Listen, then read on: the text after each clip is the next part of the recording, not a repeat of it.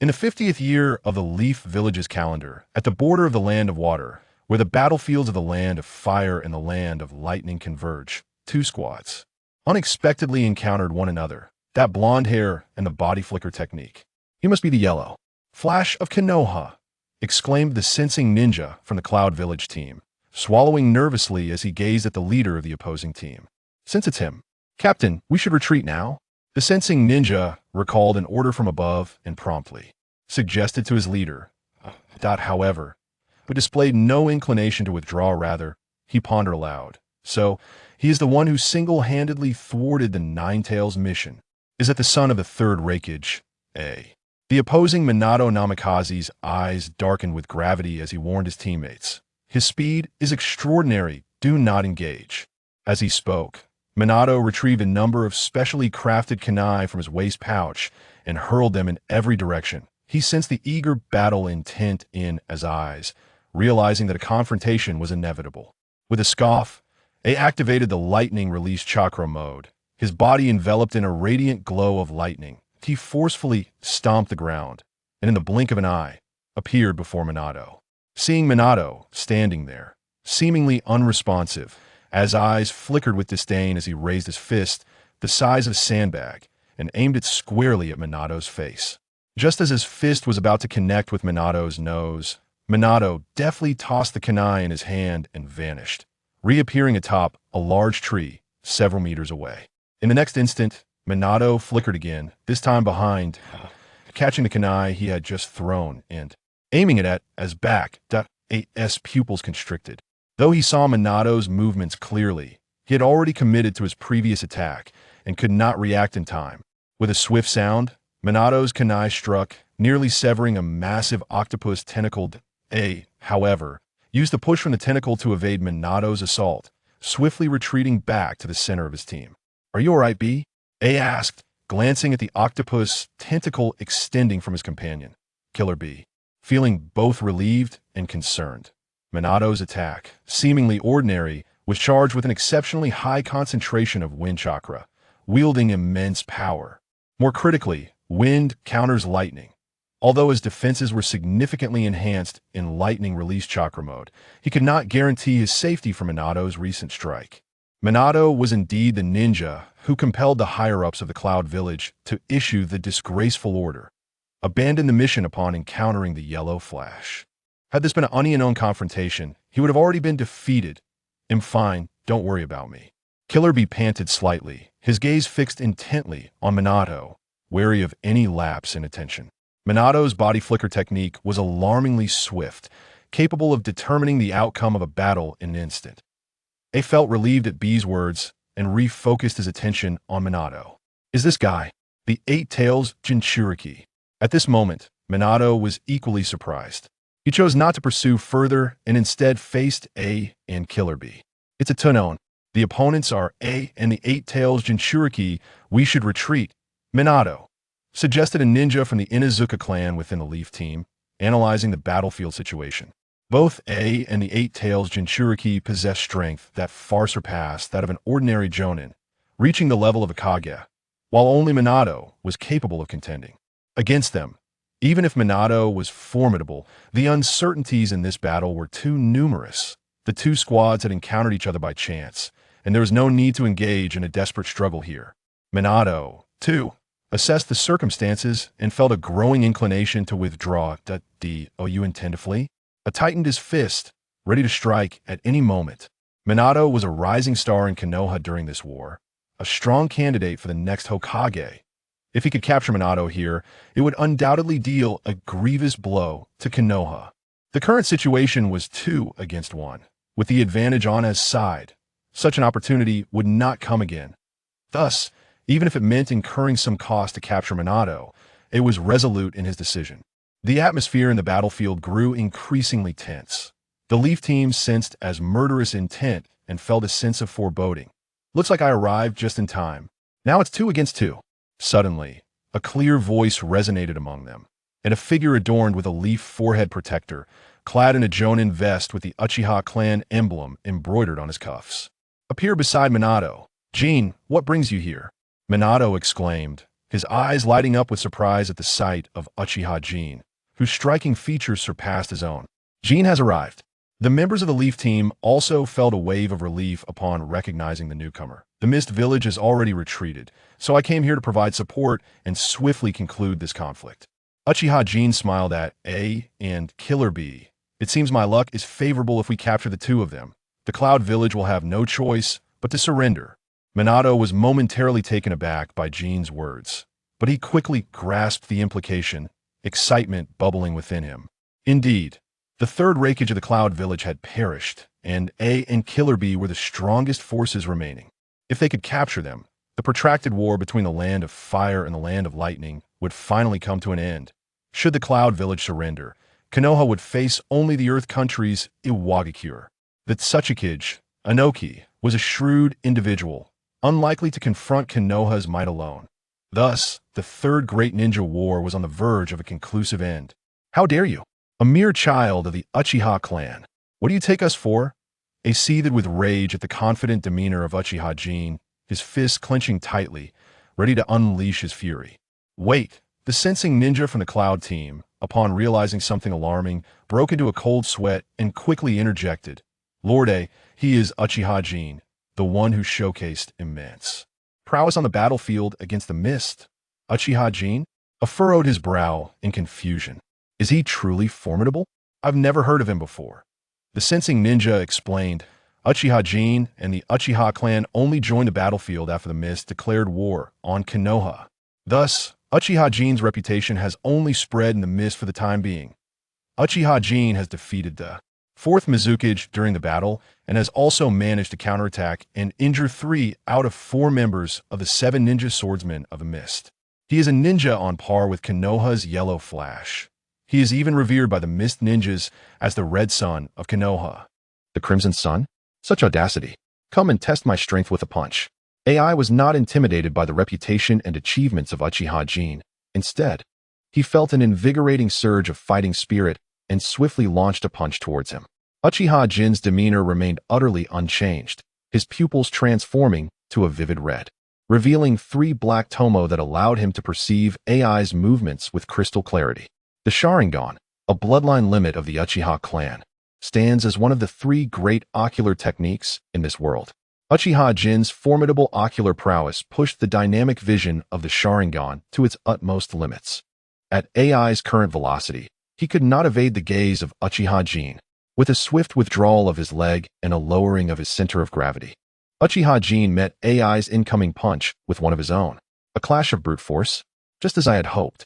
Although AI's lightning release chakra mode does not possess the comprehensive capabilities of his father, the third Raikage, and leans more towards an enhancement of speed, his power and defense in this mode were far beyond that of an ordinary ninja.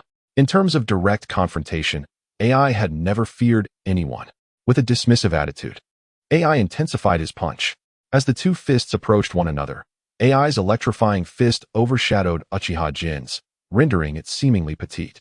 Yet, just as their fists were about to collide, a resounding whoosh erupted from Uchiha Jin's fist, igniting a blazing inferno.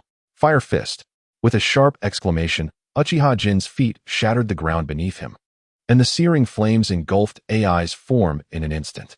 The orange flames coalesced into a colossal fist, propelling AI's body several dozen meters away, toppling trees and leaving a charred trench in the earth. Elder brother, Lord AI, Karabi, and several ninjas from the Cloud Village gasped in disbelief, unable to fathom that AI had found himself at a disadvantage in a direct confrontation. There was nothing surprising about it. One must recognize that the essence of fire lies in its explosive nature and temperature. Uchiha Jin shook his slightly pained palm. Though his words were sharp, he regarded AI, the renowned reckless warrior of the ninja world, with newfound caution. Uchiha Jin was not originally from this world. He had traversed here through an unforeseen accident, becoming an ordinary jonin of the Uchiha Clan, orphaned and alone. The past is of no consequence. According to the original storyline of Naruto, being reborn as a member of the Uchiha Clan could be deemed a calamitous beginning. Externally, he faced oppression from the 3rd Hokage, Hiruzen Sarutobi, and the 5th Hokage, Danzo Shimura, while internally, he contended with a group of headstrong clan members oblivious to the dire situation. Additionally, there were several reclusive individuals within the clan, with unpredictable mental instabilities that could manifest at any moment. Uchiha Jin's predicament was far too complex to be summarized with a mere word. Fortunately, Uchiha Jin had traversed to this world at an early stage, with ample time remaining before the fateful night of the Uchiha clan's annihilation. There still existed a possibility for him to alter the clan's destined outcome. Coupled with a fortuitous golden finger, he possessed the confidence to change his fate. Although Uchiha Jin's golden finger seemed rather modest compared to those of other travelers, it was nonetheless a devil fruit from another world, the flame fruit.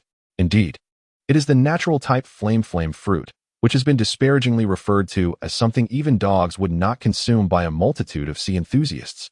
However, for Uchiha Jin himself, he holds a profound satisfaction towards this flame fruit. In essence, the flame fruit grants its consumer the formidable power of fire, commanding flames, becoming flames. The previous wielder of this fruit, Portgas D. Ace, did not fully harness its potential, ultimately meeting his demise at the hands of the magma fruit's possessor, Admiral Akainu. Furthermore, in the world of pirates, numerous individuals can unleash fiery assaults, making it seem as though nearly everyone can manipulate the power of flames, thus earning the flame fruit the unflattering label of being undesirable. But is the flame fruit truly feeble? Or is the ability to control fire genuinely weak? In Uchiha Jin's perspective, this is not necessarily the case. Although within the pirate lore, the magma fruit is considered a superior fruit to the flame fruit, Uchiha Jin believes that the latter is not inherently inferior. Both magma and fire share characteristics of eruption and temperature, while magma, being a tangible substance, indeed surpasses fire in terms of explosive force. Fire possesses a crushing advantage over magma in temperature. The maximum temperature of magma hovers around 100 degrees Celsius, whereas fire can perpetually elevate its temperature through the accumulation of heat. This enhancement is virtually limitless. In the world where Uchiha Jin once resided, flames could be heated to over 500 million degrees, a staggering 30 times the sun's peak temperature. The disparity is, without question, immense. The flame fruit embodies boundless potential.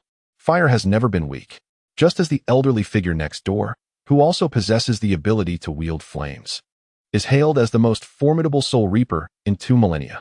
Almost every time he enters battle, his blade capable of controlling fire is specifically sealed away. Thus, it is not the flame fruit that is weak, but merely Portgas D. Ace himself, having undergone the baptism of an information explosion. Uchiha Jin is convinced that his understanding of the flame fruit far exceeds that of Ace. Coupled with the innate powers of this world, Uchiha Jin is determined to no longer dishonor the legacy of the flame fruit. This fruit has instilled in him the confidence to alter everything. After years of lurking in the shadows, enhancing his strength, nurturing his influence, and forging connections, Uchiha Jin has been amassing the power to transform this world. Now, as the Third War nears its conclusion, Uchiha Jin has completed his arrangements. He is now eager to swiftly conclude the war and unveil his prowess within this realm. Minato, the Eight Tails Jinchuriki is entrusted to you. Try to capture him alive. Uchiha Jin exhaled a breath of murky air, casting a glance at Minato Namikaze beside him. Not only is Minato swift, but due to his girlfriend Kushina Uzumaki, he is exceptionally skilled in sealing techniques, making him the ideal candidate to confront Killer Bee.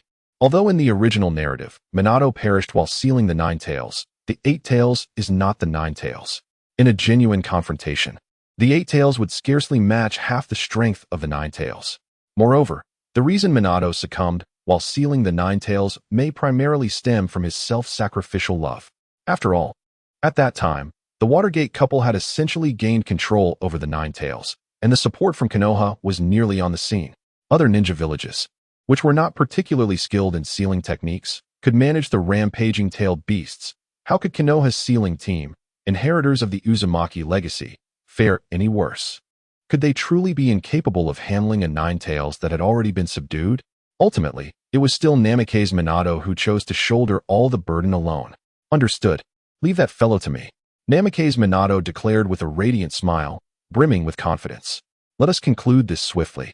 Uchiha Jin proclaimed as flames erupted around him, propelling him toward A's location. Boom. Uchiha Jin descended, engulfed in flames, his intense heat radiating outward like waves, causing the surrounding flora to wither and decay. This was not merely a superficial coating of flames. It was Uchiha Jin's fire release chakra mode, developed by combining the powers of the flame fruit with chakra. With the enhancement of the flame fruit, Uchiha Jin's affinity for fire-based ninjutsu reached its zenith. He could perform techniques without hand seals, attaining a level of mastery that allowed for effortless execution. He even devised numerous new techniques as a result. This fire-release chakra mode was one such innovation. While the enhancement to his physical prowess from the fire-release chakra mode may not rival A's lightning-release chakra mode in ferocity, it offered a harmonious blend of offense and defense, along with numerous practical applications. I admit, I underestimated the Uchiha Clan's ninjas. However, I shall not grant you even the slightest opportunity moving forward. I stood a short distance opposite Uchiha Jin, crackling with electricity, entirely unscathed and showing no signs of injury. The formidable defensive capabilities conferred by the lightning release chakra mode allowed A to disregard most attacks. However, for A, being struck and sent flying in a direct confrontation was far more disheartening than merely sustaining an injury. It was a blow to his pride. Enough of this idle chatter. Let us engage.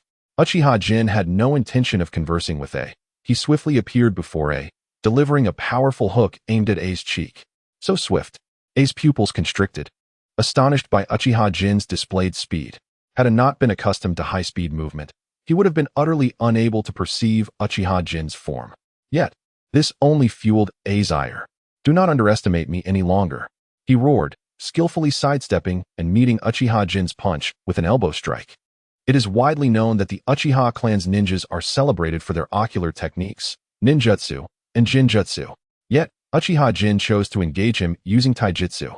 He employed his weaknesses to exploit the enemy's strengths. This affronted A's pride. Of course, had Uchiha Jin been aware of A's sentiments, he would likely have found the situation both amusing and perplexing. Indeed, compared to taijutsu, Uchiha Jin excelled in ninjutsu, particularly in large-scale destructive techniques. However, against A, who possessed extraordinary defensive capabilities, Uchiha Jin would need to focus his chakra into concentrated strikes to penetrate A's defenses and inflict greater damage. For instance, consider his fierce attack. Boom. Uchiha Jin's fist was enveloped in a layer of almost tangible orange-red flames, which erupted explosively just as it was about to collide with Ai's elbow, engulfing half of his body. The tremendous force of the explosion sent Ai hurtling away before his heavy flow technique could take effect. Ai let out a pained cry. He twisted in midair, quickly regaining his composure, landing firmly on the ground. Although the flames unleashed by the attack were not as rapid as the fire fist, they significantly compressed the heat, raising the temperature of the flames. Extensive burns covered Ai's right hand and neck, causing his skin to tighten and blister. The relentless agony forced even this tough warrior, Ai, to grimace in pain. How infuriating! Gritting his teeth, Ai locked his gaze onto Uchiha Jin and, with a swift motion, tore at the burned areas on his body. Each blister was brutally ripped apart, transforming Ai's expression into one of sheer agony. Though the presence of these blisters hindered Ai's movements, his crude method of dealing with them made even Uchiha Jin wince. Truly, Ai lived up to his reputation as the most reckless brute in the ninja world. Thunderous rage, lightning axe. Ai roared, channeling his pain into strength. His entire body crackling with electricity, launching himself at Uchiha Jin with a powerful kick. The fierce wind rushed toward him, and Uchiha Jin dared not confront this attack head-on, pushing off the ground to leave behind 2 charred footprints, vanishing in an instant. Ai narrowed his eyes, a flash of insight crossing his mind as he quickly locked onto Uchiha Jin's position. He slightly reduced the force in his legs, but did not cease his assault. With a resounding crash, the ground around Ai shattered within a 10-meter radius. Ai swiftly adjusted his stance, using the momentum from his kick to double his speed, arriving in front of Uchiha Jin in the blink of an eye, delivering a swift hand strike. Thunderous wrath. Bolts of electricity flickered as high-quality lightning chakra coalesced into a blade, striking Uchiha Jin's neck. With a loud bang, Uchiha Jin's form disintegrated into a burst of flames, rushing toward Ai. The proximity was too close. Ai had no time to evade. However, the temperature of the flames was not excessively high, and with a swift maneuver, he burst through the fiery embrace, escaping unscathed. A fire clone. Ai quickly stabilized his stance, searching for Uchiha Jin's figure. He had discerned Uchiha Jin's abilities. The next strike would determine the victor. Although Uchiha Jin's speed appeared to be on par with his own, it was not true speed in the conventional sense. Before each movement, Uchiha Jin would gather a significant amount of flames beneath his feet, utilizing the explosive force from the flames to achieve what was perceived as high-speed movement. This could be considered a unique form of fire teleportation, significantly faster than ordinary body flicker techniques. However, this method of fire teleportation had a considerable flaw. It lacked agility. The explosive force of the flames allowed Uchiha Jin only to achieve high-speed movement in a straight line, diminishing his reflexes during the motion. This point has already been validated in the recent skirmish. Even AI's instantaneous acceleration was inspired by Uchiha Jin's fire body flicker technique. Moreover, AI has discerned that Uchiha Jin's physical prowess is considerably inferior to his own after utilizing the lightning release chakra mode. Although their two exchanges appeared to be direct confrontations, their bodies never truly made contact. The flames coalescing around Uchiha Jin's fist would erupt each time they were about to collide. This was the primary reason AI was sent flying by Uchiha Jin on 2 occasions. If AI's lightning release chakra mode enhances his physical abilities internally, functioning as a ninjutsu that significantly amplifies his overall capabilities, then Uchiha Jin's fire release chakra mode operates externally, resembling a form of ninjutsu. Each time AI was on the verge of striking Uchiha Jin had already launched an attack against him. Clearly, this put AI at a disadvantage. Nevertheless, AI had formulated a countermeasure in his mind.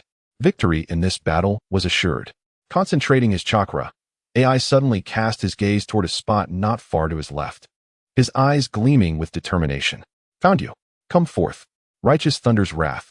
AI leapt high into the air, executing a powerful downward kick.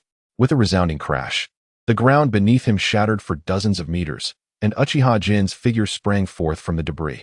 Lightning Blade of the Thunder Duel. AI unleashed his lightning release chakra mode to its utmost limit, vanishing in an instant and denying Uchiha Jin any opportunity to react, arriving before him in the blink of an eye, delivering a crushing punch. In that critical moment, Uchiha Jin's expression turned grave.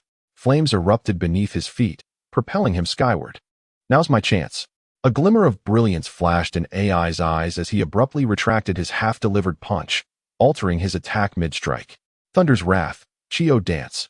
AI soared into the air, his hand gathering flickering lightning into a blade. Uchiha Jin's body flicker technique was confined to linear movement. So as long as AI seized the opportunity to step forward, Uchiha Jin would be unable to alter his trajectory before his second foot touched down. This brief moment was the crux of their fateful encounter. With a resounding thud, AI's electrified palm struck Uchiha Jin's waist, yet no blood splattered as anticipated. Uchiha Jin's form exploded into a burst of flames once more.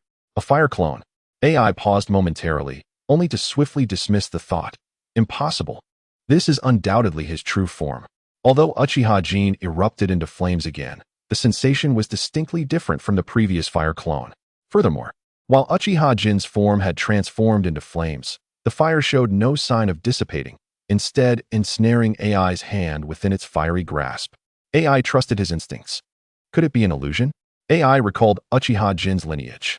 It is well known that the Uchiha clan excels in illusions, and their Sharingan can ensnare one in a Jinjutsu with just a single gaze. Such a seemingly broken ability has led to the widespread belief in the ninja world that encountering a Uchiha ninja in a one-on-one battle is a surefire path to escape. Although this statement is not absolute, it sufficiently illustrates the formidable prowess of the Uchiha clan's ninjas. In the heat of battle, it is inevitable that one's gaze will collide with that of the opponent. In a one-on-one confrontation, a moment's lapse could result in succumbing to an illusion, rendering one powerless. In scenarios involving multiple adversaries, it becomes crucial for an Uchiha ninja to ensnare all opponents in illusion simultaneously, allowing for mutual assistance in dispelling the Jinjutsu in order to secure victory.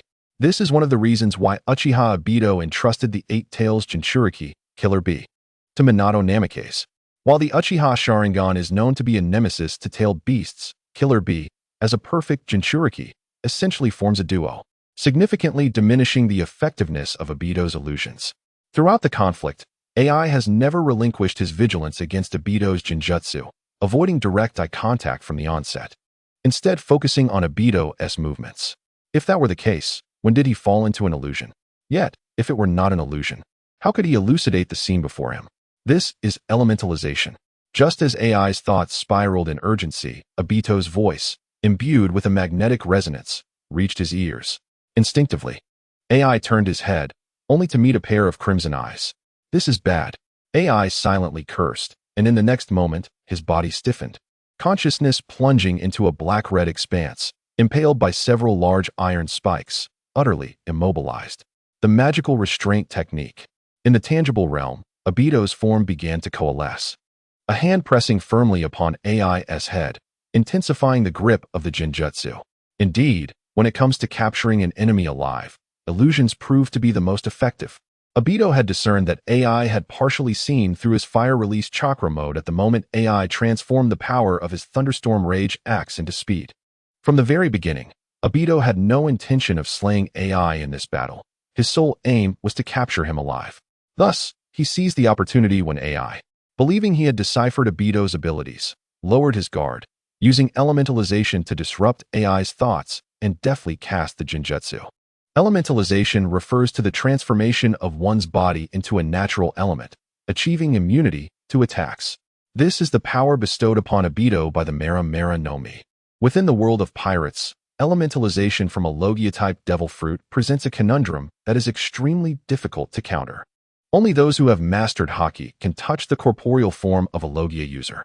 Those lacking Haki do not even qualify to confront a Logia user, excluding the protagonist. Of course, however, even when faced with Haki masters, a Logia user can preemptively elementalize their body to alter its form, thus evading imminent attacks. Perhaps due to the fact that both Haki and chakra stem from physical strength, Obito discovered that his elementalization could not immunize him from damage caused by chakra-infused attacks. Nevertheless, utilizing elementalization to preemptively evade attacks remains feasible. When wielded effectively, this ability can indeed determine the outcome of a battle. Just like in the present moment, Uchiha Jin exhaled a long, heavy breath, closing his 3-tomo Sharingan, and effortlessly hoisted the unconscious AI onto his shoulder. In a mere flicker of movement, Uchiha Jin returned to the location where the Minato team had assembled. The battle here had long since concluded. With the absence of AI, the swift ninja, Minato's capabilities flourished unrestrained. Among the entire Cloud Ninja team, only Killer Bee could contend with Minato. The remaining ninjas were no match for him. Furthermore, within Minato's team, Inazuka Kiba and Akimichi Choji were both elite jonin of Konoha.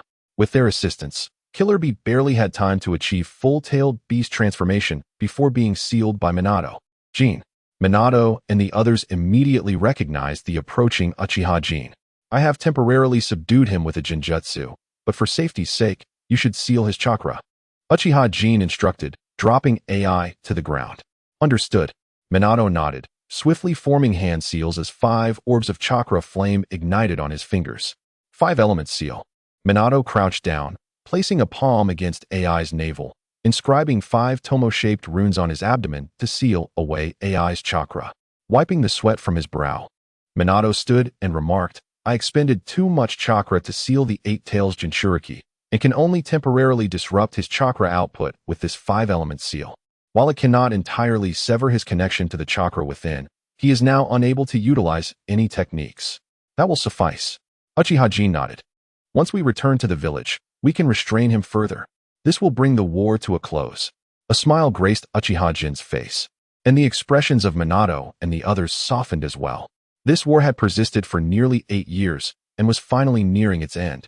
Several years prior, Tsunagakure of the Land of Wind instigated the conflict, using the disappearance of the 3rd Kazekage as a pretext to transform internal discord into external strife. The initial target was none other than the bountiful land of Fire's Konoha. The two sides began with minor skirmishes along their borders, which gradually escalated into a full-scale war. During this tumultuous period, Iwagakure of the Land of Earth and Kumogakure of the Land of Lightning were also stirring, seizing the opportunity to launch attacks on Konoha one after another. At that time, Konoha faced unprecedented pressure, contending with 3 great nations while balancing the power struggles of its prominent clans, nearly deploying all available combat forces. Fortunately, the notorious troublemaker known as Kumogakure proved instrumental. first launching a surprise attack on Sunagakure, then stabbing Iwagakure in the back, granting Konoha a brief respite. Seizing the moment while Sunagakure was weakened and Iwagakure and Kumogakure were preoccupied with each other, coupled with Minato's vigorous efforts, Konoha swiftly overwhelmed Sunagakure, compelling them to sign a ceasefire agreement. Simultaneously, Konoha obliterated the supply lines of Iwagakure, shattering the frontline forces of the village and rendering it incapable of launching large-scale warfare in the immediate future. With the war reaching this critical juncture, the situation had become unmistakably clear. Just as Konoha contemplated the imminent conclusion of hostilities, reveling in their triumph, they were unexpectedly dealt a severe blow by Kumogakure. The latter had suffered losses at the hands of both Sunagakure and Iwagakure. Initially, their ambush was thwarted by Sunagakure, which uncovered their plans and repelled their assault. Subsequently, while attempting to flank Iwagakure, they fell into an ambush, resulting in the demise of the third Raikage at the hands of their adversaries. Faced with such setbacks, Kumogakure resolved to turn its ire towards Konoha. Such a development would likely baffle the third Hokage, Sarutobi Hiruzen, as he pondered the motivations of these reckless warriors from Kumogakure. To make matters worse for Konoha, the long-dormant Kirigakure from the Land of Water seized the opportunity to declare war upon them. Konoha found itself once again ensnared in a dire predicament. Although Iwagakure was momentarily unable to wage large-scale war, it remained a formidable force. With a considerable number of shinobi at their disposal, capable of reigniting the flames of conflict at any moment, Konoha was compelled to station a significant military presence along its borders to guard against unforeseen contingencies. While Sunagakure had ostensibly signed a ceasefire agreement with Konoha, this was nothing more than a worthless piece of paper devoid of any real deterrence. As soon as an opportunity presented itself, Sunagakure could readily tear up the agreement and resume hostilities against Konoha. Thus, Konoha was also required to bolster its forces along the border with Sunagakure. In light of the ongoing war with Kumogakure, Konoha was left unable to muster any additional troops to counter the impending assault from Kirigakure. In this dire situation, the leadership of Konoha reluctantly turned its gaze towards the Uchiha and Hyuga clans, both esteemed families within the village. The Uchiha and Hyuga clans were renowned for their formidable prowess and stringent clan hierarchies, which had long been a source of concern for Konoha's leadership. Particularly, the Uchiha's rebellious nature had led the Hokage, influenced by the ideals of the second Hokage, to adopt a stance of wariness towards them.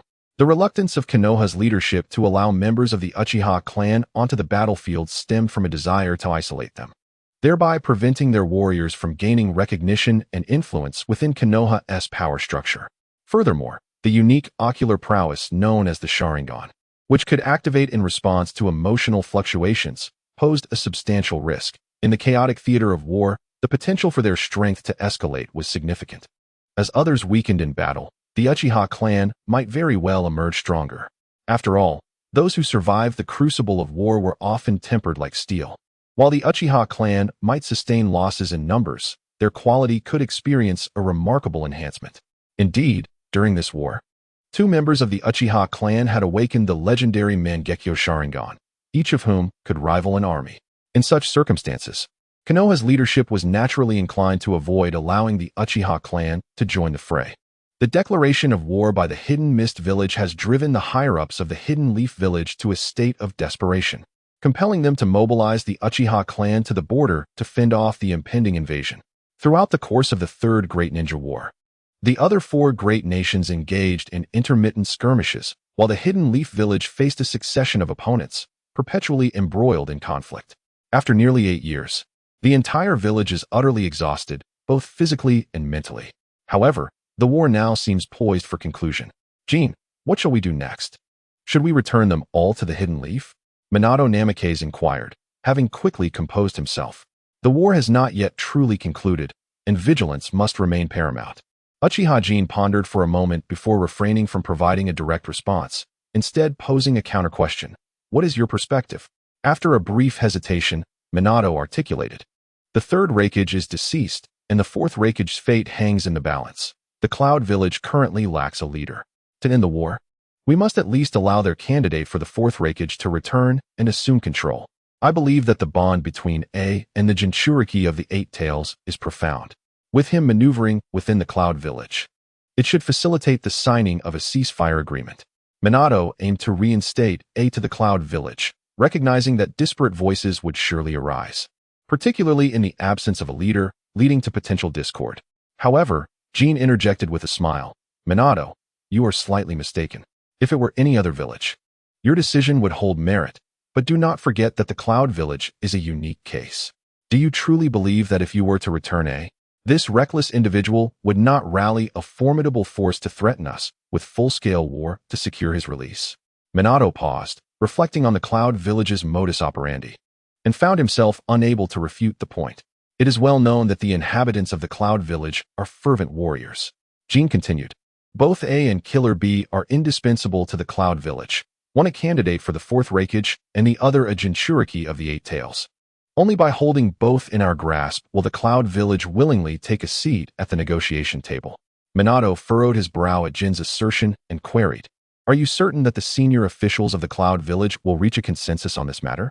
Jin, understanding the depth of Minato's concern, sighed softly. The leadership of the Cloud Village is unlike ours in the Hidden Leaf. They are far more united. Moreover, their Raikage advisor is a sagacious individual who will not allow chaos to ensue. Thus, we should first retrieve both A and Killer B. Pausing momentarily, Jin seemed to recall something and cautioned, By the way, when reporting back, do not mention me. Simply state that this is the achievement of your team. Minato's pupils constricted in shock as he exclaimed, Jin, wasn't this operation sanctioned by the third Hokage? As his words hung in the air, the surrounding individuals displayed expressions of astonishment. Inuzuka Kiba spoke up, Jin, this matter is no jest. A careless misstep could be seized upon as leverage against us.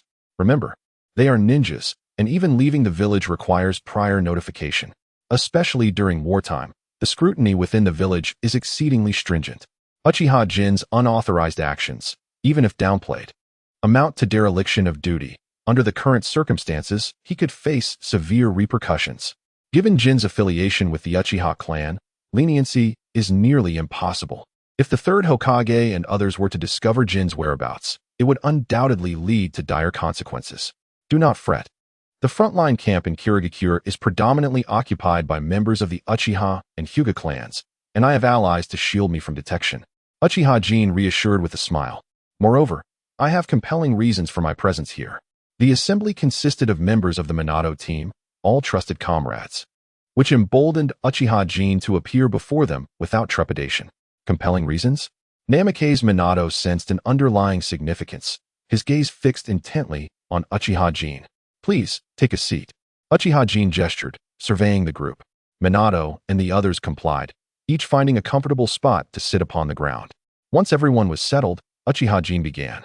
This war has persisted for nearly 8 years, and we are all weary in body and spirit. Regardless of the war's ultimate outcome, Konoha has suffered grievously.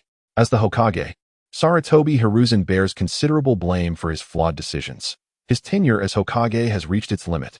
I believe you have all heard whispers regarding this matter. During the war's inception, confronted with the provocations from Sunagakure, the peace-seeking Sarutobi hesitated, allowing their arrogance to swell unchecked, which led the conflict into a stalemate and subsequently drew a Wagakure, Himogakure, and Kirigakure into the fray.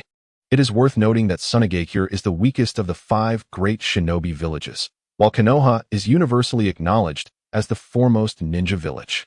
Had Sarutobi concentrated Konoha's superior forces from the outset to decisively weaken Sunagakure, perhaps this war would not have escalated to its current extent, nor endured for such a protracted duration. Furthermore, after the defeat at Sunagakure, Sarutobi sought to placate them by not demanding any war reparations and even made numerous concessions, which has bred discontent among many Konoha ninjas. His numerous erroneous decisions, stemming from an overly conciliatory approach during this war, have only intensified the grievances within the village. In light of this, rumors have begun to circulate that Sarutobi will resign from his position as Hokage following the conclusion of this war, a notion he has deliberately propagated to calm the citizens of Konoha. Uchiha Jin continued, Ultimately, even without my intervention, this war was already nearing its conclusion. Perhaps the villages of Yunin and Iwayan will not cease hostilities anytime soon, yet under the circumstances of our 3-way standoff, there shall be no initiation of large-scale warfare. At most, we may witness minor skirmishes along the borders. While both Yunin and Iwayan possess the capability for battle, The death of the third Raikage and Iwayan has engendered a deep-seated vendetta.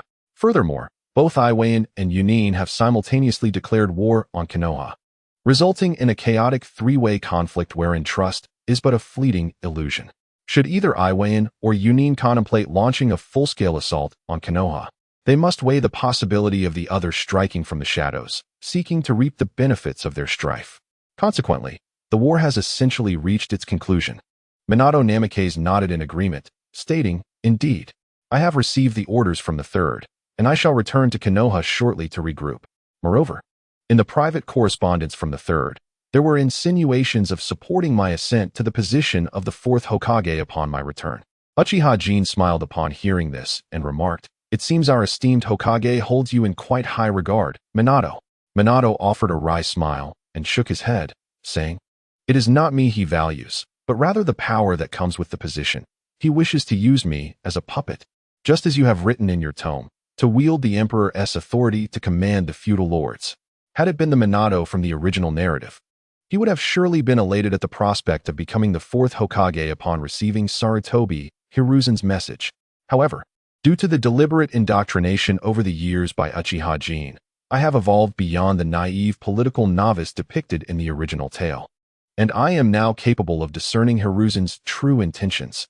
To facilitate this transformation, Uchiha Jin had painstakingly transcribed several treatises on political strategy from his past life, such as Romance of the Three Kingdoms and the Art of Manipulation, for Minato's study. "Indeed, Minato, your growth is remarkable," Uchiha Jin praised, before continuing, "Logically, the most suitable candidate for the fourth Hokage should be Orochimaru. His demeanor is composed, his vision astute. Not only is he formidable in strength, but he has also made significant contributions during the Second and Third Shinobi World Wars. From any perspective, Orochimaru is well equipped to assume the mantle of Hokage. Yet, ironically, he is too well suited, to the point that the third could no longer control him, thus he was abandoned. In terms of sheer power, Minato is undoubtedly on par with Orochimaru. However, regarding experience, the recently risen Minato cannot be compared to Orochimaru, who stands as a seasoned veteran. It is akin to the vast disparity in their current ranks. During this conflict, Minato has acted as a firefighter, rushing to wherever he is needed. Conversely, Orochimaru has taken command at the front lines of Sunagakure and is now leading the charge at Iwayan, serving directly above Minato. If a contest were to arise, Minato would find himself at a distinct disadvantage against Orochimaru. Minato did not counter this assertion, but rather nodded earnestly, acknowledging, indeed, apart from his somewhat aloof demeanor, Orochimaru possesses all the qualities necessary to fulfill the role of Hokage. As for Orochimaru, let us not dwell on him. His opportunity has passed.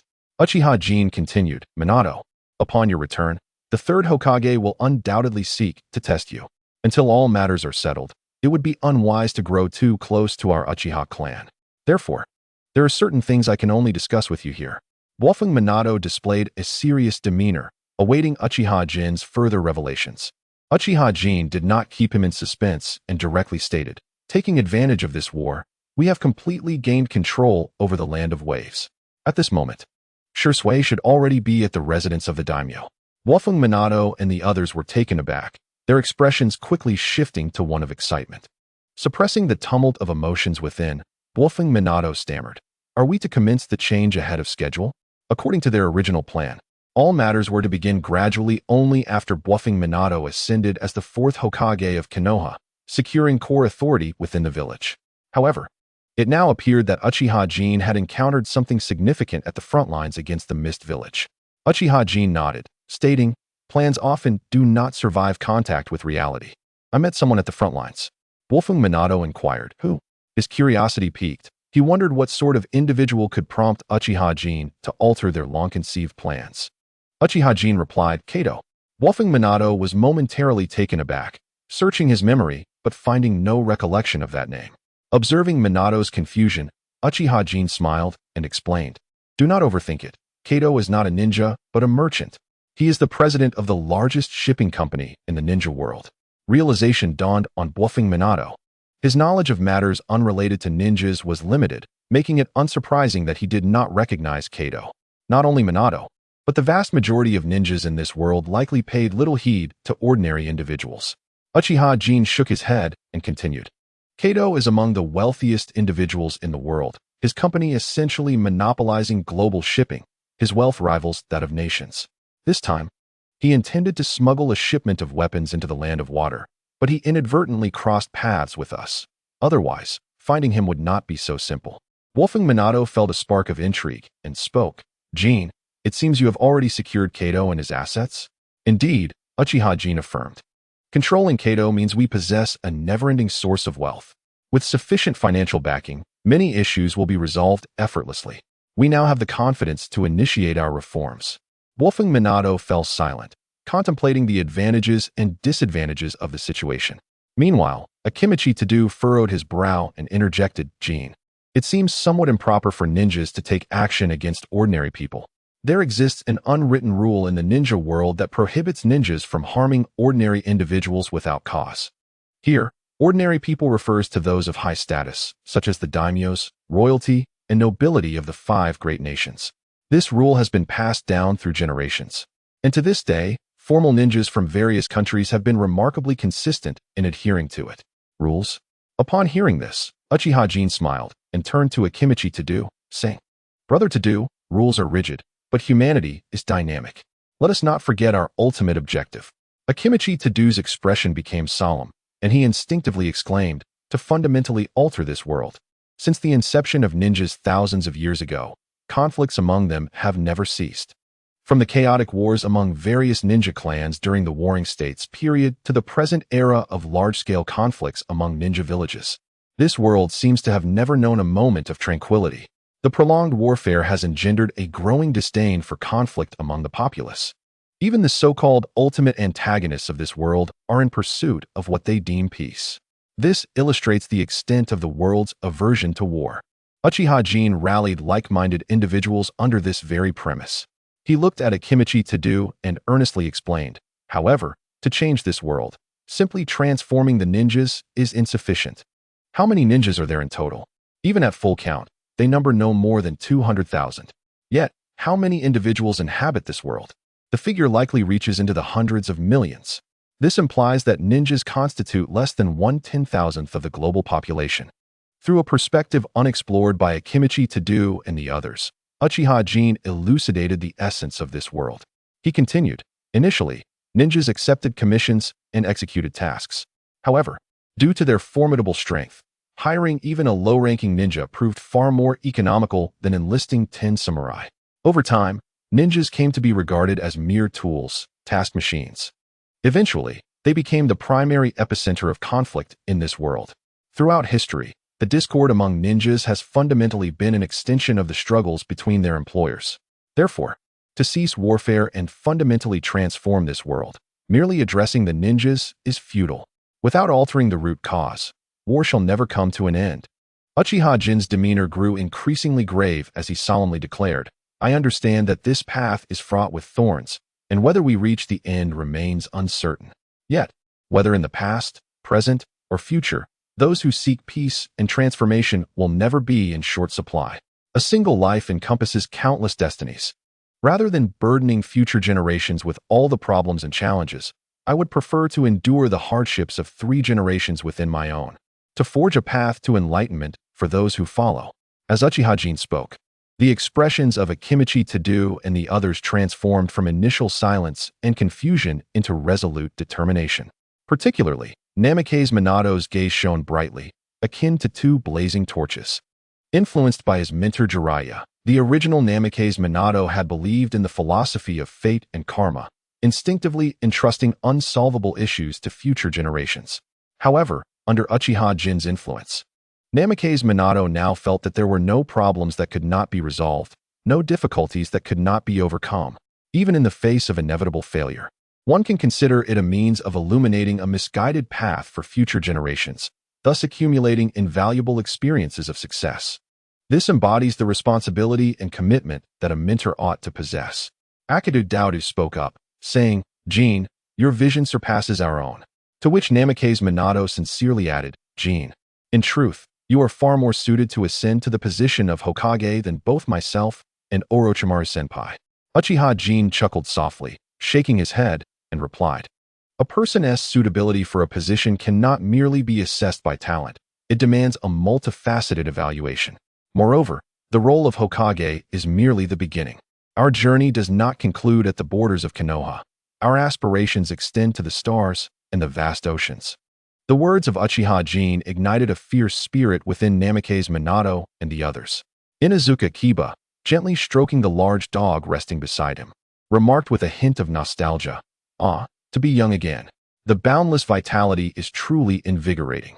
Kiba, being the eldest in Minato's team and a jonin with considerable strength, regarded Minato and Uchiha Jin as though they were his own younger brothers. Uchiha Jin smiled and said, "Brother Kiba, do not underestimate yourself. The world belongs to both you and me. We are the sun at 10 in the morning, while you are the sun at noon. Every bit of light contributes warmth. Only in this manner can we illuminate the world more brilliantly. You are urging this old man to strive with all his might." Kiba responded, visibly moved. Although his words bore the weight of jest, his tone was resolute as he continued, "Yet, as you have stated, my hands are already stained with blood, irrevocably so. However, my son remains untainted. If possible, I wish to carve out a clean future for him." Kiba's son, merely 3 years old, had yet to enter the ninja academy. With the war nearing its end, it was conceivable that his son might never have to endure the ravages of conflict. Kiba's somber words cast a heavy silence over the gathering. All present were jonin, each with bloodied hands on their journeys to this point. "Everyone, the past is behind us. There is nothing more to discuss." Namake's Minato interjected, his voice gentle and warm. "Now we have discovered a purpose worthy of lifelong dedication. We shall no longer live as mere tools." Minato, with a soft smile radiating an inviting warmth, resembled a comforting sun, drawing others to him effortlessly. This is the essence of charismatic leadership. By virtue of this alone, Minato possesses the qualifications to claim the Hokage's seat. Uchiha Jin, noticing the moment, gracefully shifted the topic. "Kato and the Land of Ways will become our allies in the future. Additionally, I need to discuss Shirsue's visit to the daimyo's mansion." Upon hearing this, Minato's expression turned serious as he inquired, "Is Shirsue going to the daimyo to seek an audience?" Uchiha Jin nodded affirmatively, explaining, "I have sent him to apply for the position of one of the 12 guardians of the daimyo, thus establishing a bridge for communication between us and the daimyo. While this world belongs to ninjas, in a certain sense, the daimyo remains the true sovereign of the Land of Fire. The daimyo of the Land of Fire not only possesses the authority to appoint and dismiss the Hokage, but also controls the economic lifeblood of the Hidden Leaf Village. Since the village lies within the territory of the Land of Fire, developing a prosperous future inevitably requires establishing a cordial relationship with the daimyo. Will the daimyo acquiesce to this?" Upon hearing this, Minato Namake's furrowed his brow and remarked, "It is essential to recognize that the so-called 12 guardians are essentially the daimyo's private soldiers. Their original purpose was, in fact, to guard against us in the leaf. Under such circumstances, they are unlikely to accept any leaf ninja into their ranks." Uchiha Jin did not respond directly to Minato's concerns, but instead smiled. "Well done, Minato. You have begun to see this aspect clearly." Minato scratched his head, feeling somewhat embarrassed, and replied, "I never considered it deeply before, but after reading the books you provided, I realized there are so many intricate nuances. Although the daimyo's residence and the Hidden Leaf Village are bound in a shared destiny, the sun cannot have two masters, nor can a country have two rulers. The Hokage of the Leaf wields the most formidable military force of the Land of Fire, while the daimyo commands its economic veins, inevitably leading to conflicts and disputes over power. During the era of the first and second Hokage, the relationship between the Leaf and the daimyo was amicable. Intermarriages flourished, and the daimyo readily supported the Leaf's needs. At that time, the security of the daimyo was directly overseen by the Leaf. However, after the third Hokage, Hiruzen Sarutobi, ascended to power, the relationship between the Leaf and the daimyo began to wane. Subsequently, an unknown incident occurred, leading the daimyo to withdraw the Leaf ninjas designated to protect him and instead establish his own protective force, the 12 Guardians. This action was a clear indication of the daimyo's mistrust towards the ninjas of the Leaf, or more specifically, towards the higher echelons of the Leaf led by Hiruzen Sarutobi. Uchiha Jin elaborated, "There is indeed a rift between the daimyo and the Leaf, but more accurately, it pertains to the third Hokage and his associates." Upon hearing this, Minato raised an eyebrow, sensing a deeper story. After a moment of contemplation, Uchiha Jin continued, "This matter is not particularly secretive. However, it requires some elaboration. The origin of this situation traces back to the death of the second Hokage, Tobirama Senju. At the conclusion of the First Shinobi World War, the second Hokage encountered an unfortunate incident while negotiating with the village hidden in the clouds alongside his bodyguards. In the end, he chose to remain behind to cover the retreat of his guards, including Hiruzen Sarutobi, sacrificing his life in the process. When the news reached the Leaf, the overwhelming majority struggled to accept this harsh reality. This was not only due to the immense strength of the second Hokage, but also because he was renowned as the fastest ninja in the shinobi world. "Minato, your Flying Thunder God technique was created by the second Hokage. I believe you can appreciate its power." Minato nodded. Having honed his Flying Thunder God technique to a level surpassing its original form, fully aware of its might. This is not mere self-praise. Although he may not currently be the strongest in the shinobi world, when he desires to depart, none can restrain him. Thus, it stands to reason that the second Hokage, who also possessed the Flying Thunder God technique, should not have met his demise so carelessly. Furthermore, the Flying Thunder God technique is not merely a means of self-transportation. It also allows for the simultaneous transportation of others. With only 6 or 7 members in the entire personal guard, had the second Hokage wished it, none would have been left behind, rendering the need for someone to stay back completely unnecessary. In this light, the circumstances surrounding the second Hokage's death indeed raised numerous suspicions, making it understandable that friends would question the integrity of the situation. Uchiha Jin continued, "Moreover, Sarutobi Hiruzen and his companions brought back a message stating that the second Hokage entrusted the position of Hokage to Sarutobi Hiruzen at the time of his departure, which further fueled the doubts of many. It is crucial to remember that the Hokage is chosen through a voting system by the elite Jonin. Yet Sarutobi Hiruzen ascended to the position of third Hokage solely on the strength of the second Hokage's words. While one might describe Sarutobi Hiruzen's acceptance of the role as a commendable act of duty in a moment of crisis, it does not alter the fact that his rise to power was fraught with irregularities. Presently, under the prolonged governance of the third Hokage Sarutobi Hiruzen, who has skillfully navigated alliances and eliminated dissenters over the decades, the village of Konoha, if not entirely unified, has certainly solidified its hold on the Hokage's position. Given Sarutobi Hiruzen's esteemed reputation within Konoha, it is plausible that, had it not been for this recent war, he might have remained in office until his passing. However, the circumstances in Konoha several decades ago were vastly different. At that time, Konoha was newly established, and the second Hokage's policies had only just begun to bear fruit. The village's primary military strength stemmed from the ninjas of various prominent clans. Although the Sarutobi clan, to which Sarutobi Hiruzen belonged, was indeed a significant family, it paled in comparison to the Uchiha, Senju, and Hyuga clans. Particularly the Senju clan, not only one of the founders of Konoha but having produced 2 Hokages, held an unparalleled status in the village. In such an environment, the ambiguous death of the second Hokage, Senju Tobirama, coupled with Sarutobi Hiruzen's return bearing the second Hokage's last will to claim the Hokage title, would undoubtedly attract considerable skepticism. Uchiha Jin elaborated. In summary, the path to Sarutobi Hiruzen's ascension as Hokage was far from smooth, as he faced significant opposition from various clans. Among them, the skepticism from the Senju clan was the most pronounced. However, the most powerful figures within Konoha at that time, prioritizing the greater good, managed to suppress those dissenting voices, enabling Sarutobi Hiruzen to momentarily secure his position as Hokage. The most powerful figures in Konoha? Namikaze Minato pondered, a thought crossing his mind. Could it have been Lord Mito? Indeed, it was Lord Uzumaki Mito. Uchiha Jin nodded in affirmation. Lord Uzumaki Mito was Konoha's first host of the Nine Tails, her strength arguably second only to the first Hokage, Senju Hashirama, and Uchiha Madara, on par with the second Hokage. Not only that, but Lady Mito was also the wife of the first Hokage, enjoying an extraordinary reputation within Konoha and the Senju clan. To put it bluntly, had Lady Mito harbored ambition, she too could have occupied the position of third Hokage. Namikaze Minato nodded in profound agreement, recalling his own encounter with Lady Mito. The memory of their first meeting lingered, as the aura she exuded had nearly rendered him breathless. The prowess of the Whirlpool Water household is indeed unfathomable. Uchiha Jin continued. Our esteemed third Hokage, a born politician, began to showcase his acumen upon assuming the Hokage position, rapidly solidifying his authority. Perhaps, after overcoming initial challenges, the third Hokage recognized the threat that the prominent clans posed to the village's development.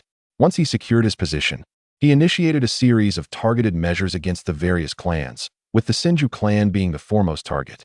Upon reflecting on his visits to the Senju clan's territory, Namikaze Minato was struck by a profound sense of melancholy at the desolate and tragic scenes he had witnessed. How could it be that the Senju clan, which stood resilient for thousands of years during the tumultuous Warring States period, had nearly vanished within mere decades after the establishment of Konohagakure, leaving only a solitary sapling behind? Who could possibly believe that there were no underlying issues? Uchiha Jin continued. The specifics of what transpired may have been lost to the annals of history, but according to some records within our Uchiha clan, most of the young and middle-aged members of the Senju clan perished on the battlefield, while many infants and toddlers inexplicably disappeared within the village. Disappeared within the village? How is that possible? Namikaze Minato furrowed his brow and inquired. Did the village not send anyone to investigate this matter? Surely they did. Inuzuka Kiba interjected. In fact, at that time, not only the Senju clan, but also other clans reported missing children. However, no conclusive results emerged from the investigations, and given the tense situation in the ninja world, the matter ultimately faded into obscurity. Akimichi Koto added, I have some recollections of this too. I was quite young then, and my family spoke of spies from enemy villages infiltrating ours, warning me not to wander aimlessly around the village. Namikaze Minato's frown deepened. Born later, he was unaware of such occurrences within the village. After a moment of contemplation, Uchiha Jin solemnly stated, in this world, there are no walls that do not let the wind through. I happen to know some truths regarding this matter. At this proclamation, all eyes turned toward Uchiha Jin. He did not keep them in suspense, but proceeded directly. Since the deaths of the first and second Hokage, although Konohagakure remains the largest village in the ninja world, it has lost much of its former dominance. The higher echelons of the village, led by the third Hokage, resolved to reinstate a human experimentation program. Human experimentation? Reinstatement? Namikaze Minato keenly seized upon those two keywords, pressing further, Jin, what is the meaning behind this? The others displayed expressions of astonishment as well. It is well known that human experimentation has always been a taboo in the ninja world. They could scarcely fathom that the third Hokage would dare to tread such perilous ground. Uchiha Jin clarified, this program was initially proposed by the second Hokage, Senju Tobirama. Due to the unique nature of the first Hokage, Senju Hashirama, his bodily cells retained an alarming level of vitality even after his demise. The second Hokage was indeed a fervent researcher. Upon witnessing the situation, he began to study the cells of the first Hokage while simultaneously attempting to recreate the first's would-release technique. Given the bloodline connection, the most suitable subjects for experimentation were naturally the members of the Senju clan. However, due to the highly invasive nature of the first Hokage's cells, very few survived the trials. Eventually, the second Hokage came to his senses and wisely terminated the experiment. Yet, for various reasons, the third Hokage and others decided to resume this experiment, broadening the scope beyond just the Senju clan. While the human experimentation involving the first cells was primarily focused on the Senju clan, it was not limited to them. Otherwise, they would not have discovered the connection between the Uchiha clan Sharingan and the first cells. How could the third Hokage allow such actions? Minato Namikaze's gentle demeanor twisted into a grimace as he gritted his teeth, exclaiming, do they truly honor the will of fire by doing this? Reflecting on the kind visage of Sarutobi Hiruzen, he was taken aback by the coldness that lay beneath that surface. Minato had thought he understood the darker aspects of this world, yet it appeared he had been overly naive. Uchiha Jin shook his head and sighed softly, stating, perhaps the third Hokage and his cohorts initially sought to embody the so-called will of fire, but people inevitably change. Once they cross a moral line under its guise, they will repeatedly do so. Subsequently, they can justify numerous erroneous decisions under the pretext of for the sake of Konoha. Ultimately, the essence of this so-called will of fire transforms. After a brief pause, Uchiha Jin continued in a somber tone, where the leaves dance, the fire endures. The flames will continue to illuminate the village and nurture the budding leaves, a legacy passed down from the first Hokage, Hashirama Senju. His original purpose in founding the village was to protect the children. Yet, look at what the village has become now, using comrades and children for experiments, forcing students from the ninja academy to graduate prematurely to the battlefield. All these actions starkly contradict the very ideals upon which the village was established. Under the leadership of the third Hokage, Sarutobi Hiruzen, and the advisory council, Konoha's higher-ups have indeed strayed into darkness. Minato recalled his two disciples who had perished in the war. His initial excitement and anger gradually transformed into unwavering resolve. He declared, "We must rectify these wrongs. We must eradicate all forms of chaos within the village." While Minato had previously harbored some respect for Sarutobi Hiruzen despite disagreeing with certain decisions, that respect had now evaporated entirely. Uchiha Jin nodded resolutely, affirming, "This is precisely what we are striving to achieve." Initially, Uchiha Jin's intent was merely to alter his own fate and that of the Uchiha clan. However, after living in this harsh reality for several years, he had unwittingly expanded his ambitions far beyond his original scope. Among these, some actions are compelled by the interconnected nature of circumstances, while others are taken by Uchiha Jin of his own volition. In the past, while watching anime, Uchiha Jin perceived that although the narratives of this world were captivating, most of its inhabitants seemed to be emotionally rich yet obsessively deranged individuals. However, after spending some time truly living in this realm, he came to realize that these so-called madmen were merely evading the harshness of reality, unable to enact change. Zabuza Momochi, who emerged from the brutal policies of the Hidden Mist village, ultimately chose to assassinate the fourth Mizukage, the architect of such policies. The emotionally suffocating edicts of the Hidden Mist did not obliterate Zabuza's feelings. Rather, he encased his emotions in a facade of coldness, embarking on a path of wandering, revealing his true sentiments only upon his demise. Orochimaru, with his unpredictable temperament and relentless pursuit of immortality, stands as one of the few rational beings in this tumultuous world. His vision extends farther than most. Having personally endured 2 wars and discerned the true nature of those around him, Orochimaru, recognizing his own limitations, chose to seek the truth. For him, endless life serves merely as a means to explore greater truths, as he believes that only truth remains unchanging and undeceptive. The individual who once aspired to be the wind ultimately transformed into an observer of the wind's dance upon the windmills. Many others share a similar fate. There is Scorpion, who claims to seek eternity but secretly craves parental affection. Conan, who, having witnessed the fickleness of human emotions, turns to the pursuit of wealth. Nagato, who, lacking his own opinions, forcefully inherits and distorts his dear friend's legacy. And Kabuto, who sacrifices everything merely to understand his own identity. Then there is Uchiha Madara, who, in his quest for peace, was deceived to the point of losing everything. Though these individuals are deemed antagonists in this world, their experiences render them difficult to detest. They have merely succumbed to a certain degree of obsession due to the influences of their environment. After living here for several years, Uchiha Jin seems to have been unwittingly affected as well. At some point, he developed a fervent desire to change this world. He aims to sever the shackles of fate that bind it, striving for a wholly new future. Yet, certain parasites are unworthy of inhabiting that future, and Uchiha Jin feels compelled to eradicate them one by one. His resolve has grown increasingly steadfast. Exhaling a deep breath, Uchiha Jin continued, "As I previously stated, there are no walls that do not let the wind pass through. After the disappearance of several individuals from our Uchiha clan, we sensed something amiss. How could the deeply affected Senju clan remain oblivious? Ultimately, conflicts arose between the Senju clan and the third Hokage's faction, causing rifts even with the Fire Country's daimyo, long allied through marriage with the Senju. However, the specifics of the situation are likely known only to those directly involved. Uchiha Jin took some time to articulate the grievances between the Fire Country's daimyo and the third Hokage's lineage. Indeed, the esteemed Hokage, Minato Namikaze, was deeply contemplative. He then remarked, "Is it not precisely for this reason that the Uchiha clan, often marginalized in Konoha, has found the possibility of becoming one of the 12 guardians of the Hidden Leaf?" Absolutely. Uchiha Jins nodded in agreement, stating, "Though the Uchiha clan harbors grievances against the Senju clan, those are relics of the Warring States period. In truth, when the Uchiha clan chose not to depart Konoha alongside Uchiha Madara, they effectively became the true Uchiha of Konoha, shedding the identity tied to the Warring States era. Hence, the enmity between the Uchiha and Senju clans has long since dissipated into the winds.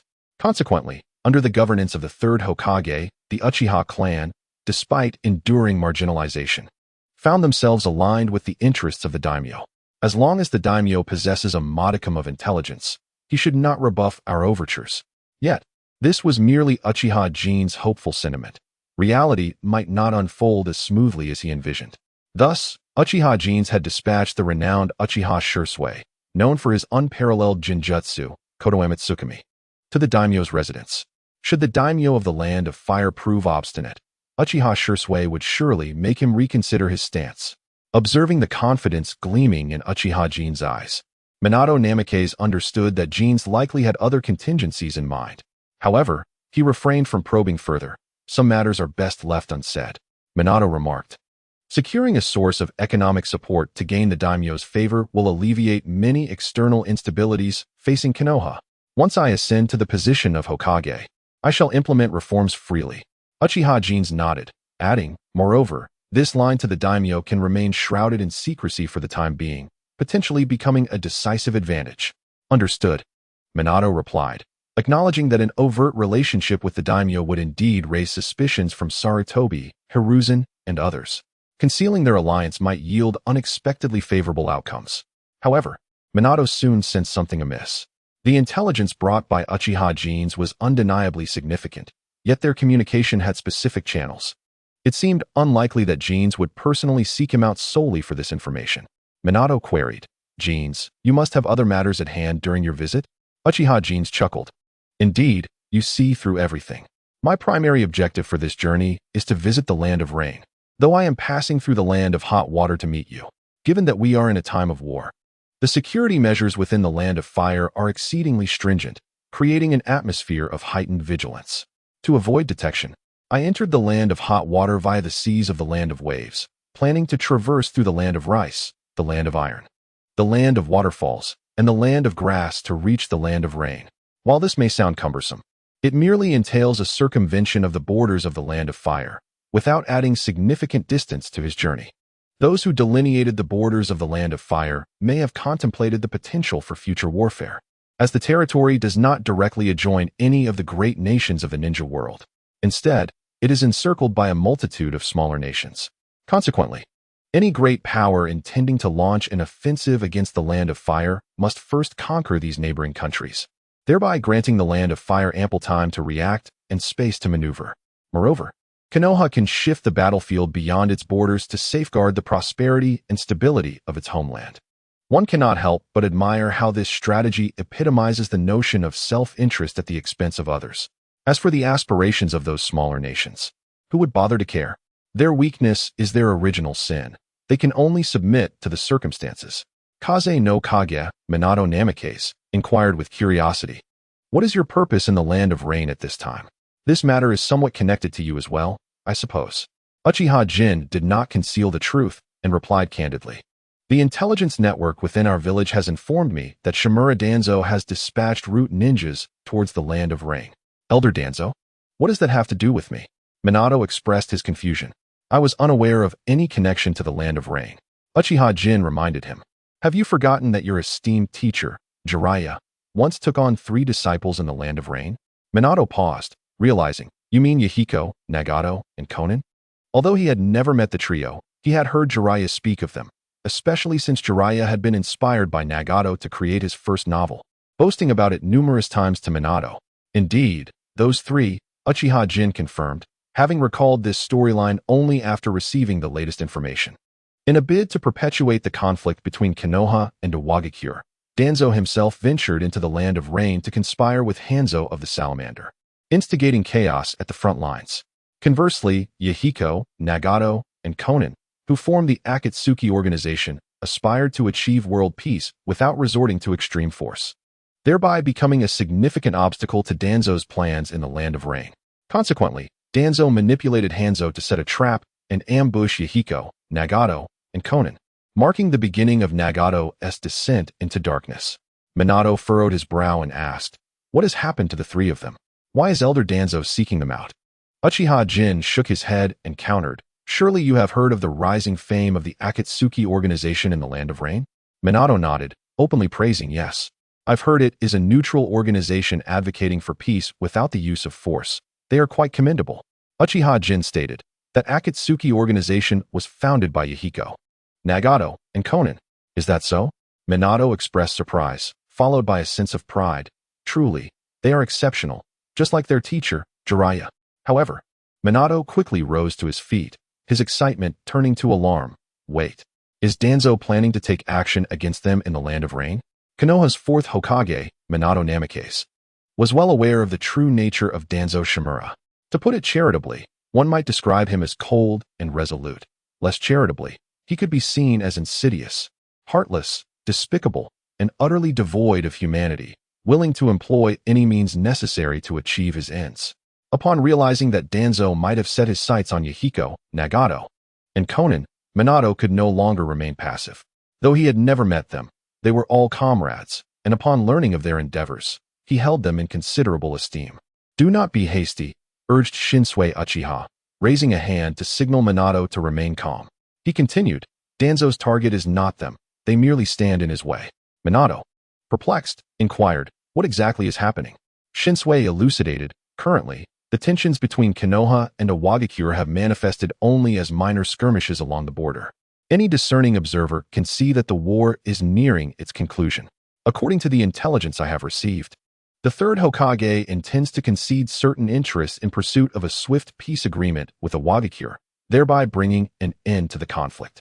However, Danzo does not endorse this approach, which resembles a peace treaty with a defeated nation despite our victory, and he has voiced his opposition to the third Hokage's plan. The other two members of the Elder Council, Mito Kazama and Kohor Udatane, tend to align with the third Hokage's perspective, thus rendering Danzo's objections largely ignored. Yet, Danzo is not one to relinquish his ambitions easily. My sources indicate that he aims to exploit the third Hokage's intentions before they materialize and provoke discord on the battlefield in the Land of Rain, exacerbating the tensions among Konoha, Iwagakure, and Amigakure, thereby dragging all three into a large-scale war once more. In such a scenario, the third Hokage's aspirations would collapse under their own weight, compelling him to adopt a more aggressive stance towards Iwagakure.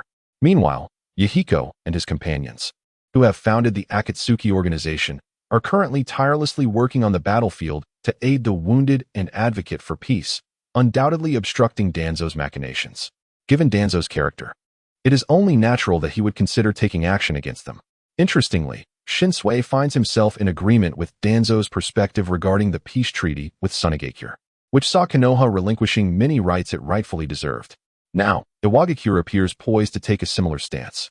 Furthermore, after witnessing the outcomes faced by Sunagakure and Iwagakure, Kumogakure and Kirigakure are unlikely to make any concessions.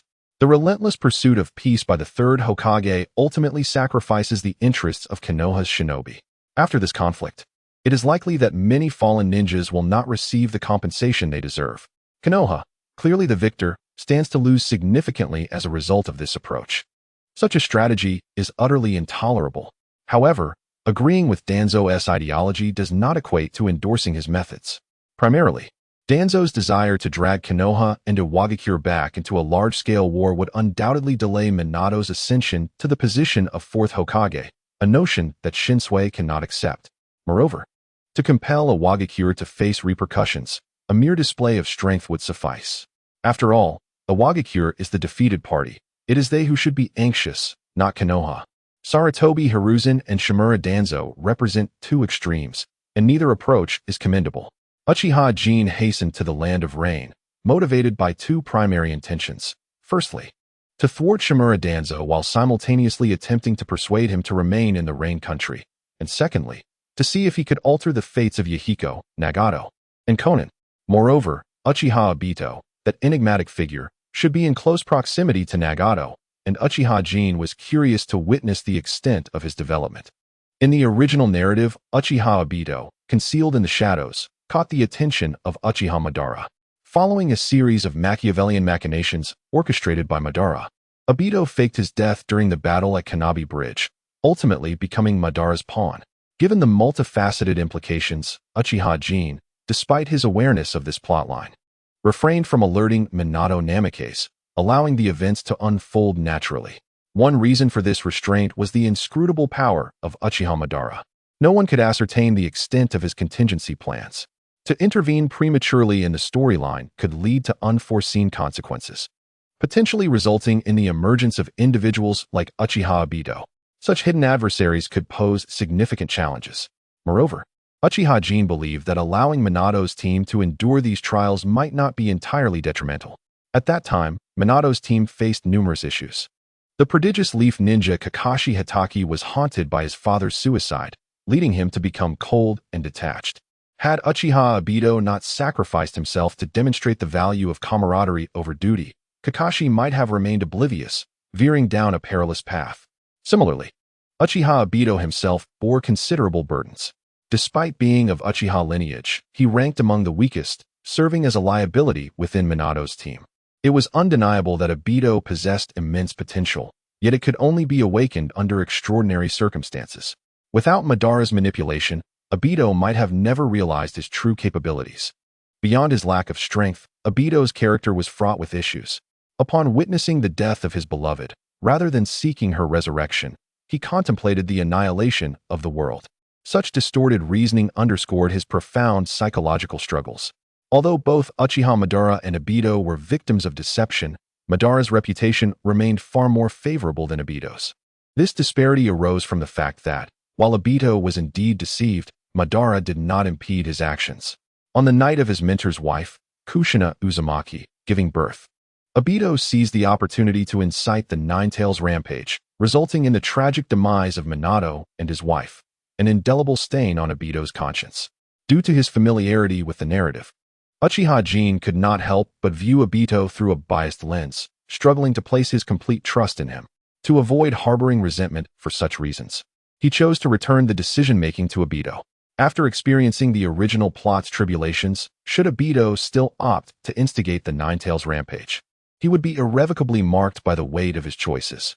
Moreover, Uchiha Obito did express his grievances towards Minato Namikaze for failing to recognize him on the fateful night of the Nine-Tails rampage. However, had Obito remained obstinate after his identity was revealed by Minato, Uchiha Shin would have had no qualms in taking action against him.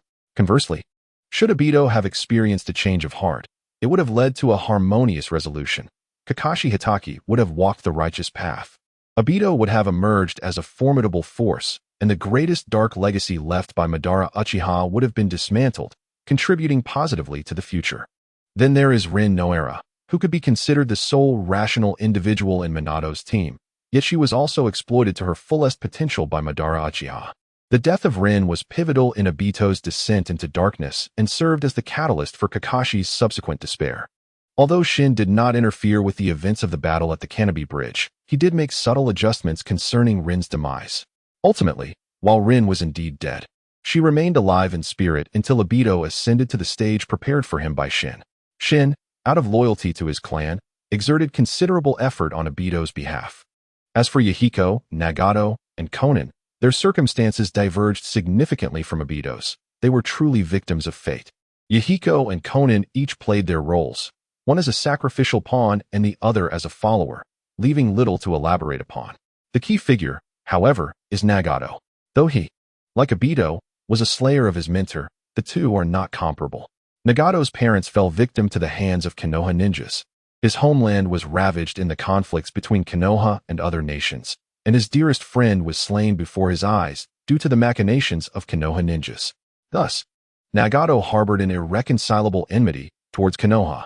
When Jiraiya infiltrated Amigakure under the guise of a Konoha ninja to gather intelligence, the two sides were already positioned in opposition. The conflict between Nagato and Jiraiya was not personal, but rather a matter of ideological stance. Nagato sought to fulfill his fallen friend's unaccomplished wish, while Jiraiya fought for Konoha. Their struggles were devoid of personal sentiment. Furthermore, Nagato did extend opportunities to Jiraiya.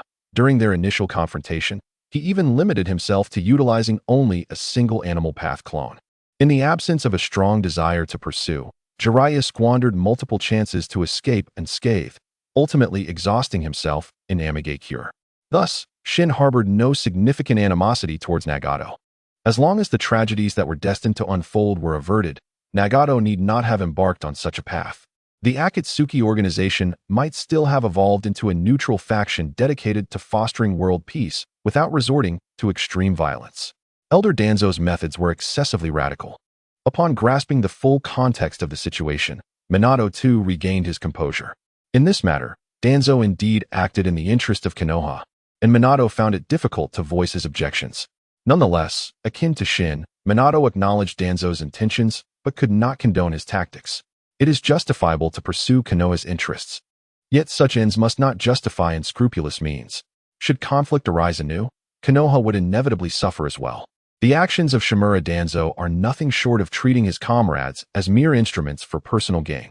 Namake's Minato would never allow such a travesty to transpire. Moreover, Minato foresaw that his three disciples, Yahiko, Nagato, and Konan, would inevitably obstruct Danzo's path. Given Danzo's modus operandi and capabilities, the trio is likely to face grave peril. After a moment of contemplation, Minato reached into his pouch and retrieved several specially crafted kunai, presenting them to Uchiha Obito.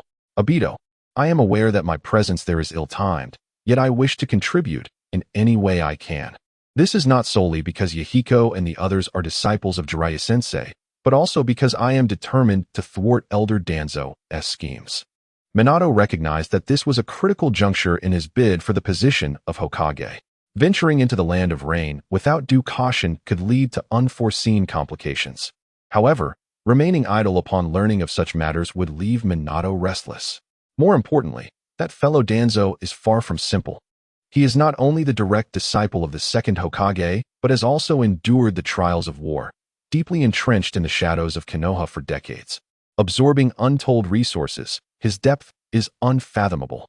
This time, it is not just Danzo himself. He has brought along elite shinobi from the root. Minato worried that even Uchiha Obito might find himself overwhelmed. To safeguard against any eventuality, Minato bestowed upon Obito several special kunai, enabling him to summon assistance if necessary. In Minato's eyes, Uchiha Obito's life held far greater significance than the position of Hokage. If he could save Obito in a critical moment, even at the cost of exposing his own whereabouts and losing the Hokage title, it would be a sacrifice worth making. Obito understood Minato's intentions.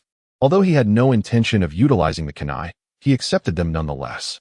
I have already delayed enough time here. It is time for me to take my leave. I entrust A and the Eight Tails Jinchuriki to your care. As Obito spoke, he rose to depart.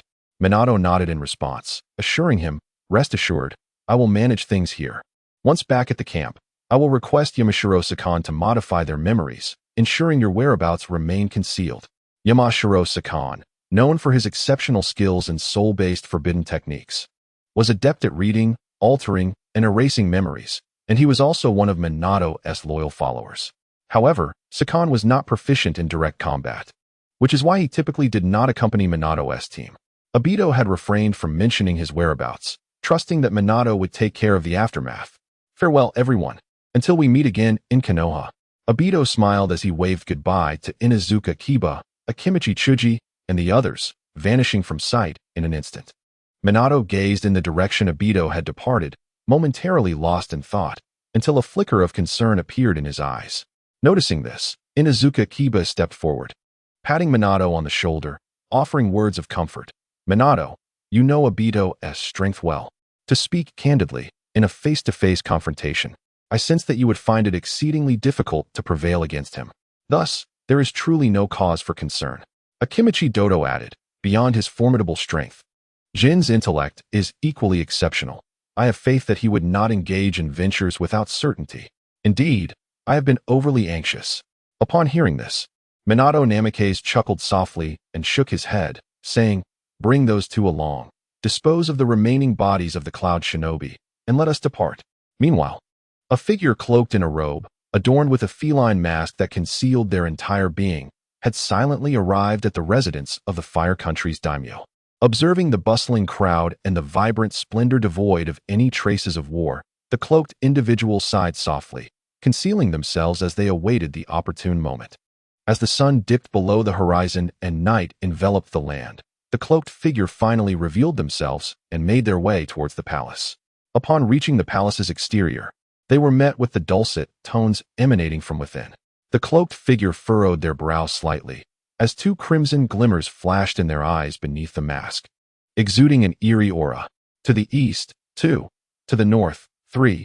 To the south, 2. All were elite jonin. Is this a sensing barrier? With a mere sweep of their gaze, the cloaked figure discerned the entirety of the palace's defensive forces. In an instant, they vanished, becoming a mere shadow, effortlessly evading all guardians and infiltrating the sleeping quarters of the Fire Country's daimyo without raising any suspicion.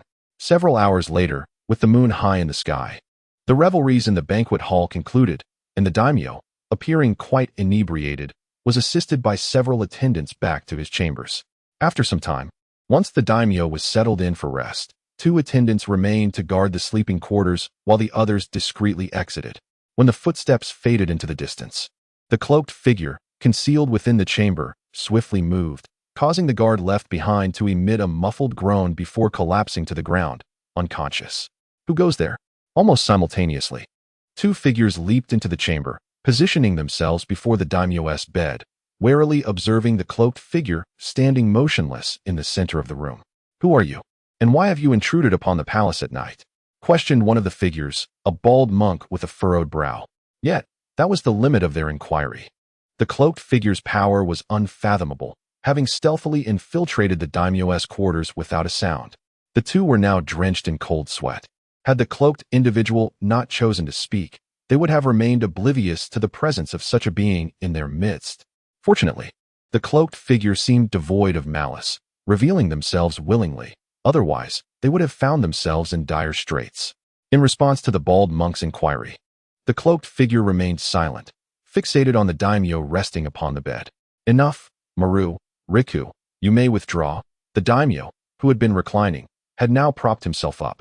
Though his visage still bore traces of intoxication, his gaze was strikingly lucid as he addressed the 2 guardians.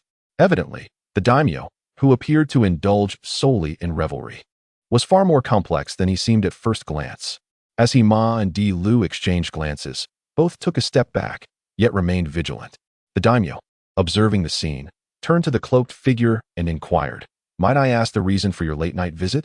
Should your requests be reasonable, I shall do my utmost to accommodate them." In response, the cloaked man raised a hand to lower his hood, subsequently removing his mask and bowed respectfully to the daimyo. Introducing himself, "I am Uchiha Shursui." Uchiha. The 3 present were momentarily taken aback, their expressions rife with uncertainty. Uchiha Shursui remained silent, lifting his gaze to reveal the crimson, 3-tomo Sharingan within his eyes. Intrigued, the daimyo felt a ripple of interest beneath his composed exterior upon confirming Shursui's identity. Hima, standing nearby, displayed a look of indignation, addressing Uchiha Shursui with a stern voice. "What is the meaning of this, Uchiha? Are you here to intrude upon the royal palace and plot against the daimyo?" As a staunch supporter of the daimyo, Hima frequently voiced his grievances against the ninjas of Konoha, and witnessing Uchiha Shursui's apparent disregard for decorum only fueled his fury. On the other hand, Di Lu contemplated the implications of the situation, choosing to remain silent as he awaited developments. Uchiha Shursui, unperturbed by Hima's accusations, calmly clarified, "I have come not as a representative of Konoha, but as a member of the Uchiha Clan. I speak solely for my kin." Hima, not lacking in discernment, narrowed his eyes upon hearing Shursui's words. The daimyo remained silent, lost in thought as he regarded Uchiha Shursui. After a moment, Di Lu could no longer contain himself, interjecting, "What do you mean by that, Lord Shursui? Does the Uchiha clan intend to sever ties with Konoha?" Di Lu, a monk from the Temple of Fire and a spokesperson for its interests, understood the delicate relationship between Konoha and the daimyo's domain. Having once stood as a protector of the daimyo during times of threat, he was keenly aware of the balance necessary for peace within the Land of Fire. The emergence of Uchiha Shursui rekindled concerns of impending crisis. Shursui shook his head, stating, "Master, you overestimate the situation. The Uchiha clan is one of the founding pillars of Konoha. How could we possibly betray it?" Di Lu, however, was not easily appeased by such reassurances. With furrowed brows, he pressed further, "If that is the case, what is your purpose in coming here, Shursui? To bypass the Hokage and approach the daimyo in this manner? What are the intentions of the Uchiha clan?" His words were charged with intensity, nearly accusing Shursui of treason. Yet, Uchiha Shusui's demeanor remained unchanged as he calmly replied, "The Uchiha clan seeks merely to request a path of retreat from the daimyo." After a brief pause, he added, "Perhaps it is also a plea for survival." Uchiha Shursui humbly lowered his posture, which caused a notable shift in the expressions of Daming and Ma. A light chuckle escaped the Daming's lips as he remarked, "Uchiha Shursui, I have heard of you. You are a descendant of Uchiha Kagami, are you not?" Shursui's gaze flickered with surprise at the Daming's familiarity. The Daming continued, "In the days of the second Hokage, your grandfather, Uchiha Kagami, served as his personal guard, and I have crossed paths with him on several occasions. Recently, you shone brilliantly in the war against the mist, thus preserving the esteemed reputation of Uchiha Kagami." Shursui, neither humble nor arrogant, replied, "Thank you for your kind words, Daming. I merely survived the war by chance." The Daming, undeterred, responded, "You need not be so modest. I hold great respect for your abilities and do not question your sincerity. However, can you genuinely represent the entire Uchiha clan? Given your standing, your influence within the Uchiha is rather limited." The Daming had indeed met Uchiha Kagami before, and Shursui's demeanor reminded him strikingly of another Uchiha Kagami. His assessments of both were marked by a humility that seemed uncharacteristic of the Uchiha clan.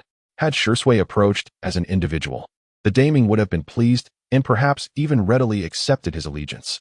However, the notion that Shursui, an anomaly within the Uchiha, claimed to represent the entire clan felt rather peculiar to the Daming. Shursui explained, "Within the Uchiha, we have always spoken through strength. Please rest assured, I can indeed represent the whole Uchiha clan." The Daming narrowed his eyes and suddenly inquired, "Just you alone?" Shursui shook his head and replied, "Certainly not." A flicker of surprise crossed the Daming's eyes as he asked, "Are you the leader of this group?" Shursui again shook his head, his tone imbued with reverence as he stated, "I am merely a messenger for Brother Jin." "Jin?" The Daming's gaze sharpened as he pondered for a moment before speaking. "You mean the Red Sun, renowned alongside the Yellow Flash?" "Indeed." Shursui nodded, saying, "Brother Jin has declared that once this war concludes, he will assume the role of the new leader of the Uchiha clan." The Daming contemplated for a moment before responding, "He aspires to become the fourth Hokage of Konohagakure?" The Daming was acutely aware of the Uchiha clan's precarious situation within the village, having long been targeted by the Hokage faction. The Uchiha had consistently sought to alter their circumstances, and the most effective means would undoubtedly be to secure a position within the core decision-making circles of the village or to become Hokage directly. Yet, under the meticulous governance of Sarutobi Hiruzen, the village was fortified, leaving the Uchiha without a single ally, making it exceedingly difficult to incite any significant change. In light of this, the Uchiha would need to seek breakthroughs beyond the borders of Konohagakure, and the Daming of the Land of Fire was undeniably their optimal choice. However, if that were all there was to it, then Uchiha Jin was perhaps overly optimistic. Becoming Hokage was no simple feat. Yet, to the Daming's astonishment, Shursui shook his head once more. "Brother Jin does not aspire to become Hokage," he stated. The esteemed lord, upon hearing the words, expressed curiosity and inquired, "What is it that you desire?" "An opportunity. An opportunity that frees the Uchiha from subjugation." Uchiha Shursui did not keep him in suspense, directly stating, "I wish to join your esteemed house and become one of your 12 guardian ninjas." The lord did not respond immediately, his brow furrowing slightly as he remarked, "Has your Uchiha clan fallen to such dire straits?" Uchiha Shursui slowly exhaled a breath laden with despair, replying, "In this recent conflict, a total of 68 members of my clan perished, with 29 of them vanishing under mysterious circumstances. Their audacity is glaring. And with the Senju clan's past as a cautionary tale, we Uchiha are compelled to seek a way out. Yet, the Uchiha remain loyal to Konoha. And Konoha is not merely the domain of the Hokage. We Uchiha shall never betray Konoha. Thus, I have come to your esteemed house." Upon hearing this, the lord chuckled softly and said, "It is indeed rare to find a voice of reason among the Uchiha." In the lord's eyes, while the Uchiha clan's capabilities and intellect were commendable, their emotional intelligence was nearly non-existent, often manipulated by Sarutobi Hiruzen and his ilk. It was unexpected that a thinker had emerged from the Uchiha clan. Uchiha Shursui then knelt on one knee, pleading, "I beseech you to take me in." The lord pondered for a moment before responding with a smile, "Rise. It is a rare occurrence to find something interesting in these dull days. Assisting you is not out of the question." 3 days later, within the borders of the Land of Rain, Uchiha Jin stood atop a desolate mountain, gazing at the oppressive clouds above, feeling a whirlwind of emotions within him. Just recently, the sun had shone brightly, yet upon entering the Land of Rain, the weather transformed dramatically. The vibrant sunlight was shrouded by dark clouds, the air thick with humidity, as if rain could pour down at any moment. The Land of Rain earned its name due to its perpetual rainfall, rarely seeing the sun. It borders the great nations of fire, earth, and wind, and during each ninja world war, it inevitably becomes a battleground for these larger nations. The people of the Land of Rain, having done nothing wrong, have continuously suffered from the ravages of war, never knowing a moment of peace. This ongoing turmoil has hindered the development of the Land of Rain, leaving its populace in a state of perpetual poverty and uncertainty. The reign of this land seems as if the heavens weep for its suffering, never ceasing. Uchiha Jin sighed softly, beginning to understand the motivations behind Nagato and Hanzo of the Salamander in the original narrative. In the original storyline, the perspective was firmly rooted in Konoha's viewpoint, glossing over the plight of other nations. However, in this stark reality, the suffering endured by small nations like the Land of Rain is palpable. Hanzo of the Salamander, having grown up amidst the turmoil of war, resolved to change the status quo after witnessing the hardships of the Land of Rain. He understood that to alter the conditions of the Land of Rain, one must first change its war-torn environment. Otherwise, no matter how much development occurs, the flames of conflict will obliterate everything. The internal strife within the Land of Rain could be resolved fairly easily, but the attitudes of the great nations of fire, earth, and wind posed a significant challenge. Otherwise, if the three great nations of fire, earth, and wind were to engage in warfare, the Land of Rain would inevitably succumb to becoming their battlefield, rendering all prior efforts of the Land of Rain futile. To assert the sovereignty of the Land of Rain and ensure that the voices of its people are heard and respected, Hanzo of the Salamander boldly declared war against the three great nations. Alas, Hanzo faced defeat. Although revered as a demigod among ninjas, he was not the god of ninjas himself. Under the relentless assaults of the fire, earth, and wind nations, the Land of Rain remained a passive victim, enduring blows without the power to retaliate. Had Hanzo possessed the might of the legendary Senju Hashirama, the outcome might have been vastly different. As the successor to Hanzo, Nagato harbored ambitions far grander than merely seeking peace for the Land of Rain. He yearned for peace throughout the entire ninja world. From the perspective of Uchiha Obito, a traveler from another realm, Nagato's vision of deterrence through overwhelming force is undoubtedly more pragmatic than Naruto Uzumaki's ethereal ideals of peace. In a sense, when the system of one nation, one village was initiated, Hashirama's distribution of tailed beasts, proposed by Tobirama, was intended to utilize their power to instill fear among the nations, thus achieving balance. Nagato embodies the ideologies of both Hashirama and Tobirama. Regrettably, the power of the tailed beasts is not absolute. In this world, there are numerous ninjas capable of confronting tailed beasts single-handedly. Hashirama himself could effortlessly subdue the nine tails, as if it were a mere chick. The might of the tailed beasts ultimately failed to intimidate the nations, reducing them to mere conventional weapons in the hands of various powers. Learning from this, Nagato resolved to gather the tailed beasts to create an ultimate weapon capable of annihilating an entire nation in a single strike. Should he succeed, the world would undoubtedly usher in a period of relative stability and peace. Conversely, Naruto's vision for peace lacks any tangible methodology or practical ideas. He merely professes an unwavering commitment to finding ways for mutual understanding among people. Such sentiments are grand, yet profoundly abstract. Unfortunately, Nagato's resolve is not steadfast. His beliefs are largely rooted in his obsession with his deceased friend Yahiko, leaving him uncertain deep down about the righteousness of his actions. Thus, Nagato ultimately succumbed to the persuasive influence of Naruto's ideals. His pursuit of peace faltered midway. As for Uchiha Madara and Uchiha Obito, who regard Nagato as a mere pawn, their concept of peace is far more direct. If problems cannot be resolved, then eliminate those who create them. If wars cannot be abolished, then eradicate those who instigate them. If all humanity perishes, war will cease to exist. One must admit that their logic is impeccable, yet the price they demand is one that no one can accept. A miserable existence is preferable to death. As long as one is alive, there remains hope. Even a life filled with suffering is better than the finality of death. Thus, their path is destined to be rejected by the world, met with universal opposition. In the eyes of Uchiha Jin, a brilliant light flickered, akin to two torches ablaze. He was determined to dispel the shadows enveloping this nation and illuminate it with hope. Not only this nation, but the entire world. There existed no justification required, nor did he seek any. It was a mere expression of Uchiha Jin's unwavering desire. Previously, he regarded himself as a mere beast of burden. Yet some proclaimed him to be the sun rising at 8 or 9 in the morning. Now that he had the opportunity to showcase his prowess, Uchiha Jin would not betray the name of the sun, radiating his brilliance across this world. He retrieved a map from his pouch, confirming his location while his mind raced with thoughts. Sunagakure had withdrawn from the battlefield of the Land of Rain, while Konohagakure and Iwagakure remained entrenched within its borders, locked in a tense standoff.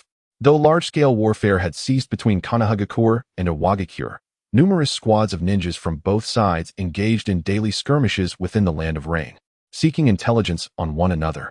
Concurrently, Amigakure dispatched many ninja teams to monitor the movements of both Konohagakure and Iwagakure, occasionally becoming embroiled in combat themselves.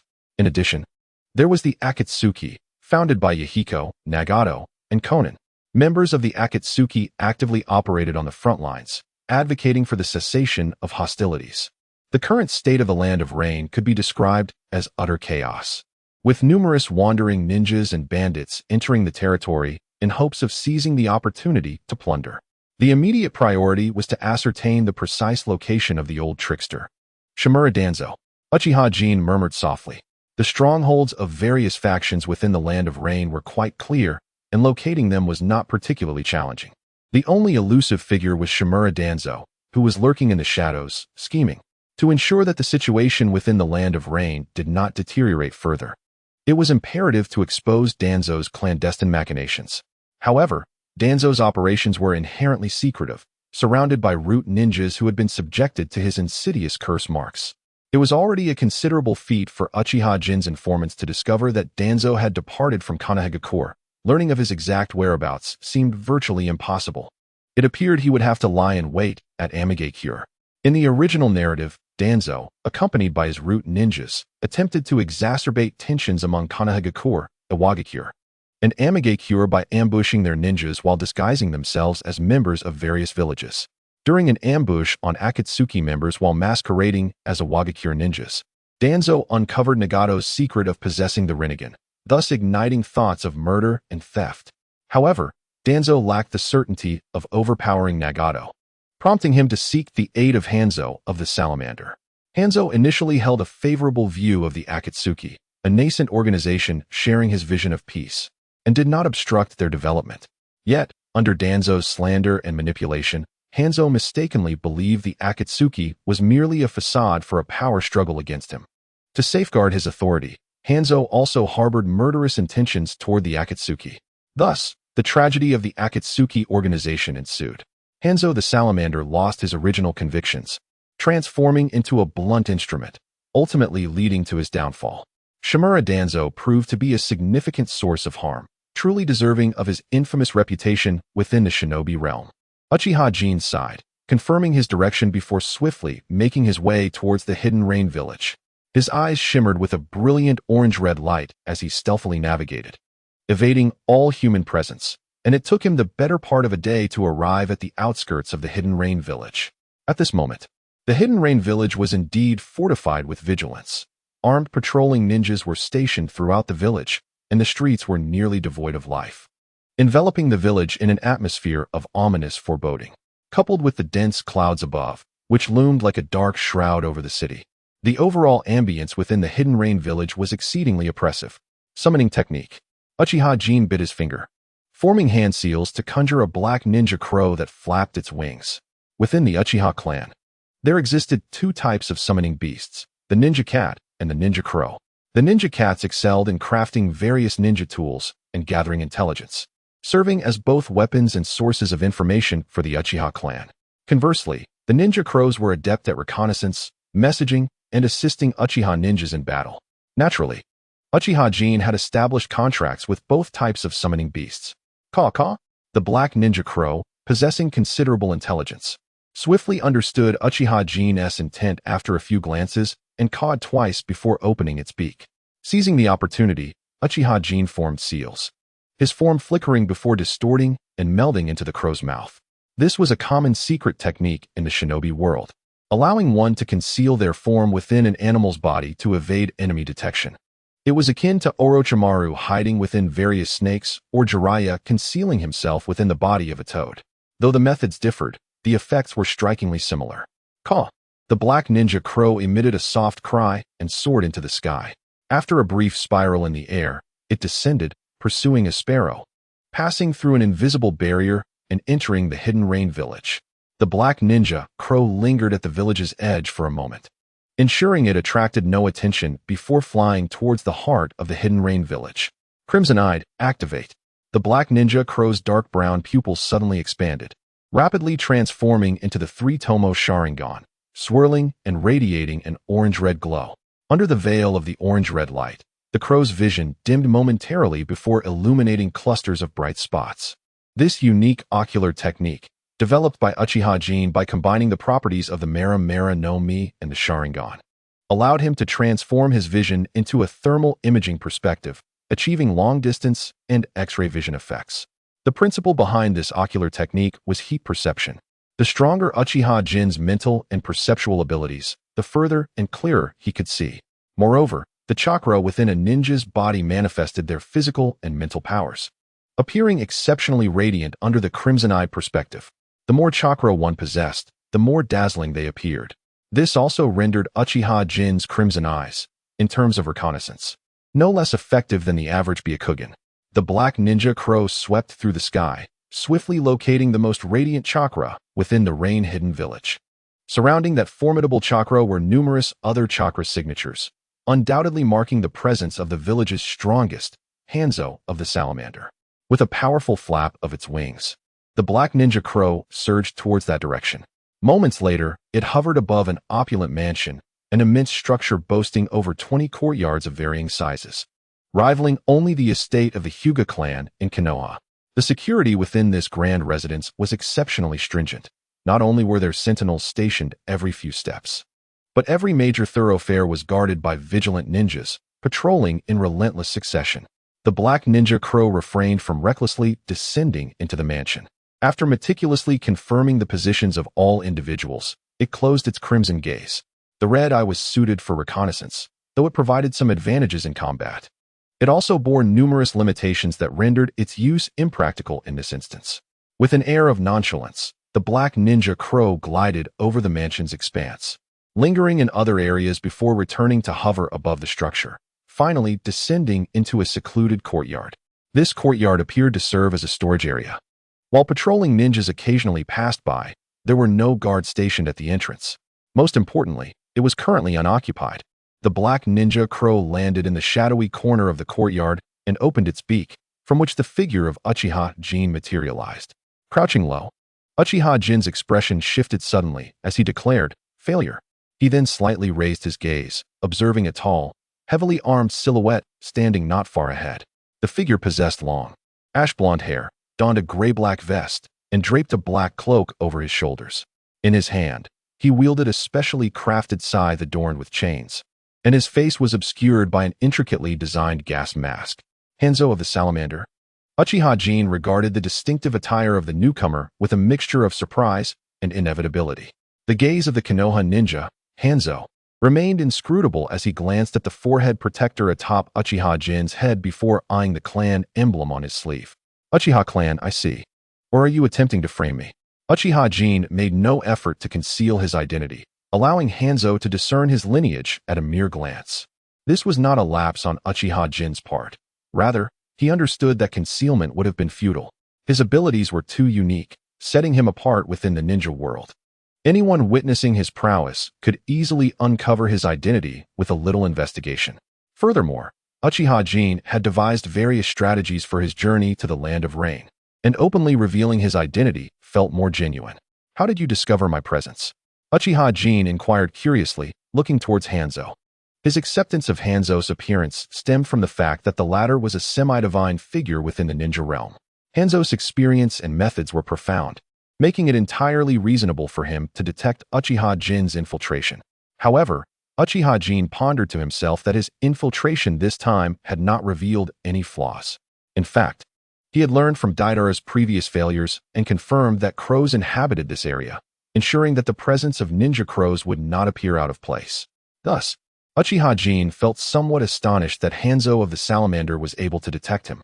"It is poison," Hanzo of the Salamander stated without any intention of concealing the truth. "My estate is filled with various toxins, and leaks occur from time to time. Even though I clean up after each incident, there are always traces left behind. Over time, these toxins seep into the soil. Consequently, not just birds, but even insects tend to avoid this place." The toxins within Hanzo's estate were not a deliberate act. In fact, it would be quite challenging for him to eradicate them. When Hanzo was but a child, the people of Amigakure implanted the poison sac of a salamander into his body, transforming him into a living embodiment of poison. Each breath he took was laced with toxic fumes. To avoid affecting others, Hanzo not only switched to breathing through his mouth, but also donned a specially crafted gas mask to filter the air and prevent poisoning. However, having lived in this estate for an extended period, he inevitably expelled toxins during various physiological activities such as eating and excreting. This led to the realization that unless a relentless effort was made daily to cleanse the toxins, complete purification of the estate was an unattainable goal. "Ah, I see." Uchiha Jin nodded earnestly. "It seems I was too hasty, failing to observe my surroundings before commencing my infiltration."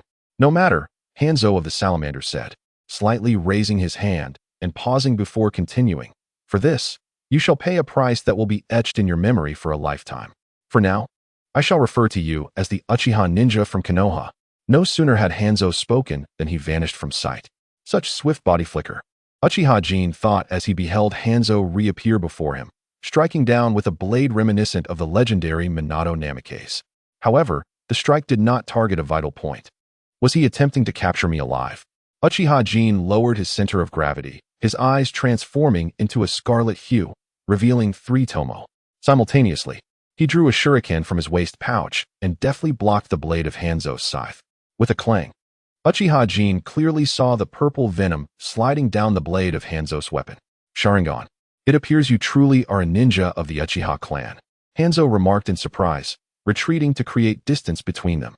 The venom splashed onto the sandy ground, corroding it and releasing a foul-smelling white smoke. Hanzo did not pursue further but regarded Uchiha Jin with suspicion, inquiring, "Normally, during infiltration missions, one would remove any items that might reveal their identity to avoid exposure. What, I wonder, is the purpose of your ostentatious arrival here, young Uchiha?" Currently, Konoha and Iwagakure are at a standoff at the borders of the Land of Rain. Logically, the master of the Land of Rain, Hanzo of the Salamander, should be a power that both Konoha and Iwagakure vie for. Even if either Konoha or Iwagakure intends to take action, they would surely place the blame on one another. Thus, the brazen invasion orchestrated by Uchiha Obito is truly perplexing for Hanzo. After some contemplation, Uchiha Obito clarified, "Do not misinterpret my intentions. I harbor no malice towards you or the Village of Rain. I am here to await the arrival of a certain individual." Hanzo, intrigued, inquired who. Uchiha Obito did not hesitate to reveal, "I seek the aid of the Hokage from Konoha, Shimura Danzo." Hanzo narrowed his eyes, his confusion deepening. He was not unfamiliar with the name Shimura Danzo, having had a few encounters with him. Based on his understanding, wherever that man appeared, misfortune surely followed. Hanzo questioned, "Why do you seek Danzo here?" Uchiha Obito chuckled softly, "It is a long story. I wonder, might you be willing to converse in a different location?" Although their earlier skirmish had ended quickly, the clash of chakra was sufficient to alert others. Uchiha Obito sensed a large contingent of guard ninjas approaching their vicinity. While his presence could be revealed to Hanzo, who was already the target of his plan, he could not risk exposure to other Rain ninjas, who might be spies from rival villages. Due to Hanzo's presence, Uchiha Obito could not eliminate all the Rain ninjas who had witnessed him. Thus, a quieter place was warranted for their discussion. However, Hanzo misinterpreted this, raising his scythe and speaking solemnly, "If you prefer not to speak here, a change of venue is acceptable. I trust the interrogation room of the Village of Rain will satisfy you." Before he finished speaking, Hanzo vanished from sight once more. A glimmer of cold steel flashed, and Uchiha Obito found himself cleaved in two. "Do not even think of escaping." Hanzo did not even glance at the severed form of Uchiha Obito, swiftly turning and launching his scythe in a particular direction. Uchiha Obito pivoted, deflecting the flying scythe with a kunai and, using the momentum, vaulted over the wall, fleeing into the distance. Hanzo snorted lightly and pursued the direction in which Uchiha Obito had departed. Moments later, a dozen figures clad in rain ninja attire appeared in the courtyard. This is the place. The commotion originated here. There are traces of chakra on this broken stake. It must be a substitution technique. Everyone, be cautious. It is Lord Hanzo's poison. Someone has engaged Lord Hanzo. These elite ninjas from the village of Rain quickly analyzed the remnants of the scene, piecing together the events that had transpired. Let us follow. Be mindful not to draw too close. The poison of Hanzo the salamander is exceedingly potent. We shall merely follow from a distance. Understood, a loud voice cautioned, and soon the group of over 10 individuals pursued in the direction that Uchiha Jin had departed. Very well. Let the game of chase conclude here. Water release, water whip. Hanzo the salamander relentlessly pursued Uchiha Jin until they reached the outskirts of the hidden rain village. Observing that no one else was around, he immediately took action. Previously, due to a moment of carelessness, Hanzo had allowed Uchiha Jin to escape from his residence and enter the hidden rain village. Out of concern for the numerous innocent civilians in the village who could be affected by his unique abilities, Hanzo had refrained from attacking. However, now that he was away from the village, his reservations vanished. Hanzo unfurled the iron chain in his grasp, and a torrent of water surged along its length, amplifying its striking range manifold as it lashed towards Uchiha Jin. While ordinary water lacks significant offensive power, its destructive force becomes formidable when propelled at high speed, capable of cleaving through stone. Especially in the hands of Hanzo, a demigod of the ninja world, even a simple water whip exhibited power rivaling that of an S-rank ninjutsu, leaving deep furrows in the ground. Fire release, great fireball technique. Uchiha Jin evaded a strike from the water whip, eschewing hand seals. He pivoted and unleashed a fireball towards Hanzo. The fireball swelled in the wind, rapidly expanding into a colossal sphere with a diameter of 20 meters. Sensing the intense heat of the fireball, Hanzo did not dare to underestimate it. He yanked the iron chain, directing the water whip to strike against the massive fireball. A piercing sound erupted, and a cloud of steam ascended as the fireball was cleaved in twain. However, Hanzo had no time to rejoice. For behind the colossal fireball lay a blazing inferno. Fire release, great fire extinguishing technique. The existence of the burning fruit not only augmented the potency of Uchiha Jin's fire ninjutsu, but also enabled him to execute most fire techniques without the need for hand seals. As long as his chakra and stamina sufficed, Uchiha Jin became akin to a ninjutsu machine gun. The formidable nature of his fire and water techniques astonished Hanzo. Merely 2 fire ninjutsu had rendered the surrounding air considerably drier. Uchiha Jin had attained an exceptionally high level of mastery in the transformation of fire nature chakra, surpassing even his proficiency in water techniques. Consequently, despite water being the natural counter to fire, Hanzo found it necessary to employ an equivalent volume of water ninjutsu to neutralize Uchiha Jin's fire release. Moreover, Hanzo had noted that Uchiha Jin executed these 2 fire techniques without forming any hand seals.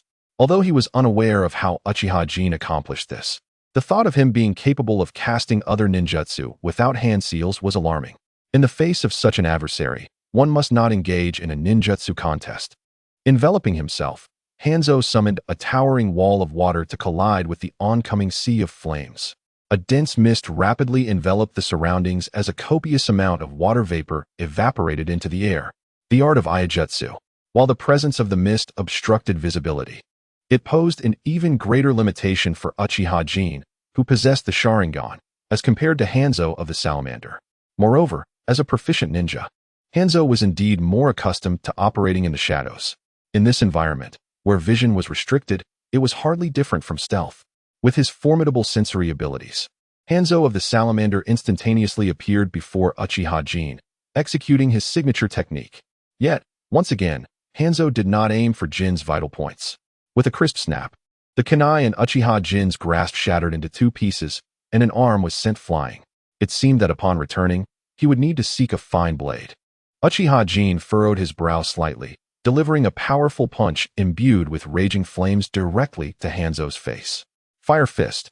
The flames erupted, and Hanzo's form transformed into vapor, evaporating in an instant. Is this the technique of cremation? Hanzo's figure reappeared not far away, astonished by the flames burning at the severed edge of Jin's arm. There existed ninjutsu that allowed one to elementalize their body to evade harm, much like the Uchiha Clan of the Mist Village, renowned for their water transformation technique. However, throughout the many years in the ninja world, only the Uchiha Clan had successfully developed the water transformation technique. Elemental transformations of other properties were virtually non-existent. This exemplifies the rarity and value of such elemental techniques. Thus, encountering yet another form of elemental transformation left Hanzo utterly amazed. Is that so? Uchiha Jin's severed arm reformed as he calmly regarded Hanzo, saying, "Shall we continue, Senior Hanzo?" Uchiha Jin's visit to the Rain Village was not intended to challenge Hanzo. The reason for their encounter was to showcase his strength, seeking a status of equal dialogue. Without strength, not only would one struggle to converse, but others would scarcely spare a glance. The strong command respect. This is true among individuals and nations alike, and the world operates on this principle. Hanzo of the Salamander, who had long survived in the precarious space between the fire, earth, and wind nations, should certainly understand this deeply. So, after merely exchanging a few moves, "Do you believe you have attained a position for equal dialogue with me?" Hanzo scoffed, remarking, "Given your proficiency in fire release techniques, you must be the recently renowned Red Sun, Uchiha Jin, in the ninja world. The new generation of Konoha truly boasts a plethora of stars, yet in terms of experience, you still have a long way to go. Do not forget that my forte has never been ninjutsu, but rather poison." Although Hanzo's physical and ninjutsu skills were exceptionally formidable, it was his mastery of poison that granted him the confidence to declare war on the fire, earth, and wind nations during the Second Great Ninja War. His poison had caused considerable suffering to all three nations. Had it not been for the emergence of Chiyo from the Wind Country and Tsunade from the Fire Country, Hanzo might have indeed solidified the status of the Rain Country during that war. Let the Land of Rain emerge as the sixth great nation of the ninja world, one that cannot be overlooked by others. Hanzo of the Salamander continued, "From the very beginning, I infused my water-style ninjutsu with a composite toxin.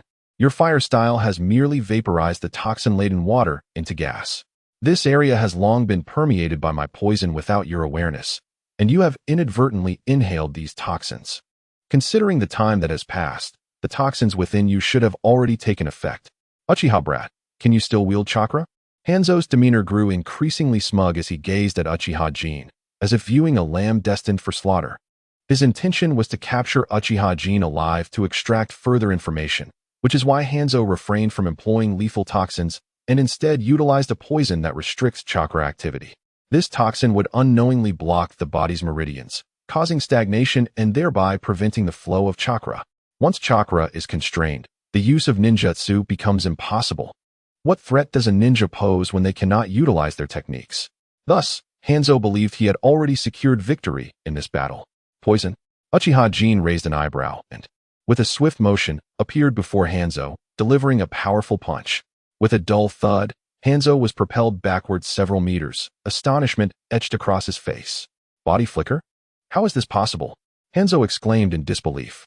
"You are not poisoned?" Uchiha Jin chuckled lightly. "Of course not. Senior Hanzo, your reputation reverberates throughout the ninja world. And after suffering from your toxin, how could I possibly be unprepared?" The moment Uchiha Jin realized his location had been inadvertently revealed due to the toxin, he had remained vigilant against Hanzo's poisonous tactics, transforming his body into an elemental form.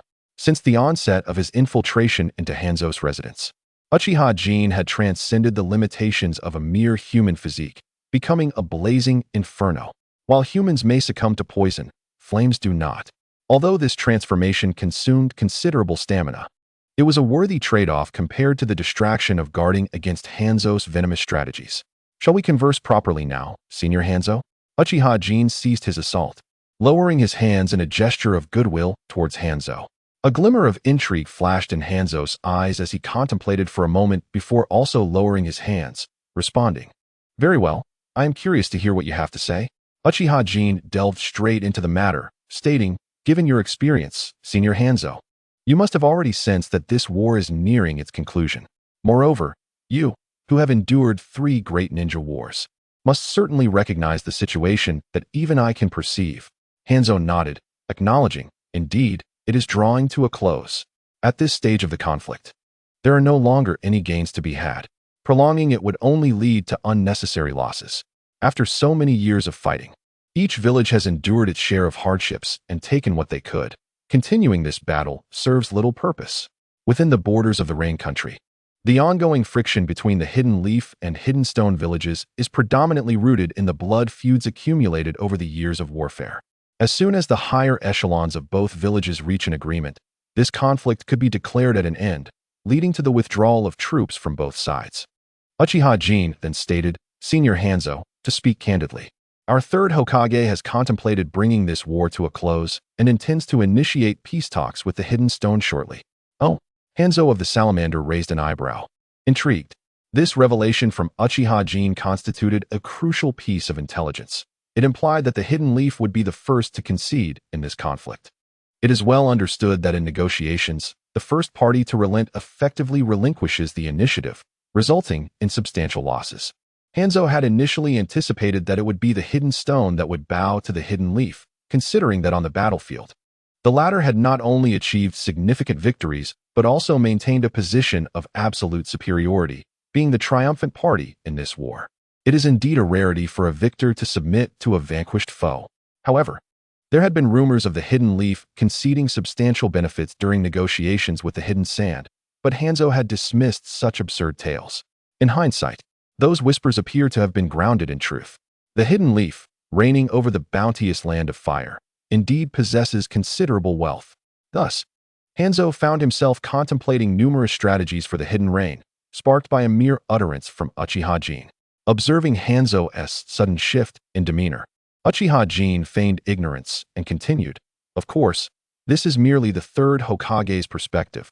There are dissenting voices among the higher-ups of the Hidden Leaf, so it has not yet been actualized. Hanzo, with a glint in his eyes, inquired, The dissenting voice you refer to wouldn't be Shimura Danzo, would it? Given Hanzo's understanding of Sarutobi Hiruzen, the frail old man might indeed make concessions for the sake of peace, while only the radical Shimura Danzo would openly oppose such a notion. Uchiha Jin nodded affirmatively. Indeed, it is Shimura Danzo who opposes the third proposal. After a moment of contemplation, Hanzo smirked and said, Let me guess, while Danzo opposes Hiruzen's ideas, he cannot alter Hiruzen's intentions. Therefore, to thwart Hiruzen's plans, he has personally traveled to the Rain Country, intending to instigate conflict and escalate the war. As for Danzo's methods, they will likely revolve around framing others. Am I correct? Uchiha Jin was taken aback, surprised by Hanzo's sharp intellect, as he deduced the unfolding events from mere fragments of information and his knowledge of the Hidden Leaf's hierarchy. Admittedly, these seasoned veterans, having survived through multiple wars, are far from simple-minded. So what is your ultimate aim? Hanzo of the Salamander paused momentarily before addressing Uchiha Obito, inquiring, To thwart Shimura Danzo and foster peace negotiations between Konoha and Iwagakure? Previously, Uchiha Obito had explicitly stated that he was here to await Shimura Danzo, leading Hanzo to surmise that Obito was indeed inclined to prevent Danzo's actions. Unfazed, Uchiha Obito replied coolly, If I were to affirm that, what choice would you, esteemed Hanzo, make? Hanzo narrowed his eyes, raising the scythe in his grasp. Had the Land of Rain been a powerful nation like the Land of Fire, the Land of Earth, or even the Land of Wind, Hanzo would have unhesitatingly obstructed Shimura Danzo and seized the opportunity to ally with the Land of Earth against Konoha. Given Sarutobi Hiruzen's inherent weakness, he would likely be reluctant to refuse such a proposition. However, the unfortunate reality was that the Land of Rain was merely a small nation. Konoha would regard the might of Iwagakure with caution, but would not extend the same consideration to the Land of Rain. Should the Land of Rain dare to provoke, Konoha would undoubtedly respond with overwhelming force. Furthermore, any alliance between the Land of Rain and the Land of Earth would only incite Konoha's resistance, provoking a more vehement reaction. Konoha would never permit a minor nation like the Land of Rain to exert dominance over it. Thus, if the Land of Rain sought to secure greater advantages, it was left with but one option. While the war among great nations brought suffering to the Land of Rain, it undeniably presented certain opportunities. During peacetime, these great nations would not allow the Land of Rain to flourish, subtly coordinating efforts to suppress its growth. However, once conflict erupted among the great powers, the Land of Rain would become a coveted ally. Even if they could not sway the Land of Rain to their side, they would ensure it did not fall into the hands of their adversaries. In the context of the Third Great Ninja War, although the livelihood of the citizens of the Land of Rain was severely impacted, Hanzo nonetheless managed to extract considerable advantages from the three great nations of fire, earth, and wind. Moreover, as long as Konoha and Iwagakure continued their hostilities, both would inevitably suffer a decline in strength. This ebb and flow meant that a weakening of Konoha and Iwagakure would correspondingly empower the Land of Rain. The ensuing chaos could also unveil further opportunities for the Land of Rain. In the whirlwind of thoughts, Hanzo began to lean towards collaborating with the man known as Uchiha Danzo, often referred to as the shadow of the ninja world. Uchiha Obito, observing Hanzo's movements, discerned his intentions. It became evident that one could not perceive these formidable figures of the ninja world through the lens of mere animated characters. In the original narrative, Uchiha Danzo had merely arrived with the corpse of a rain ninja, effortlessly sowing discord between Hanzo and the Akatsuki, leading Hanzo, initially an advocate for the Akatsuki, to harbor murderous intentions against them and forge an alliance with Danzo. From this singular narrative, one could vividly witness the insidious cunning of Uchiha Danzo juxtaposed with the tragic decline of Hanzo's heroism. Yet, when viewed through the prism of reality, the situation was far more intricate than depicted in the manga. Hanzo may indeed have harbored hopes for the nascent Akatsuki, yet the prospect of greater gains presented by Uchiha Danzo proved to be a compelling draw. In the face of the interests of the entire Hidden Rain village, Hanzo of the Salamander unhesitatingly chose to sacrifice the Akatsuki organization as a gesture of goodwill towards Danzo Uchiha. Hanzo and Danzo reached an unspoken agreement to collaborate, albeit under the condition that Hanzo was unaware of Nagato's possession of the Rinnegan. Had he been cognizant of the immense potential and latent dangers that the Rinnegan harbored, Hanzo might have made a different choice. In reality, their collaboration was undermined by an underestimation of Nagato's strength, leading to its premature downfall.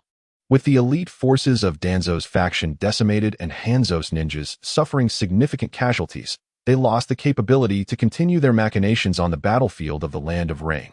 It was a case of attempting to steal a chicken, but losing a rice bowl instead. Uchiha Obito found himself unable to pass judgment on Hanzo's actions, whether they were right or wrong, as the perspectives of both parties differed.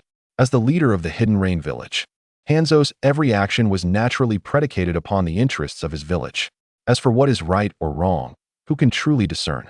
Hanzo, it seems you have made your choice, Uchiha Obito remarked. No sooner had he spoken than flames erupted from his body with a resounding bang. Fire release, chakra mode, activate. So, you are here to thwart Danzo, are you? Hanzo narrowed his eyes, sheathing his scythe at his waist. To be more precise, I am here to kill him. Obito nodded. While I acknowledge Danzo's perspective regarding the peace negotiations with the Hidden Stone Village, this war must come to an end, regardless. Moreover, the enmity between the Uchiha clan and Danzo has endured for far too long. It is high time he met his demise. Then there is nothing more to discuss. Hanzo swiftly formed hand seals and struck the ground. Summoning technique. A burst of white smoke erupted, and a colossal brown salamander materialized, lifting Hanzo into the air.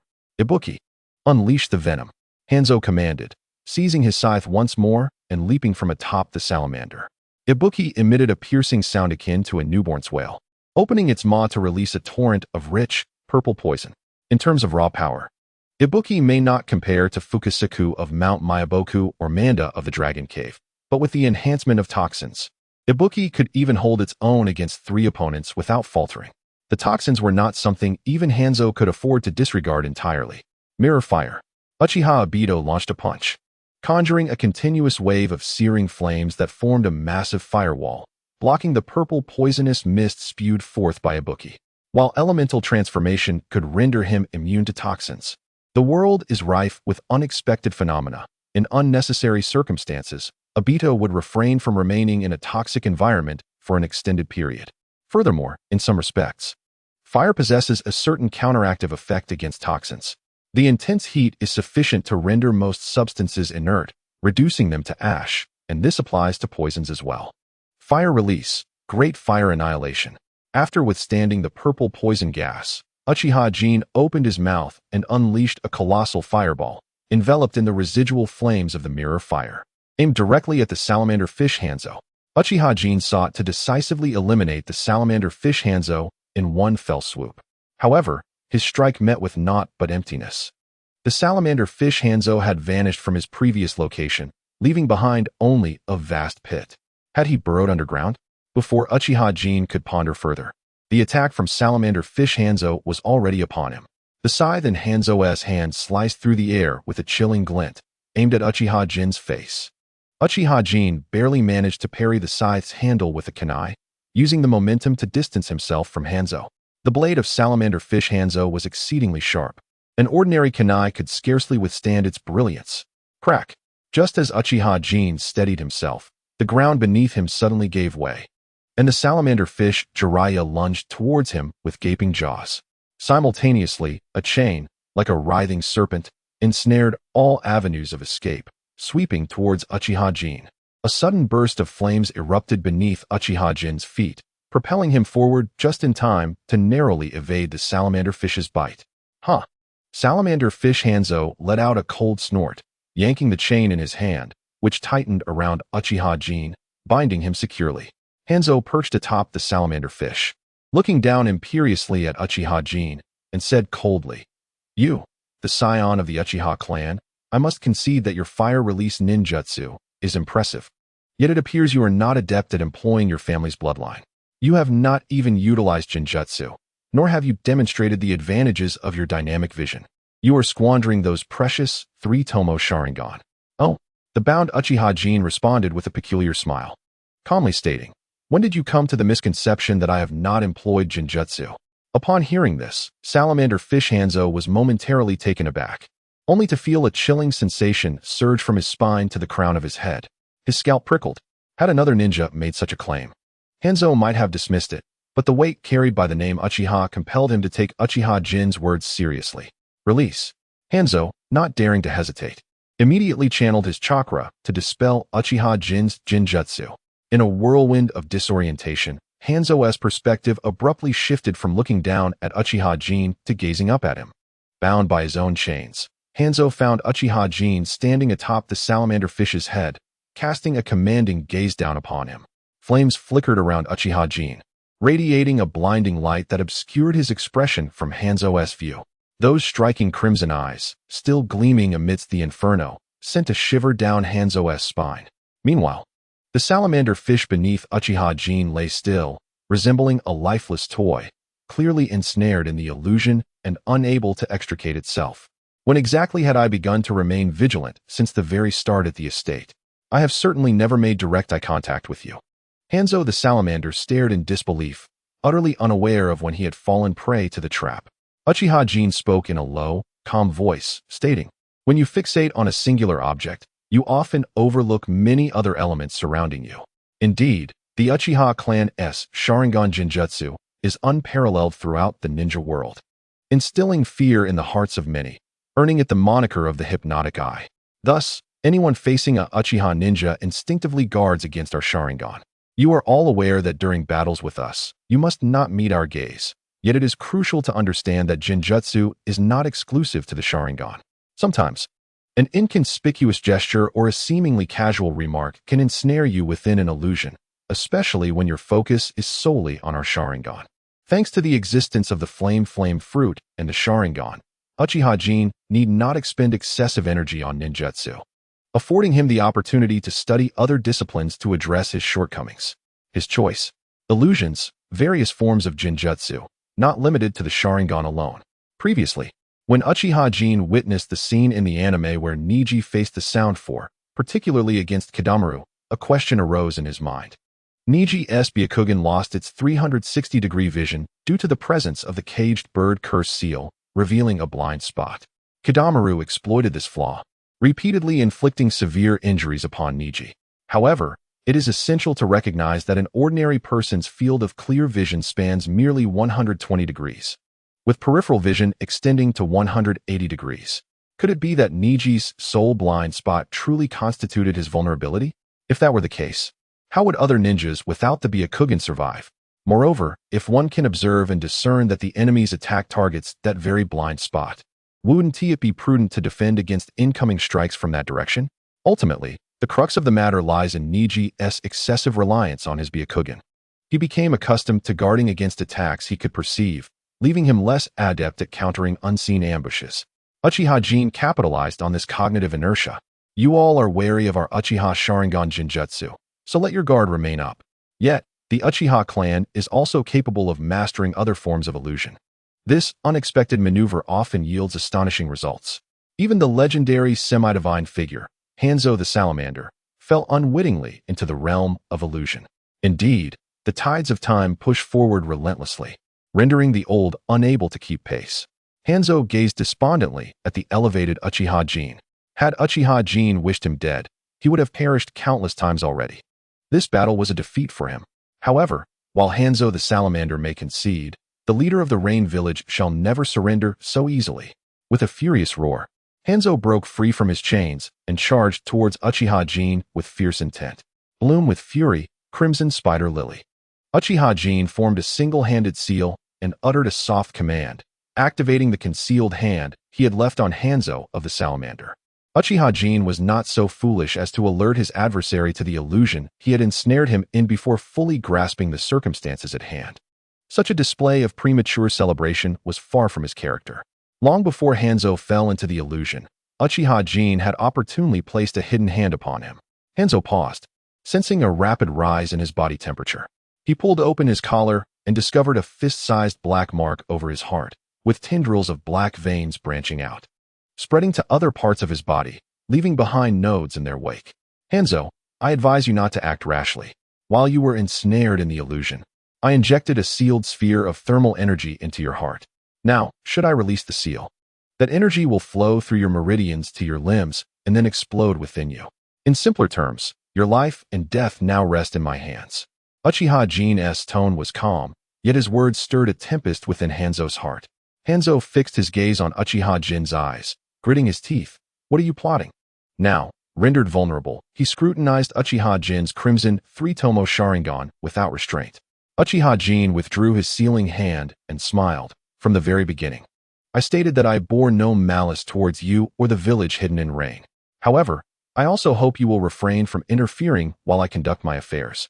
Hanzo furrowed his brow, seemingly incredulous, and inquired, Is it truly just that? Indeed, just that. Uchiha Jin affirmed with a nod. Of course, if you, Hanzo, are willing to assist me in dealing with Shimura Danzo, that would be all the better. At this, Hanzo's expression soured to an extreme, and he replied in a low voice, It seems I have no other choice. He had never envisioned a day where he would find himself in such a predicament. Now in his 60s, he had long surpassed his prime and was on a downward trajectory. His era had ultimately passed. With that said, he activated the illusion technique of the Sharingan. Uchiha Jin seized the moment when Hanzo relinquished his resistance to initiate the illusion. The techniques Uchiha Jin had previously employed against Hanzo were not particularly profound. They were merely opportunistic maneuvers that Hanzo could easily dispel. To fully control Hanzo, the Sharingan's illusion was necessary. Only now did this battle reach a genuine conclusion. Release. Hanzo raised his sword finger and dispelled the summoning technique. With a thunderous explosion, Uchiha Jin vanished in a burst of white smoke. Hanzo surveyed the ravaged battlefield before turning towards the direction of the village hidden in rain. Moments later, a series of swishing sounds pierced the air as a dozen figures appeared before Hanzo, kneeling on one knee. They are the ninjas of the hidden rain village. Hesitant to approach the battleground of Hanzo of the Salamander and Uchiha Obito due to concerns of poisoning, instead waiting patiently at the periphery. Lord Hanzo, has the battle concluded? Who is the enemy? The leading rain ninja, upon sighting Hanzo, eagerly inquired. Everyone, rise. Hanzo glanced at the assembled ninjas and stated calmly, the enemy has been dealt with. Send someone to secure the area and prevent the villagers from approaching. We shall discuss the rest later. Yes, the leader of the rain ninja responded respectfully, without a hint of hesitation. Given Hanzo's unique nature, each of his battles leaves a significant amount of toxic substances in the vicinity, requiring time to dissipate completely. To prevent poisoning, Hanzo typically instructs his subordinates to seal off the area post-battle. The leader, well-versed in this task, promptly dispatched personnel to commence the operation. After giving his orders, Hanzo paid no further heed to the situation and continued towards the hidden rain village. Before long, Hanzo returned to his residence. After freshening up and changing into his regular attire, he summoned his most capable assistant, the previous leader of the Rain Ninja, Tenyu, to his office. Tenyu, have there been any unusual developments from the Leaf and Stone villages recently? Hanzo inquired, his expression inscrutable, concealing his true thoughts. After a moment of contemplation, Tenyu replied, there haven't been any significant changes. If I had to mention something, it would be that skirmishes between their teams have intensified. The casualty rate has nearly doubled compared to last week. A glimmer of intensity flashed in Hanzo's eyes at this revelation, and he asked, have our surveillance teams been caught up in this? Tenyu nodded, stating yes. Recently, 2 of our surveillance teams have gone silent. Investigations suggest they were inadvertently drawn into the conflict between the Leaf and Stone and subsequently eliminated. Hanzo fell silent, yet internally he was calculating. Based on Tenyu's intelligence, Uchiha Danzo has initiated actions on the battlefield of the Hidden Rain. Perhaps the day when Danzo comes knocking at their door is not far off. Noticing Hanzo's continued silence, Tenyu cautiously inquired, Lord Hanzo, is there more to this situation than meets the eye? Regarding today's intruder, Hanzo cast a sidelong glance at Tenyu and replied coolly, that individual was sent to assassinate me. He bore the insignia of a Leaf Ninja, likely intending to embroil our Hidden Rain village in the conflict. Tenyu's pupils constricted, the gravity of the situation dawning upon him. Being Hanzo's deputy and assisting in the management of the Hidden Rain village, he was certainly no fool. Connecting the dots from Hanzo's earlier questions, Tenyu sensed an unsettling reality. In a low voice, he articulated, Lord Hanzo, do you mean to imply that beyond our Hidden Rain village and the Leaf and Stone, there exists a 4th force seeking to ignite conflict among our 3 nations? The pepperfish Hanzo shook his head slightly and remarked, it may not necessarily be the doing of a 4th power. Tenyu was taken aback, exclaiming, Lord Hanzo, are you suggesting that this incident was orchestrated by individuals from either Konoha or Iwagakure? Hanzo nodded, subtly implying, after all, every village harbors a few restless souls. Tenyu's expression darkened as he asked, what should we do about this? Should we inform Konoha and Iwagakure? He felt an overwhelming sense of urgency. With the ceasefire between Konoha and Iwagakure on the brink, such an occurrence could ignite a large-scale war. The impoverished land of Rain could ill afford another outbreak of conflict. Hanzo doused Tenyu's rising anxiety with a cold splash of reality, stating, would they believe what we say? To put it differently, would they heed our words? Tenyu's expression faltered, a sense of desolation engulfing him, as if he were plummeting into an abyss. Indeed, in the eyes of those great nations, the opinions of the Land of Rain had always been deemed inconsequential. Hanzo continued, the anomalies we perceive are unlikely to escape the attention of Konoha and Iwagakure, let alone the fact that this situation was instigated by their own people. The decision for war or peace hinges primarily on their self-interests. We, the Hidden Rain village, cannot sway their thoughts. What we can do now is to manage our own strength effectively.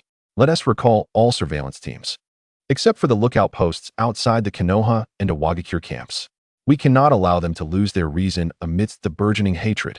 Tenyu nodded in agreement, acknowledging Hanzo's command. After a moment's pause, Hanzo seemingly casually inquired, by the way, is the Akatsuki organization still active lately? Tenyu replied, yes, their ideology has garnered much recognition, and their numbers have grown to over 100. Although their notions are rather naive, their intentions are commendable. Hanzo appeared somewhat reflective and asked, their leader is named Yahiko, correct? Tenyu affirmed, yes, but aside from Yahiko, Akatsuki also has 2 core figures, Nagato and Konan. After a brief contemplation, Hanzo instructed, send someone to deliver a message to them. I wish to meet with these 3 young individuals. Tenyu was momentarily taken aback, feeling puzzled by Hanzo's unexpected inclination. Ordinarily, Hanzo would not squander his time on an organization that seemed like mere child's play. What had prompted this sudden change? Seemingly aware of Tenyu's confusion, Hanzo took the rare opportunity to explain, Tenyu, though I hesitate to admit it, I am now over 60. How much longer can this village rely on me? While Yahiko and the others' ideas may be overly naive, they possess the drive to actualize their thoughts. That is no small feat. It is time for our Hidden Rain village to infuse some fresh blood. Upon hearing this, Tenyu trembled, staring blankly at Hanzo, an indescribable feeling swelling within him. For so long, Hanzo's formidable presence had overshadowed the reality of his advancing age. As the years surpassed 50, The body of the esteemed Hanzo of the Salamander had begun its inevitable decline. Over the years, Hanzo had borne an immense burden for the village. Lord Hanzo, with a heart heavy with emotions, found the words lodged in his throat. "Leave," he gestured, signaling to Tianyu to withdraw. "Yes," Tianyu replied, his eyes glistening with unshed tears as he suppressed his emotions and turned away. However, unbeknownst to Tianyu, as he turned, Hanzo's eyes subtly transformed into a pair of crimson. 3 Tomo Sharingan. The following day, within a chamber of the Akatsuki stronghold, the leader Yahiko and Konan stood beside a bed, both adorned with bandages stained with blood, clearly having just endured a fierce battle. Yet, their concern for their own injuries was overshadowed by anxiety for Nagato, who lay unconscious on the bed. They had encountered unforeseen peril while attempting to rescue wounded Iwagakure shinobi, nearly losing their lives to the assault of those very ninjas. Fortunately, in a moment of desperation, Nagato had summoned a peculiar spirit, aiding their escape from imminent danger. However, it had left him in a state of unconsciousness, from which he had yet to awaken. "Damn it," Yahiko muttered through clenched teeth, his face a mask of regret. At that moment, his worries for Nagato's health were intertwined with feelings of anger and guilt. Anger at his own inadequacy and guilt for failing to safeguard his comrade. Had he been more cautious, had his strength been greater, perhaps the circumstances would not have unfolded in such a manner. "Yahiko, do not blame yourself. Nagato has merely overexerted himself. He will be fine." Konan, well acquainted with Yahiko's temperament, sought to console him, aware of his profound self-reproach despite her own concerns. Yahiko remained silent, for the guilt he harbored was not so easily assuaged by mere words. After a moment of contemplation, Konan shifted the topic, asking, "Yahiko, why do you think those Iwagakure shinobi attacked us?" Although a change of subject, Konan was genuinely perplexed by the incident. The Akatsuki had been active on the battlefield for quite some time, frequently rescuing surviving Iwagakure or Konoha ninjas. While they often faced suspicion and rejection, such hostility had never escalated to direct confrontation. Yet this time, not only had the Iwagakure ninjas attacked them, but they had done so with lethal intent. Furthermore, in hindsight, the Iwagakure shinobi did not appear as if they had just emerged from battle. Rather, they seemed to have been lying in wait for an ambush. Yahiko grasped the implication of Konan's words, but was reluctant to attribute malice to others' intentions. Perhaps those Iwagakure ninjas were preparing to ambush Konoha shinobi, and our intervention disrupted their plans, prompting them to strike at us, he conjectured. Konan fell silent, her thoughts not as naive as Yahiko's. Nevertheless, she was unwavering in her unconditional support for his perspective. Some truths are best left unspoken. Shounen shifted the topic and continued, "Yahiko, do you not feel that the recent conflicts between Konoha and Iwagakure have intensified significantly compared to before? Does this not signify something?" Yahiko furrowed his brow and replied, "Perhaps new factors have intervened in this war. We must identify these factors and address them accordingly." Although Yahiko was naive, he was not foolish. He recognized that the situation on the battlefield was deteriorating. If the new factors were not resolved promptly, a great war between Konoha and Iwagakure would likely be unavoidable. Shounen shook her head, offering a wry smile. "With our current capabilities, it may be quite challenging to obtain intelligence of that level. While we may fall short, Lord Hanzo might be able to assist." Yahiko asserted firmly, "We can seek Lord Hanzo's help." Yahiko's parents perished in the Second Shinobi World War.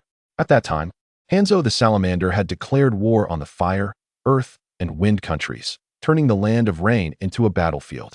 Consequently, Yahiko harbored intense hatred for Hanzo for a prolonged period.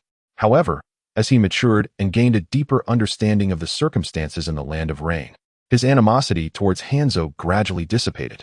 Although Hanzo did not bring peace to the land of rain, he at least gave it a voice. Presently, Yahiko held a profound admiration for Hanzo, who had safeguarded the land of rain for decades. Shounen hesitated and asked, "But will Lord Hanzo meet with us?" "He certainly will," Yahiko replied with unwavering conviction, "for Lord Hanzo is also a seeker of peace." Shounen remained silent, silently praying that Yahiko would not be disheartened by this endeavor. Just then, as the room fell into silence, a figure burst in, excitedly clutching something. "Yahiko! Shounen! Quickly! Quickly! Jusuk, do not rush. What has happened?" Yahiko inquired, attempting to calm the newcomer.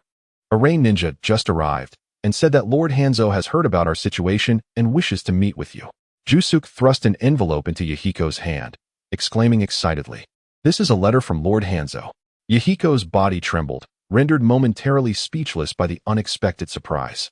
They had only just contemplated seeking an audience with Hanzo, and yet he had come to them unbidden. Xiaonan reminded him, "Yahiko, you should first see what the letter says." "Oh, right, the letter." Yahiko regained his composure and eagerly tore open the envelope. The contents of the letter were straightforward. It began by praising the ideals and actions of the Akatsuki organization, acknowledged their activity on the battlefield, and finally invited Yahiko, Nagato, and Xiaonan to visit and discuss the future development of the Akatsuki. I knew it. Yahiko exclaimed, rereading the letter multiple times, his body quaking with excitement. For Hanzo the Salamander was a demigod in the ninja world. Receiving such commendation from a figure of his strength was undoubtedly a profound validation for Yahiko. Now, Yahiko is increasingly convinced that his chosen path is indeed the correct one. Conan, having perused the contents of the letter, expressed her happiness for Yahiko, albeit with a hint of concern. "Yahiko, the letter extends an invitation for the three of us to visit, but Nagato is currently." At this moment, Yahiko regained his focus and hesitated as he looked at the unconscious Nagato. He contemplated whether he should take Nagato, who lay in a state of slumber, along to Amigakure. After all, Amigakure is a fully fledged hidden village, equipped with its own ninja hospital, where they might be able to awaken the comatose Nagato. However, Nagato's condition is rather peculiar, shrouded in secrets that must not be exposed. He possesses the legendary eyes of the Sage of Six Paths. What if? Though Yahiko is naive, when it comes to the life of his dear friend, he can set aside his innocence. Just then, Nagato, who lay on the bed, let out a soft moan and slowly opened his eyes. The following morning, Yahiko, Nagato, and Conan set out early, and after a morning of arduous travel, they finally arrived at the outskirts of Amigakure by noon. "Greetings, I am Yahiko of the Akatsuki organization, here at the invitation of Lord Hanzo." Yahiko approached the gatekeeper of Amigakure and stated his intent. "Welcome, Lord Hanzo has prepared a luncheon for you three. Please, follow me."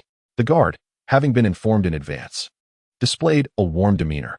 Upon confirming the identities of Yahiko and his companions, he sent word to Hanzo of the Salamander's residence while leading the trio into Amigakure. Yahiko and his companions were somewhat taken aback. They hadn't anticipated that Hanzo would regard them with such significance.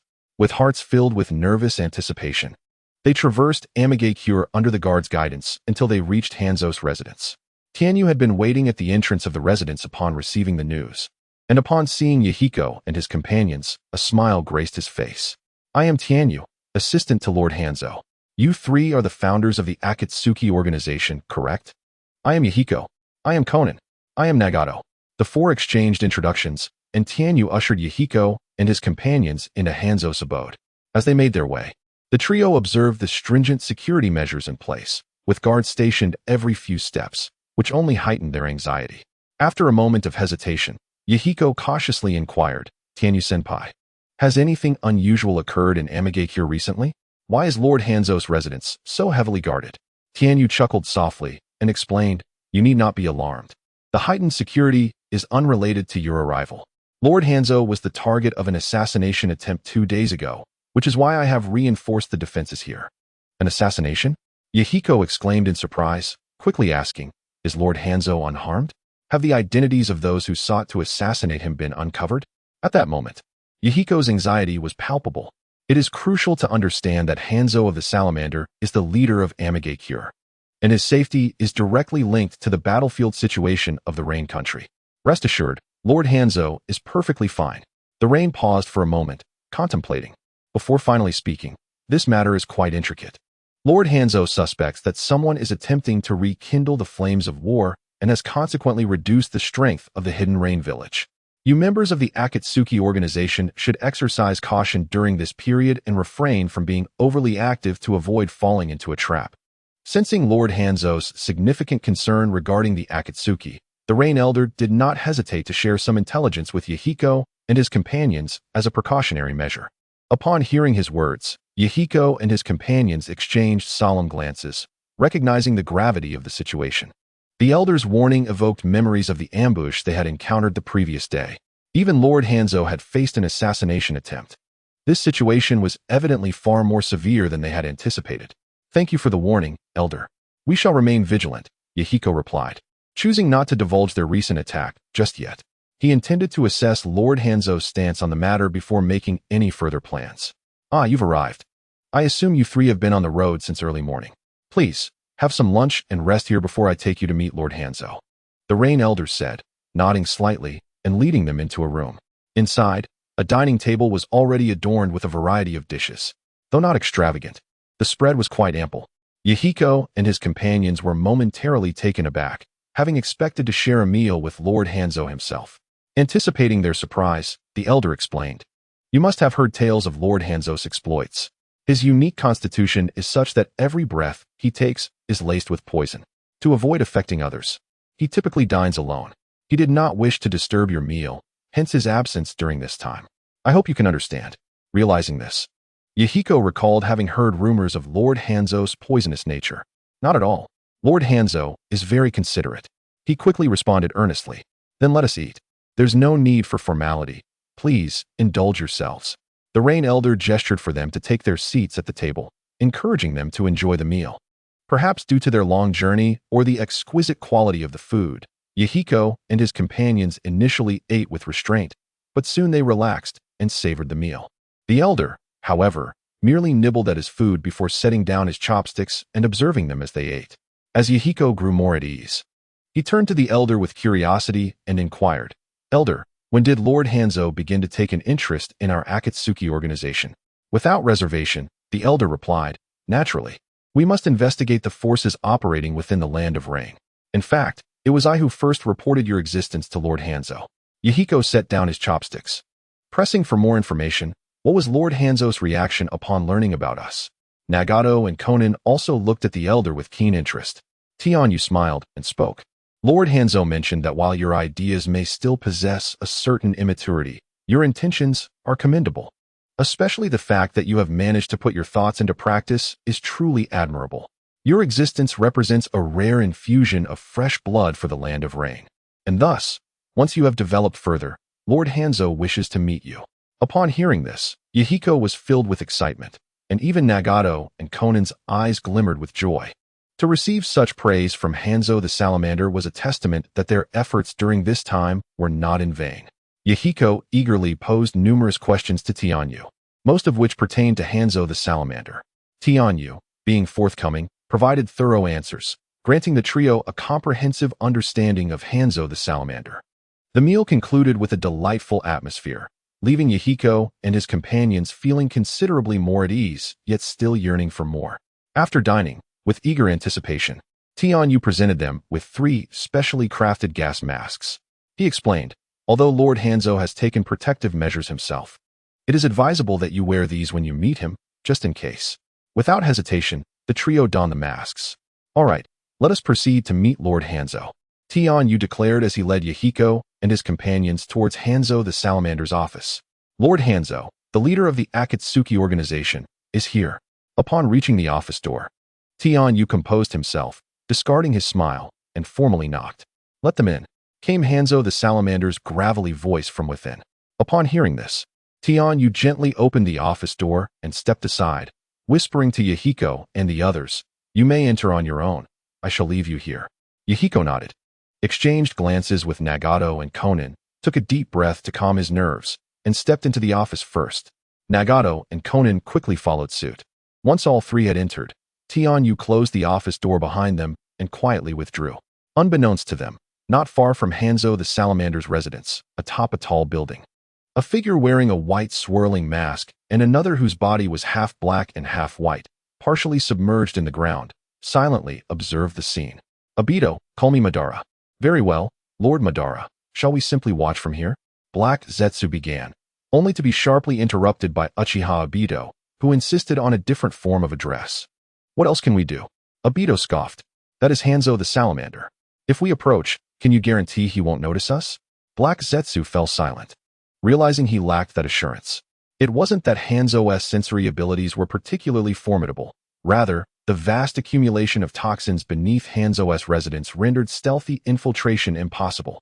Black Zetsu then inquired, "What if Hanzo discovers the Rinnegan on Nagato? Wouldn't that be even better?" Upon hearing this, Uchiha Obito let out a low chuckle and remarked, "Certainly. Hanzo of the Salamander would not overlook the Rinnegan.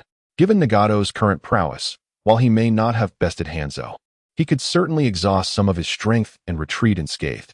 Perhaps this time, Nagato may experience a modicum of suffering." Black Zetsu recalled the outer path golem summoned by Nagato the previous day, feeling reassured, and said, "Then let it be as you wish." Inside Hanzo's office, upon seeing the figure behind the desk engrossed in documents, Yahiko and his companions bowed respectfully. "You must be Yahiko, Nagato, and Konan. Please, take a seat." Hanzo of the Salamander put down the document in his hands, looked up with a smile, and gestured towards the 3 chairs that had been prepared. "Thank you." Yahiko coughed lightly, suppressing his excitement as he sat down across from Hanzo. Nagato and Konan followed suit, but as Nagato lowered himself, he took the opportunity to discreetly observe Hanzo through the strands of his hair. This fleeting glance sent a shiver down Nagato's spine, a chill that surged from his back to the crown of his head. He bit his lip, striving to suppress his emotions, revealing no signs of unease. Once the trio was seated, Hanzo directed his gaze at Yahiko and got straight to the point. "I became quite intrigued upon learning that a peace-seeking organization has emerged within the Land of Rain, which is why I took the liberty of inviting you for a discussion." Yahiko responded promptly, "Your kindness is greatly appreciated, Lord Hanzo. It is indeed an honor to receive your invitation. No need for undue modesty. I am merely a senior who has taken a step ahead of you." Hanzo gently shook his head, then inquired, "I have heard from Tenzo that your Akatsuki organization espouses the philosophy of achieving world peace without resorting to extreme violence. Is that correct?" Yahiko nodded affirmatively. "Indeed, that is the case. Could you elaborate on this for me?" Hanzo asked. "Certainly." Yahiko replied with enthusiasm. "I believe that many wars and disputes in this world are unnecessary. Both parties can resolve their differences through dialogue. However, I am acutely aware that achieving this is exceedingly difficult. In this world, there are the strong and the weak. The powerful often disregard the voices of the powerless. Therefore, the ideal scenario would involve every nation possessing a certain degree of strength, allowing them to engage in discussions on equal footing, ultimately forming a collective alliance to uphold order. This strength should not be wielded for initiating war through extreme violence, but rather to maintain balance and protection." Though Yahiko was naive, he was not overly idealistic. He understood that relentless submission would only render one vulnerable to exploitation, and merely hoping that everyone would self-regulate through morality would yield little more than empty aspirations. Thus, a form of power was necessary to achieve equilibrium. It was the fear of this power that would deter the initiation of wars and create the possibility for dialogue. After Yahiko's demise, Nagato inherited his philosophy, though Yahiko's death rendered Nagato somewhat more extreme. Nagato believes that only by allowing everyone to experience the pain brought forth by this power can they truly comprehend suffering and thereby genuinely fear its existence. Hanzo of the Salamander chuckled and praised, "What a commendable ideology." Hearing this, Yahiko's face lit up with an excited smile. However, before his smile could fully blossom, Hanzo added, "Yet, it remains overly naive." Yahiko's expression stiffened, filled with confusion and a hint of defiance. He inquired, "Lord Hanzo, is there an aspect of my thought that I have overlooked?" "Your vision is indeed beautiful, yet the reality is far more intricate," Hanzo retorted. "Do you know about the initial establishment of the village system, when the first Hokage, Senju Hashirama, distributed tailed beasts to other ninja villages?" Yahiko shook his head, somewhat bewildered. As a commoner, he had no means to access such knowledge. Hanzo elaborated. "Though it may seem that each of the 5 great ninja villages currently possesses 1 or 2 tailed beasts, most of them were actually bestowed by Senju Hashirama. Perhaps he hoped that the 5 nations would mutually regard the power of the tailed beasts with caution, discouraging them from initiating war. Yet, what is the outcome now? The power of the tailed beasts has merely resulted in greater casualties among the villages. Your thoughts mirror Hashirama's actions, but reality is far more complex than you can imagine." It must be said that Yahiko's ideas were considerably more pragmatic than the ethereal notions of the so-called Child of Destiny, Naruto Uzumaki, yet they remained overly idealistic. While Yahiko's aspirations might be feasible for achieving peace within a single nation, the pursuit of world peace was entirely unattainable. Yahiko's countenance shifted between shades of pale and flushed as he grappled to counter Hanzo's words, but found himself at a loss. His origins had hindered his understanding. and his life of wandering as a child deprived him of opportunities for broader experiences. Although Yahiko had encountered Jiraiya, a relatively commendable teacher, the youthful Jiraiya had perhaps not yet found his own path, and he had only imparted 3 years of knowledge to Yahiko, leaving little room for cultural enlightenment. It was indeed a remarkable feat for Yahiko to have reached this conclusion based on his experiences. Observing his struggle, Hanzo offered reassurance. Yahiko, do not belittle yourself. If you continue along your current path, you may yet bring a measure of peace to the land of rain. In my time, I too wished for the great nations to hear the voice of the land of rain, but in the absence of effective communication, I sought for them to witness our strength. Yahiko, intrigued, asked, Lord Hanzo, do you mean to refer to your declaration of war against the fire, earth, and wind nations simultaneously? Hanzo nodded, saying, the land of rain is a small nation, and those great powers would hardly regard us. I am acutely aware that we could not hope to contend with the fire, earth, and wind nations. Yet, I still declared war. My aim was simply to secure an opportunity for the land of rain to engage in equal dialogue. Regrettably, I failed. Yahiko fell into a contemplative silence. His thoughts were born from the observation of the culinary methods of Hanzo the salamander. Hanzo nearly succeeded in his endeavors, yet alas, his power proved insufficient. Is there truly no genuine peace in this world, Lord Hanzo? Just as Yahiko fell into silence, Nagato unexpectedly interjected with this inquiry. In contrast to Yahiko, Nagato's ambitions were notably grander. Owing to the existence of the Rinnegan, Jiraiya had imparted considerable personal insights to Nagato, whom he regarded as a seemingly fated child. While Yahiko was rather pragmatic, perhaps focusing solely on the land of rain for the time being, Nagato aspired to cast his gaze upon the entire world. Upon hearing this, Hanzo the salamander smiled and remarked, to uncover the answer you seek, one must first comprehend the very essence of war. The essence of war? The trio of Yahiko were suddenly enlivened, their gazes fixed intensely upon Hanzo the salamander. They perceived this question as exceedingly intricate, for the catalysts of war were myriad, some inexplicably elusive, leaving them perplexed. They yearned to hear Hanzo's perspective. Without withholding any secrets, Hanzo the salamander continued, regardless of the reasons that ignite war, at its core, it ultimately boils down to a struggle for interests. A struggle for interests. Indeed, a struggle for interests. Hanzo nodded affirmatively and inquired, have you ever explored the animal kingdom? Yahiko, somewhat puzzled, responded, the animal kingdom? What is that? Hanzo faltered momentarily, realizing he had misspoken in his enthusiasm. Yet, after a brief pause, he clarified, it is a study on the living habits of animals. Yahiko shook his head, stating, we have not heard of such a book. Hanzo chuckled softly, saying, this book is rather niche.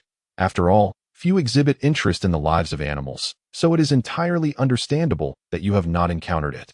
However, humans are merely more complex animals, and thus, the living habits of these creatures can vividly reflect many issues within human society. Take, for instance, war. After a moment's reflection, Hanzo continued, on a vast grassland, numerous predators such as lions, cheetahs, leopards, and hyenas coexist, all subsisting by preying upon herbivores like cattle and sheep. They compete and battle amongst themselves, showing no hesitation in slaying the young of their rivals. This occurs not only between different species, but even within the same species, as they may attack descendants that do not share their bloodline. This has been the case for millennia. Do you understand why this is so? Yahiko furrowed his brow, sensing an inkling of understanding, yet a veil of obscurity prevented him from seeing clearly. Nagato hesitantly suggested, is it due to interests? Precisely. Hanzo the salamander affirmed with a smile, elucidating, the grass on that expanse is finite, thus the number of cattle and sheep it can sustain is also fixed. And as the number of cattle and sheep is limited, the predators that can thrive upon them are likewise constrained. Without conflict, the ever-increasing predators would eventually deplete all the cattle and sheep, leading to their own extinction. They engage in battles and hunt each other's young merely to diminish their rivals, thereby ensuring a better survival for themselves and their progeny, ultimately achieving an ecological balance.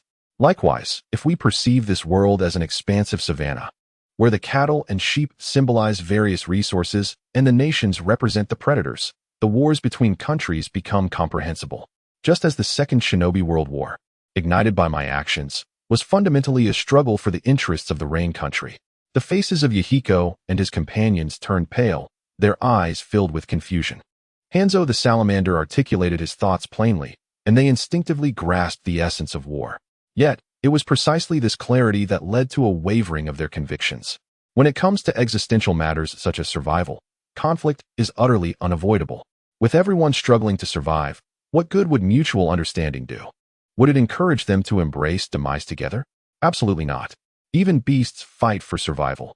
How could humans, driven by even greater avarice and desire, cease their struggles? If conflict is inescapable, where then is true peace? Their previous efforts seemed to yield only futile results. The notion of achieving peace through mutual understanding is merely empty rhetoric.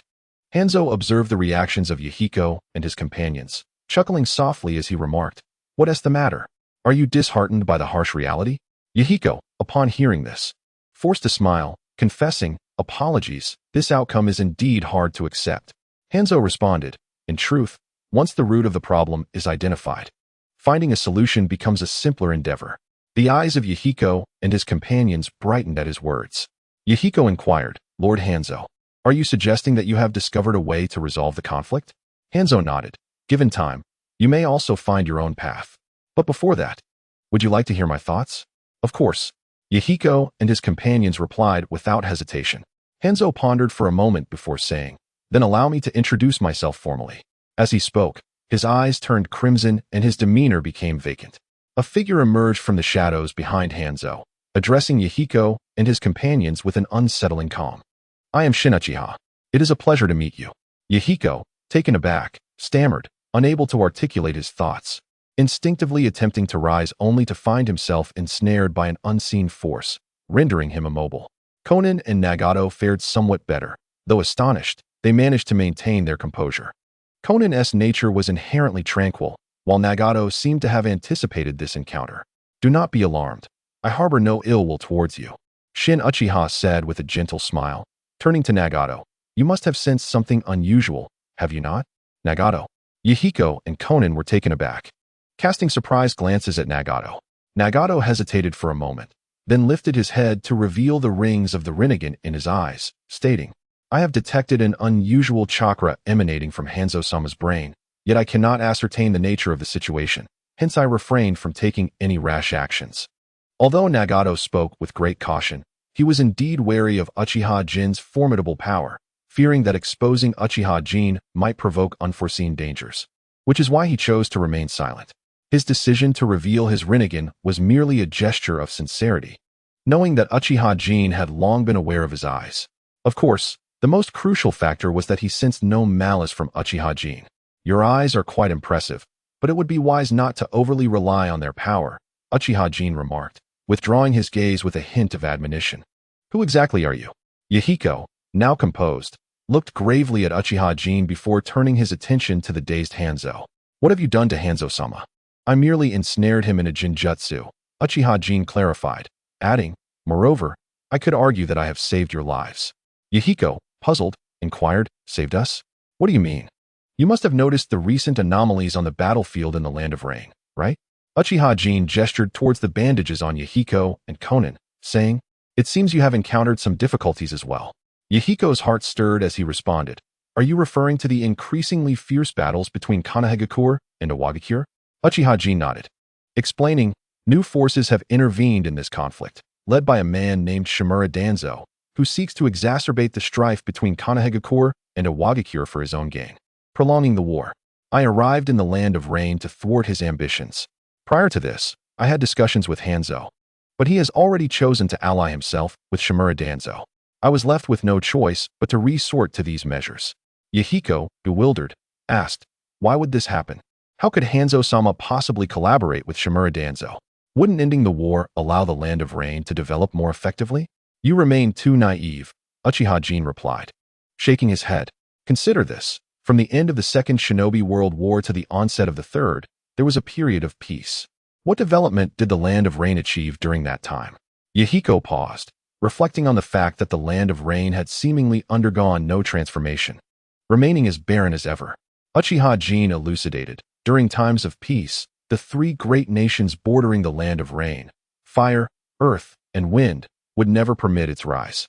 they would tacitly suppress its development to prevent it from growing beyond their control.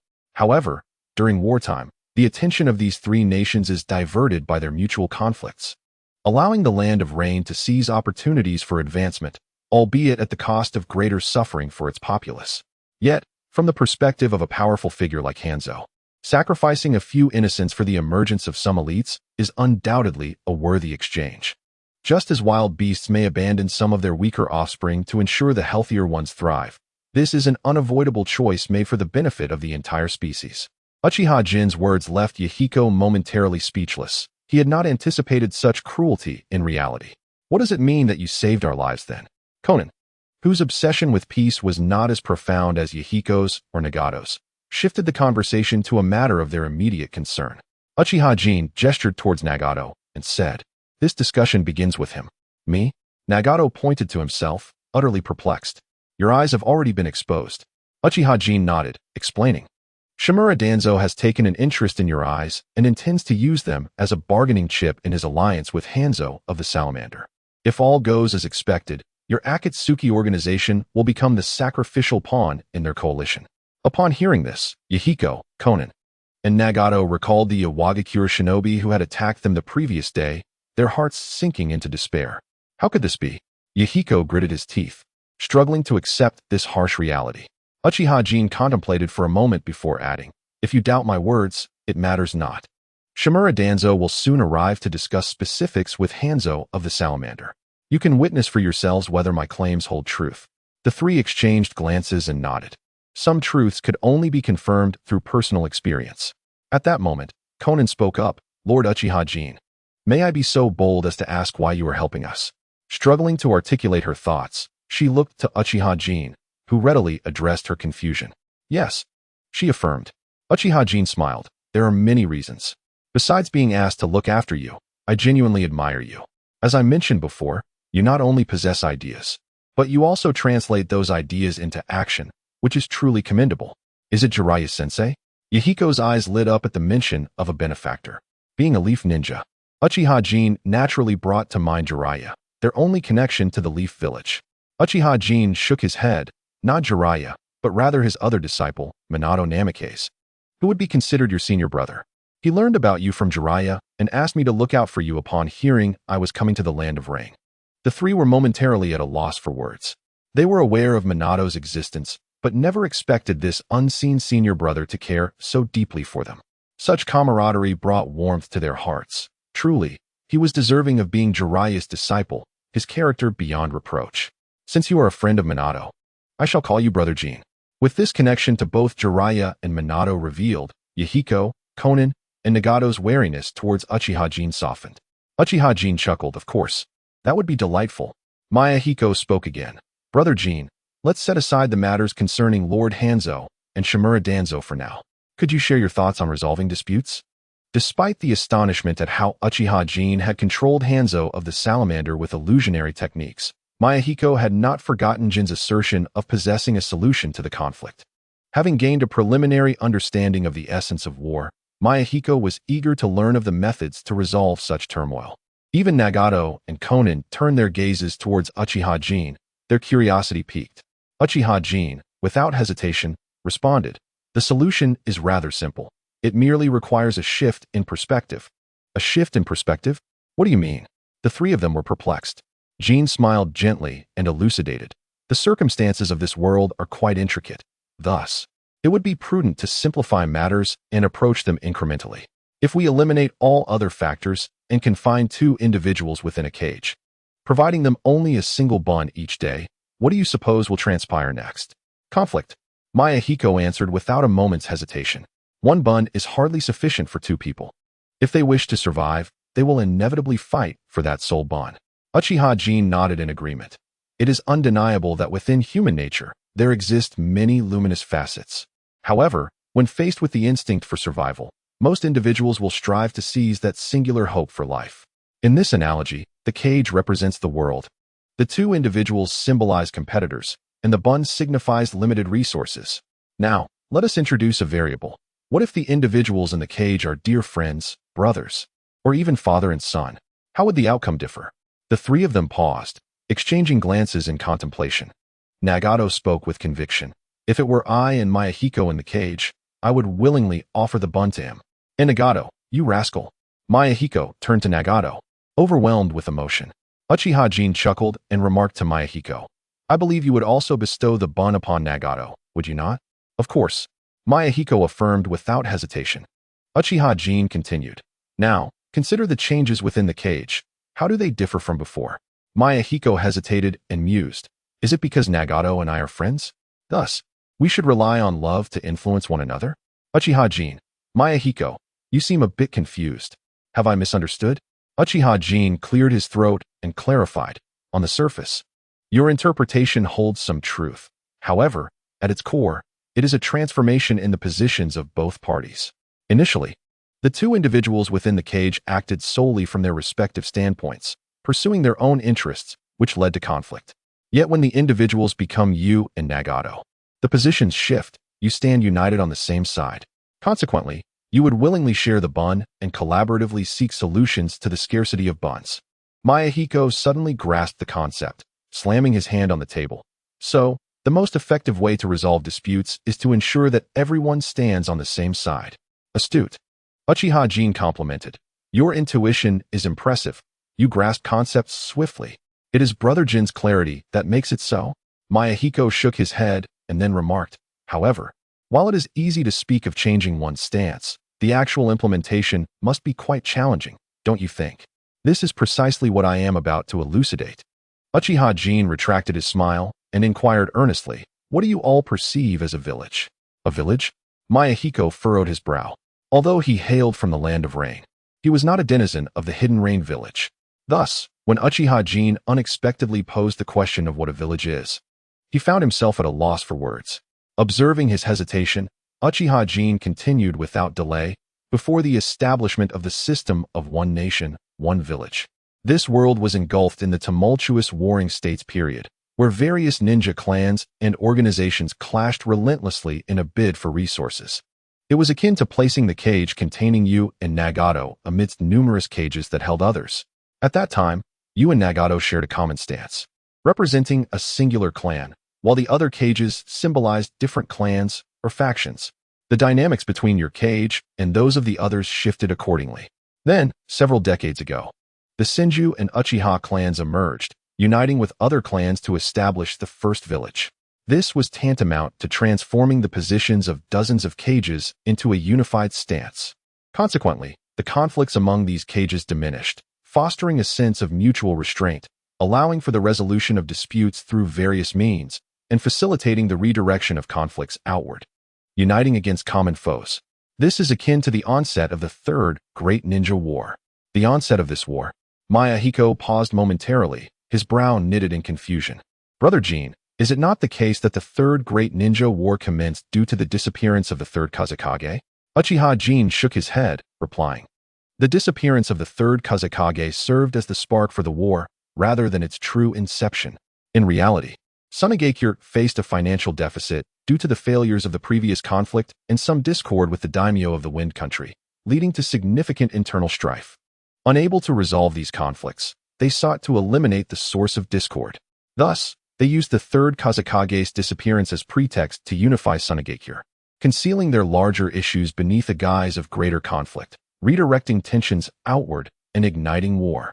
Once the conflict concluded, the village faced a myriad of rebuilding efforts, rendering previous minor grievances inconsequential. The situations in Iwagakure, Kumogakure, and other villages were quite similar, resulting in their subsequent entry into the war. Ultimately, each conflict represents a grand reshuffling of internal interests. This is a crucial reason why Sunagakure, despite being the weakest of the 5 great shinobi countries, would dare to declare war on Konoha, the strongest among them. Upon hearing this, the expressions of Mayahiko and his companions turned grave. Mayahiko muttered softly, so, there were such underlying issues lurking behind the war. I had previously regarded the matter too simplistically.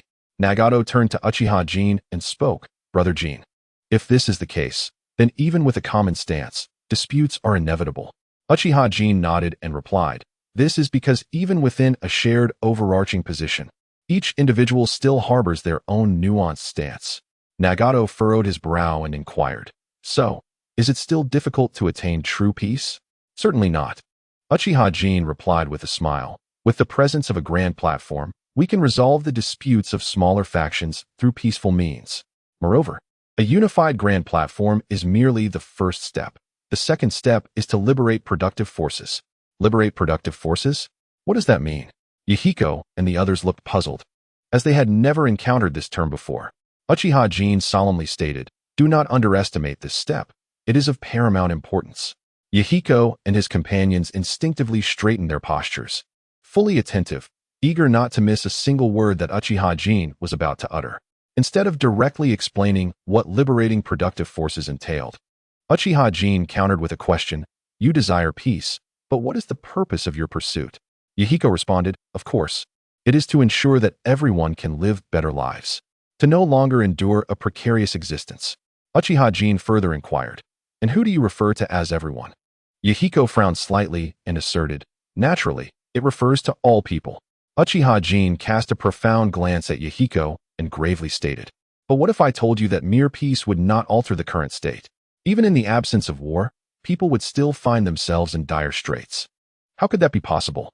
Yahiko shook his head in disbelief, his incredulity mirrored in the expressions of Nagato and Konan. As orphans of war, Yahiko and his companions believed that all their suffering stemmed from conflict. To them, the cessation of war would naturally free them from such afflictions. Thus, they had solely focused on ending warfare and pursuing peace. Now, Uchiha Jin was asserting that even without war, suffering would remain unchanged, a notion that was exceedingly difficult for them to accept. This, of course, was also a reflection of the unique circumstances within the Land of Rain, which limited their understanding. Although the Land of Rain operated under a one-nation, one-village system, it was a small country that had endured years of strife, lacking both feudal lords and shadows. The only leader in the Land of Rain was Hanzo the Salamander. In the peculiar environment of the Land of Rain, the foremost concern for its inhabitants was survival, leaving little room for the emergence of a noble class.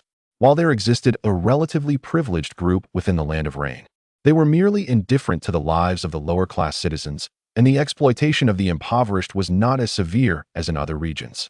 Thus, it was entirely understandable that Yahiko and his companions, who had never ventured beyond the Land of Rain, were unaware of the true nature of the world. Uchiha Jin did not elaborate, but instead asked, "You three must be aware of the existence of nobility, correct?" They nodded in acknowledgement. Uchiha Jin continued, "And what are your thoughts on those nobles?"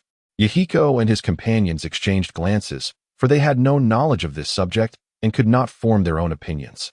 Observing their confusion, Uchiha Jin finally explained, "In simple terms, nobility consists of those who possess vast resources. They, comprising less than 0.1 of the global population, wield control over more than 70 of the world's resources.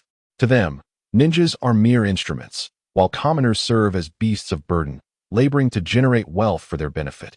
War is but a means of redistributing their gains. You may find it hard to believe, but despite the 3 great ninja wars, the lives of those aristocrats remain untouched, reveling in their nightly festivities. Even in times of peace, the lower-class citizens continue to endure the relentless exploitation by the upper echelons. They toil in the fields, yet most of their yield is surrendered to the nobility, leaving them with barely enough sustenance to survive. A single natural disaster or man-made calamity can shatter countless families. Those better off may resort to selling their possessions for survival, while those without assets are left to sell their children into slavery or turn to a life of banditry. In this world, aside from the affluent enclaves of the nobility that can be deemed prosperous, the majority of other regions are steeped in despair." Uchiha Jin spoke with a heavy heart, his voice laced with suppressed fury. Previously, the anime depicted only the most prosperous facets of this world: flourishing commerce, bustling streets, and contented lives. The only blemish seemed to be the wars between ninjas. Yet, while technology has advanced in certain aspects, many areas remain woefully backward, with society still entrenched in an agrarian era. Who can fathom the sweat and toil of the laboring masses hidden behind those vibrant streets? In the original narrative, the stark reality is epitomized by the commoners of the Land of Waves, who cannot muster the funds for even a B-rank mission. This world ought not to be so. The so-called ninjas should not be reduced to this. How could things have come to this? Yahiko murmured, feeling a tingling numbness envelop him. Nagato's Rinnegan reflected a similar confusion. They had once envisioned a world of peace, believing that harmony would inevitably improve the lives of all. Yet they never anticipated that even in peace, life would remain harsh for many. Uchiha Jin continued, "In truth, there are abundant resources in this world. Our current level of development may not even reach 1% of its potential. A select few have already reaped immense benefits, indifferent to the plight of others, so long as they and their descendants continue to indulge in luxury. Consequently, the societal hierarchy has solidified. The children of slaves remain slaves. The offspring of commoners are still commoners. The scapegoat's progeny are forever scapegoats, while the noble's sons remain within their privileged circles. Thus, to alter this state of affairs, one must dismantle the existing system and forge a new one. To ensure a better life for all, it is imperative to unify the world under a common cause. Reform the current structure, liberate productive forces, and generate greater resources. This, too, is the conclusion Uchiha Jin arrived at after years of observing this world. To effectuate a profound transformation, these three approaches must be pursued in tandem." Yahiko gazed with a melancholic expression at Uchiha Jin and spoke, "Brother Jin, while your words bear great wisdom, I cannot help but wonder if there will not be tremendous resistance in our quest to fundamentally alter the existing structures of this world." Yahiko, not lacking in intelligence, swiftly grasped the deeper implications of Uchiha Jin's statement. It was precisely this understanding that led him to foresee the chaos and bloodshed that would undoubtedly ensue should Uchiha Jin's vision come to fruition. The prospect of such sacrifice filled him with trepidation. Uchiha Jin did not conceal his thoughts, stating plainly, "The individuals who wield the majority of the world's resources will inevitably become our adversaries in this endeavor for change." Pausing for a moment, Uchiha Jin's gaze grew resolute, and his tone deepened as he declared, "Throughout history, no revolution has been achieved without bloodshed and sacrifice. Having recognized this truth, I shall not leave these challenges for future generations to confront. Let the shedding of blood and sacrifice commence with our generation." Yahiko Nagato and Conan stared in awe at the unwavering Uchiha Jin. In that instant, they perceived him as a towering figure, radiating brilliance, akin to a sun gradually ascending in the sky. Uchiha Jin continued, "You may consider my views to be extreme, but this is only because you are unaware of the dark realities my eyes have witnessed. After glimpsing the shadows of this world, you may find yourselves even more radical than I." Uchiha Jin's words were not without merit. As for Yahiko, we shall set him aside for the moment. Nagato, in the original narrative, bore the burden of carrying rice daily, in comparison to the task of uniting the world in this endeavor. Uchiha Jin deemed himself to be rather moderate. Yahiko remained silent, his eyes filled with confusion, uncertain of how to proceed. At this point, Nagato interjected with a question, "Brother Jin, I have another inquiry. Why is it that a unified stance is a prerequisite for changing the system and liberating productivity?" Upon hearing this, Uchiha Jin smiled and said, "That is an excellent question. Let us first discuss the matter of systemic change. If other nations remain unchanged while we alone instigate a transformation in the land of fire, what do you suppose will occur?" Nagato shook his head, still perplexed, prompting Uchiha Jin to assert with conviction, "I am certain that the other nations will unite in an assault against the land of fire upon realizing its transformation." Nagato furrowed his brow, questioning, "Why is that? If the reforms in the land of fire prove effective, should not other nations seek to emulate them?" "You underestimate the darker aspects of human nature," Uchiha Jin replied, shaking his head. "The reforms in the land of fire essentially aim to redistribute resources from a privileged few to the majority, a notion that is utterly unacceptable to the entrenched interests of the status quo. Thus, bloodshed and sacrifice become inevitable, even if such reforms result in a better life for most in the land of fire. It is precisely this improvement that will incite fear among the vested interests in other nations. They will perceive the reforms of the land of fire as an aberration and manipulate their resources to incite public opinion, denouncing the land of fire and waging war. It is akin to a beam of light piercing through a darkened room, illuminating the filth and grime within. The light itself becomes the target of scorn. Breaking the old system will undoubtedly offend the vested interests of the status quo, placing both sides inherently in opposition. Thus, to instigate change, it is imperative to first unify our stance, thereby circumventing unnecessary bloodshed and sacrifice. The resistance encountered when initiating reform from the outset, as opposed to first achieving consensus before implementing change, will undoubtedly differ. In the latter scenario, those with vested interests may cling to hope and refrain from fierce opposition. Conversely, the former approach leaves no room for negotiation, and those entrenched interests will abandon any illusions of leniency. I understand now. Nagato nodded and inquired further. What about the liberation of productive forces? This is even simpler, Uchiha Jin replied with a smile. The essence of liberating productive forces is to create more resources. Without a unified stance, these additional resources may incite envy and conflict. Taking the Land of Fire as an example, its territory is among the most bountiful in the world, brimming with resources. Thus, as you have witnessed, from the onset of the first Great Ninja War, other nations were quick to declare war on the Land of Fire, each aiming to extract their share. This only serves to ignite greater conflict. Hence, I assert that the prerequisites for reforming the system and liberating productive forces hinge upon a unified position. Nagato nodded, his doubts resolved. After a brief hesitation, he slowly raised his gaze towards Uchiha Jin and asked, Brother Jin, do you currently have any substantive plans? Nagato. Yahiko and Konan exchanged astonished glances at Nagato's words. For Nagato to utter such sentiments was tantamount to declaring his intention to join Uchiha Jin's ranks. Yahiko and Konan had not anticipated that a single conversation would lead Nagato to such a decision.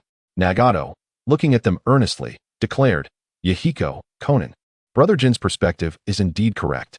Although our Akatsuki's actions appear effective, attracting many to our cause, we are well aware that the cessation of hostilities between Konoha and Iwagakure bears no consequence for us.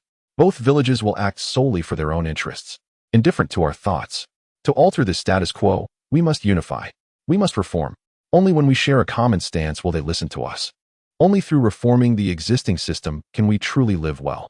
Nagato was somewhat agitated. He had discovered the path to lifting this curse. Yahiko gazed at Nagato, his body trembling slightly. In truth, Yahiko was also swayed by Uchiha Jin's words, but as the leader of Akatsuki, he felt the weight of greater considerations than Nagato. Ultimately, Yahiko had only just met Uchiha Jin and could not fully trust him yet. Uchiha Jin smiled and said, You need not make any decisions at this moment. Today, we are merely engaging in conversation. I will remain in the Land of Rain for some time, allowing us to gradually get to know one another. Furthermore, even when I depart from the Land of Rain, it matters not. Our collective efforts will keep my doors open to you always. Upon hearing those words, Yahiko and Konan both exhaled in relief, their trust in Uchiha Jin growing. Nagato, too, chose not to press the matter further. As Uchiha Jin had stated, he was not in haste. Yahiko turned to Uchiha Jin, sincerely expressing, Thank you, Brother Jin. Today's conversation has truly broadened my horizons. Uchiha Jin shook his head, smiling as he replied, It is merely a mutual exchange of knowledge. Your insights have also enlightened me. After a brief pause, Uchiha Jin suddenly sobered, stating earnestly, Having discussed our philosophies, let us now address some practical matters. Yahiko, taken aback by this shift, hesitated before asking, Are you referring to the situation with Shimura Danzo and Hanzo of the Salamander? Uchiha Jin initially shook his head, then clarified, What I intend to discuss is another matter that is vital to your lives. The three of them exchanged glances, confusion evident in their eyes. Was there someone besides Danzo and Hanzo who had set their sights on the Akatsuki? Without further preamble, Uchiha Jin continued, Has a mysterious individual wearing a whirlpool mask approached you recently? Revealing details about Uchiha Obito was a decision Uchiha Jin made after careful consideration. Obito was intent on leading Nagato down a path of darkness. In the original narrative, Obito had killed members of the Akatsuki who sought to aid Yahiko and his companions, ultimately resulting in Yahiko's demise. Although Uchiha Jin's arrival had altered the course of events to some extent, it was certain that Obito would seek other opportunities if this one slipped by. If Yahiko and the others remained unaware of this, they would inevitably be manipulated by Obito. Yahiko, Konan, and Nagato were momentarily stunned, recalling the peculiar individual who had approached them before the formation of the Akatsuki. Yahiko spoke up, Brother Jin. Do you know about the mysterious person who claims to be Uchiha Madara? Uchiha Jin raised an eyebrow, saying, It seems he has already made contact with you. Yahiko nodded, explaining, When the three of us first began our activities, that self-proclaimed Uchiha Madara came to us. His target was Nagato, specifically Nagato's Rinnegan. He claimed that his organization inherited the will of the Sage of Six Paths and aimed to guide those with Rinnegan to the correct path. He spoke of how where there is light, darkness also exists. With the concept of victors comes that of the vanquished, and that the selfish desire to protect peace inevitably leads to war. He argued that love breeds hatred. While his words held some truth, he asserted that one could sever the ties of causality and create a world with only love, only victors, and only peace. Such an endeavor seems utterly unattainable. I sensed his intentions were not pure, and thus I rejected him. Yahiko reflected on that fateful encounter with Uchiha Obito, still feeling a chill of dread. The man's aura was overwhelmingly sinister, exuding the stench of blood, as if he had crawled forth from the depths of hell. After that day, Yahiko struggled to find a peaceful slumber, plagued by the fear that the mysterious individual would once again seek him out. Contemplating this, Yahiko turned to Uchiha Jin and curiously inquired, "Brother Jin, do you know the identity of that enigmatic figure?" Indeed, Uchiha Jin nodded. Though he is not Uchiha Madara, he is indeed connected to him, serving as a successor of sorts. Yahiko was taken aback, realizing that this mysterious person bore a relationship with the legendary Shura of the ninja world. Uchiha Jin continued, "As for what he has proclaimed, you need only to listen. Do not take it to heart. It is merely a deception, one that he himself is ensnared by." Nagato furrowed his brow and asked, "Brother Jin, are you suggesting that the ideals he pursues, those of victory and love, are but fabrications?" He could not deny that he had nearly been swayed by Uchiha Obito's words. Had it not been for Yahiko's decisive rejection of Uchiha Obito's enticements, Nagato might have impulsively joined his organization. This was not solely due to the beautiful world Obito painted before them, but also because of his profound understanding of the Rinnegan, a pursuit Nagato had long been engaged in himself. Uchiha Jin nodded, elucidating, "Within the sacred grounds of our Uchiha clan, there lies a special stone tablet, a relic passed down through the ages, inscribed with secrets visible only to our Sharingan. Among these secrets are the methods to awaken the Rinnegan, as well as a technique to create a world where only victors and love prevail." "The method to awaken the Rinnegan?" Nagato exclaimed, astonished. "The Rinnegan evolves from the Sharingan." He was so taken aback by Jin's revelations regarding the Rinnegan that he inadvertently overlooked the notion of a method to create a beautiful world. Both Yahiko and Konan shared his astonishment, instinctively glancing at Nagato's Rinnegan. Uchiha Jin expounded further, "We, the Uchiha clan, are descendants of Indra, the elder son of the Sage of Six Paths, inheriting his ocular prowess. In contrast, the Senju clan descends from Ashura, the younger son, inheriting his physical capabilities. Logically, our Sharingan reaches its pinnacle with the eternal Mangekyo Sharingan. However, should the eternal Mangekyo Sharingan acquire the power of the Senju clan, it will catalyze a further evolution, bestowing upon it the strength of the Sage of Six Paths, thus, the Rinnegan." Jin did not divulge everything, for the intricacies of Indra's and Ashura's chakra were shrouded in secrecy. Revealing them might undermine credibility. Yet even so, Yahiko and the others were profoundly shaken by Jin's words. Nagato murmured, "But I am neither of the Uchiha nor the Senju. Why do I possess the Rinnegan?" He left his thought unfinished, already aware that a grand conspiracy loomed behind his Rinnegan. Jin's subsequent words only served to affirm his suspicions. Uchiha Jin began, "Indeed, those Rinnegan eyes are not your own, but have been entrusted to you by Uchiha Madara. The reason lies in the fact that the Uzumaki clan is a distant relative of the Senju clan, also a descendant of Ashura, and thus possesses the potential to awaken Sage Mode. Only the physiques of the Uzumaki and Senju clans can bear the weight of these eyes. As the numbers of the Uzumaki and Senju clans dwindle within the ninja world, Nagato, you have been chosen as a mere pawn by Uchiha Madara." Nagato's expression darkened immediately. Due to the existence of his Rinnegan and Jiraiya's guidance, he had once believed himself to be the fabled child of destiny, a unique entity in this world burdened with an extraordinary mission. However, now he learned that he was merely a vessel to nurture another's eyes, a mere piece on someone else's chessboard. How could he accept such a reality? Yahiko, however, pondered a discrepancy and spoke. "But wasn't he Uchiha Madara killed long ago by the first Hokage, Senju Hashirama? At that time, Nagato had yet to be born, correct?" Both Nagato and Konan turned their gazes toward Uchiha Jin. Indeed, the timeline did not align. Uchiha Jin shook his head and explained, "In truth, Uchiha Madara did not perish in that battle. Rather, he gained Senju Hashirama's power during it. We Uchiha possess a technique known as Izanagi, which can alter unfavorable realities. Uchiha Madara utilized this technique to feign death and escape. Pausing for a moment, Uchiha Jin continued. However, by the time Uchiha Madara merged with Hashirama's power and awakened the Rinnegan, he had already grown old. He was incapable of fulfilling the peace plan inscribed on the inheritance stone, which required the Rinnegan to achieve. Thus, as he implanted the Rinnegan within Nagato, he began his search for a successor. The masked man you encountered is the unfortunate soul chosen by Uchiha Madara. Unfortunate soul? Yahiko queried, puzzled. Why say that? Isn't inheriting Uchiha Madara's legacy a good thing? To Yahiko, the will was one's own, and accepting Madara's training did not necessarily mean inheriting his will. Gaining strength to better realize one's own ambitions seemed beneficial. Uchiha Jin shook his head, stating, the method Uchiha Madara employs to select his heirs differs from your perception. To ensure that the masked man inherits his will, Uchiha Madara meticulously orchestrated events.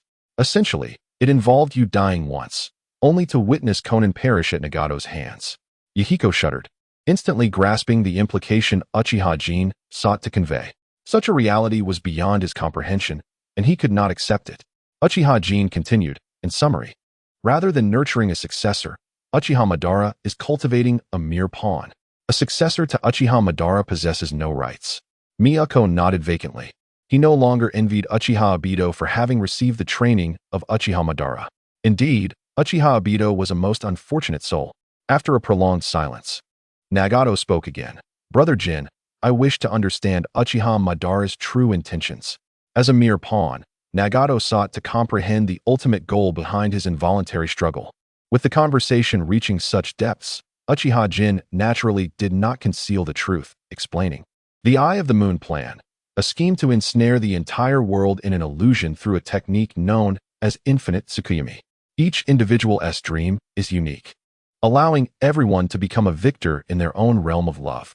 Nagato, Miyako, and Konan were momentarily struck dumb. Some matters indeed left one speechless. This so-called Eye of the Moon plan could only deceive a child of 3. Miyako finally ventured to inquire, but what will happen to people in reality? Uchiha Jin replied, they will be suspended from trees, transformed into a form known as White Zetsu within the enchanting illusion, losing their will entirely. The 3 fell into silence, perhaps regretting their inquiry. How could such a childish plan possibly hold any merit? Uchiha Jin paid no heed to their expressions and continued, regardless of your thoughts. That masked man shall not relinquish his hold on you. Nagato shook his head resolutely, declaring, I shall never endorse his ideals. Your endorsement is of no consequence. Uchiha Jin elucidated. According to Uchiha Madara's design, Nagato, you are merely a vessel, a tool, required only to resurrect him at the appropriate moment using the power of the Rinnegan. He must have left numerous contingencies within you. Your will is utterly inconsequential. Nagato was taken aback, his countenance shifting to one of indignation. He had not anticipated being regarded with such disdain by Uchiha Madara. Miyako exclaimed in alarm. Does this not place Nagato in grave danger? Brother Jin, can you assist Nagato? Now is not the opportune moment. Uchiha Jin shook his head, adding solemnly, moreover, Uchiha Madara is already deceased. The contingencies he left may never come to fruition. Your immediate concern should be that masked man. Miyako paused, perplexed, and asked, why is that? Uchiha Jin explained, that masked man has descended into madness. According to Uchiha Madara's plan, he should not have met with you. Yet, he now seeks to draw Nagato into the same darkness he inhabits. Miyako and Konan, you may very well be the instruments he employs to lead Nagato astray. Upon hearing this, Nagato furrowed his brow and spoke in a grave tone. Brother Jin, are you suggesting that the masked man would target Miyako and Konan? Uchiha Jin nodded, stating, such a possibility cannot be dismissed. Furthermore, his abilities are exceedingly peculiar, elusive. It is uncertain whether you can defend against him. After a brief pause, Uchiha Jin added, most importantly, for various reasons, I am unable to confront him at present and cannot assist you in eliminating this threat. Thus, you must exercise caution for the time being and avoid acting alone whenever possible. He merely sought to lead Nagato into darkness, rather than to incite his hatred. Thus, as long as they remained together, it would be challenging for him to find an opportunity to strike. Uchiha Obito's Kimyi was exceptionally effective for evasion. and Uchiha Jin would require careful planning to subdue him. Consequently, at this juncture, Uchiha Jin was reluctant to engage in direct confrontation. Yahiko nodded solemnly and reassured, "Rest assured. Brother Jin, we will exercise caution." Uchiha Jin smiled gently and comforted them. "Of course, you need not worry excessively. I shall leave you with a contingency plan before my departure from the land of rain." Contingency plan? Yahiko and the others were taken aback, filled with curiosity. "You will find out in due time," Uchiha Jin teased. "Now, we have discussed enough. Do you plan to return today or stay overnight?" Yahiko pondered for a moment and replied, "While I would like to converse more with you, Brother Jin, we cannot leave the Akatsuki organization unattended. We must return today, but there will be future opportunities." Uchiha Jin did not press further, stating, "When Shimura Danzo comes calling, I will ensure to send word to you. Do take care." "Understood." Yahiko and the others nodded, recognizing the gravity of the situation. "Oh, by the way, consider this a token of our first meeting," Uchiha Jin suddenly recalled, reaching into his waist pouch and producing 3 palm-sized red books, which he handed to each of them. The covers were entirely red, devoid of any text, marked only by a distinctive emblem comprised of a hammer and sickle. Yahiko inquired, "Brother Jin, what is this?" Uchiha Jin explained with a smile, "These are my reflections on the world intertwined with the philosophies of a predecessor. You may find it enlightening during your leisure." That night, at the Akatsuki camp, after several hours of travel, Yahiko, Nagato, and Konan finally returned from Amage Cure in the dead of night. After exchanging greetings with the members on guard duty and confirming that no incidents had occurred, the trio made their way to Yahiko's room. Their discourse with Uchiha Jin had yielded an abundance of information, making restful slumber an unattainable luxury. As they lit the oil lamp, the warm amber flame illuminated the dim room. Yahiko and Nagato seated themselves at the table, while Konan distributed provisions and water before joining them. Yahiko initiated the conversation, looking at the other two and inquiring, "Nagato, Konan, what are your thoughts on Brother Jin?" Although Yahiko harbored a favorable impression of Uchiha Jin, their acquaintance was still nascent, and certain sentiments were better left unspoken in his presence. However, with Nagato and Konan, there was no need for such reservations.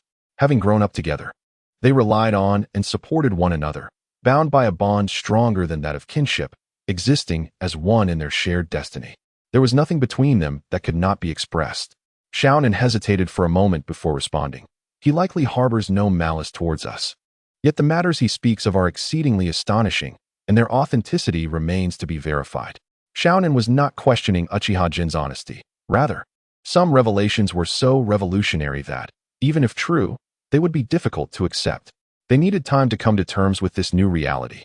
"Brother Jin has no need to deceive us," Nagato interjected, pausing to press his hand against his eye sockets as he continued, "especially regarding the Rinnegan. I have felt an inexplicable repulsion from these eyes for quite some time. I cannot harness their true power. These eyes do not belong to me. A family knows its own affairs." Nagato possessed an immense chakra, extraordinary regenerative abilities, and enduring vitality, which, by all accounts, should mark him as an exceptionally robust ninja. Yet, his current physique was slender and frail, which was quite abnormal, akin to achieving perfect scores in individual subjects but failing overall. These Rinnegan were siphoning the vitality from his body, devouring his life force. Previously, Nagato had thought that the Rinnegan's power was simply too formidable and that he himself was too weak. The critical point, however, was that he had never wielded the Rinnegan's immense power. Now, with Uchiha Jin's reminder, he finally realized he was merely a vessel. How could a vessel wield the power of what it contains? Nagato chuckled bitterly and said, "I find it increasingly difficult to confront my own existence. Having been treated as a mere pawn since childhood, all for such a ludicrous reason."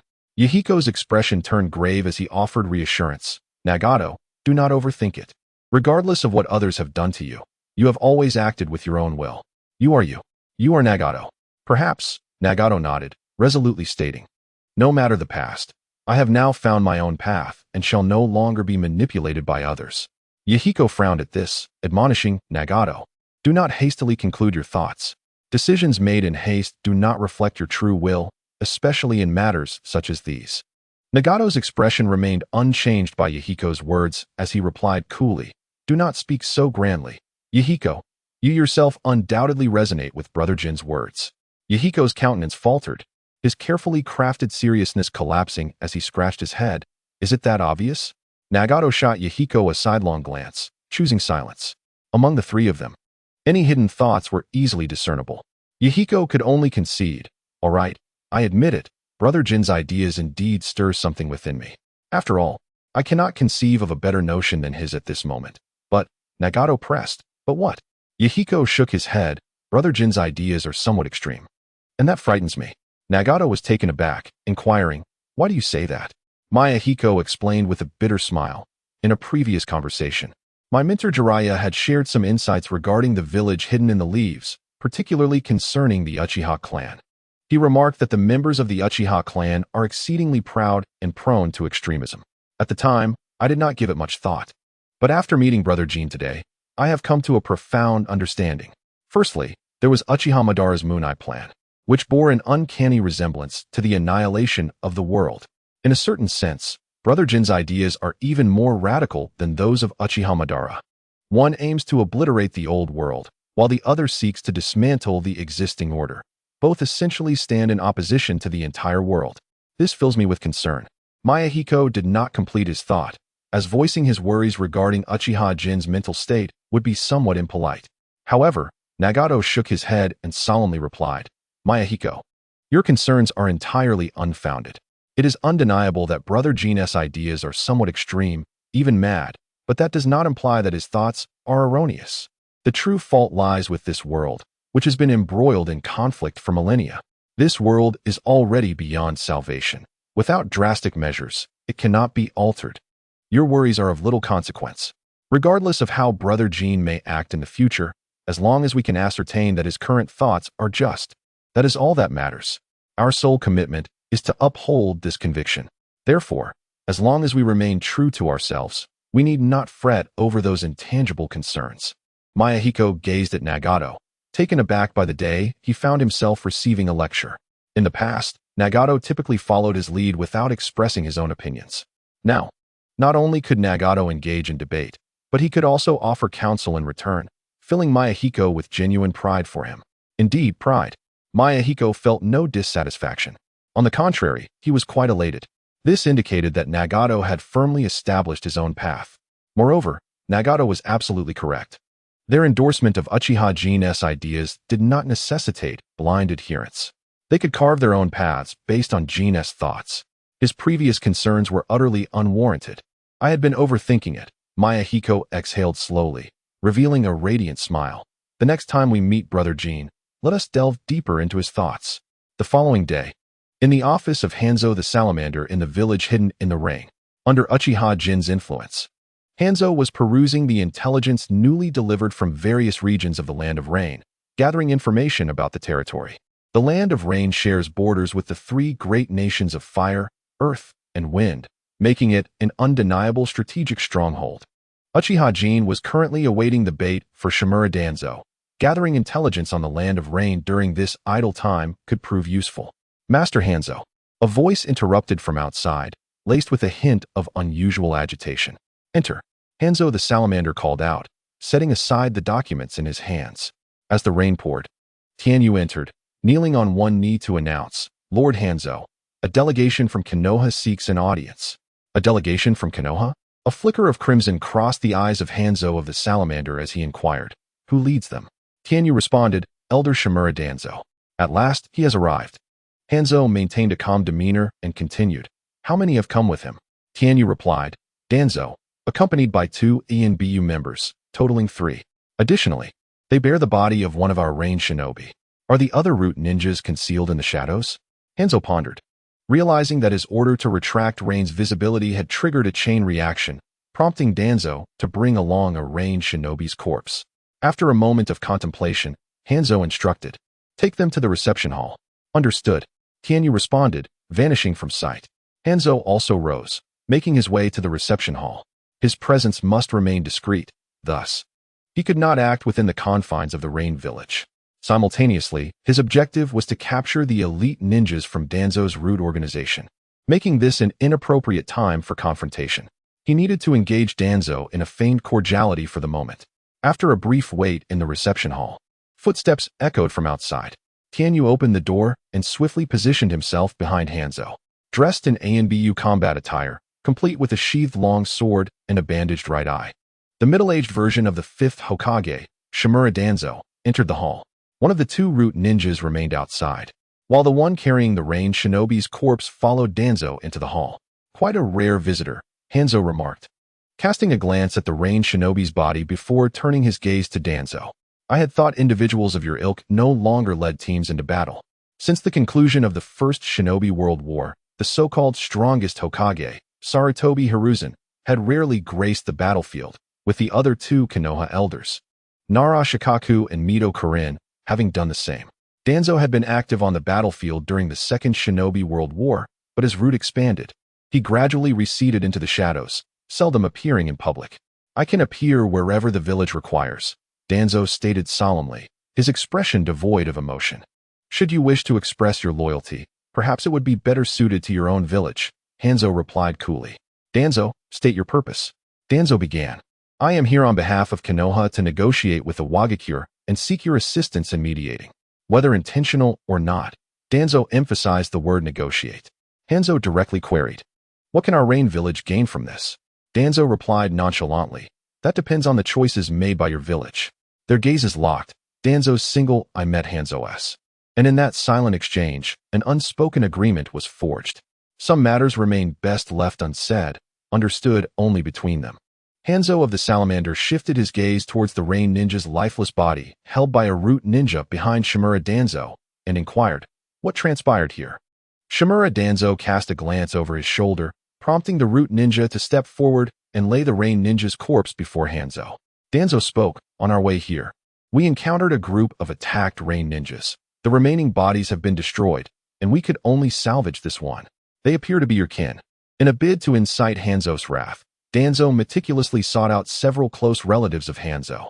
Hanzo narrowed his eyes slightly, his voice laced with fury as he demanded, who was responsible?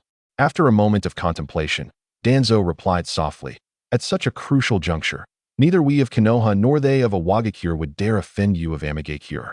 It must have been Akatsuki. Impossible. Hanzo vehemently refuted. Akatsuki is an organization that acts with the aim of peace. I met their leader just yesterday. How could they possibly strike against us of Amegakure? Many were aware of Yahiko and his companions' visit to Amegakure, and Hanzo refrained from making a fuss over such a trivial matter to avoid greater losses. Danzo was not surprised by this reaction and calmly remarked, one may know a person's face, but not their heart. If it were merely for the peace of the land of rain, you of Amegakure have also been striving for that. Why not join forces with you? The rapid expansion of Akatsuki could soon threaten your position. Danzo's tone was placid, yet his words were insidiously persuasive. Had the aged Hanzo been present, he might have developed suspicions towards Akatsuki. Hanzo's gaze flickered with uncertainty, and after a pause, he inquired, what is it that you desire? Danzo responded, I require a sagacious leader for Amegakure. I can assist you in dealing with Akatsuki, but I must take the corpses of those 3 leaders back to Konoha. Hanzo narrowed his eyes further, asking, why? Danzo elucidated, those 3 are disciples of Jiraiya, one of Konoha's legendary Sannin, and they harbor intelligence that must not be leaked. Danzo's rationale was sound, leaving little room for counterargument. After a moment's contemplation, Hanzo replied, I can devise a way to draw them out, but there shall be no other Rain ninjas present aside from myself. After all, I just hailed them as the future hope of the land of rain. Without hesitation, Danzo nodded affirmatively, agreed. Hanzo's intentions aligned perfectly with his own. Danzo's ultimate goal was Nagato's Rinnegan, yet he sought to employ the formidable Hanzo as a tool for his ends. If Hanzo were to bring too many of his men along, it would complicate matters for him. Following this, Hanzo and Danzo engaged in discussions regarding various details. Once all matters were settled and a time agreed upon, Danzo took his leave. An invisible net slowly began to unfurl. After bidding farewell to Shimura Danzo, Hanzo the Salamander returned to the office with Tenyu. Hanzo sat down, took out paper and pen, and began to write diligently. Tenyu stood before the desk, hesitating to speak. Hanzo glanced up at Tenyu and said, if you have something to say, then say it. Prompted by his words, Tenyu knelt on one knee and asked, Lord Hanzo, are we truly going to take action against the Akatsuki? Danzo's words cannot be trusted. Tenyu held a favorable view of Yahiko and his companions and could not bear to see their demise. I am aware. Hanzo replied nonchalantly. It is likely that Danzo from Konoha is the one stirring trouble in the Land of Rain's war. My clansmen were probably killed by him and framed as the work of the Akatsuki. Taken aback, Tenyu inquired, if that is the case, why does Lord Hanzo still agree to collaborate with him? Merely a facade, Hanzo explained. After all, he is an elder of Konoha and a consultant to the Hokage. Even if I were to expose him on the spot, what difference would it make? Even if he is at fault, Konoha would not side with us. Rather than completely severing ties, I must turn a blind eye to this matter. Upon hearing this, Tenyu felt a sense of defeat. Ultimately, it was their weakness in the Land of Rain that forced them to endure such humiliation. Yet, Tenyu still voiced his reluctance. But must we sacrifice the Akatsuki in this manner? Yahiko and the others are exceptional young people. They should not meet such an end. Of course not. I do not intend to truly sacrifice them. Hanzo stated as he set down his pen and placed his written words into an envelope. After sealing it with wax, Hanzo wrapped his fingers on the desk. Lord Hanzo, a figure emerged from the shadows, kneeling respectfully beside Tenyu. Hanzo tossed the envelope to the newcomer and instructed, Kanzu, take a team to the Akatsuki's headquarters and deliver this letter to their leader, Yahiko. He will inform you of the next steps. You may go openly, but be discreet in your dealings with Yahiko. Kanzu, who typically led the clandestine mobile unit of Amigakure and served as Hanzo's most trusted aide, responded without hesitation, yes. He swiftly departed the office. After witnessing this, Tenyu secretly sighed in relief for Yahiko and his companions. Hanzo's actions clearly indicated his intent to protect them. However, Tenyu soon became anxious again. Lord Hanzo, will this provoke Danzo? He asked worriedly. Hanzo scoffed lightly. We wish to avoid a confrontation due to his status as an elder of Konoha, but do you think he dares to confront us? If I am not mistaken, Danzo's current actions are likely being conducted without the knowledge of Konoha's higher-ups. Our cooperation with his plans on the surface is already a concession to Konoha, and he still dares to covet my Amigakure people. What a delusion! Moreover, we have fulfilled all that he requested of us. The members of the Akatsuki organization became vigilant and discerned the irregularities. What relevance does that hold for us? Upon hearing this, Tianyu grasped the underlying truth and felt a profound sense of relief. To put it plainly, this was indeed a clandestine operation, as long as we leave no incriminating evidence. Even if the opposing side realizes their involvement, they can only gaze helplessly. After a brief pause, Hanzo of the Salamander spoke again. By the way, do you know why Shimura Danzo has targeted the members of the Akatsuki? Tianyu was taken aback. He had been preoccupied with worrying about the safety of the Akatsuki and had not considered this question. Furrowing his brow, he pondered for a while, but could not deduce a plausible explanation. Confounded, Tianyu inquired. The Akatsuki is a nascent organization active in our Land of Rain, in every aspect. It bears no relation to him in Konoha. Even if the Akatsuki were to grow, it would be us in the Hidden Rain village who would bear the brunt of it. What exactly is Shimura Danzo aiming to achieve? Tianyu simply could not fathom it. Even if the actions of the Akatsuki on the battlefield obstructed Shimura Danzo, it hardly warranted such elaborate machinations. Hanzo of the Salamander exhaled slowly, his demeanor serious as he articulated. The reason is quite simple. Because Yahiko and his companions represent the future of our Land of Rain. Shimura Danzo seeks to stifle the rise of our nation in its infancy. Hanzo's assertion stemmed from Uchiha Obito's endeavors to pave the way for Yahiko and his peers, aiming to gradually transition power in the Land of Rain into their hands. Uchiha Obito cannot remain in the Land of Rain indefinitely, and since collaboration with Hanzo seems improbable, the only viable option is to entrust the power of the Land of Rain to Yahiko and his companions. To this end, Uchiha Obito must judiciously impart certain information to Tianyu and his fellows. Tianyu was taken aback, looking toward Hanzo of the Salamander with a questioning gaze. Lord Hanzo, I concede that Yahiko and his companions are indeed remarkable young individuals, but is it not somewhat exaggerated to speak of them in such glowing terms? Not at all. Hanzo of the Salamander replied earnestly. Yesterday, I engaged in an enlightening conversation with Yahiko and his companions, during which they divulged some of their secrets. Secrets? Tianyu remained perplexed, uncertain what secrets could earn Hanzo of the Salamander such regard for Yahiko and his associates. Hanzo did not keep him in suspense, explaining, Nagato has inherited the power of the Sage of Six Paths. Tianyu's pupils constricted in disbelief. The Sage of Six Paths is merely an ethereal legend. Is it not? Hanzo shook his head, stating, I once believed it to be a mere myth. But it is now certain that the Sage of Six Paths did indeed exist, and Nagato is his successor. He is destined for greatness. The hope of our land of rain, and perhaps even the world, may very well rest upon Nagato's shoulders. Tianyu swallowed hard, murmuring, I still find it hard to believe. You will come to understand in due time. Hanzo of the Salamander shook his head once more, then said solemnly, Thus, I intend to cultivate them as my successors, entrusting the future of the land of rain to them. Nagato is still quite young and has yet to fully harness the powers of the Sage of Six Paths. But I believe that one day they will lead the land of rain toward the light. Tianyu fell into silence. If what Hanzo the Salamander proclaimed is indeed true, this represents the most unequivocal choice. According to legend, the successor of the Sage of Six Paths, based solely on this fact, makes Nagato an indisputable leader. That night, at the Akatsuki's headquarters, Kanzo, under the guidance of Akatsuki members, encountered Yahiko and his companions. Greetings, I am Kanzo, the deputy of Lord Hanzo. Kanzo nodded slightly to Yahiko and introduced himself. Hello, I am Yahiko, and this is Nagato and Konan. Yahiko responded with a smile and inquired, May I ask what brings you here, Lord Kanzo?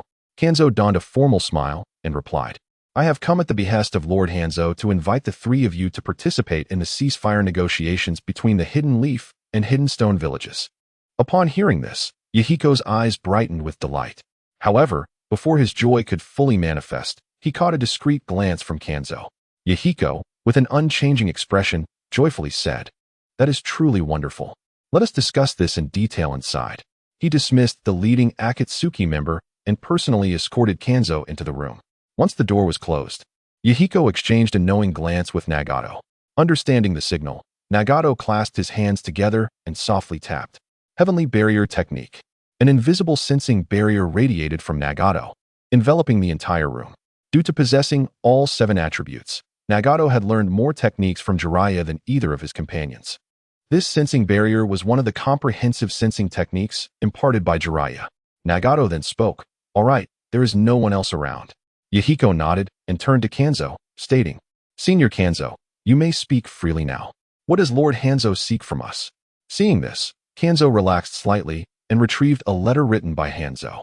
Earlier today, Uchiha Danzo, an elder of the Leaf Village, approached Lord Hanzo, requesting that he take action against your Akatsuki. Yahiko and his companions were taken aback. Although Uchiha Obito had already forewarned them, they did not anticipate Danzo's approach to be so swift. Yahiko took the letter from Kanzo and asked, What was Lord Hanzo's response? Kanzo shook his head and replied, While Lord Hanzo agreed to Danzo's request, his intention in sending me to find you suggests he has other plans. I am not entirely certain. Lord Hanzo indicated that after you read the letter, you would know what to do. Furthermore, I will follow your arrangements thereafter. Upon hearing this, Yahiko nodded and promptly opened the letter in his hand. After swiftly scanning its contents, a serious expression crossed his face, and he handed the letter to Nagato. After Nagato reviewed it, he frowned and passed it to Konan. Once Konan finished reading, the three of them fell into silence. Kanzo, observing their reaction, felt a profound curiosity about the letter's contents. However, as an experienced ninja, he refrained from speaking further, suppressing his intrigue. After a prolonged silence, Konan finally spoke up. Breaking the stillness, Since this is Lord Hanzo's arrangement, we shall proceed accordingly. As long as Lord Hanzo is present, I shall be safe. Without waiting for Yahiko and Nagato's reactions, she turned to Kakazu and said, Senior Kakazu, Lord Hanzo mentioned that I need to act as bait to lure Uchiha Danzo. Therefore, I will patrol the southern battlefield shortly, and you should take the opportunity to capture me. Uchiha Danzo is not a simple adversary. To avoid raising Danzo's suspicions, Uchiha Obito planned to follow the original narrative, capturing Konan as a hostage to enhance the performance. Of course, if Yahiko and Nagato had reservations, they could abandon this step. After all, Danzo's true target is Nagato. As long as Yahiko and Nagato exhibited signs of falling into a trap, no unforeseen incidents should arise. Uchiha Obito entrusted the decision to Yahiko and the others. Before Nagato and I reveal ourselves, Konan should remain out of danger. Thus, this matter is settled. Yahiko pondered for a moment and, finding no objections, addressed Kaku. Senior Kazu, I leave Konan in your care. Kakuzu reassured him, Do not worry. I will ensure her safety. At this moment, Kakuzu understood why Yahiko and the others had reacted as they did. They were concerned about offering one as bait. As comrades, such apprehensions were entirely natural. Nagato then spoke. "Thank you, Senior Kakuzu. Rest assured, I shall take my leave now." Kakuzu nodded and bid farewell to Yahiko and the others. As he needed to make preparations, the trio said little more and escorted Kakuzu out. Once he departed, they returned to the room, once again enveloped in silence. In truth, Uchiha Obito's suggestion to use Konan as bait was but one aspect. With Obito's assurance, they were not overly worried. However, Obito's letter mentioned another matter. The masked man lurking in the shadows might seize this opportunity to strike, urging them to ensure the safety of the Akatsuki members. What should they do? Yahiko voiced his concerns. If the three of us leave like this, we cannot guarantee what might happen to Juzo and the others. Should we disclose some information to them? After a moment's reflection, Nagato replied. Obito said that as long as Juzo and the others remain in the camp and do not act recklessly, they should be fine. We can inform him of certain matters to stabilize the morale in the camp. Konan still felt anxious, saying, "What if that masked man disregards everything and attacks Juzo and the others? They cannot withstand him." Yahiko felt a headache coming on. Konan's speculation was not unfounded, and he had to deliberate carefully. After contemplating for a moment, Nagato stated, "Whether it be Shimura Danzo or that masked man, their target is me. The trap set by Obito for Danzo is straightforward. We need only lure him in. Here's what we shall do. Tomorrow, I will use shadow clones along with Yahiko to attend the meeting, while my true self remains hidden within the camp. As long as the masked man does not appear in the camp, I will not reveal myself, thus avoiding detection by Danzo. This is the best plan I can conceive at present." After a moment of contemplation, Yahiko remarked, "The shadow clone is a tangible entity. Its aura indistinguishable from that of the original. It should pose no challenge to deceive Shimura Danzo. However, is it not excessively perilous for you to remain alone in the camp facing that masked individual?" Nagato shook his head and replied, "According to what Brother Jinch told me, that masked figure is unlikely to confront me directly. In comparison, I am far more concerned about your situation. Brother Jinch must face both Shimura Danzo and the Konoha Umbu alone. I fear he may not be able to attend to your safety." "Then it is settled." Yahiko responded with relief and a smile, saying, "Nagato, do not underestimate me. I am quite formidable. I shall ensure that Konan remains unharmed." On a hill near the Akatsuki's base, the masked Uchiha Obito and Zetsu watched as Kanzo's figure exited the Akatsuki stronghold, vanishing into the shadows. Based on the intelligence gathered by White Zetsu, it appeared that Hanzo the Salamander had reached some form of accord with Shimura Danzo aimed at undermining the Akatsuki. This Kanzo was a bait intended to lure Nagato and his companions into a trap. Black Zetsu spoke, articulating the gathered intelligence and analysis in detail. Danzo Uchiha Obito murmured to himself, his tone laced with disdain, "He truly is a troublemaker." In life, Obito had little acquaintance with Danzo's character, scarcely having heard his name. Yet, after his demise and exposure to the darker facets of the shinobi world, the name Danzo resonated profoundly. Framing, manipulating public sentiment, instigating wars, and orchestrating assassinations, Danzo engaged in all manner of nefarious deeds, employing ruthlessly cunning tactics without restraint. In Danzo's presence, Obito sometimes felt as innocent as a blooming white flower. At this juncture, Obito had yet to commit any egregious acts. However, he considered this a stroke of good fortune. Initially, Obito had hoped that during Hanzo the Salamander's previous meeting with Yahiko and the others, he would identify Nagato's Rinnegan, thus prompting an attack that would draw Nagato into darkness. Yet, it appeared Hanzo had not discerned the Rinnegan, resulting in no conflict with Yahiko and his companions. Instead, they engaged in amiable conversation. This left Obito with a tinge of disappointment. Having relinquished his expectations, he was unexpectedly met with a twist of fate as Danzo emerged. A new opportunity had arisen. Obito declared, "Let White Zetsu keep a close watch. At a crucial moment, we may lend them a hand." "Understood." Black Zetsu nodded, yet hesitated, seeming to hold back words. Obito, noticing Black Zetsu's unease, inquired, "What troubles you? Is there something amiss?" After a moment of contemplation, Black Zetsu uncertainly replied, "For some reason, I cannot shake the feeling that something is amiss." It was not that he had discovered anything. Rather, an inexplicable intuition suggested that the situation might not be as it appeared. "Something amiss?" Obito furrowed his brow slightly, Pondering but finding no clarity, he asked, "What precisely seems off?" "I do not know." Haiketsu shook his head slightly and remarked, "It is merely an intuition." Intuition?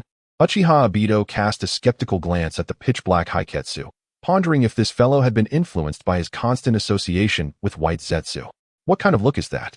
Haiketsu felt the palpable malice emanating from Obito's gaze and perceived it as an affront. "Never mind, do not overthink it." Uchiha Obito quickly averted his gaze and shifted the topic, saying, "This matter does not directly concern us. A failure holds little significance. We shall remain vigilant, at worst. We can seek another opportunity next time." Haiketsu nodded and refrained from further commentary. After all, Nagato was merely a tool, a dark whim of Uchiha Obito's to drag him into shadows. The outcome of this endeavor would not sway the larger scheme. Several hours later, within a cave in the Land of Rain, Shimura Danzo rested deep within the cave, his eyes closed in contemplation, while the surrounding root ninjas mostly indulged in repose. Suddenly, the tranquility of the cave was shattered by the sound of hurried footsteps. Everyone within the cave opened their eyes, yet remained motionless. The sentinels outside had not raised the alarm, and the newcomer had deliberately made noise to indicate familiarity. Lord Danzo, a masked root ninja, approached, kneeling before Shimura Danzo. Danzo spoke in a calm tone, "Speak." The root ninja reported, "There are no anomalies from Hanzo of the Salamander. He has summoned the leader of the Akatsuki and has just abducted the woman from the trio within the organization." Upon hearing this, a glimmer of excitement flickered in Danzo's eyes, prompting him to inquire, "Is there any unusual movement from the Rain Village ninjas?" The root ninja replied affirmatively, "None. All Rain ninjas are under surveillance. There are no irregularities." Excellent. With the confirmation that Hanzo had indeed fallen into his trap, Shimura Danzo breathed a sigh of relief. He was determined to acquire Nagato's Rinnegan this time. Moreover, it seemed he could orchestrate even more. If Hanzo were to suddenly perish, a leaderless Rain Village would be utterly vulnerable. With proper maneuvering, he could swiftly seize the Land of Rain, reaping substantial rewards. Danzo closed his eyes once more, beginning to analyze the myriad scenarios and weighing their potential advantages and drawbacks. To engulf the rain, conquer the land, and sweep through the clouds, uniting the ninja world and reigning supreme for generations. Danzo, I shall become Hokage. Danzo soon reopened his eyes, filled with ire. His grand ambitions were interrupted by that nightmarish voice. With the strength he currently possessed, even if he could conquer the Land of Rain, he could not hope to maintain it. He would become a target of collective enmity, besieged from all sides. More critically, Konoha would not support him. That old fool Sarutobi Hiruzen had lost all his vigor. Seeking equilibrium, he would never endorse such radical actions. How infuriating! Shimura Danzo muttered a curse under his breath, his voice laced with discontent. Despite Konoha's status as the victorious nation in this war of the ninja world, they had gained not a shred of benefit, having sacrificed numerous shinobi in vain. Konoha, the most formidable faction on the battlefield of the Land of Rain, acted with cowardice, lacking the grandeur befitting the foremost village of the ninja realm. Had he been Hokage, Konoha would not have been reduced to its current state. Had he been Hokage, perhaps the village would have unified the ninja world long ago. Yet, he was not the Hokage. The bitterness in Danzo's heart deepened, and his gaze grew ever more piercing. Patience was essential. He still had his chance. Sarutobi Hiruzen must be held accountable for the losses incurred in this war and step down from his position. Orochimaru and Namikaze Minato were no match for him. One held a secret against Hiruzen, while the other lacked political acumen. As long as the war continued, he could seize the opportunity to elevate his own name, for with his experience, he may yet contend for power. Indeed, Danzo's incitement of conflict in the Land of Rain was not solely to secure Konoha's interests, but also to carve out an opportunity for himself. Initially, with Hiruzen's backing and Orochimaru's credentials, the position of fourth Hokage seemed uncontested. However, Danzo recently discovered that Hiruzen had unexpectedly shifted his allegiance to the rising star, Namikaze Minato. Understanding Hiruzen's intentions gave Danzo a glimmer of hope. While he could not compete against the alliance of Hiruzen and Orochimaru, the moment their strength was divided, his opportunity would arise. "Lord Danzo, the time is drawing near." A root ninja's voice broke through his contemplation. Danzo looked up as a ray of faint light pierced through the overcast sky, illuminating the dim cave. "Let us depart. I too must bask in the sunlight." Danzo rose and stepped toward the cave's exit. In the hidden village of Amigakure, at the residence of Hanzo of the Salamander. Lord Hanzo, let us accompany you. Tenju and Kanzu knelt before Hanzo, their voices filled with concern. Hanzo, preoccupied with donning his battle attire, replied nonchalantly, I have already said it is unnecessary. You need only safeguard Amigakure and the Land of Rain. But there is no but. You should be aware of my fighting style. Even if a conflict arises, you would be of no assistance and would only distract me. Hanzo's words were stern, leaving no room for Tenju and Kanzu to object. He understood that only by asserting such authority could he persuade them to allow him to face the confrontation alone. And indeed, the reality unfolded as Hanzo anticipated. Lord Hanzo, we, Tenju and Kanzu wore expressions of shame, realizing their own inadequacies. Enough of this guilt. It is not that you are inferior to the elite ninjas of other villages. It is I who am too exceptional. Hanzo secured his ninja tools at his waist, grasped his scythe, and declared, I leave this place in your hands for now. Yes, rest assured, Lord Hanzo. Tenju and Kanzu responded in unison, their tone resolute. Let us go. Hanzo of the Salamander cast a glance at Konan, whose hands were bound by ropes at the entrance, offering her a reassuring look. Konan nodded, and a trace of sorrow appeared on her previously expressionless face as she slightly lowered her head. Impressive acting. Hanzo was somewhat astonished. Konan, typically serene and devoid of expression, surprised him with her remarkable skill. He silently marveled at her talent as they made their way towards the outskirts of the hidden rain village. Leaving his territory inevitably meant encountering numerous eyes, with no one knowing who might be watching them from the shadows. Thus, throughout their journey, both Hanzo and Konan maintained a silent understanding, refraining from any verbal communication until they arrived at a secluded valley. There, Danzo Shimura and dozens of root ninja had long awaited their arrival. Lord Hanzo, Danzo greeted with a sinister gaze sweeping over Konan before acknowledging Hanzo. Hanzo nodded and, observing the elite ninja behind Danzo, remarked in a low voice, the depth of Konoha's resources is truly unfathomable. Even after the successive battles with the four great nations, they can still muster such a formidable force. The root ninja exuded an aura predominantly of elite chunin and special jonin, with more than a dozen regular jonin among them, capable of serving as a backbone for a small-scale war. Danzo replied nonchalantly, it's just adequate. These are merely my guards. In order to secure overwhelming advantage on the battlefield and steer the narrative according to his design, Danzo had brought a significant portion of his elite forces. Moreover, for the sake of Nagato's Rinnegan, Danzo spared no effort, summoning all available strength to the Land of Rain, intending to demonstrate Konoha's might to Hanzo, thereby instilling a sense of deterrence. Danzo then turned his gaze towards the downcast Konan and inquired, Lord Hanzo, what is your intention in bringing her here? Hanzo nodded and explained, after all, they are the seedlings of my Land of Rain, so I cannot directly act against them. However, I have heard that the Akatsuki's leader trio grew up together and share an unbreakable bond, so it would be best to use her as a pawn, allowing them to turn on each other. Hanzo's suggestion sent a shiver down Konan's spine as she stared at him in disbelief. Even knowing that this Hanzo was merely a puppet controlled by Uchiha Obito, she couldn't quell the surge of panic within her. Such a scheme was undeniably cruel. In contrast, a glimmer of admiration flashed in Danzo's eyes as he remarked, Lord Hanzo, you truly deserve your reputation as a demigod of the ninja world, having ruled the Land of Rain for decades. Such heartless tactics are truly breathtaking. Hanzo was not only intent on physically destroying the Akatsuki, but also on shattering their spirit. Regardless of the strength of the bond among the trio of Akatsuki leaders, Hanzo's machinations would inevitably sow seeds of discord should any casualties occur.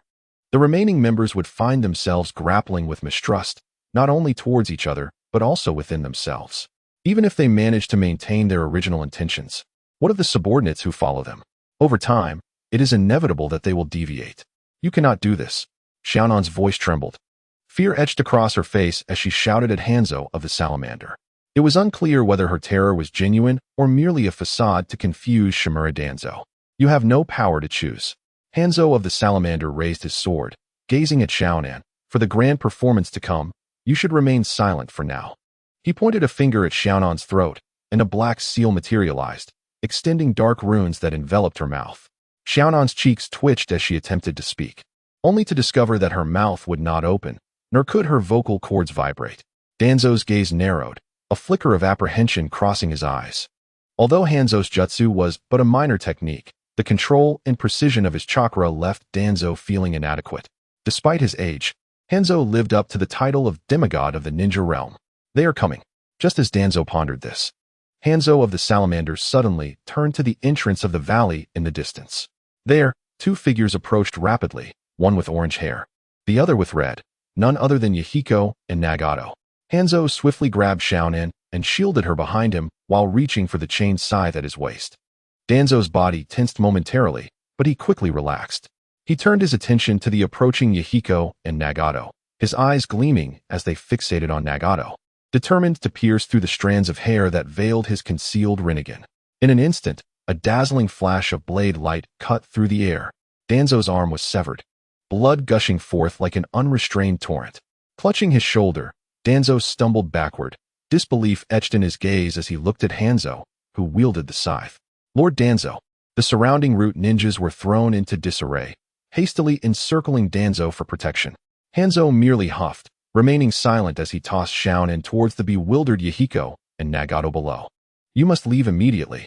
Upon seeing Yahiko catch Xiaonin, Hanzo turned his attention back to Danzo and the others, calling out without glancing back. Although Yahiko and Nagato had realized that today's events were a trap set by Uchiha Jin for Danzo, they had no inkling of how Uchiha Jin would execute his plan. Thus, they stood momentarily stunned, caught off guard by the sudden turn of events. In truth, Uchiha Jin had acted out of necessity, despite having orchestrated a collaboration between Hanzo and Danzo. Danzo's lack of complete trust in Hanzo had rendered it difficult for the latter to find an opportunity to strike since their initial meeting.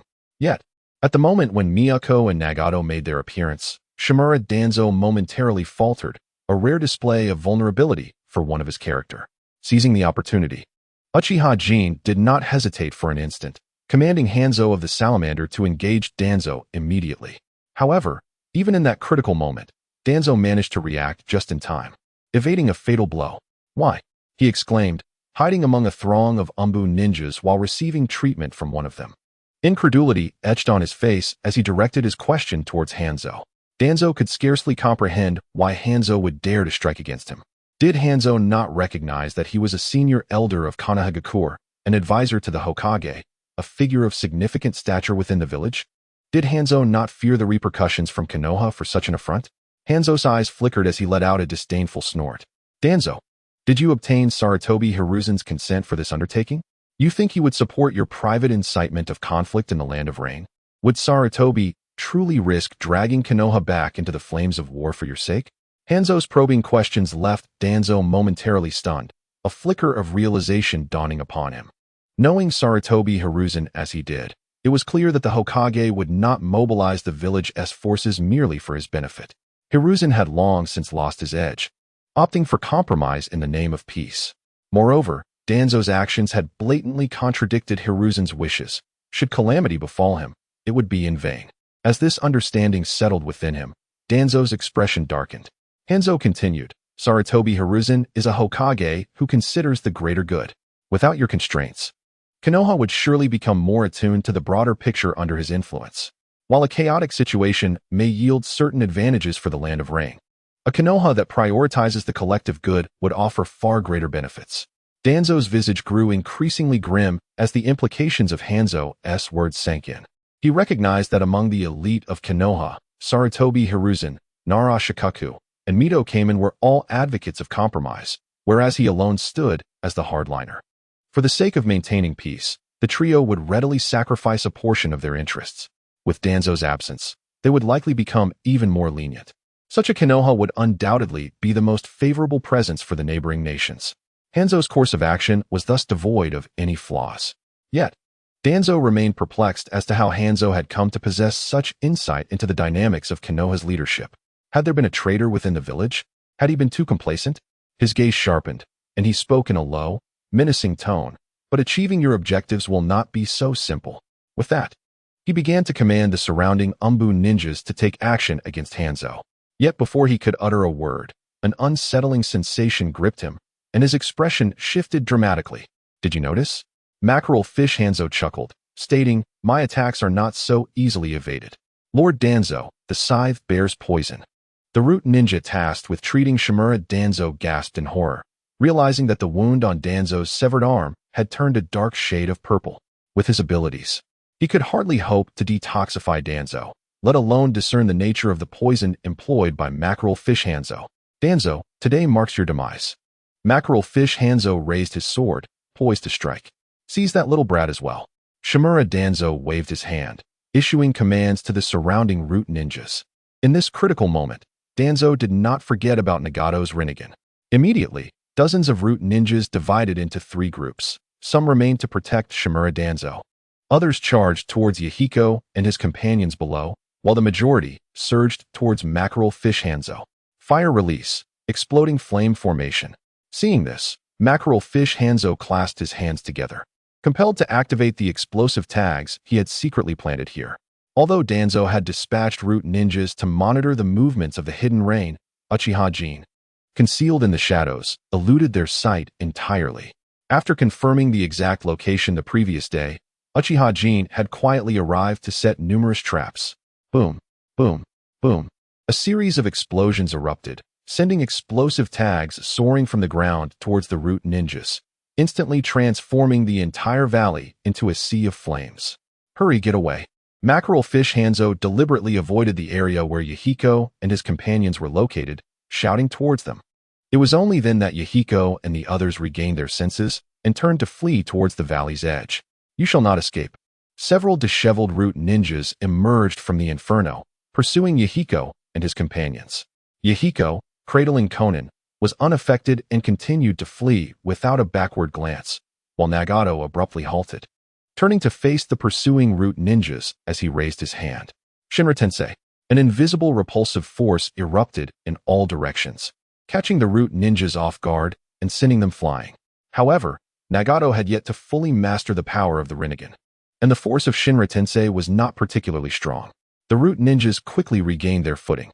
With no other option, Nagato had no choice but to remain behind, buying time for Yahiko and Konan to escape. Meanwhile, Mackerel Fish Hanzo was too preoccupied to concern himself with Nagato and the others. Facing the onslaught of dozens of root ninjas. Bang! Under the relentless assault of several root ninjas, Nagato's form was soon engulfed in a cloud of white smoke. A shadow clone. The root ninjas were momentarily taken aback, bewildered. Their target had always been Nagato, yet he was nowhere to be found, causing them to lose their objective. A clever choice. Not far away, Mackerel Fish Hanzo took note of this development, silently admiring the decision as he swiftly formed hand seals. With only enemies remaining, he felt no further hesitation. Summoning technique. Hanzo of the Salamander deftly evaded a blazing fireball that hurtled toward him, swiftly forming hand seals with both hands. A thunderous roar erupted as a massive salamander emerged from the summoning, sweeping away several root ninjas who had charged forward.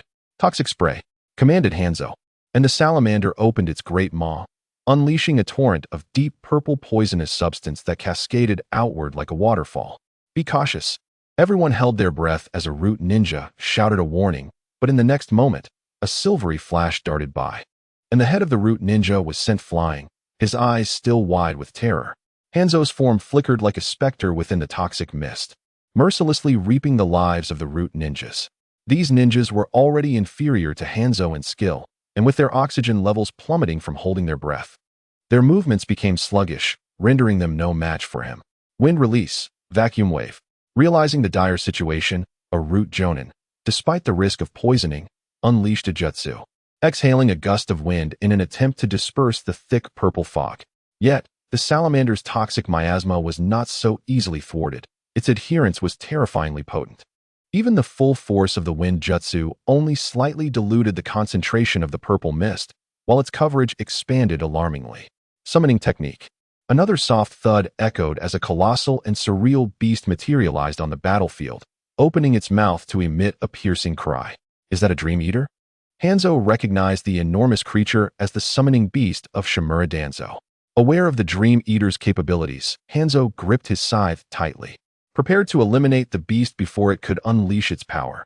Suddenly, a series of sharp, whistling sounds pierced the air as several rapidly spinning shuriken sliced through the atmosphere, blocking all avenues of retreat for Hanzo.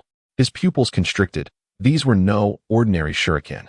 They were imbued with a highly concentrated wind chakra. creating a whirlwind of rapid motion with devastating potential. However, despite the formidable power of the technique, its weaknesses were equally apparent. With a swift motion of his arm, Hanzo launched the chained end of his weapon, which darted through the air like a venomous snake. With a series of dull thuds, the end of the chain evaded the incoming shuriken's lethal edges, colliding with their sides and sending them spiraling off course. Yet, this delay allowed the Dream Eater to open its vast maw, releasing a terrifying suction that began to consume everything around it. The purple toxic mist surged toward the creature's mouth like a river in flood.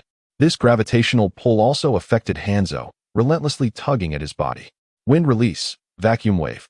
At that moment, a figure appeared behind the legendary Hanzo of the Salamander, unleashing a sharp, scythe-like gust of wind directed at him.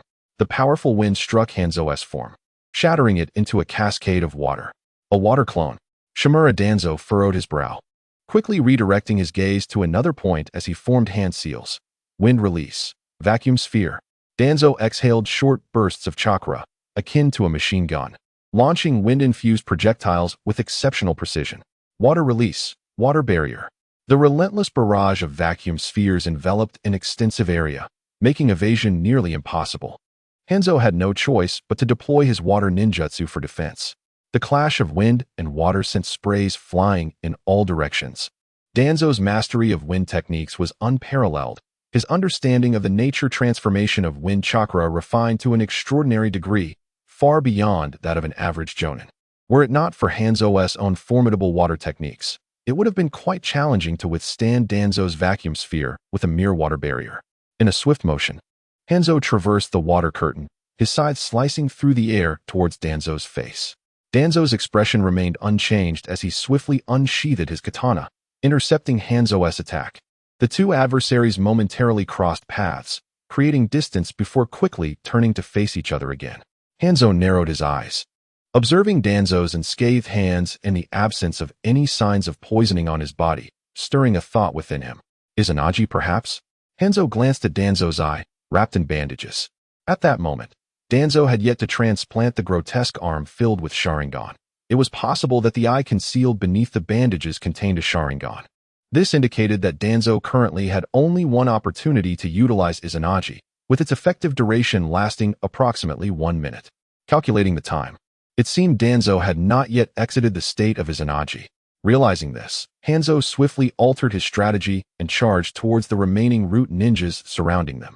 Having endured the explosive flames and toxic sprays of 2 extensive attacks, half of the elite root ninjas under Danzo's command had already fallen. Hanzo had just cut through the poisonous mist, leaving only a handful of these elite ninjas, who were still reeling from the effects of the toxins, exhibiting varying degrees of poisoning. Now was the opportune moment to eliminate them. Only by dispatching them could he hope to contend more effectively with Danzo. Cursed be it. Danzo discerned Hanzo's intentions and muttered a curse under his breath before hastily pursuing him. Despite Danzo's impassive expression, a raging fury burned within him. That was a Mangekyo Sharingan, a precious eye he had painstakingly obtained from his former comrade Uchiha Kagami, now squandered without even being able to utilize its ocular techniques. This fueled Danzo's sense of profound resentment. The deceased elite ninjas from the root organization had left Uchiha Danzo in a state of near despair.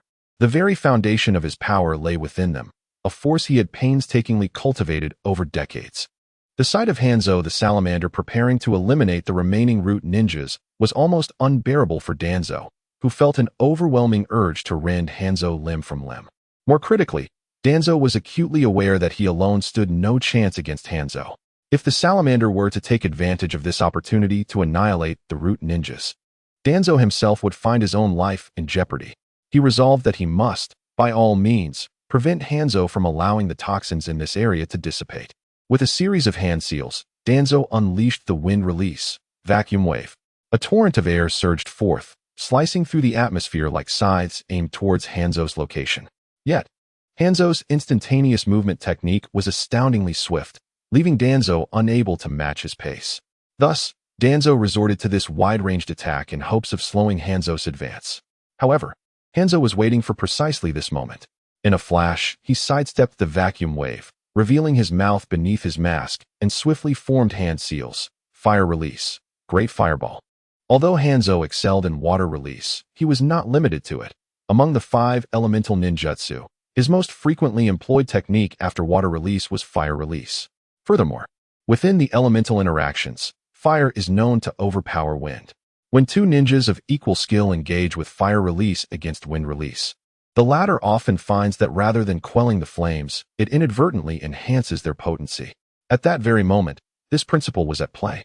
The great fireball Hanzo expelled collided with Danzo's vacuum wave, rapidly transforming into a seething inferno that surged forward, targeting the Dream Eater, which was currently consuming the toxic mist. For Hanzo, the Dream Eater represented a far greater threat than the remaining root ninjas. Its ability to absorb toxins nullified Hanzo's primary advantage on the battlefield. Once the Dream Eater was dealt with, Hanzo could swiftly unleash another wave of toxins, leaving the root ninjas trapped within them as mere lambs to the slaughter. The Dream Eater's suction only accelerated the spread of the flames, which quickly engulfed it, causing it to cry out in anguish. This rendered the creature incapable of further consuming the toxic mist, and it soon vanished from the scene. Realizing he had been outmaneuvered, Danzo shouted, "Wind release, vacuum blade." A swirling tempest coiled around the blade of his katana as he swung it toward Hanzo with determination. As the blade sliced through the air, a tempest erupted from its edge, forming a colossal wind blade that spanned several meters, cleaving towards Hanzo of the salamander. With a slight shift of his body, Hanzo narrowly evaded the massive wind blade, which left a smooth gash upon the ground. Following this failed strike, Shimura Danzo swung his sword once more, aiming at Hanzo. In response, Hanzo casually removed the distorted mask from his face and cast it aside, charging towards Danzo. At this stage of the battle, concerns over the dispersal of toxic substances through breath were rendered moot. The figures of Hanzo and Danzo intertwined as they clashed. Although Danzo managed to parry the strike from Hanzo's scythe, the iron handle attached to the scythe struck his chest with a powerful gust, causing him to grunt in pain and stagger back several steps. This blow had at least fractured 2 of his ribs. In terms of swordsmanship and physical prowess, Danzo was far outmatched by Hanzo. Just as Hanzo prepared to exploit his advantage, several figures emerged from the surroundings, restraining his movements. These were the root ninjas, temporarily suppressing the toxins within them with antidotes. While the toxin from Hanzo of the salamander was indeed formidable, it was naturally produced within his body and relatively singular in nature. Many factions in the ninja world had developed corresponding antidotes, with Konoha being one of them. Jonin-level shinobi. Stay with me to confront Hanzo. The rest, go deal with that beast. Danzo commanded swiftly to the root ninjas surrounding him. Although they possessed the antidote for Hanzo's toxin, it was not infallible. Once the toxin accumulated to a certain degree within their bodies, even the antidote would be ineffective. The principle was simple. One base could not neutralize 5 acids. This exemplified the transformation from quantitative to qualitative change. According to intelligence reports, after Hanzo utilized his toxin spray, he required approximately 5 minutes to accumulate enough for another use. They had to eliminate Hanzo before that happened, ensuring he could not unleash his toxin spray again. With Danzo's orders, the number of root ninjas assaulting Hanzo dwindled to just 3, a sight that nearly caused Danzo's heart to seize with anguish. These were Jonin, the core strength of any village. Over the years, he had invested countless resources into cultivating fewer than 30 Jonin. Excluding those stationed at the base and those on other missions, only 3 of the nearly 20 Jonin he had brought remained alive. How could Danzo not feel the weight of such loss? Be cautious of his poison. Do not let his scythe wound you, Danzo warned, joining the fray himself. The toxins on Hanzo's scythe were not to be compared to those of Hanzo of the salamander. The poison on Hanzo's scythe was a meticulously crafted composite toxin, a fusion of various venomous substances, rendering conventional antidotes utterly ineffective. This situation deeply resonates with Shimura Danzo, who has experienced the prowess of Izanagi. Water release, water surge. With the restraint of 3 elite shinobi, Hanzo of the salamander found himself far from the ease he once enjoyed when facing Danzo. Soon, several wounds adorned his body. Though these injuries were superficial and did not impede his combat effectiveness, they served as a testament to the difficulties Hanzo was currently enduring. In a moment of desperation, Hanzo resorted to water surge to create a brief respite. Towering waves of water surged towards Danzo, compelling him to retreat and create distance. Seizing the opportunity, Hanzo utilized the body flicker technique to dart past, cleaving an unsuspecting root shinobi in two. With this swift strike, Hanzo did not relent. He yanked a chain, sending a weighted iron ball crashing down upon another root shinobi attempting to intervene, obliterating his skull in an instant. In mere moments, Hanzo had dispatched two root shinobi. However, the price he paid was severe, as the remaining root shinobi thrust a lightning-infused kunai into his shoulder. A heart-wrenching scream echoed as the last root shinobi was drenched in Hanzo's spattered blood, which corroded his body with its lethal toxins. Hanzo was a master of poison, and the toxins within him were a danger he had to treat with utmost caution. With a powerful kick, he sent the lifeless root shinobi flying, raising his scythe to parry Danzo's descending katana. The battle between them had escalated to a fever pitch. "Hanzo, your demise is at hand." Danzo's gaze was fierce as he pressed forward with relentless strikes. The strain of the confrontation caused both his katana and Hanzo's scythe to tremble with the effort. Though only one remained to besiege Hanzo, the latter had lost the use of one arm, dramatically diminishing his combat capabilities. For Hanzo, his unique sword techniques required both hands to unleash their full potential, making his situation even more dire. Danzo felt confident in securing victory. "Do not speak so grandly. It will suffice to eliminate you with but one hand." Hanzo scoffed, shaking off Danzo's katana and retreating. "Do not think you can escape." Danzo pursued with fervor, his katana moving swiftly, creating afterimages, determined to deny Hanzo any opportunity to breathe. Hanzo fought while retreating, wielding his scythe to deflect Danzo's relentless onslaught. Danzo furrowed his brow, sensing something amiss. A fighter of Hanzo's caliber, upon sustaining injuries, should unleash a more ferocious assault akin to a wounded beast, rather than resorting solely to defense as he was now. Danzo had anticipated a defensive stance, waiting for Hanzo to exhaust himself. But how had the situation inverted? Something was undoubtedly amiss. The relentless assault from Shimura Danzo continued unabated, yet he discreetly heightened his vigilance, dividing his attention to the surroundings with utmost caution. To his dismay, he discovered that the root ninjas he had dispatched to deal with the formidable Yamabuki Jobu had yet to fulfill their mission. Furthermore, judging by the current situation, it appeared that Yamabuki Jobu had sustained minimal damage, rendering any swift resolution of the conflict nearly impossible. Was Yamabuki Hanzo merely stalling for time? This group of incompetents. Danzo cursed vehemently, intensifying his offensive against Yamabuki Hanzo.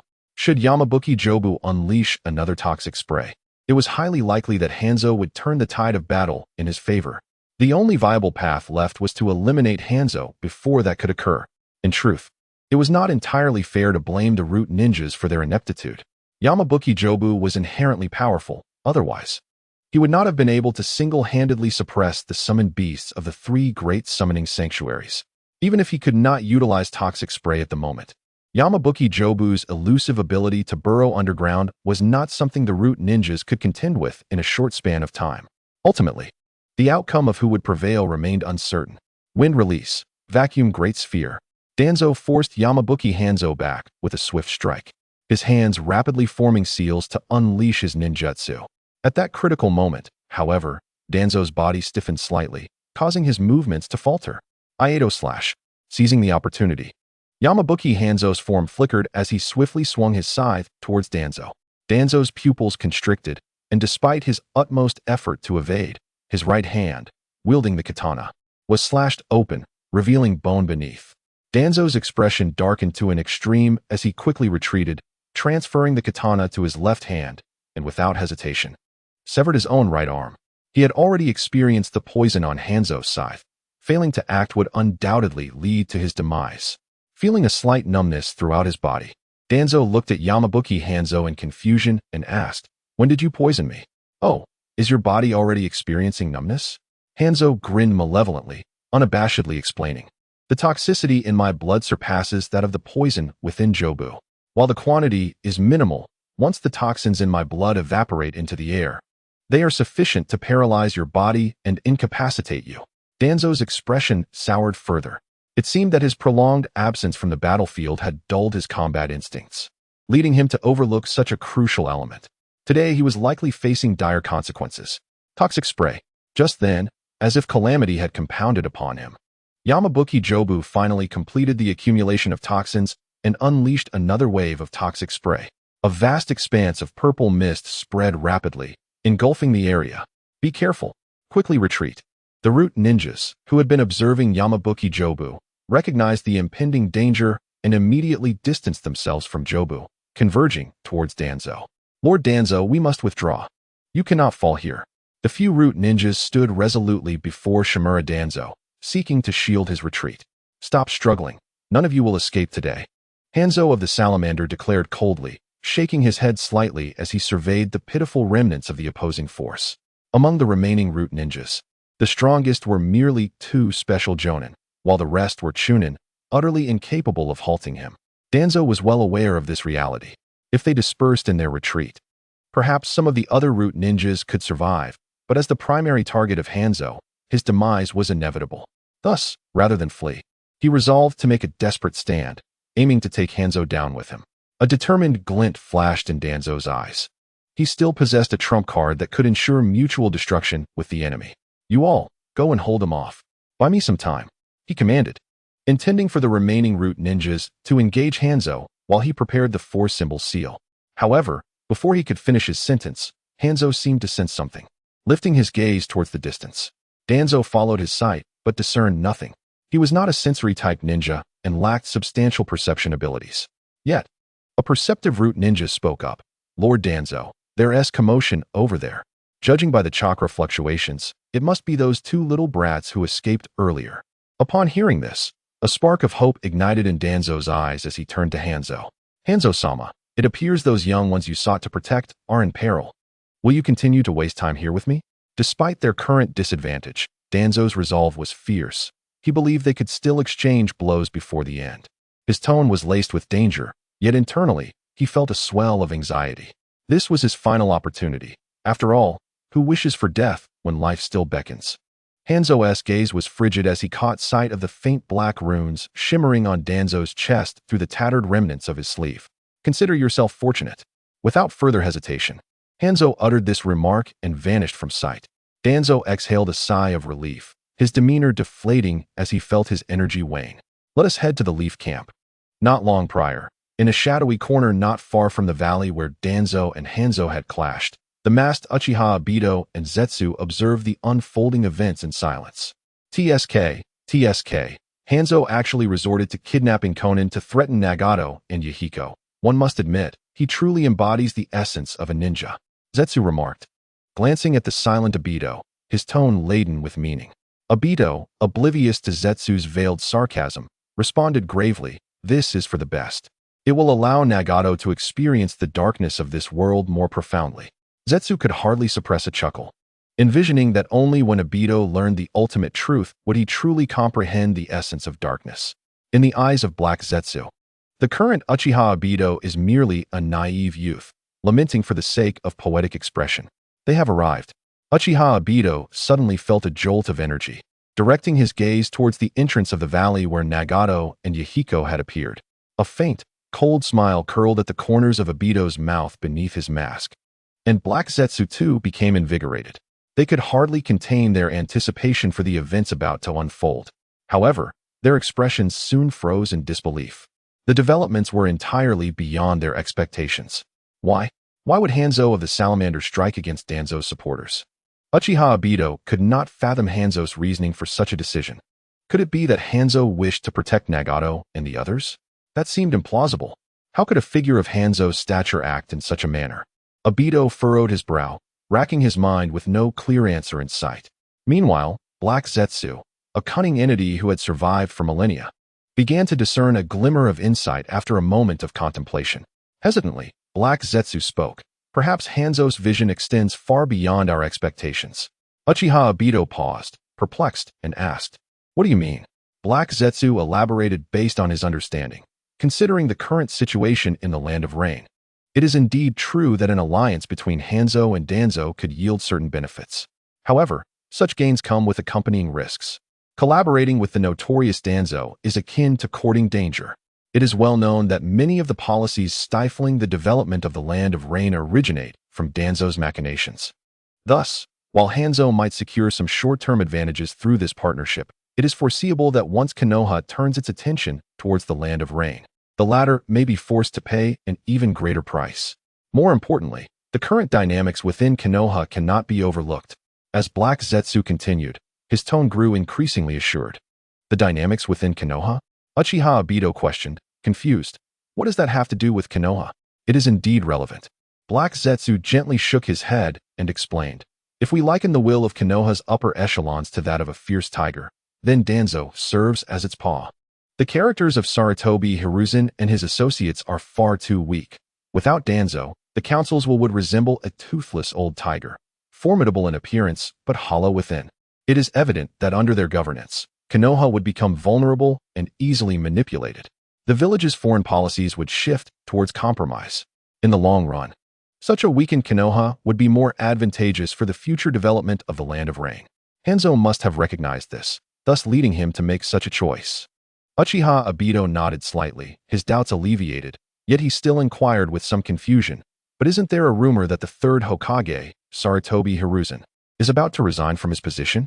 The candidates for the fourth Hokage are either Orochimaru or Minato Namikaze.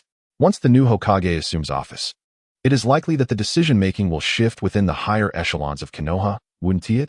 How can Hanzo of the Salamander ensure that Konoha's foreign policy will not adopt a more aggressive stance following the new Hokage's appointment?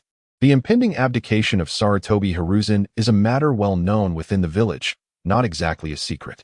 In the competition for the position of the fourth Hokage, both Orochimaru and Minato Namikaze have their respective supporters rallying for them, and various ninja villages must have received some intelligence on this matter.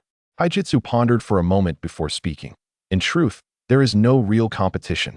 Orochimaru has already forfeited his chance at becoming Hokage. It is highly probable that the fourth Hokage will be Minato Namikaze. Uchiha Obito, puzzled, inquired, "Why is that?" The explanation lies in the altered stance of the third Hokage, Sarutobi Hiruzen. Haijitsu elaborated. In terms of sentiment and reason, Minato Namikaze lacks the qualifications to compete with Orochimaru. His foundation is still insufficient. The reason Minato can now contend with Orochimaru, even gaining the upper hand, is due to Hiruzen's support. Compared to Sarutobi, Orochimaru seems rather inexperienced. Upon hearing this, Uchiha Obito was even more perplexed and questioned. In terms of their relationship, Orochimaru is Sarutobi's direct disciple. Shouldn't Sarutobi be supporting Orochimaru? Haijitsu scoffed. What does being a direct disciple matter? In the face of power's allure, even a biological son must yield. In contrast to the deeply rooted Orochimaru, the less established Minato is undoubtedly easier to control. Even if Minato were to ascend to Hokage, he would not have many confidants at his disposal, thus unable to hold the entirety of Konoha's power. Consequently, Sarutobi would have a legitimate reason to maintain his own people in their positions. Uchiha Obito's expression darkened significantly as he remarked, so Sarutobi's support for Minato's rise is essentially to foster a puppet Hokage. That is quite close to the truth. Haijitsu nodded affirmatively. Thus, the will of Konoha's high-level decision-making body would still reflect Sarutobi's intentions. One must admit that we previously underestimated Hanzo of the Salamander. Had I not witnessed it with my own eyes, I would scarcely have fathomed this layer of complexity. Haijitsu also expressed his astonishment, acknowledging that today he had learned a valuable lesson. The struggles among these individuals are truly repugnant. Uchiha Obito clenched his teeth, his tone rife with indignation. Just as Haijitsu was about to offer some words of consolation, he suddenly noticed something, exclaiming, "Wait, is that Nagato a shadow clone?" A shadow clone. Uchiha Obito also observed the dissipating form of Nagato, puzzled. When did that happen? Uncertain. Haijitsu shook his head. He hasn't made any hand signs since earlier. He must have used the shadow clone technique much earlier, perhaps aware of Shimura Danzo's intentions, and thus deliberately avoided bringing his true self here as a precaution. So, it stands to reason that Nagato's true self is likely still at the Akatsuki's base. Uchiha Obito, watching Yahiko and Konan flee, quickly made a decision. Let us go. We shall follow and see. Uchiha Obito and Haijitsu, one wielding space-time ninjutsu, and the other possessing the ability to traverse terrain effortlessly, moved with speeds far surpassing that of ordinary ninjas. Before long, Uchiha Obito and Zetsu caught up with Yahiko and Konan, who were attempting to flee. As they escaped, a whirlpool of rippling space emerged atop a nearby mountain, where Uchiha Obito's figure materialized. Moments later, Zetsu's silhouette also emerged from beneath the ground.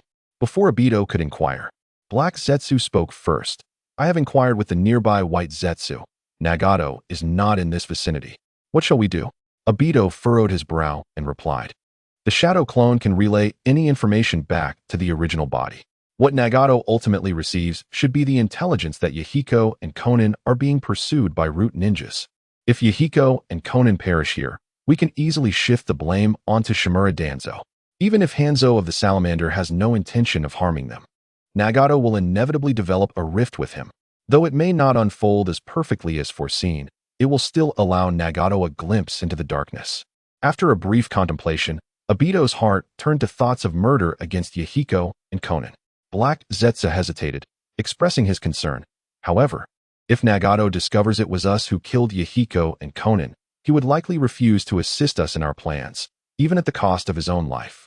Though his own desires are inconsequential, if he resolutely opposes us, he could indeed create considerable trouble.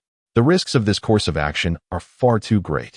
For thousands of years, Black Zetsu had meticulously plotted to rescue Kaguya Otsutsuki, imprisoned within the moon, fully aware that even a minor detail could significantly influence future events. Thus, he wished to avoid complicating matters and creating obstacles for their plan. Obito's gaze flickered as he mused. We simply need to ensure he does not know it was our doing. We can disguise ourselves as root ninjas, leaving Konin behind to inform Nagato, but Yahiko must die. This boy holds too much sway over Nagato. Through previous encounters with Nagato, Obito had realized that persuading him solely through words was nearly impossible, especially while Yahiko remained alive. Both Yahiko and Konin were of utmost importance to Nagato. His actions would always be influenced by their thoughts. Konin was manageable, as her loyalties were primarily aligned with Yahiko and Nagato, rendering her opinions less impactful. However, Yahiko was different. He possessed his own convictions and profoundly influenced Nagato's will. To alter Nagato's perspective, Yahiko must first be eliminated. What troubled Obito further was that he had, in fleeting moments, perceived a reflection of himself in Yahiko, a realization he found intolerable. Black Zetsu chose not to elaborate further, instead casting a deep gaze at Obito. Through their interactions over time, Black Zetsu had discerned that while Obito had accepted Madara Uchiha's plan, he also harbored his own ambitions. It seemed Obito had never intended to resurrect Madara Uchiha. Rather, he aspired to execute the Eye of the Moon plan himself. Black Zetsu refrained from exposing Obito's hidden motives, knowing that Madara remained his pawn. And as long as Obito worked towards the Eye of the Moon plan, all would be well. Should Uchiha Obito fail, he could still resurrect Uchiha Madara as a contingency plan. Currently, however, Uchiha Obito appears to be in a rebellious phase, imbued with a spirit of defiance. To avoid disrupting the overarching scheme, Kurizetsu can only endeavor to accommodate Obito's inclinations. Without hesitation, Obito reached out, grasping the White Zetsu beside him. Due to the modifications from Hashirama's cells, half of Obito's body possesses botanical traits, facilitating the integration of White Zetsu, which he effortlessly donned like a garment. The White Zetsu made no attempt to resist, climbing onto Obito and merging with him. Disguise technique. Obito's form contorted, transforming into a root ninja adorned with a mask. Unlike standard transformation jutsu, the disguise technique involves absorbing another's chakra and replicating it precisely, rendering even the most perceptive ninja unable to discern the ruse. In the original narrative during the Fourth Great Ninja War, White Zetsu's clones absorbed others' chakra and assumed their forms, infiltrating the ninja alliance and sowing chaos. Ultimately, it was Naruto Uzumaki, utilizing his sense of morality in his Nine-Tails mode, who resolved the predicament. Thus, under normal circumstances, no one could see through White Zetsu's disguise technique. With a brief acknowledgement of Kurizetsu, Obito charged towards Yahiko and Konin, who were hastening in his direction. He made no effort to conceal his presence, and the duo quickly recognized the approaching figure. Be cautious. It's a root ninja. Yahiko observed Obito's attire without suspicion, abruptly halting with Konin. Fire style, great fireball technique. Obito showed no signs of hesitation, unleashing a massive fireball, its diameter exceeding 10 meters, towards Yahiko and Konin. Impressive. Water style, water chaos wave. A flicker of alarm crossed Yahiko's eyes as he executed his most proficient water jutsu with all his might. Although water jutsu typically counters fire, Yahiko's water chaos wave was utterly ineffective against Obito's fireball, infused with the properties of fire. Compared to Nagato, who possessed the Uzumaki clan's bloodline, and Rinnegan, and Konan, capable of employing paper jutsu, Yahiko's talent could only be deemed average.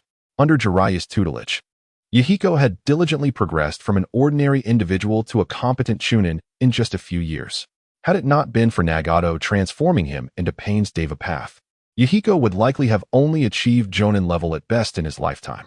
Now, Uchiha Obito not only wielded the Mangekyo Sharingan, but also mastered numerous jutsu and secret techniques under Madara's meticulous guidance, his power undoubtedly reaching the level of a Kage.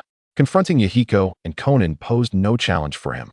The colossal fireball swiftly evaporated Yahiko's water chaos wave, merely diminishing in size, as it continued its relentless advance toward them.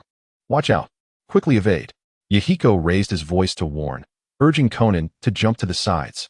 This was precisely the intention of Uchiha Obito. If Yahiko and Konan remained close together, Obito would indeed be concerned about inadvertently harming Konan as well. Fire Style, Fire Dragon Flame Bullet.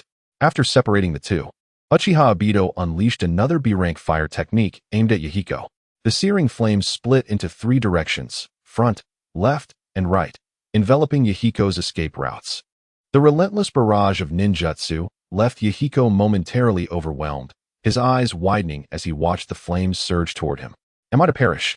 Yahiko, be careful. Just as Yahiko was on the verge of surrendering to his fate, Konan intervened. She raised her hand, and a multitude of paper fragments swirled from her sleeves, creating a whirlwind to shield Yahiko. Though the paper was swiftly consumed by the flames, intensifying their ferocity, that fleeting moment afforded Yahiko a precious breath of respite. Water Style, Water Barrier. Yahiko retreated, escaping the fiery encirclement, while his hands swiftly formed seals to conjure a water barrier, hindering the flame's spread. With agile leaps, he finally evaded the fire dragon's assault. Yet before he could steady himself, Uchiha Obito appeared before him. Die! Obito brandished his kunai, lunging toward Yahiko's neck. Yahiko barely managed to evade the strike by twisting aside, but Obito's reflexes were swift. He launched a follow-up attack. This time, Yahiko found himself devoid of the means to dodge, his body unresponsive. Am I to perish once more?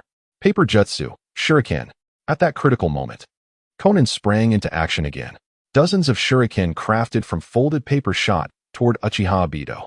Momentarily frozen, Obito ultimately abandoned his assault on Yahiko, retreating to evade Konan's onslaught. What a nuisance! Faced with Konan's attack, Obito instinctively considered utilizing his Kamui to phase out of danger.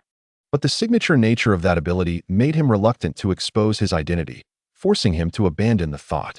Seizing the opportunity, Konan rushed to Yahiko's side, her voice laced with concern. Yahiko, are you all right? I'm fine. Yahiko's expression was grim as he glared at Uchiha Obito, exclaiming, So this is the strength of the Umbu of Konoha, truly formidable. Throughout his journey, Yahiko had encountered mostly insignificant rogue ninjas, and during his efforts to mediate and assist the ninja of Konoha and Iwagakure, he had not faced significant conflict. The last time he was besieged by Iwagakure ninjas, Nagato had resolved the crisis. This was Yahiko's first encounter with such a powerful adversary, and he felt utterly powerless before Uchiha Obito. His nails dug deeply into his palms, the sensation of helplessness igniting a profound resentment within him. Yahiko. Konan noticed his distress and softly called out in concern. I'm fine. Yahiko exhaled a deep breath, his expression turning serious. Konan, his primary target is me. In a moment, I will do my utmost to distract him. You must seize this opportunity to escape. Xiaonan was momentarily taken aback, then immediately shook her head in refusal, exclaiming, No, I will never abandon you. In truth, Xiaonan had known Yahiko for a longer time, and her bond with him was tinged with a certain sentiment. Regardless of the circumstances, she could never forsake Yahiko to save herself. Yahiko gazed intently at Xiaonan and said earnestly, Xiaonan, whether it is you or I, dying here serves no purpose. However, if I were to perish while protecting you, then I would have died with dignity. Moreover, I promised Nagato that I would keep you safe. Xiaonan, upon witnessing the determination in Yahiko's eyes, found herself momentarily speechless. Have you come to an agreement? Uchiha Obito, observing Yahiko's resolute demeanor, became intrigued. Refraining from launching an immediate attack, instead, He spoke with a taunting tone. I have a proposition. If you divulge the whereabouts of that red-haired brat, I might just let you go. Absolutely not. Yahiko rejected Obito's proposal without a moment's thought, declaring firmly, I would rather die than betray Nagato. A smirk appeared beneath Obito's mask as he replied, Your own life may be inconsequential, but what if it were to be exchanged for hers? With that, Uchiha Obito swiftly appeared before Xiao Nan, raising his hand to seize her by the neck. His speed was astonishing, leaving Yahiko no time to react. Although Xiao Nan managed to muster a response, attempting to evade Obito's grasp with a paper clone, he seemed to have anticipated her move. A sharp black rod suddenly extended from his palm, piercing Xiao Nan's shoulder. Blood trickled down as the black rod, imbued with some peculiar substance, caused chaos within Xiao Nan's chakra, rendering her incapable of performing any jutsu. With a sharp crack, Obito broke the rod in half, leaving a fragment embedded within Xiao Nan to further restrict her chakra. He then pulled her closer, pressing the remaining piece of the black rod against her throat. The entire sequence of events transpired in an instant. By the time Yahiko regained his composure, it was far too late. Do not move, Obito commanded, halting Yahiko's advance with a cold voice. Now make your choice. Will it be this girl, or that red-haired brat? Yahiko stood frozen, trembling, his gaze filled with anguish and turmoil. Had it been his own life at stake, he would not have hesitated for a moment. Yet, with both Xiao Nan and Nagato being his comrades, how could he possibly choose? Meanwhile, a satisfied smile crept onto Obito's masked face at this scene. Yes, feel the pain. Understand the suffering. Only in this way can you truly perceive the world's grim reality. This world, rife with tragedies, holds no justification for existence. Alas, if only Nagato were here, it would be even better. Xiao Nan, witnessing Yahiko's torment, felt a pang in her heart. This choice must not fall upon him. In Xiao Nan's heart, a glimmer of determination flickered. Yahiko sensed the unusual glint in Xiao Nan's eyes, and his heart quivered. Before Yahiko could utter a word, he witnessed Xiao Nan resolutely collide with the black iron rod held by Uchiha Obito. Splurt. Warm blood gushed forth from Xiao Nan's neck, splattering all over Yahiko. Yahiko's eyes widened, yet his gaze became vacant and lost. He looked down at his hands, stained with blood, his body trembling uncontrollably. Xiao Nan's eyes gradually dimmed, her strength fading as she collapsed to the ground. Why? Why did it come to this? Yahiko's heart ached as if it could no longer breathe. He lost the ability to articulate, kneeling in anguish while letting out a heart-wrenching roar. Had Yahiko been a member of the Uchiha Clan, this unbearable pain might have awakened his Mangekyo Sharingan. Uchiha Obito silently stepped back a few paces, his singular eye beneath the mask intensely fixed on Yahiko. Let me see what choice you will make. Why has this happened? After a moment, Yahiko finally regained a semblance of composure. Yet disbelief lingered in his gaze as he interrogated Xiao Nan's lifeless form in torment. This is the harshness of reality, Uchiha Obito interjected, his voice laced with manipulation. To protect Xiao Nan, you must betray Nagato. If you do not betray Nagato, Xiao Nan will be harmed. Your unwillingness to choose between the two, your hesitation, your evasion, your refusal to confront the truth, led to Xiao Nan making her own choice, sacrificing herself for your sake. This is how the world operates. There are no perfect solutions. To safeguard love inevitably breeds hatred. Uchiha Obito continued his incessant chatter, but Yahiko suddenly discerned something amiss. It's you, Yahiko. Glaring at the figure clad in the garb of a Konoha Anbu, shouted with fury, You are not a Konoha Anbu. You are the masked man who sought to manipulate Nagato. Yahiko was engulfed in a tempest of rage and disbelief. He never anticipated that Uchiha Obito would not take advantage of the chaos to assault the Akatsuki base, but instead chose to ambush him and Xiao Nan. Uchiha Obito neither confirmed nor denied, continuing, Who I am is inconsequential. What matters is that I have unveiled the reality of this world to you. What do you think? After experiencing all this, do you still naively believe your previous convictions were correct? Do you genuinely think the people of this world can understand one another and resolve conflicts through dialogue? Or do you now comprehend me and wish to resolve our differences through conversation? How is that even possible? Scoundrel! Yahiko roared, consumed by rage. You have killed Xiao Nan. That is precisely it. Uchiha Obito exclaimed with evident delight. Those ninjas from Konoha and Iwagakure have also lost comrades at the hands of one another. Their feelings mirror yours at this moment. Having understood their emotions, Why then do you demand of them what you yourself cannot achieve? Admit it, Yahiko. Your beliefs are misguided.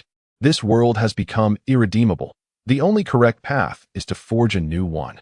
Uchiha Obito himself is perplexed by the sudden shift in his intentions, as he now yearns to recruit the passionate young Yahiko to his side instead of extinguishing his life. However, Yahiko fixates intensely on Uchiha Obito, gritting his teeth as he declares, "Konan is dead. I have no heart left to discern right from wrong. All I desire now is to avenge her." Water style, water burst. Yahiko swiftly forms hand seals and unleashes torrents of rushing water toward Uchiha Obito. Obito furrows his brow slightly, effortlessly phasing away from Yahiko's assault, and stands there shaking his head with disappointment. Your vision is obstructed by a single leaf, Yahiko. Is this truly the extent of your capacity? I am utterly disenchanted. Yahiko remains silent, retrieving a kunai from his ninja tool pouch and charging at Uchiha Obito, launching a frenzied barrage of attacks. Yet, the disparity between them is insurmountable. Obito, disdainful of even phasing, evades Yahiko's strikes with ease and grace. Seizing an opportunity, Obito sidesteps and delivers a powerful kick to Yahiko's abdomen, sending him sprawling several meters away. Coughing, Yahiko tastes blood at the corner of his mouth, struggling to rise from the ground. However, the excruciating pain in his abdomen drains him of much of his strength, rendering his efforts futile. Obito strides toward Yahiko, stating, "You have allowed hatred to cloud your judgment. If you were still lucid, you would recognize that the one who killed Konan is not me, but this harsh reality. The people of this world are driven by hatred, inevitably engaging in mutual conflict. The actions of your Akatsuki aim to safeguard peace, yet such ideals threaten the interests of certain schemers who will not tolerate your existence. Just as Shimura Danzo set a trap for you. Even if Konan had not perished here, she would meet a similar fate tomorrow or the day after. Striving to protect peace will inevitably lead to war. Such is the cause and effect of this reality. What I seek to create is a world of victors. A beautiful realm of love that severs this cycle of causation. Join me, Yahiko. Together, let us forge a splendid world where Konan will never again face death." Uchiha Obito makes his final plea, hoping for Yahiko to embrace his vision. "What nonsensical words are you uttering? It was you, you scoundrel, who killed Konan. What does this world have to do with it? Though imperfect, this world is not devoid of merit. It is filled with flowers, sunlight, and kind souls like Konan and Nagato, as well as gentle figures like Master Jiraiya. Do not generalize the faults of the world and its people based on your suffering. You scoundrel." Yahiko glares fiercely at Uchiha Obito, vehemently refuting his ideology. Unlike Obito, Yahiko is a war orphan, having lived a life of wandering, well acquainted with the warmth and coldness of human emotions. However, Yahiko's life was not solely characterized by hardships and suffering. It was also punctuated by moments of happiness and joy. His encounters with Konan and Nagato alleviated his sense of solitude, while his meeting with Jiraiya instilled in him a sense of care from a mentor. Furthermore, his interactions with the likes of Ki and others made him feel acknowledged. Perhaps it was due to his habituation to adversity that these fleeting moments of brilliance became etched in Yahiko's heart. Even when he discerned the stark realities of the world, he maintained an ardent love for life. His fervent spirit would never succumb to darkness. Such resilience was indeed remarkable. Uchiha Obito, sensing the unwavering gaze of Yahiko, felt an inexplicable unease and a tinge of shame. Yahiko, trembling yet resolute, rose to face Obito, locking his eyes with those hidden behind the mask, and declared, "In the book given to me by Brother Jinch, it was stated that a true warrior dares to confront the bleakness of life and face the spilt blood with courage. You, who endlessly speaks of severing the world's causal ties and fleeing to a realm of illusion, are merely a coward unwilling to confront reality. So go on, curl up in the corner and continue your self-deception. I, even in death, shall never bow to the harsh truths of this world, nor will I concede to your feeble notions." Yahiko's piercing gaze and commanding presence compelled Uchiha Obito to avert his eyes in intimidation, then perish. Obito, infuriated and humiliated, lunged towards Yahiko. Enough! Just as Obito's hand was about to grasp Yahiko's neck, and Yahiko braced himself for death, a powerful hand suddenly seized Obito's wrist. "Brother Jinch." Yahiko blinked in disbelief at the unexpected appearance of Uchiha Jinch. Uchiha Obito, startled, managed to slip free from Jinch's grasp, retreating swiftly. shaken and realizing he had been oblivious to Jinch's approach amidst his emotional turmoil. Had Jinch intended to kill him, he would have perished already. Moreover, why was Jinch here? Obito held a profound impression of this clansman. In the past, Uchiha Jin often mingled with his team leader, Minato Namikaze, and was quite familiar with their Team 7, frequently engaging them in peculiar conversations. Not only did Minato praise Jinch, but his performance on the battlefield in the Land of Mist was also remarkably impressive. In essence, Uchiha Jin was a figure of great depth, rivaling even his mentor, Minato. Brother Jinch, what about Konan? After being rescued by Uchiha Jin, Yahiko felt not the relief of surviving a perilous encounter, but rather profound anguish and regret. If only Jinch had arrived sooner, perhaps Konan would have been spared. Yahiko did not blame Jinch for his tardiness. Rather, he despised his own inadequacy, lamenting his inability to buy more time. Do not worry, Konan is safe and well. Uchiha Jin subtly gestured to Yahiko, who then noticed that in Jin's other arm, he was cradling the unconscious Konan, although there were faint traces of blood on her neck. A closer inspection revealed that it was merely a superficial wound. Konan's breathing was steady. Despite her state of unconsciousness, she evidently was not in grave danger. This was wonderful. Yahiko's eyes glistened with tears as he stammered. This is fantastic. It's truly wonderful that Konan is safe. The mere fact that Konan was alive filled Yahiko with overwhelming joy, causing him to forget the events that had transpired. I witnessed everything that just occurred. Yahiko, you truly performed admirably. Uchiha Jin regarded Yahiko with undisguised admiration, adding, you must protect Konan well. As he spoke, Jin handed Konan over to Yahiko. Yahiko quickly and cautiously extended his hands to receive her, treating her as a precious treasure, fearful of causing her any harm. Only then did Uchiha Jin turn his gaze to Uchiha Obito, his expression fraught with complexity. Shortly before, upon sensing the commotion, Jin had swiftly summoned Hanzo the Salamander to this location. He then beheld Uchiha Obito employing his mouth-based techniques on Yahiko, even resorting to using his Sharingan to hypnotize him, distorting Yahiko's perception into believing that Konan had perished before him. Indeed, Konan had charged towards the black iron rod wielded by Obito with the resolve to end her own life. Jin had nearly intervened to stop her. Yet, perhaps Konan's actions triggered a memory in Obito, who, at a critical juncture, deflected the iron rod, resulting only in superficial injuries to Konan while simultaneously hypnotizing Yahiko. Subsequently, Obito unleashed his verbal techniques upon Yahiko. Witnessing this unfold, Uchiha Jin understood that Obito saw his own reflection in Yahiko and Konan. Yahiko, with his passionate fervor, mirrored the young man Obito once was, while Konan's choice echoed the decision made by Rin Noira long ago. These parallels compelled Obito to seek Yahiko's validation, striving to prove that his own choices had not been in vain, thereby solidifying his resolve. Jin, eager to discern the genuine thoughts of both Obito and Yahiko, refrained from intervening. Then, Yahiko breached Obito's defenses. Yahiko's heart, radiant, sunny, and imbued with positivity, stood resolute. One might label him naive or immature. Yet when such an individual stood before Obito, who was on the verge of forsaking his own identity, he felt a profound sense of shame. The original him should have embodied such qualities. Indeed, Uchiha Obito had not entirely abandoned his true self. Even during the Fourth Great Ninja War in the original narrative, Obito had not fully relinquished his identity. Otherwise, he would not have been so easily swayed by Naruto Uzumaki. Obito merely buried his former self deep within his heart, allowing it to resurface in the presence of those who resembled him. This realization stirred something within Uchiha Jin, prompting him to reflect further. Uchiha Obito had once been a person of the same fervor as Yahiko, after enduring similar tribulations. The reason why Uchiha Obito veered towards extremism may lie in the possession of the Sharingan, a gift that Yahiko lacked. The unique lineage of the Uchiha clan grants them formidable power following their suffering. However, it simultaneously renders them more radical, making the descent into extremity all the more likely. Love is profound, and thus the pain endured is equally great. This, indeed, is the price of power for the Uchiha clan.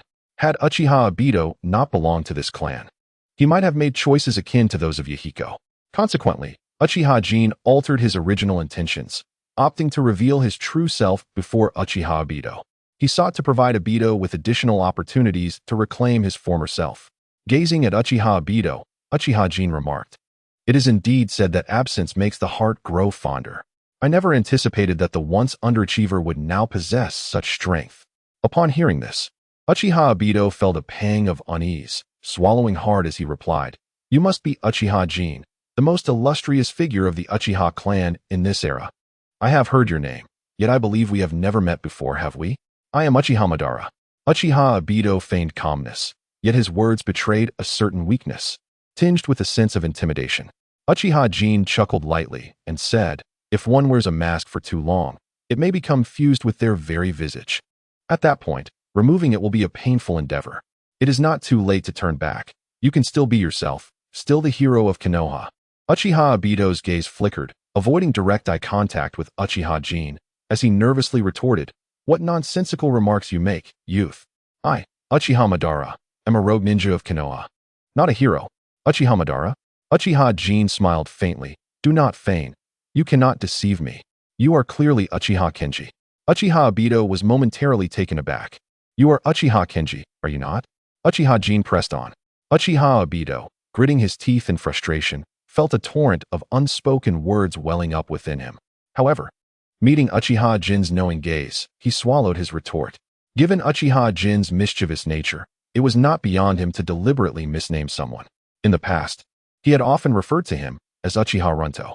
Though the reason behind this name remained unclear, Uchiha Obito sensed a playful malice embedded within it. Uchiha Kenji. Uchiha Obito mulled over the name, suddenly recalling the assessment of his abilities upon graduating from the Ninja Academy in Konoha. Ninjutsu. 6. Taijutsu. 4. Jinjutsu. 3. Strength. 4. Speed. 6. Precision. 5. Seals. 6. And Wisdom. 2. It is worth noting that his contemporaries, such as Naruto Uzumaki, had a wisdom score of 6, despite his boorishness. Even the likes of Rock Lee, Choji Akimichi, and Kiba Inuzuka, who were primarily brawn over brains, boasted wisdom scores of at least 4. Even Haiden, a quintessential fool, had a wisdom score of 6. It is evident how astonishingly low the intellect value of Uchiha Obito truly is. In any case, Uchiha Shin has never encountered a ninja with an intellect value inferior to that of Uchiha Obito. This is indeed the disgrace of Uchiha Obito's life. How utterly outrageous. Once Uchiha Obito comprehended this, he was filled with rage, his veins bulging with indignation. How dare Uchiha Shin mock his intelligence? "Wait, you actually understood my words." Uchiha Shin exclaimed in astonishment. "Could it be that you have ascended to the level of Uchiha Sage 3? You scoundrel! Go to hell." Uchiha Obito could no longer contain his fury. Disregarding whether Uchiha Shin truly recognized his identity, he charged at him, intent on imparting a lesson. Flame ring.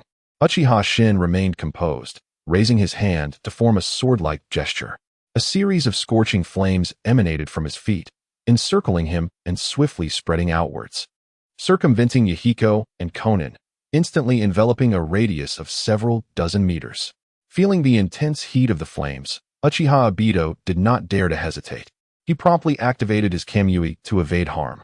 Yet, his forward momentum was unimpeded, continuing to surge towards Uchiha Shin, throwing a punch aimed squarely at his face. Uchiha Shin calmly observed Uchiha Obito's fist rushing towards him, showing no intention of dodging. "Brother Shin, be careful," Yahiko urgently called out, but before he could finish his warning, he was astonished to see Uchiha Obito's fist pass right through Uchiha Shin's head without making contact. Uchiha Obito's Kamui was indeed an exceedingly perplexing ability, one that could instill fear in those who did not understand its mechanics. However, once the principle of Kamui was grasped, it became far less formidable. When Uchiha Obito activated Kamui to avoid damage, he could not harm Uchiha Shin either. Uchiha Shin had initially surrounded himself with the flame ring. For Uchiha Obito to strike him, he would first have to endure the flame-searing heat. Thus, Uchiha Shin was unconcerned about any potential harm from Uchiha Obito's punch. How outrageous. Missing his strike, Uchiha Obito leapt high, turning to sweep his leg horizontally towards Uchiha Shin's head. Uchiha Shin, without turning his head, activated his fire-release chakra mode just as Uchiha Obito's leg was about to connect, igniting his body in a blaze. Uchiha Obito's pupils constricted, and reluctantly, at the last moment, he activated Kamui, allowing his leg to pass harmlessly through Uchiha Shin's head. Frowning deeply, Uchiha Obito landed while maintaining his intangibility. swiftly creating distance from Uchiha Shin and escaping the flames' reach. Though merely a couple of probing exchanges, tumultuous waves surged within Uchiha Obito's heart. For reasons unknown, he felt that Uchiha Shin possessed an intricate understanding of his abilities, continually leading him by the nose. While those two exchanges seemed evenly matched, with neither inflicting harm upon the other, in reality, Uchiha Obito had already found himself at a disadvantage. The principle behind Uchiha Obito's Kami lies in transferring the part of his body that is about to be struck by an incoming attack into the Kamui dimension, thereby evading harm. However, the assault of flames is not so simple. One cannot merely avoid direct contact to escape all injury. Although Uchiha Obito has sidestepped direct exposure to the flames, the immense heat radiating from them still affects the adjacent areas of his body. Thus, on the surface, it appears that Uchiha Obito and Uchiha Jin merely pass through one another without inflicting harm. In reality, however, the intense heat has already scorched Obito's legs, causing a significant number of cells to perish. The temperature of the flames wielded by Uchiha Jin is extraordinarily high, far beyond the capabilities of ordinary fire. Well then, shall we continue? Uchiha Jin inquired calmly, observing Uchiha Obito, who had ceased to approach. Obito's expression, concealed beneath his mask, fluctuated between uncertainty and resolve. Though he did not respond, he refrained from advancing recklessly. Ultimately, the battles between ninjas of their caliber are, at their core, contests of intelligence. If his abilities had been compromised, the odds of victory would be slim. What do you intend to do? After a long moment of contemplation, Obito realized that if Jin had indeed uncovered his identity, his appearance at this juncture must hold significance, prompting him to ask directly. Uchiha Jin subtly shook his head and replied, "It is not a matter of what I wish to do. Rather, it concerns what you desire." As he spoke, Jin glanced nonchalantly at a shadowy corner nearby and activated his Sharingan with 3 tomo. As he gazed at Obito, a flicker of crimson light danced in his eyes. Obito, momentarily taken aback, soon recognized the gravity of the situation and chose not to resist, allowing Jin to draw him into a rudimentary, illusionary space. This realm bore no harmful effects. It merely established an utterly secure environment for dialogue between Uchiha Jin and Uchiha Obito. The reason Obito dared to take this risk was that Jin's eyes were merely the standard 3-tomo Sharingan, while his own were the more advanced Mangekyo Sharingan, enabling him to escape Jin's simple illusion at will. In a dreamscape filled with verdant grass and small flowers, Uchiha Jin and Uchiha Obito stood facing one another, locking eyes intently. "Oh, Black Sasuke, you do not change." Uchiha Jin initiated the conversation, addressing Obito as Uchiha Rinto, veins bulging on his forehead. Obito glared fiercely at Jin and retorted, "You are as insufferable as ever." In response, Jin feigned sorrow, saying, "It seems that rebellious youths lack manners. Otherwise, given my connection with Minato, you ought to at least address me as teacher." Here, teacher does not imply a master in the traditional sense, but is a term of respect for the leading jonin within a ninja team. Among teams with amicable relations, it is quite common for members to refer to each other's leaders as teacher. Uchiha Obito scoffed, stating, "I don't wish to admit it even for teacher Minato, let alone for you." That insufferable wretch. Upon hearing Uchiha Jin mention the name of Namake's Minato, a torrent of pent-up resentment surged forth within Uchiha Obito, erupting at that very moment. From the inception of their Team 7, the esteemed jonin, Minato Namake's, bore the responsibility of guiding and protecting the trio. To Obito, all the tribulations faced by Team 7 could have been averted by the illustrious Yellow Flash of the Leaf Village, who possessed the capability to change their fates. Yet, time and again, Minato arrived just a moment too late. Although Obito understood that war was fraught with unforeseen calamities, and that Minato, as a ninja, had little autonomy and was bound to obey higher orders, he could not help but ponder the possibility. Had Minato arrived earlier during the rescue of Rin Noara, might she have been spared from the crushing rock, and perhaps he would have never encountered Madara Uchiha? If only Minato had been at Kakashi's and Rin's side on the battlefield of the Hidden Mist, would Rin have fallen prey to the Mist Ninjas, thus avoiding her tragic sacrifice to protect the village? Despite knowing such thoughts were baseless, Obito was inexorably drawn to them. Were it not for these events, he might still be the same Uchiha Obito he once was. How utterly heartless. Uchiha Jin remarked, his expression turning serious. "So you blame Minato for your suffering? Shouldn't I?" Obito retorted passionately, Teacher Minato is hailed as the fastest ninja in the world. He possessed the power to alter all of this. Uchiha Jin remained silent, merely observing Obito intently. Gradually calming himself, Obito continued, "Of course, I am aware that Minato's formidable strength led the village to assign him more critical missions, leaving him stretched thin. Therefore, the true culprits behind this tragic series of events must be the inept higher-ups of the Leaf Village. They placed Rin and me in Team 7, forcing us to accompany the powerful Minato on perilous missions. They thrust us into harm's way." Obito's grievances against the Leaf Village were not without foundation. Indeed, the team assignments at that time had their flaws. It is worth noting that during their training and subsequent Chunin exams, many ninjas, such as Might Guy and Noara Kakashi, whose performance far surpassed Obito's, were often entrusted with low-risk tasks, such as escorting supplies. In stark contrast, Obito, the laggard, was assigned to Minato's team, thrust into high-stakes missions that could alter the tide of war. The disparity between the two scenarios was glaringly apparent. In truth, a more fitting configuration for Minato would have been a team composed primarily of Jonin, akin to the current Minato squad. In the so-called Team Minato, only Kakashi could barely keep pace with Minato Namikaze, while Uchiha Obito and Noara Rin were merely burdensome presences. It was due to Kakashi's troubled mindset at the time that Hiruzen Sarutobi, wishing to prevent the waste of such an extraordinarily talented shinobi, assigned Minato to mentor him. Simultaneously, he paired Kakashi with Uchiha Obito and Noara Rin, two individuals who shared a closer bond with Kakashi and possessed a sunny disposition, hoping they would positively influence him. Thus, the so-called Team Minato was formed. Hiruzen Sarutobi, in his short-sightedness, failed to consider the potential consequences for Obito and Rin remaining in Team Minato. Perhaps he did contemplate it, but simply did not care.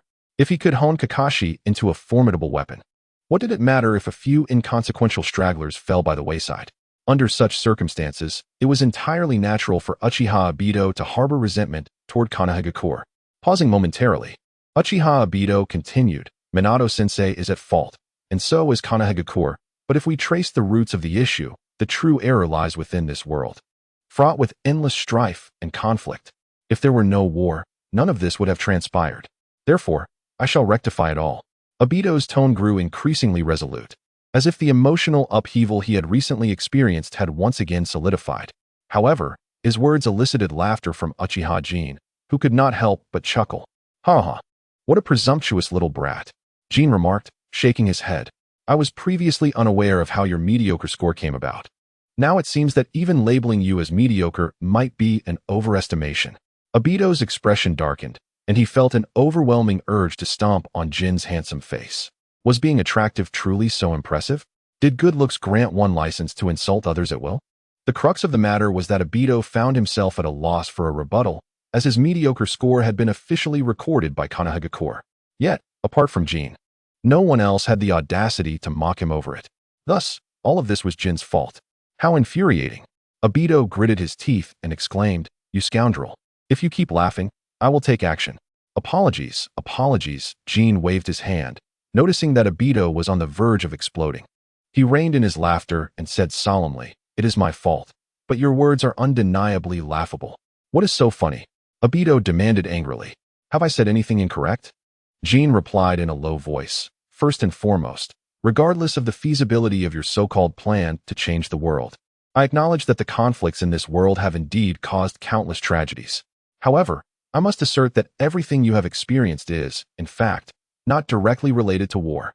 Even in the absence of the Third Great Ninja War, your experiences would likely have transpired regardless. If I may explain, it is simply because you remain utterly ignorant of the truth behind it all." Upon hearing this, Obito's eyes widened and his brow furrowed in confusion as he questioned, "What do you mean by that?" Uchiha Jin softly remarked, "Indeed, while the arrangements of the village may have certain flaws, under the formidable strength of Minato, your team should ordinarily remain secure.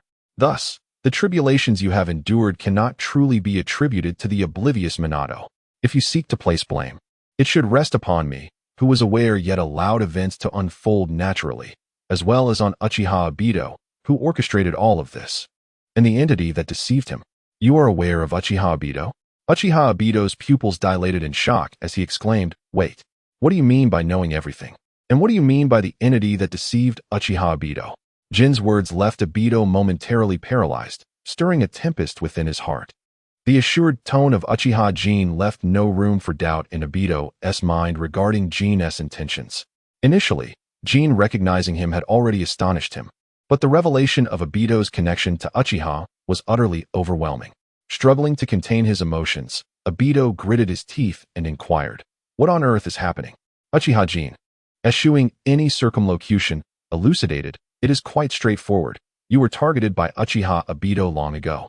Everything you have experienced was not mere coincidence, but rather the result of Obito's meticulous planning. During your mission at the Shinobi Bridge, Rin was captured by the Iwagakure ninja, and when you and Kakashi intervened, you awakened your eyes, were gravely injured, and all of this unfolded precisely as part of Obito's design. On the battlefield of the mist, Rin was seized and transformed into the Three Tails Jinchuriki, rescued by Kakashi only to be pursued by the mist ninjas, culminating in her tragic suicide before your eyes. This, too, was a grand performance orchestrated by Obito. Even Minato's consistent tardiness was a result of various unforeseen complications contrived by Obito. Do you think Obito's interest in you was mere happenstance? No. He has been watching you for many years. Perhaps the elderly figure you assisted in Konoha was, in fact, the embodiment of Uchiha Obito himself. So even in the absence of a third great ninja war, you could very well endure a similar fate during another mission outside the village. Impossible, Obito retorted, disbelief etched across his features. How could such a complex situation be preordained? His eyes burned with intensity, veins bulging in protest. Although he had never fully trusted Obito and maintained a degree of vigilance, he refused to accept that everything was intricately planned by Obito. In a scenario of such complexity, a single misstep by anyone could unravel the entire scheme. How could everything unfold according to Obito's will? That, indeed, is the brilliance of Uchiha Obito. Uchiha Jin asserted gravely. He has discerned the depths of human nature. With but a slight nudge, he can steer the course of events within the confines of his desires.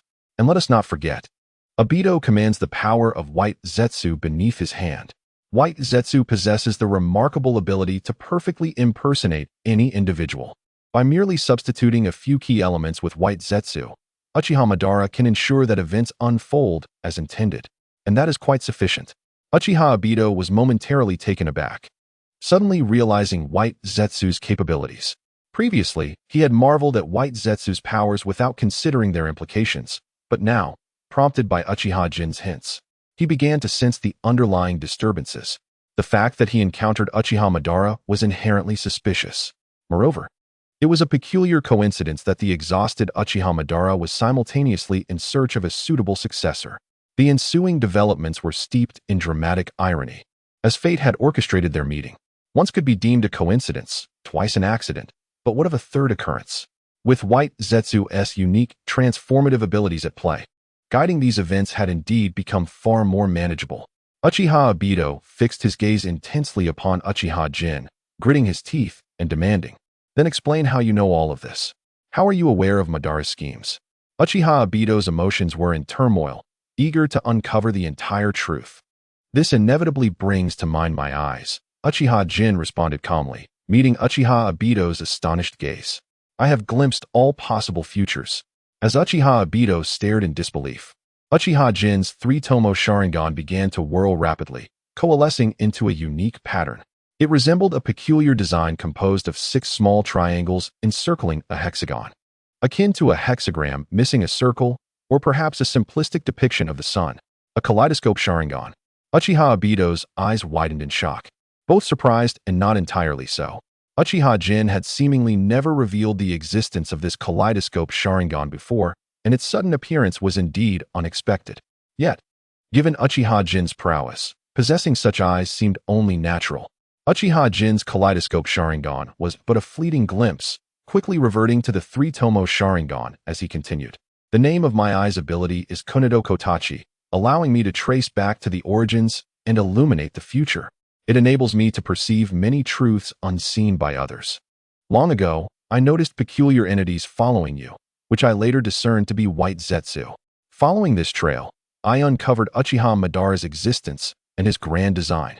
And you, Uchiha Obito, are but a pawn chosen by Uchiha Madara. Everything concerning you unfolds under the scrutiny of my eyes." while Uchiha Jin indeed activated the kaleidoscope Sharingan. The ability named Kunito Kotachi was merely a fabrication, a pretext for his foreknowledge. Without such an explanation, many aspects would remain inexplicable. After all, he could not directly divulge to Uchiha Obito that he was a time traveler. Thus, Uchiha Jin had no choice but to resort to this stratagem. However, it seemed plausible to deceive Uchiha Kenji without issue. After all, the events Uchiha Jin recounted were rooted in reality, albeit with a slight alteration in the source of the information. Uchiha Obito, indeed, did not question Uchiha Jin's words. His expression twisted in rage as he exclaimed, "If you know everything, then why do you do nothing? Do you simply watch as that scoundrel Uchiha Madara toys with me? Do you just stand by and witness Rin's demise?" Obito's emotions surged with intensity. Uchiha Jin's detached observation was far more intolerable than the mockery he endured from Uchiha Madara, especially now, as Uchiha Jin stood before him, exuding an air of condescension. "My detached observation is not without reason. Obito, you must understand that this world does not revolve around you, and not everyone acts according to your desires." Uchiha Jin recognized that Obito's current mindset was highly skewed and his emotions were volatile. Unkind words would only provoke his rebellious instincts. However, he did not wish to offer some bitter consolation to mend Obito's wounded spirit. What was paramount now was to compel Obito to confront his own heart and truly perceive the world. Uchiha Jin continued, "The higher-ups of Konoha did not consult your wishes when assigning you to Minato's team, nor did they seek your consent at the onset of war. Uchiha Madara did not ask your permission when he chose you as a pawn. This is the harsh reality of the world. You wish to sever this cycle of causality? Unless you change this world, it cannot be done." Obito stood in stunned silence, Jin's words evoking a multitude of thoughts, striking a chord within him. Although deceived by Uchiha Madara, Obito had witnessed many things during his time in the ninja world and had come to acknowledge Madara's vision of altering the world and his plans. Obito also recognized the cruel reality of this world, thus gaining a deeper understanding of Uchiha Jin's earlier remarks. Gradually regaining his composure, Obito turned to Uchiha Jin and inquired, "So you align with Uchiha Madara's ideology, allowing his plan to unfold naturally?" "No."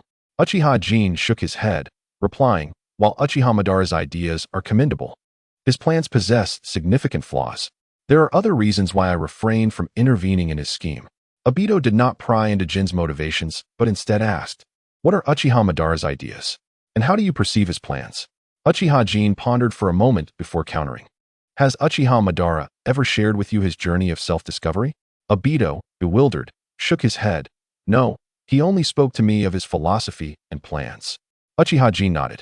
"Then allow me to introduce you to the life of Uchiha Madara."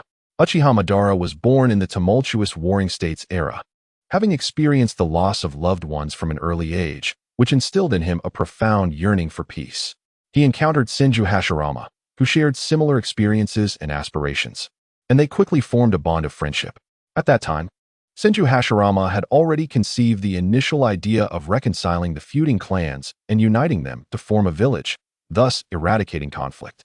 Uchiha Madara, lacking his own vision at that moment, temporarily embraced Hashirama's notion.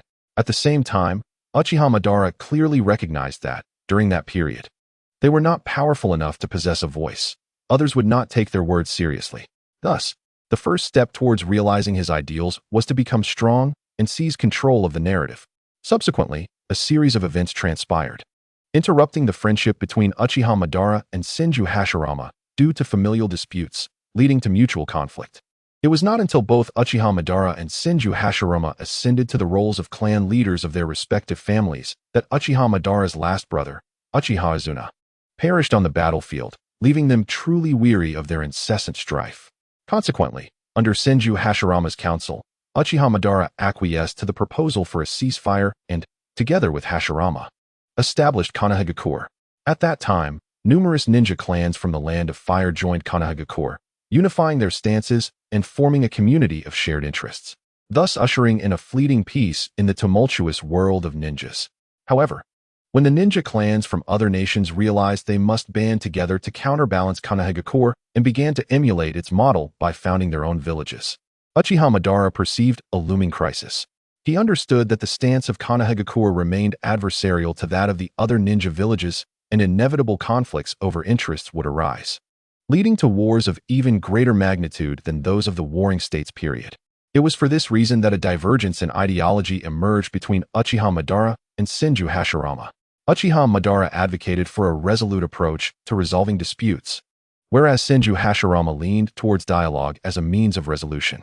Since Hashirama had promised Madara that he would become the first Hokage of Konohagakure, the ideological rift between them did not erupt into open conflict. After all, Hashirama would accommodate Madara, and Madara believed that Konohagakure would uphold his principles.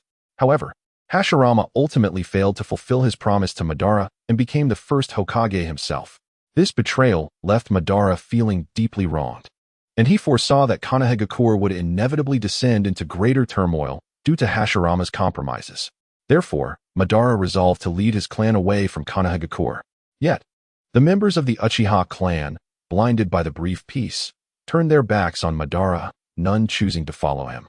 This sense of betrayal weighed heavily on Madara, sowing the seeds for his eventual descent into extremism. After a moment's pause to allow Uchiha Obito a moment to process, Uchiha Jinchuriki continued, stating that thereafter, Uchiha Madara traversed the ninja world, gaining a clearer understanding of its essence. Each individual possesses their own stance, and wherever there are people, there will be conflict. In the face of larger conflicts, those with smaller disputes tend to form alliances of shared interests, inevitably transforming those conflicts into wars. This is an unavoidable truth, as even among beasts, the same holds true. Thus, achieving lasting peace is nearly impossible. As long as there are living beings, disputes will never cease. It was during this period that Uchiha Madara became acquainted with the so-called Eye of the Moon plan, leading him down a path of extremity. Upon hearing this, Uchiha Obito could no longer restrain himself and inquired, "Why does the Moon Eye plan lead Uchiha Madara to such extremes? Is a world where only victors exist and where love prevails truly so flawed?" Uchiha Jin, with a derisive sneer, replied, setting aside the veracity of the Moon Eye plan. "Do you comprehend its essence?" Uchiha Obito nearly blurted out the doctrine of victors and love that Madara had instilled in him, yet observing Jin's expression, he realized that this was not the true answer, and thus shook his head, indicating his ignorance. Uchiha Jin elucidated. The so-called Moon Eye plan aims to ensnare everyone within a splendid illusion that belongs solely to themselves.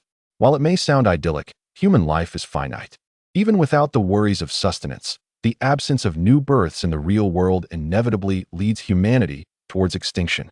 This approach merely eliminates the one who poses the problem rather than resolving the issue itself. It is no different from obliterating the entire shinobi world. At best, it amounts to a mere euthanasia. Is such a notion not extreme? Yet, it is deemed the only solution. Uchiha Obito grasped the implication behind Jin's words and conceded that the Moon Eye plan was indeed somewhat radical. Yet he remained obstinately convinced that it was the sole method to address the dilemma. Although in a certain sense, Obito's reasoning was not entirely erroneous. Eliminating the source of an insurmountable problem can be the only recourse. This does not imply that all issues must be resolved perfectly. Uchiha Jin's gaze flickered with intensity as he earnestly questioned, "Do you genuinely believe that?" Uchiha Obito solemnly nodded and stated, "Although Uchiha Madara has deceived me, my travels have revealed a world rife with sorrow, where all endure suffering. What purpose does such a world serve?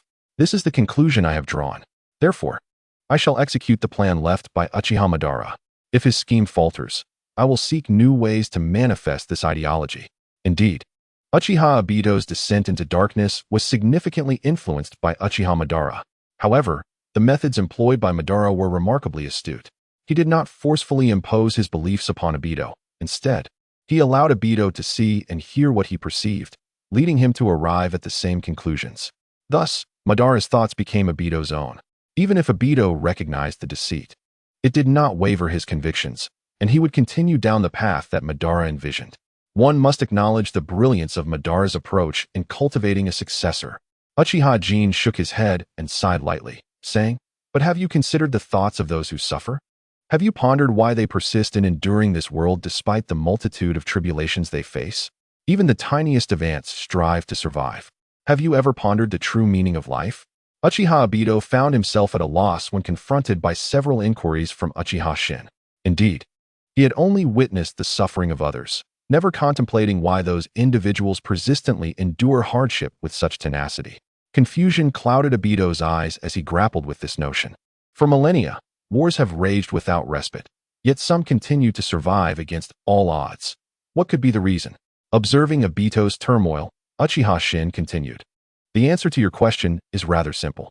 Reflect upon why you, after enduring so much pain, have yet to consider ending your own life.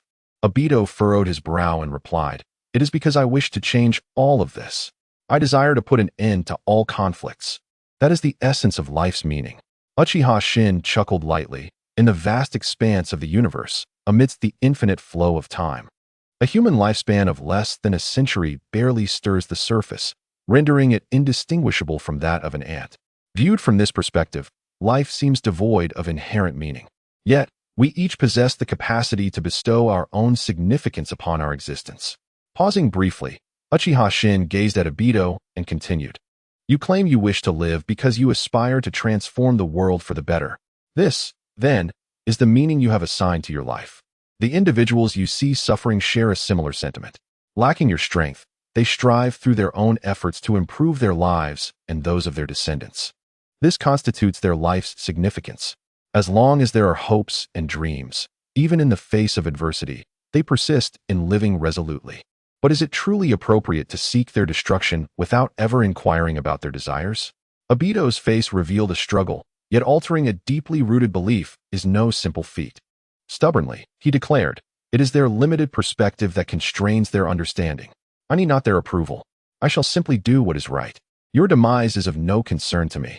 Uchiha Jin's tone turned cold as he retorted, your arrogance mirrors that of the Otsutsuki, indeed.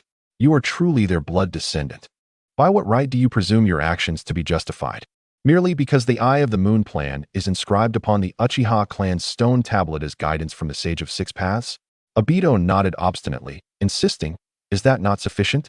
The Sage of Six Paths is the founder of the ninja religion, a legendary figure of boundless power.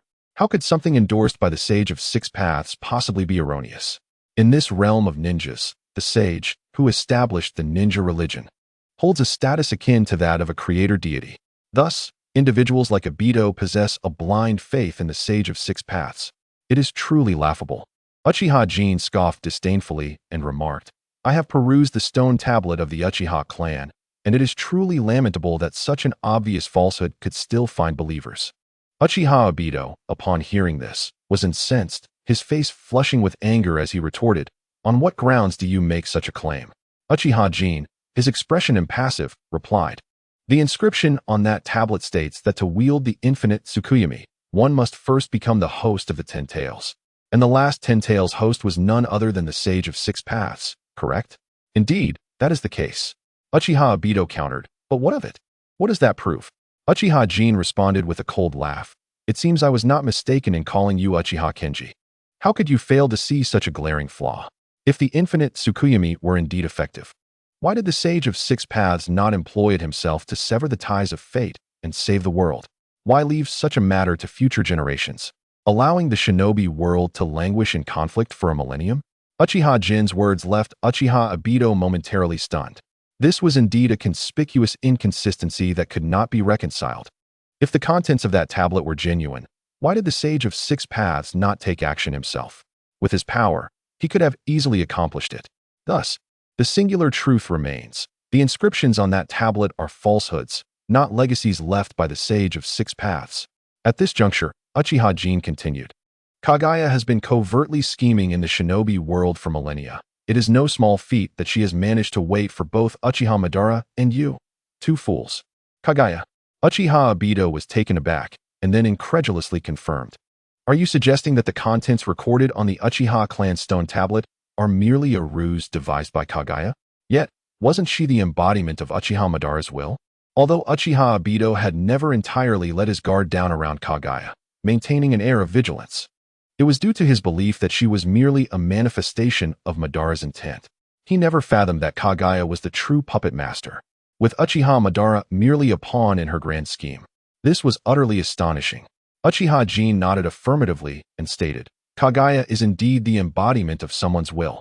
But that individual is not Uchiha Madara. It is the legendary goddess of the moon, Kaguya Otsutsuki. The mention of Kagaya Otsutsuki plunged Uchiha Obito into a vortex of complex emotions. He had not anticipated that, aside from the Sage of Six Paths, another legendary deity was entangled in this affair. However, compared to the sage, the tales of Kagaya Otsutsuki seemed to belong to an even more distant past, nearly forgotten to the world. Uchiha Obito only knew that this goddess of the moon had once ruled over this realm. Beyond that, he was entirely ignorant. In fact, it was the first time he learned that her full name was Kagaya Otsutsuki. Wait, Uchiha Obito suddenly seemed to recall something, and in a raised voice, he inquired, "You previously remarked that my arrogance mirrors that of the Otsutsuki, and that Otsutsuki blood flows within me. Did you imply that when I first heard you speak these words, I merely dismissed them as a jest, paying no heed to the Otsutsuki?"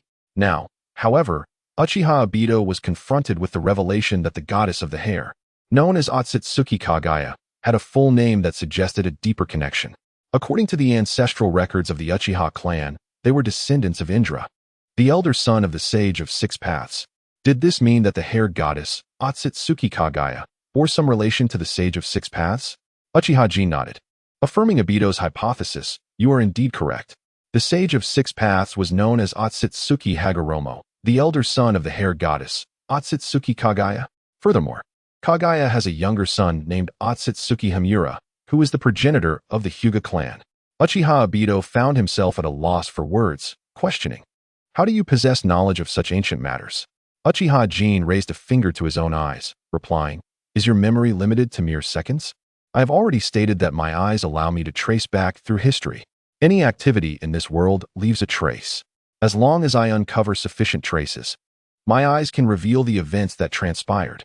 Likewise, with ample information, my eyes can predict possible future developments." Having told one lie necessitates an endless chain of fabrications to sustain it, Uchiha Jin was currently ensnared in such a predicament. To enhance the credibility of his words, he endeavored to clarify his abilities. What remarkable eyes! Uchiha Obito gazed enviously at Uchiha Jin's dual orbs. Had he possessed such eyes, many troubles could have been avoided, and he might not have reached this juncture. Yet, he quickly reaffirmed his wavering resolve, reassuring himself. However, that being said, your ability to foresee the future only pertains to possibilities, not certainties. Uchiha Jin narrowed his eyes, stating, "Are you genuinely oblivious or merely pretending? The future is inherently mutable. The true future is as vast as the sands of the Ganges, brimming with infinite possibilities. What I can do is strive to discern the threads of these futures, steering forth those that favor me. Of course, this is not guaranteed. Do you recall that time when you sparred with Kakashi? I sought to ascertain the likelihood of your victory over him. Thus, I employed my ability. I observed a staggering 14,604 potential futures. Can you guess what I saw?" Uchiha Obito swallowed hard. Curiosity piqued. What did you see? Truthfully, he could not recall the specific sparring match Uchiha Jin mentioned, considering the countless times he had trained with Kakashi. Nevertheless, his curiosity remained unabated, especially since he had never once triumphed in their encounters. At that time, the disparity between him and Kakashi was glaringly evident. Uchiha Obito was eager to comprehend the potential outcomes he had witnessed in Uchiha Shin. With a raised finger, Uchiha Shin solemnly declared, "I have foreseen 14,604 possibilities, and you have triumphed over Kakashi merely once. This signifies that Kakashi possesses an almost infinite margin for error, while you may falter with just a slight misplacement of a finger. Now you understand how formidable the challenge of altering the future truly is." Uchiha Obito responded, "I grasp the reasoning. But is it not somewhat excessive to use me as an example?" Returning to the main topic, Uchiha Shin refrained from dwelling further on his abilities and continued, "Yet, even the brothers Otsutsuki Kinshiki and Otsutsuki Momoshiki are unaware that Otsutsuki Kagaya actually has a third child." Upon hearing this, Uchiha Obito shuddered, incredulously exclaiming, "You cannot mean that third child is Kagaya's Black Zetsu, can you?" Uchiha Obito's worldview was crumbling. How could that dark, ominous entity be the offspring of the legendary goddess of rabbits?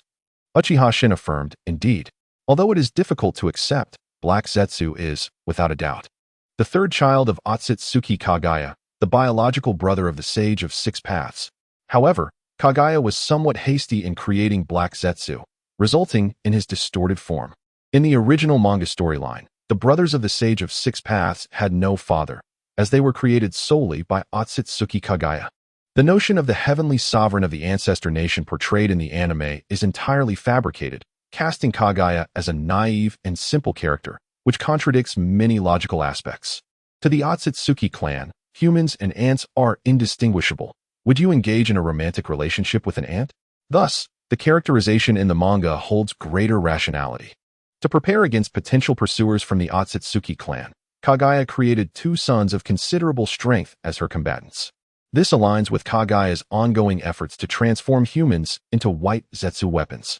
Therefore, Black Zetsu, who consistently refers to Kagaya as mother, is indeed the biological brother of the Sage of Six Paths. What on earth is happening? Uchiha Obito still struggled to accept Black Zetsu's identity, yearning to uncover the entire truth. Uchiha Shin continued. The origins of all this stem from an extraterrestrial race known as the Otsutsuki. They traverse the cosmos in pairs, seeking planets teeming with life. On these planets, they plant divine trees capable of devouring the very essence of life. When these trees mature, they bear chakra fruits that condense immense energy and genetic information. Upon consuming these chakra fruits, the Otsutsuki clan can evolve. Through relentless evolution, the Otsutsuki can ascend to higher tiers of existence. Millennia ago, Otsutsuki Kagaya and her superior, Otsutsuki Ishiki, arrived in this world with the sapling of the divine tree, the Ten Tails. The Ten Tails is a sapling of the divine tree. Uchiha Obito was left speechless. After a prolonged period of listening, he finally heard a familiar term from Uchiha Jin, yet the emergence of the Ten Tails instilled a sense of foreboding within him. It is essential to recognize that the cornerstone of the Moon Eye plan is to gather all nine-tailed beasts to merge into the Ten Tails. Uchiha Obito could hardly believe that there was no connection between the two. Ignoring Obito's astonishment, Uchiha Jin continued. The reason the Otsutsuki clan operates in pairs is that the sapling of the god tree, the Ten Tails, can only transform into the god tree after consuming another Otsutsuki. Thus, it necessitates the simultaneous action of two Otsutsuki, one serving as the living sacrifice during the planting of the god tree, while the other remains in place to guard until the god tree matures. The Otsutsuki Kagaya who arrived in this world was intended to be that living sacrifice. Upon hearing this, Obito realized the implications. Something must have transpired between the Otsutsuki duo, Kagaya and Otsutsuki Ishiki, leading to their failure. Otherwise, this world would not have persisted until now. Uchiha Jin elaborated. Although the Otsutsuki designated as the living sacrifice can be reincarnated through a method known as a wedge and does not truly perish, for reasons unknown, Kagaya betrayed Ishiki at a crucial moment. Seizing the opportunity while Ishiki was unguarded, Kagaya thrust him toward the Ten Tails, becoming the offering for the planting of the god tree. Subsequently, Kagaya settled in this world, yet her existence was far from idyllic, as the Otsutsuki clan encompassed more than just the two of them. Once the other Otsutsuki in the starry skies became aware of the events transpiring here, they would undoubtedly come seeking retribution. Living in perpetual anxiety, Kagaya commenced preparations for battle.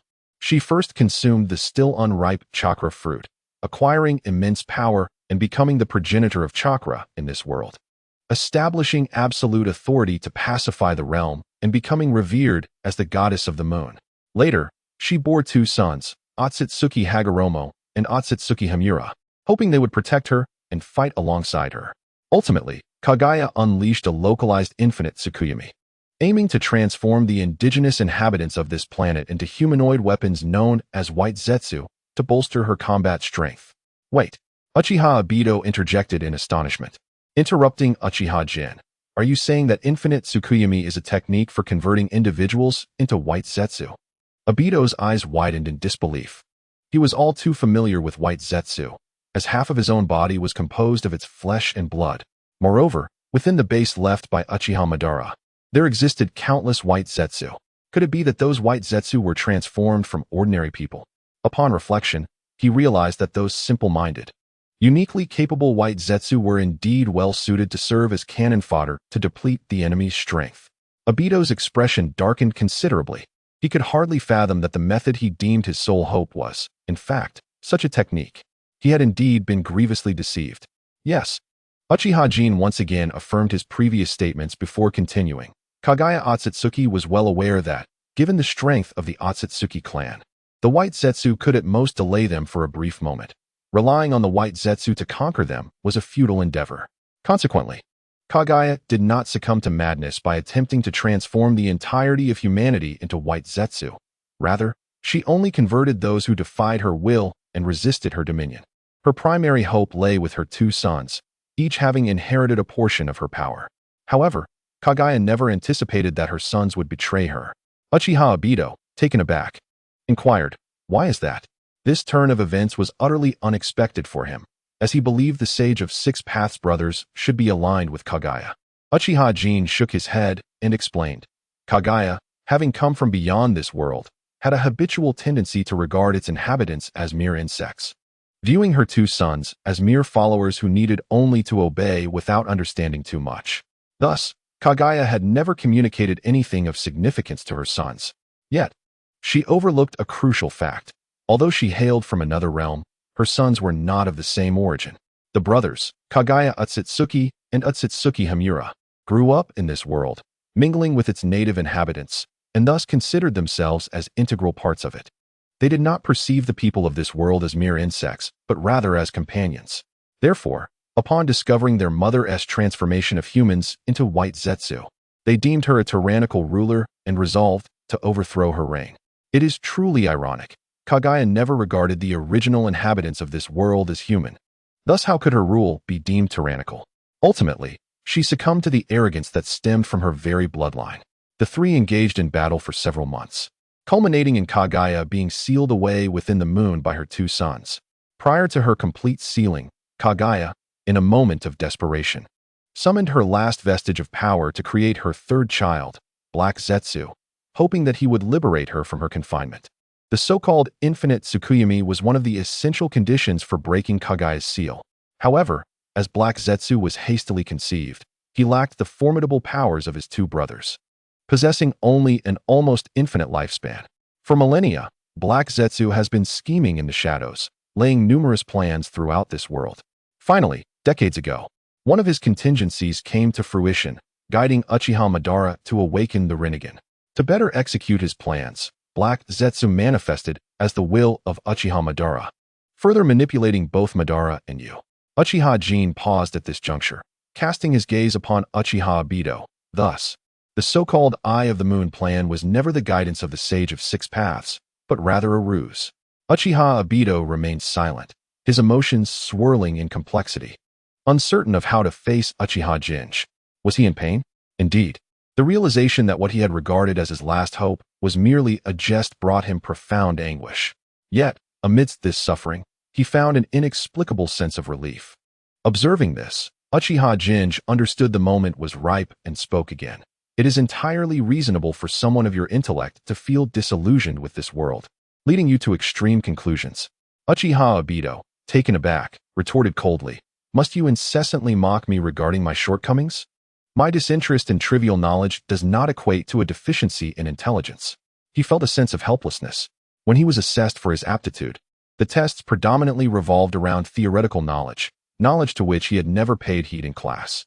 Was it not natural for his grades to reflect this? How can one's intelligence be measured solely by rote memorization? You fail to understand. Therein lies the issue, Uchiha Jin countered, shaking his head earnestly. Had you attentively engaged in lessons, you would recognize that the world is not as bleak as you perceive. Though rife with conflict, it is also progressing. Compared to the past, this world has indeed improved significantly. Uchiha Obito furrowed his brow, perplexed. What do you mean by that? Without hesitation, Uchiha Jin elucidated. From a historical standpoint, this world can be divided into 4 eras: the ancient, the early ancient, the warring states, and the present. In the ancient era, people lacked clothing and sustenance, battling ferociously against beasts for survival.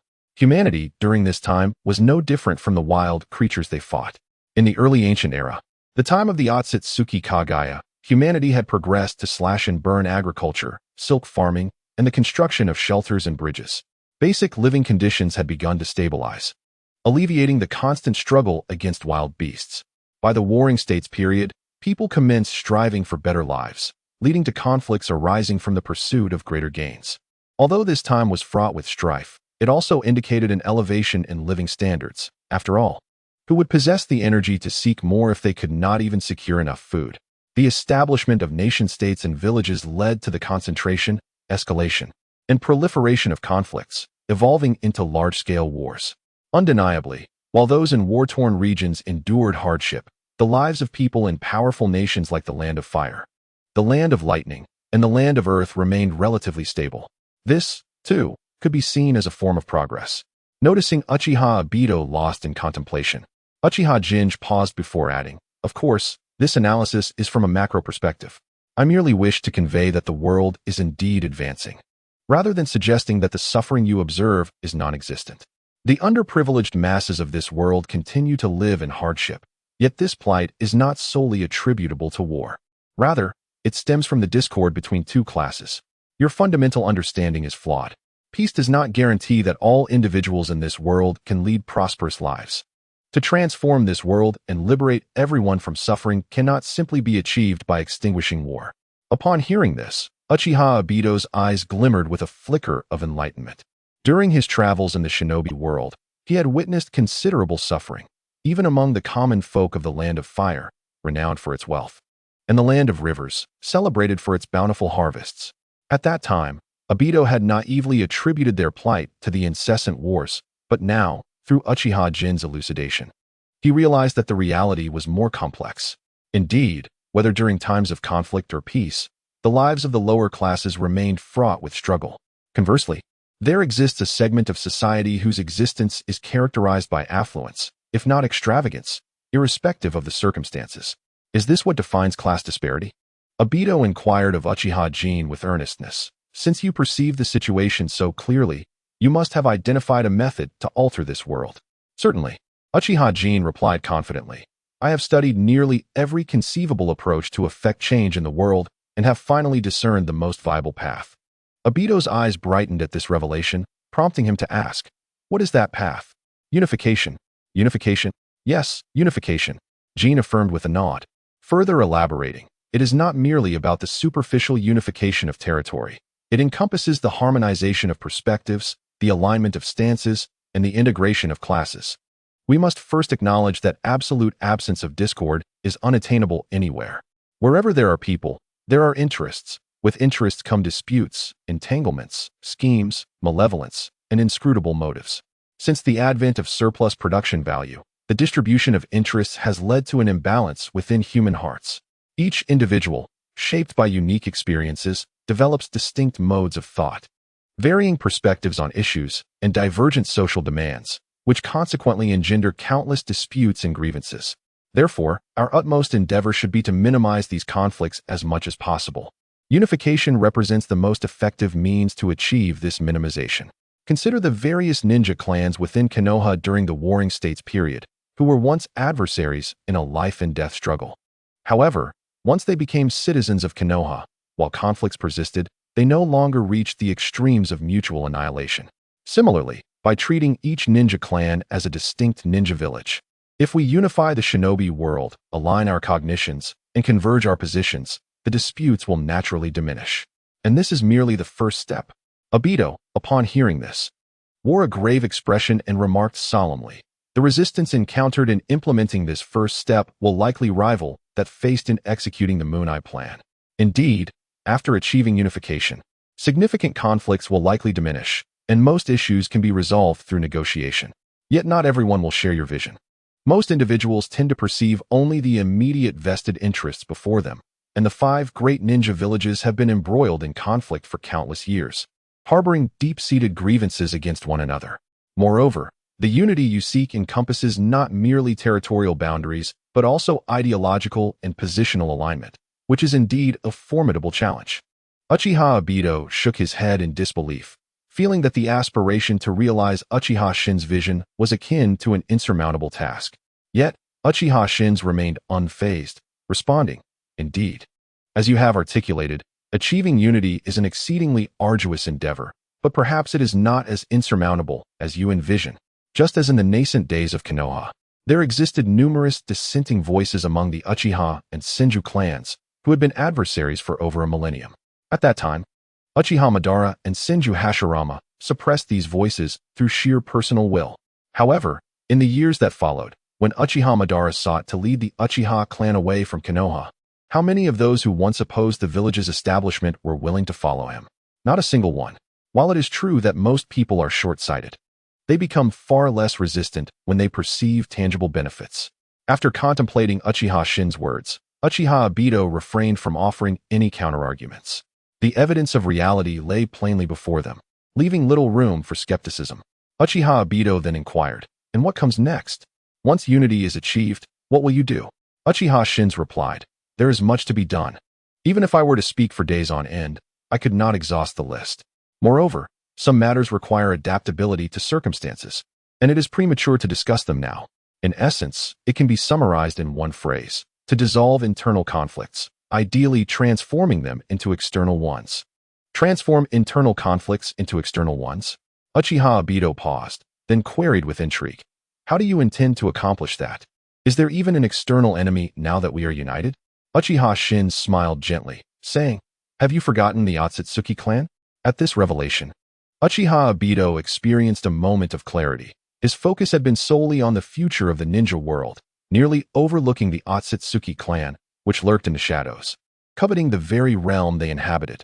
Uchiha Shin continued, "When a common enemy emerges, internal discord often diminishes, facilitating many matters considerably. Furthermore, if the Otsutsuki clan can traverse the cosmos, why can we not do the same? Their existence has already demonstrated that we are not alone in this vast universe, which teems with countless resources awaiting our discovery. Why limit our ambitions to this solitary planet? Our journey is among the stars and the seas." Uchiha Obito gazed at Uchiha Shin in astonishment, his eyes reflecting sheer bewilderment. After awakening from the Moon Eye plan, Uchiha Obito had believed that he and Uchiha Madara had reached the pinnacle of extremity, but in comparison to Uchiha Shin, he and Uchiha Madara seemed merely juvenile. To put it plainly, if he and Uchiha Madara were simply intent on taking lives, Uchiha Shin harbored intentions to not only extinguish lives, but to strike at the very heart.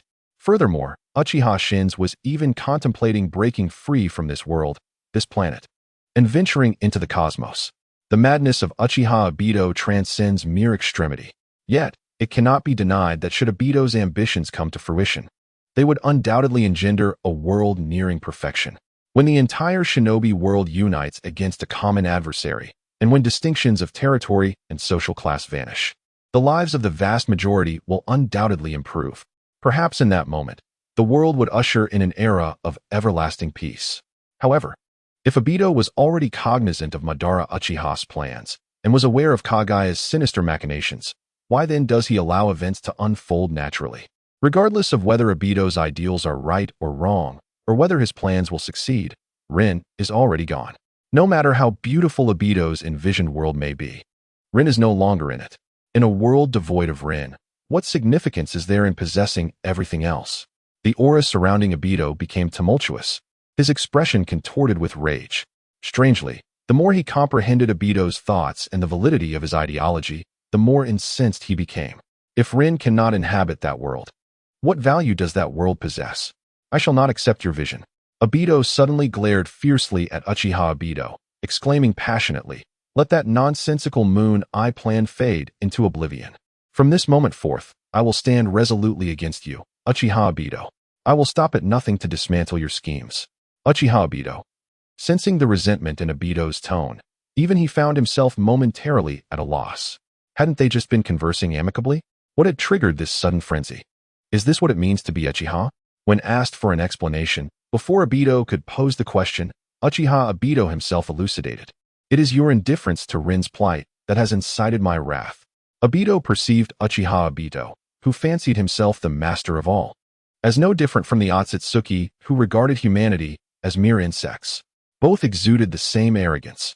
Uchiha Obito's apathetic attitude toward Rin's demise ignited Obito's fury to its zenith. Obito demanded that Uchiha Obito pay the price for this. "Oh, you mean Rin?" Uchiha Obito finally grasped the source of Obito's anger, exasperatedly raising his hands. "I merely stated that I did not idly watch your misfortunes unfold. I never claimed I was indifferent to others. You must understand, you are you, and Rin is Rin. My failure to extricate you from Madara's schemes does not imply that I did not save Rin." Obito's lone eye widened in disbelief, incredulously asking, "What do you mean by that?" It means precisely what it conveys. Uchiha Obito clarified. Rin is alive. I saved her. Impossible. Obito trembled, shouting in agitation. I confirmed it at that time. Rin's entire heart was crushed. She cannot possibly still be alive. Uchiha Obito replied coolly, for decades. Both Hashirama and Tobirama Senju confirmed that Madara was deceased, yet here he stands, alive. Obito. Are you referring to Izanagi? Uchiha Obito, under the tutelage of Uchiha Madara, has mastered numerous techniques exclusive to the Uchiha clan, including the art of Izanagi, which allowed Madara to feign death and escape from Senju Hashirama and Senju Tobirama. Even now, embedded within Obito's left eye socket is a spare 3-tomo Sharingan, specifically designated for the application of Izanagi. Thus, when Uchiha Jin mentioned Madara's feigned death, Obito immediately thought of that forbidden technique capable of altering reality, Izanagi. Uchiha Jin nodded, affirming Obito's deduction, and said, "You are not mistaken. Before Rin's tragic fate, I expended a 3-tomo Sharingan to seal the technique of Izanagi within her, ensuring she did not truly perish that day. Shortly after your departure, Rin awakened. However, for reasons unknown, I chose not to disseminate this news. Even Kakashi remains unaware of Rin's survival." Obito swallowed hard, struggling to articulate his inquiry. Then why reveal this truth to me now? I had no intention of disclosing it to you, Uchiha Jin replied, casting a meaningful glance at Obito. In the future I envisioned, you might engage in actions far beneath your worth. My original intent was to wait until that moment when Rin would deliver a fatal blow to you. However, due to my intervention, Yahiko survived the machinations of Hanzo the Salamander and Shimura Danzo, causing a series of events to unfold. As the saying goes, pulling one thread can affect the whole fabric. In freeing Yahiko from Hanzo and Danzo's schemes, you were inadvertently drawn into this web. You would become the one to take Yahiko's life in place of Hanzo and Danzo. Yet, your decisions have taken an unexpected turn. In a moment of hesitation, you spared Yahiko's life and unwittingly gravitated towards the brightest future amidst darkness. This is your own choice. I have thus come to realize that I had indeed been overly arrogant, believing I could orchestrate everything, guiding all towards a radiant future. However, the seeds of fate you sowed determine the flowers that bloom, all stemming from your own choices.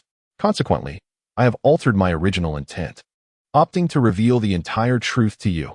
As for how you proceed and the future you pursue, that lies entirely in your hands. Uchiha Obito fell silent, feeling the sincerity in Jin's words, understanding that Jin had not lied and had genuinely entrusted him with the power of choice. Simultaneously, Obito recognized that should he choose to embrace darkness this time, Jin would not hesitate to sever their past ties and eliminate him without remorse. Obito harbored no doubts regarding Jin's capacity, armed with knowledge of all his secrets. After a long pause, Obito turned to Jin and softly inquired, "May I know the reason for your detached observation of me?" Uchiha Jin pondered for a moment before nodding. Firstly, it is due to the existence of Uchiha Madara. The power of Uchiha Madara is unfathomable.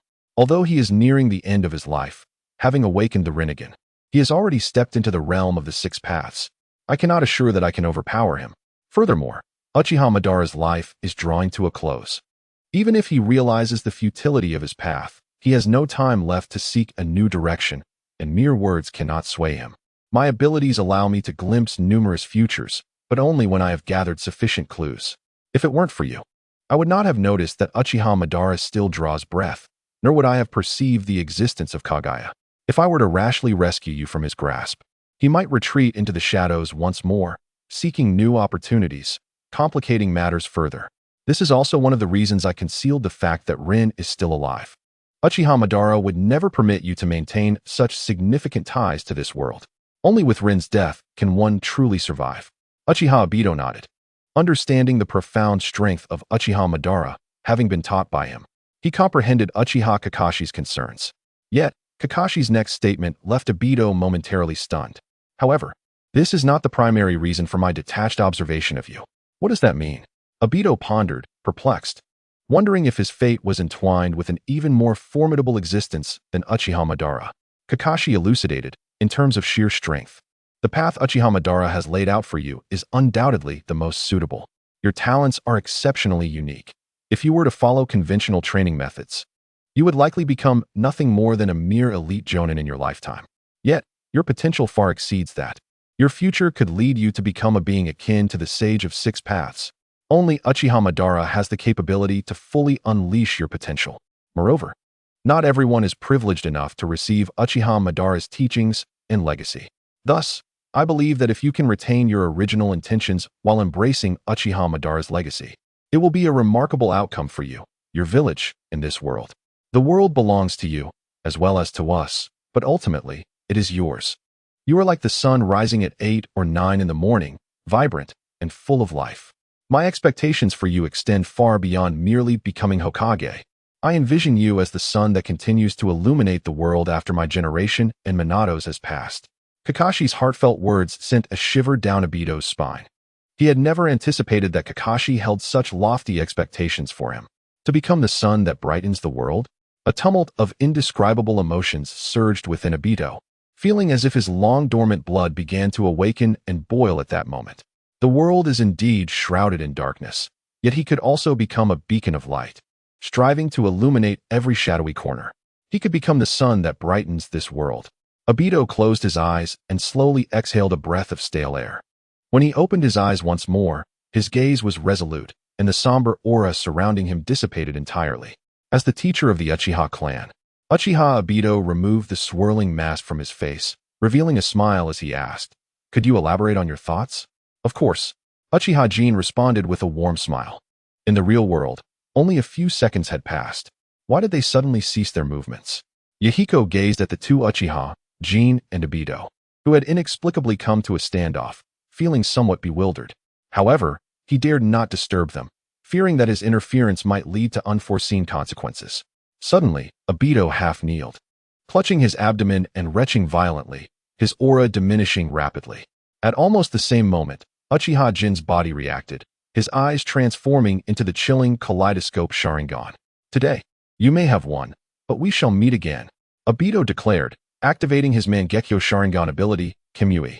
Ripples emanated from the center of Obito's right eye, distorting his form as he began to shift into the Kimui dimension. Thinking of escaping? Fire Fist. Jin raised his hand, launching a fiery fist imbued with tremendous force toward Obito. With narrowed pupils, Obito halted his transition and utilized intangibility to evade Jin's fiery assault. Flame rising. Jin spread his arms wide, unleashing a torrent of flames that surged from within him, engulfing the surroundings. Moments later, towering walls of fire encircled the area, sealing off several hundred meters of space, persisting fiercely. "These mere walls of fire cannot hinder me." Earth Dragon Hidden Technique. Obito's figure pierced through the flames left by Jin's attack, swiftly diving into the earth. Fire Release. Blazing Hell. Jin's gaze remained unwavering as he pressed his palms together, lifting one leg high before crashing it down onto the ground. A tremendous surge of heat flowed into the earth through his foot. Boom. A deafening roar erupted as several fire pillars, each over 10 meters in diameter, shot up from the ground, transforming the nearby terrain into flowing lava under the scorching flames.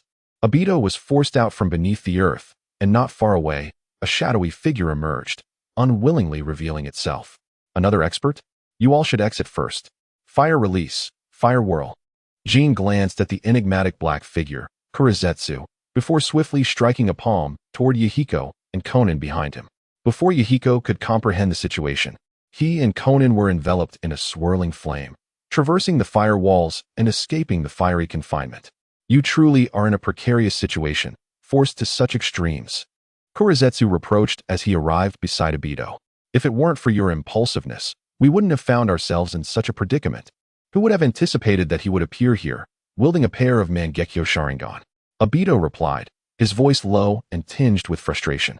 Upon hearing this, Kurizetsu also turned to gaze into Uchiha Jin's eyes, murmuring softly to himself, "This pattern is a novel ocular manifestation that has never before graced our eyes."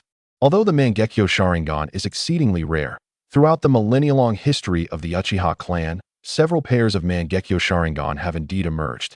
Among them are those possessing similar abilities, such as the Black Flames of Amaterasu, which both Uchiha Sasuke and Uchiha Itachi can summon to reduce all to ash. Having covertly observed the Uchiha clan for ages, Kurizetsu has witnessed numerous capabilities of the Mangekyo Sharingan, Yet the eyes of Uchiha Jin were a sight he had never encountered before. Be cautious. Do not meet his gaze. His ocular technique is illusionary and formidable. Noticing Kurizetsu directly locking eyes with Uchiha Jin, Uchiha Obito hastily interjected. Understood. Kurizetsu's heart raced as he averted his gaze. This was not due to fear of Uchiha Jin's Jinjutsu. After all, Kurizetsu embodies the will of Kagaya Otsutsuki, possessing an immensely powerful mental fortitude, with abilities predominantly centered around mental manipulation. Thus, his resistance to Jinjutsu is exceedingly high, having even rendered him immune to the infinite Tsukuyomi unleashed by the Rinnegan in the original narrative. Therefore, Kurizetsu did not fear Uchiha Jin's illusionary Mangekyo techniques, but rather dreaded the possibility of Uchiha Obito discovering this peculiarity of his.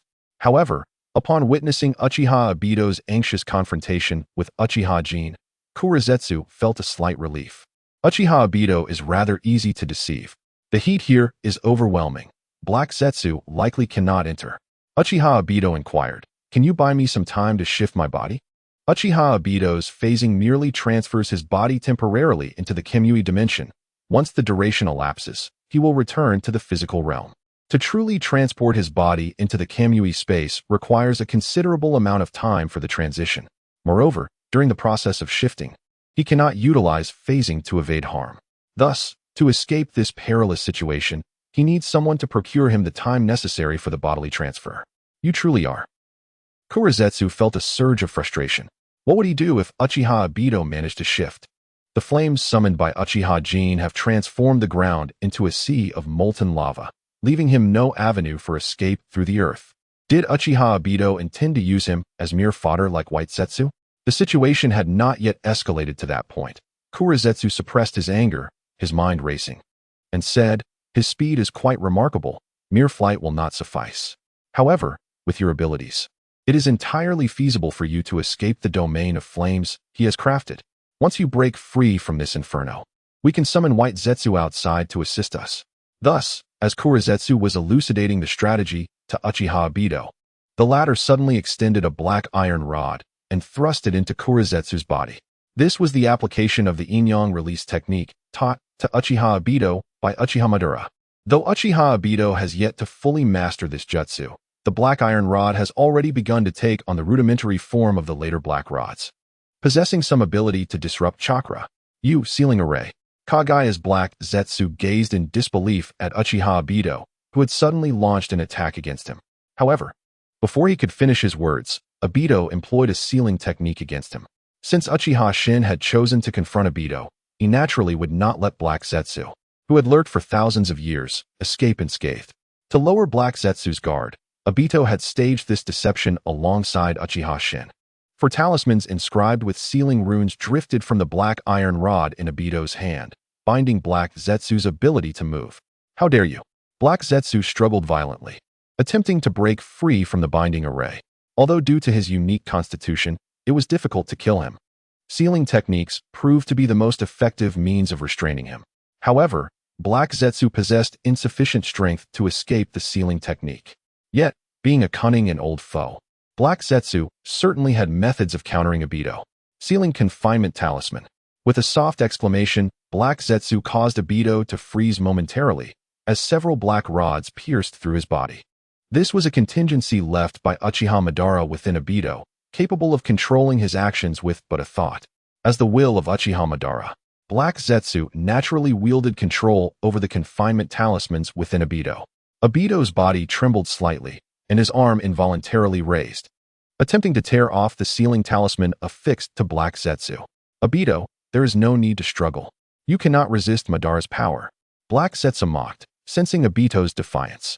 Gritting his teeth, Obito concentrated all his energy to resist Black Zetsu's control, unable to muster the strength even to respond. Noticing this, Black Zetsu's eyes flashed with disdain, and he ceased speaking, intensifying his grip on Obito. "Have you forgotten my existence?" At that moment, Uchiha Shin's voice echoed in Black Zetsu's ear. Unbeknownst to them, Shin had already positioned himself before the two. Black Zetsu's pupils contracted as he realized it was too late to react. For symbol sealing, Uchiha Shin struck Black Zetsu's abdomen with a palm, as black runes exuding confinement power spread across Black Zetsu's body, sealing away his internal strength. Still insufficient. Sealing Crimson Lotus. Faced with a foe like Black Zetsu, who had remained hidden for thousands of years, Shin would not rest easy with just one sealing technique. Moreover, given Black Zetsu's long existence, he might have researched various methods to counter sealing techniques, aware of his own vulnerabilities. It was only natural for him to potentially unravel the four-symbol sealing, a technique passed down from the Uzumaki clan.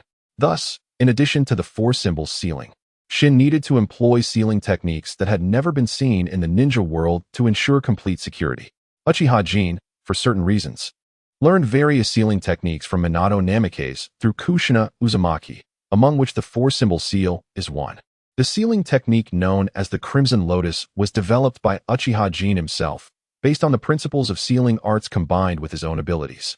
Those who fall victim to this technique will find a seed of flame blossoming within them, rooted deep in their dantian, fueled by their vital energy, ultimately blooming into a fiery red lotus.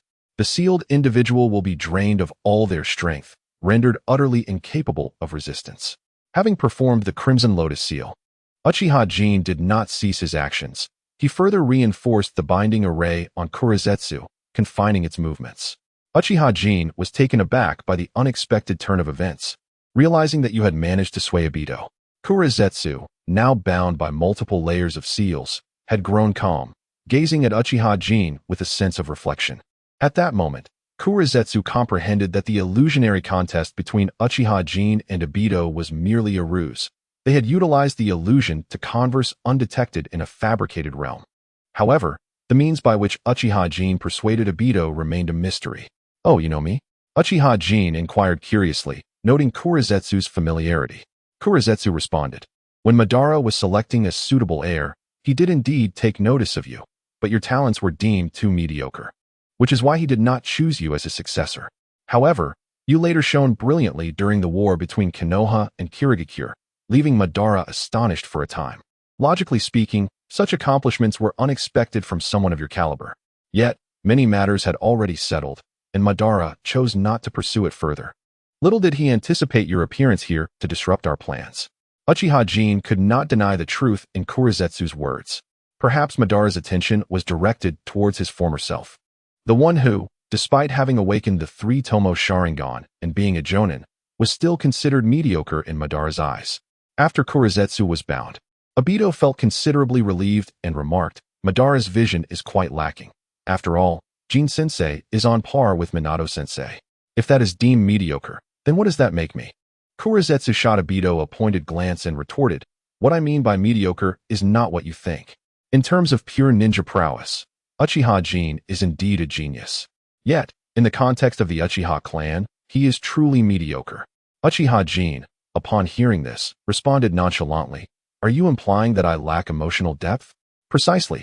Kurizetsu nodded. "With your parents' early demise and lack of friends, you've always been a lone wolf. Emotionally detached and unbound, you should never be able to awaken the Mangekyo Sharingan. In contrast, that boy Obito possesses a fiery passion, his heart brimming with love.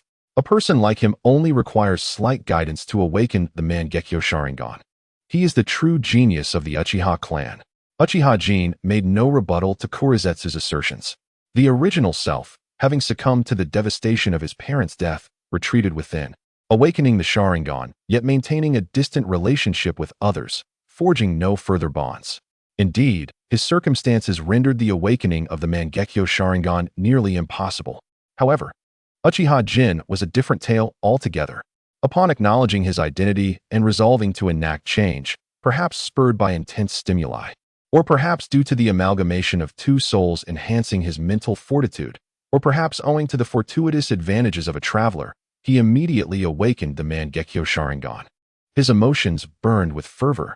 Uchiha Obito scoffed lightly, declaring, "I shall undoubtedly express my gratitude for the gifts from you and the old man Madara in due time. But as for your words now, it is far too late." If given a choice, Uchiha Obito would have preferred not to be favored by Uchiha Madara. As the saying goes, one misstep can lead to eternal regret, and upon reflection, a century has passed. Although Uchiha Obito had yet to commit any actions he would regret, his mindset had irrevocably changed. He was no longer the youth he once was. Faced with Uchiha Obito's threat, Black Zetsu merely chuckled coldly, retorting, Do not rejoice too soon. While Uchiha Jin's emergence was unforeseen, your life hangs by a thread in my thoughts. Though Black Zetsu was sealed and restrained, the curse mark buried within Uchiha Obito's heart had been activated, and now, with but a single thought, Black Zetsu could dictate his life or death. Is that so? Fire style, fire pikes. Suddenly, Uchiha Jin, with lightning speed, raised his hand, pointing decisively at Uchiha Obito's chest. A flame, the diameter of a pinky finger, erupted from Uchiha Jin's fingertip, swiftly swirling to form a conical shape, radiating a searing orange glow, akin to the tip of a rocket. Black Zetsu was taken aback, initially believing Uchiha Jin intended to strike him, but by the time he realized Uchiha Jin's target was Uchiha Obito, it was already too late. No, even had he discerned Uchiha Jin's intent, Black Zetsu lacked the power to thwart his actions. With a piercing sound, Uchiha Jin's finger pierced Uchiha Obito's chest, the fiery tip penetrating his body, momentarily pausing before shattering his heart and the curse mark inscribed upon it. Uchiha Obito coughed up a mouthful of blood, yet a smile crept across his face. Can you still control me now? Blood trickled from the corner of Uchiha Obito's mouth, yet his smile grew increasingly radiant. Though he faced death, he had liberated himself from the grasp of Uchiha Madara and Black Zetsu. Henceforth, the sea is wide for fish to leap, and the sky is high for birds to soar. Black Zetsu fell silent. Now, the last card he held was gone. Uchiha Obito's body slumped to the ground. But beneath the mask, the three-tomo Sharingan within his left eye socket quietly lost its color. Izanagi, the technique to alter fate.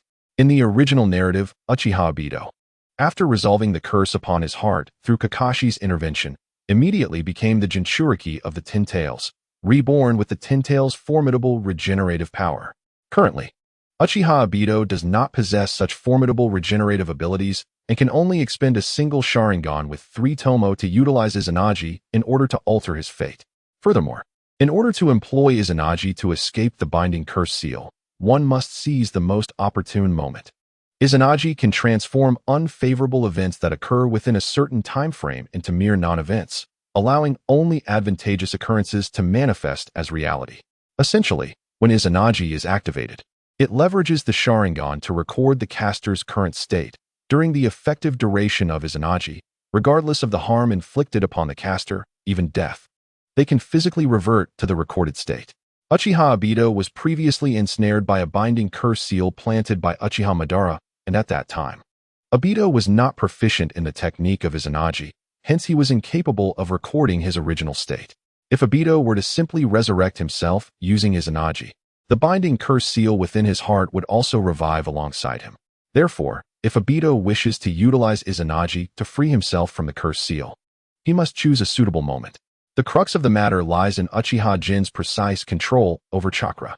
Moments later, Obito's lifeless body dissipated into an ethereal form, replaced by a version of himself clutching his chest, blood seeping from the corners of his mouth. Are you all right? Uchiha Jin inquired with concern, observing Obito's frail demeanor. Cough. I'm fine. Teacher Jin, your timing was impeccable.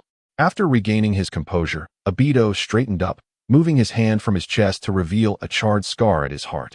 Uchiha Jin's fire spear, upon piercing Obito's chest, did not immediately unleash its full power. It erupted only after completely shattering the binding curse seal.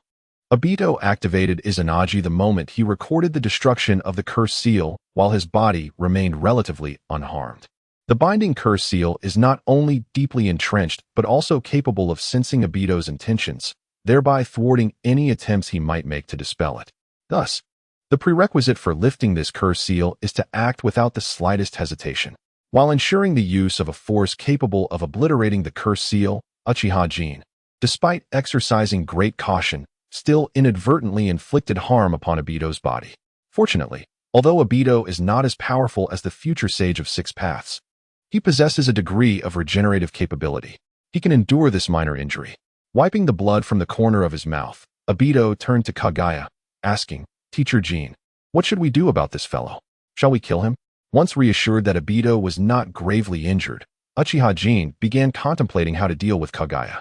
The situation had escalated unexpectedly, and both confronting Obito and subduing Kaguya were spur-of-the-moment decisions that required Jin some time to weigh the pros and cons. Obito, you must understand that Lord Madara will not overlook your actions. Kagaya's heart raced with trepidation, yet he forced himself to maintain composure while threatening Obito. His fear did not stem from a concern for death. For millennia, meticulous schemes have been woven. The Rinnegan has manifested, and the external demonic visage has emerged. The plan to rescue my mother is on the verge of fruition, and Black Zetsu is determined not to let this chance slip away. Uchiha Obito gazes at Black Zetsu with a mocking smile, stating, "Stop pretending, Black Zetsu. Do you think I am unaware? You are not merely the embodiment of Madara's will. Your true intent is that of Kagaya Otsutsuki. Madara is merely a pawn in your game.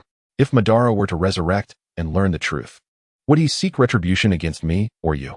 Upon hearing this, Black Zetsu's eyes widened in disbelief as he regarded Uchiha Obito with incredulity. "How is this possible? How do you know?" Black Zetsu did not doubt the veracity of Obito's words. In this era, the name of Kagaya was scarcely known. Thus, the mere fact that Obito could accurately utter her full name assured Black Zetsu that Obito had uncovered the truth. Seeing Black Zetsu's astonishment brought a flicker of satisfaction to Uchiha Obito, who smugly replied, "I know. The information inscribed on the Uchiha clan's legacy stone has been tampered with by you, hasn't it? Kagaya Otsutsuki was sealed by her sons, Hagoromo and Himura Otsutsuki. The so-called Project Tsuki no Mi was actually devised to rescue your mother, Kagaya Otsutsuki." "Huh. Black Zetsu, I am now fully aware of your schemes and everything you have orchestrated." Black Zetsu was bombarded by the barrage of revelations from Uchiha Obito, feeling as though the very heavens were collapsing upon him. He had been exposed. No, it was you. True to his nature as a cunning entity that had survived for millennia, Black Zetsu quickly regained his composure after the initial shock. Pondering for a brief moment, he pinpointed the source of his exposure, the one responsible for revealing his existence, origins, and plans. Uchiha Shin. No one else could be the culprit. Before today, Uchiha Obito had been the naive pawn, manipulated by him and Uchiha Madara. It was only after encountering Uchiha Shin that Obito had betrayed Madara. Thus, it was undoubtedly Uchiha Shin who had disclosed the entire truth to Obito. But how had Uchiha Shin come to possess such knowledge? Black Zetsu cast a suspicious glance at Uchiha Shin's now normal eyes, a vague hypothesis forming in his mind. Could it be a form of the Mangekyo Sharingan akin to Uchiha Fugaku's, capable of perceiving the future or the past? Indeed, Uchiha Fugaku had awakened his Mangekyo Sharingan. However, he had remained in the shadows, revealing nothing to anyone.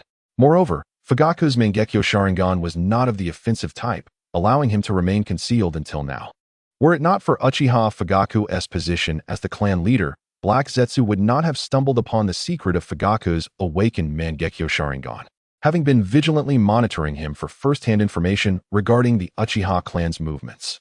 In the annals of the ninja world, the abilities of Uchiha Fugaku's Mangekyo Sharingan have manifested several times throughout its millennia-long history, with Kagaya having witnessed this extraordinary power.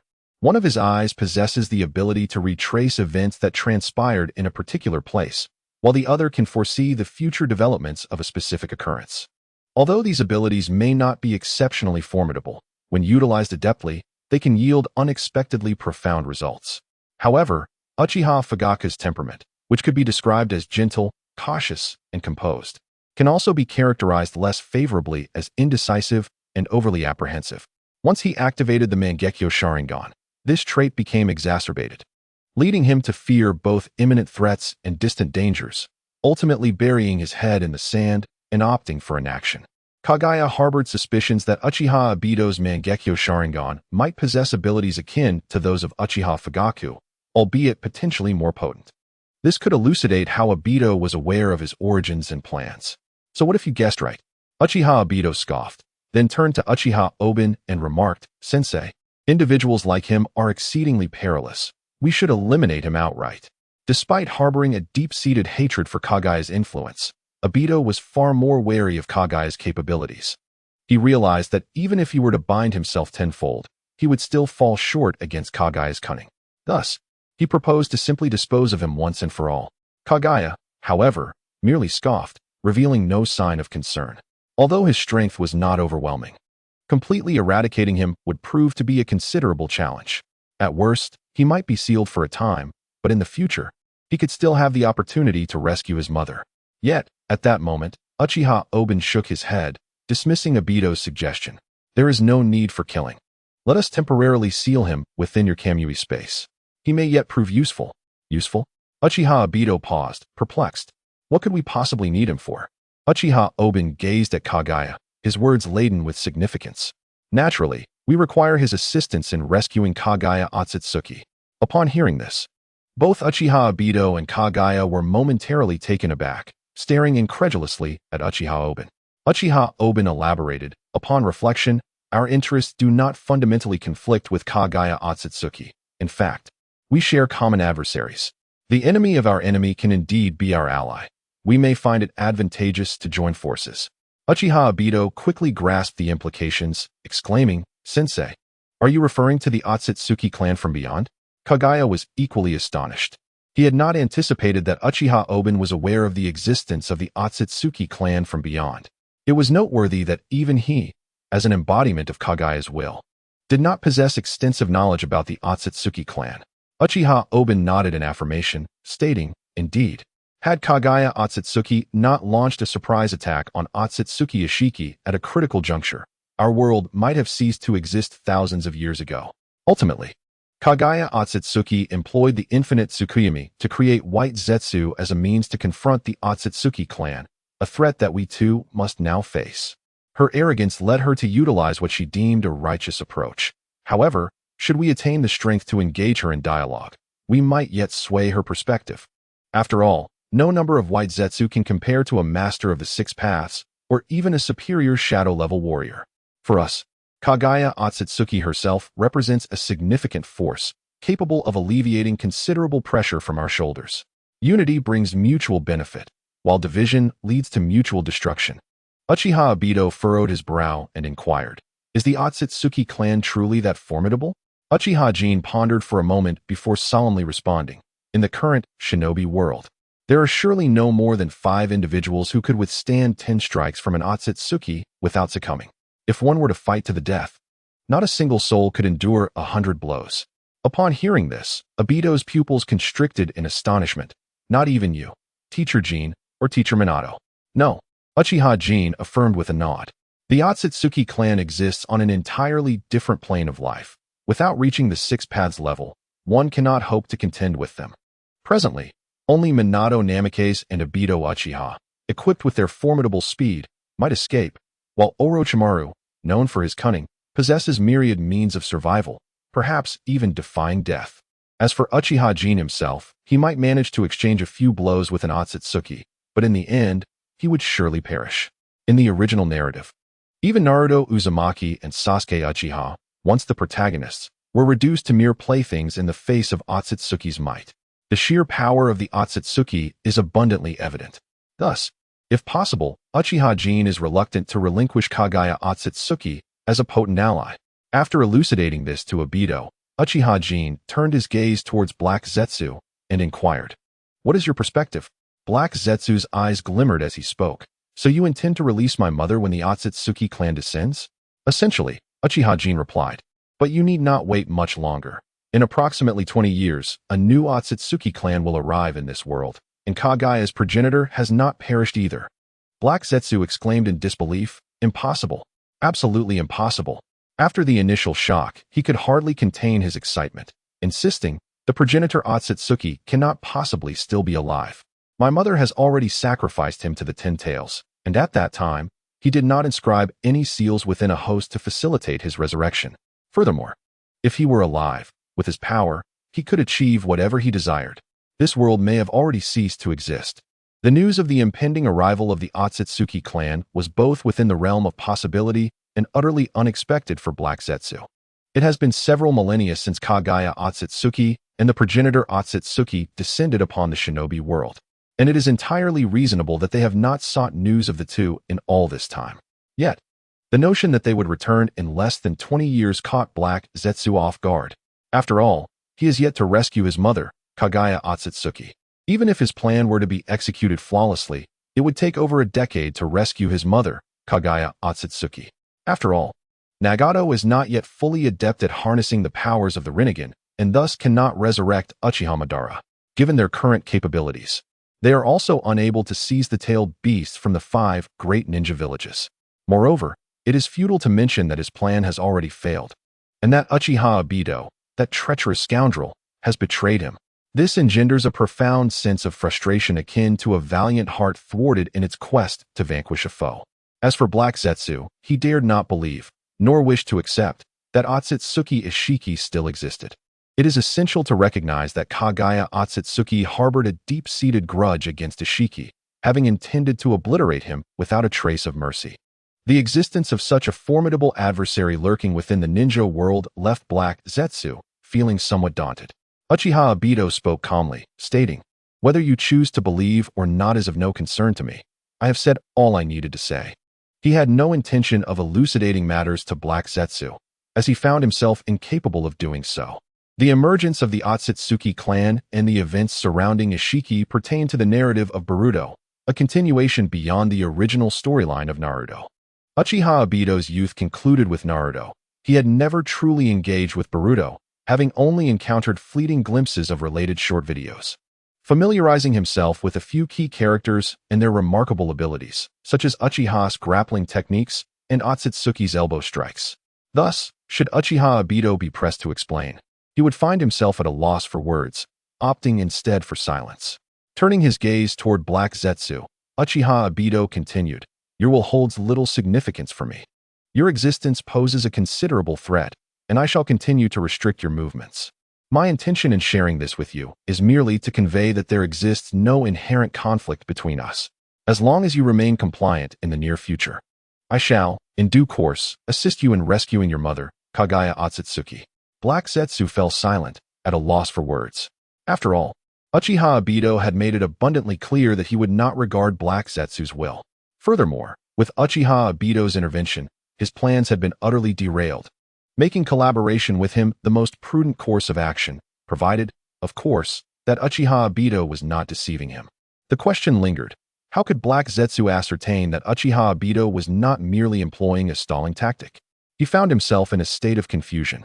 Having lurked in the ninja world for millennia, he was encountering a mind as intricate as Uchiha Obito's for the very first time. Black Zetsu could not penetrate Uchiha Obito's thoughts at all. "All right, Rin, please confine him within your Kamui space. We shall later return to Konoha and have Minato reinforce his seals," Uchiha Obito declared, disregarding Black Zetsu's uncertainties. "I am called Obito, not Rin." Uchiha Obito retorted indignantly. "It is all the same. If you prefer, I may call you Kenji instead." Then perhaps you should stick with Rin." Uchiha Obito suddenly found the name Runta quite appealing, despite it not being his own. Although he sensed a hint of derision associated with the name, akin to Siener, he could not quite grasp the reason behind its offensive nature.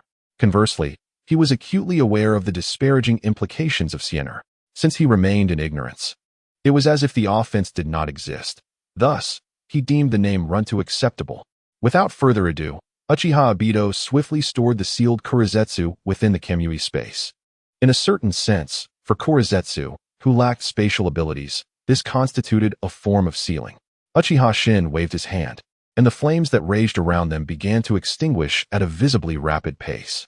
Brother Shin, Yahiko, who had been waiting anxiously outside the wall of fire, was elated and rushed over, carrying the unconscious Konan, eager to ascertain Uchiha Shin's well-being. However, upon seeing Uchiha Obito beside Uchiha Shin, Yahiko's words faltered, and his steps faltered as well. "Do not be alarmed. He is no longer our enemy." Uchiha Shin promptly reassured him. "My apologies, I was remiss. I am Uchiha Obito. I could not help but be intrigued by your thoughts and resolve, as you bear a resemblance to my former self." Having renounced his extremist tendencies, Uchiha Obito displayed a commendable demeanor, devoid of the typical arrogance associated with his clan. He bowed respectfully to Yahiko, seeking his forgiveness. Fortunately, at that moment, Uchiha Obito had not committed any unforgivable acts, which rendered Yahiko somewhat bashful in response to his gesture. There is no need for such formality. If Konan is unharmed, then all is well. Yahiko's nature was such that as long as his boundaries were not breached, he remained accommodating. In stark contrast, upon learning that Uchiha Obito was the architect of his parents' demise, which cast a shadow over his childhood, Naruto Uzumaki's ire swelled as he vehemently declared, "You shall not insult Obito." Uchiha Shin found himself questioning whether Naruto, consumed by such fury, could still be considered a person. "Enough, the past is behind us," Uchiha Shin stated. "Time is of the essence. and I have much to convey to you." Both Uchiha Obito and Yahiko were taken aback, casting puzzled glances at Uchiha Shin. "I cannot linger here for long," Uchiha Shin continued. "I intend to gradually transfer the authority of Hanzo the Salamander to you. The future of the Land of Rain rests upon your shoulders. Prepare Nagato to stand in the sunlight." A day later, rain fell softly, a gentle patter. Hanzo, wrapped in bandages, reclined against his bed, his vacant gaze fixed on the rain outside the window. The rain of Amigakure seemed as though it would never cease. "Lord Hanzo, the three leaders of the Akatsuki and their subordinates have arrived, and the heads of various departments in Amigakure are also prepared." Tianyu's figure appeared in the room, half kneeling on the ground, his gaze towards Hanzo of the Salamander filled with deep concern. A day prior, Hanzo had returned to the Hidden Rain village, dragging his severely injured body, startling all the ninjas of the village. In the Land of Rain, within the Hidden Rain village, Hanzo was their deity. If anything were to happen to Hanzo, it would be akin to the sky collapsing upon the Land of Rain. Both Tianyu and Kanzo were frantic, urgently inquiring about what had transpired. Hanzo merely stated that it was a mutual defeat without further elaboration, instructing Kanzo to summon the Akatsuki members Yahiko, Nagato, and Konan, while also directing Tianyu to gather all influential figures of the Hidden Rain village for an important announcement. Although worried, Tianyu and Kanzo dared not defy Hanzo's orders and complied without hesitation. "Let us proceed. It is time for the Land of Rain to stride towards a brighter future," Hanzo declared, rising and casually draping a coat over his shoulders before stepping out of the room. A flicker of emotion stirred within Tianyu, yet he remained silent, simply following in Hanzo's wake. Before long, Hanzo and Tianyu arrived outside the grand conference room of the Hidden Rain village, which was already filled to capacity. Among the attendees were the key figures from various departments of the Hidden Rain village, alongside a small contingent of core members from the Akatsuki, led by Yahiko, Nagato, and Konan. The ninjas of the Hidden Rain village regarded the Akatsuki members with curiosity, whispering amongst themselves. Most had heard of the Akatsuki's existence to varying degrees, with some having even interacted with Yahiko and his companions. Their opinions on the Akatsuki were mixed. Some expressed skepticism, while others held optimism. Some were dismissive, while others admired them. Nevertheless, they were all perplexed as to why these Akatsuki members were present at their internal meeting. Tap, tap, tap. Hanzo pushed open the door to the grand conference room, and the murmurs ceased instantly. Everyone regarded Hanzo with profound respect and reverence. "Lord Hanzo, you are injured." At that moment, a rain ninja noticed the bandages wrapped around Hanzo's body, unable to suppress a gasp. Others soon followed suit, and the conference room erupted into chaos. "Lord Hanzo, who did this? I shall avenge you." A few days prior, rumors of Hanzo being attacked had reached them. Some thought it was mere gossip, but now it was confirmed. How could someone of Hanzo's strength sustain injuries? Was it the leaf or the rock who dared to strike? The room buzzed with voices, some clamoring for vengeance, others seeking to understand what had occurred, while a few attempted to calm the crowd. Without exception, all were outraged by the news of Hanzo's injury. "Silence!" Tianyu's commanding voice echoed, restoring order to the room. Hanzo offered no explanation, simply taking his seat at the head of the table, while Tianyu settled into the first position on the right side. "Hanzo, you should come and take a seat as well." Hanzo of the Salamander gently tapped the table and spoke. At that moment, the concealed figure of Kanzan, who had been silently protecting Hanzo, emerged and took a seat in the first position on the left. Rain and Kanzan had always been Hanzo's trusted aides, assisting him in managing the village of Rain, akin to the roles of advisors in Konoha or elders in the Land of Fire. Given their esteemed positions within the village, no one dared to question their seating arrangement. Once everything was set, Hanzo, facing the attentive crowd, began, "You are all undoubtedly aware that the situation in the Land of Rain has recently become increasingly dire. The conflicts between Konoha and IWA have escalated, and there is even a trend that threatens to drag our village of Rain into the fray. According to my investigations, there is a force working in the shadows, attempting to exacerbate our discord. However, I have already dealt with this matter, and my injuries were sustained during my confrontation with that hidden puppet master." As these words echoed through the room, the atmosphere was charged with astonishment. I knew it. There must be a reason for the sudden intensification of the conflict between Konoha and IWA. Moreover, several of our teams in the village of Rain have been attacked. The mastermind behind this truly harbors wicked ambitions. The power of such an adversary must be formidable. Lord Hanzo, who exactly is this hidden figure? The Rain ninjas exchanged curious remarks, eager to uncover the identity of the one stirring trouble from the shadows. Hanzo of the Salamander shook his head slightly, responding, "The identity of that individual involves far too many entanglements to be disclosed openly. I share this with you merely to assure you that this matter ends here. So do not worry." Although Shimura Danzo operated covertly this time, as an elder of Konoha, his every action reflected the village's reputation. Danzo had suffered a setback in the Land of Rain, and if it remained unmentioned, he might escape unscathed. However, should news of it spread, Konoha would undoubtedly take measures to salvage their honor. Furthermore, this affair was already concluded, and bringing up Danzo now would only serve to heighten tensions between the village of Rain and Konoha, which would be detrimental to our village's future. Thus, to avoid unnecessary complications, Hanzo decided to refrain from mentioning Danzo.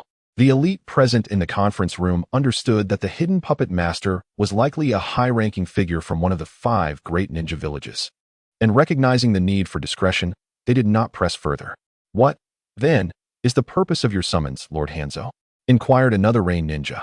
Given that Hanzo had indicated the matter of the hidden puppet master could not be delved into, it was clear that he had gathered them for another reason. "I have called you here to introduce 3 individuals," Hanzo said, gesturing towards Yahiko, Nagato, and Konan. "Yahiko, Nagato, Konan, please come forward."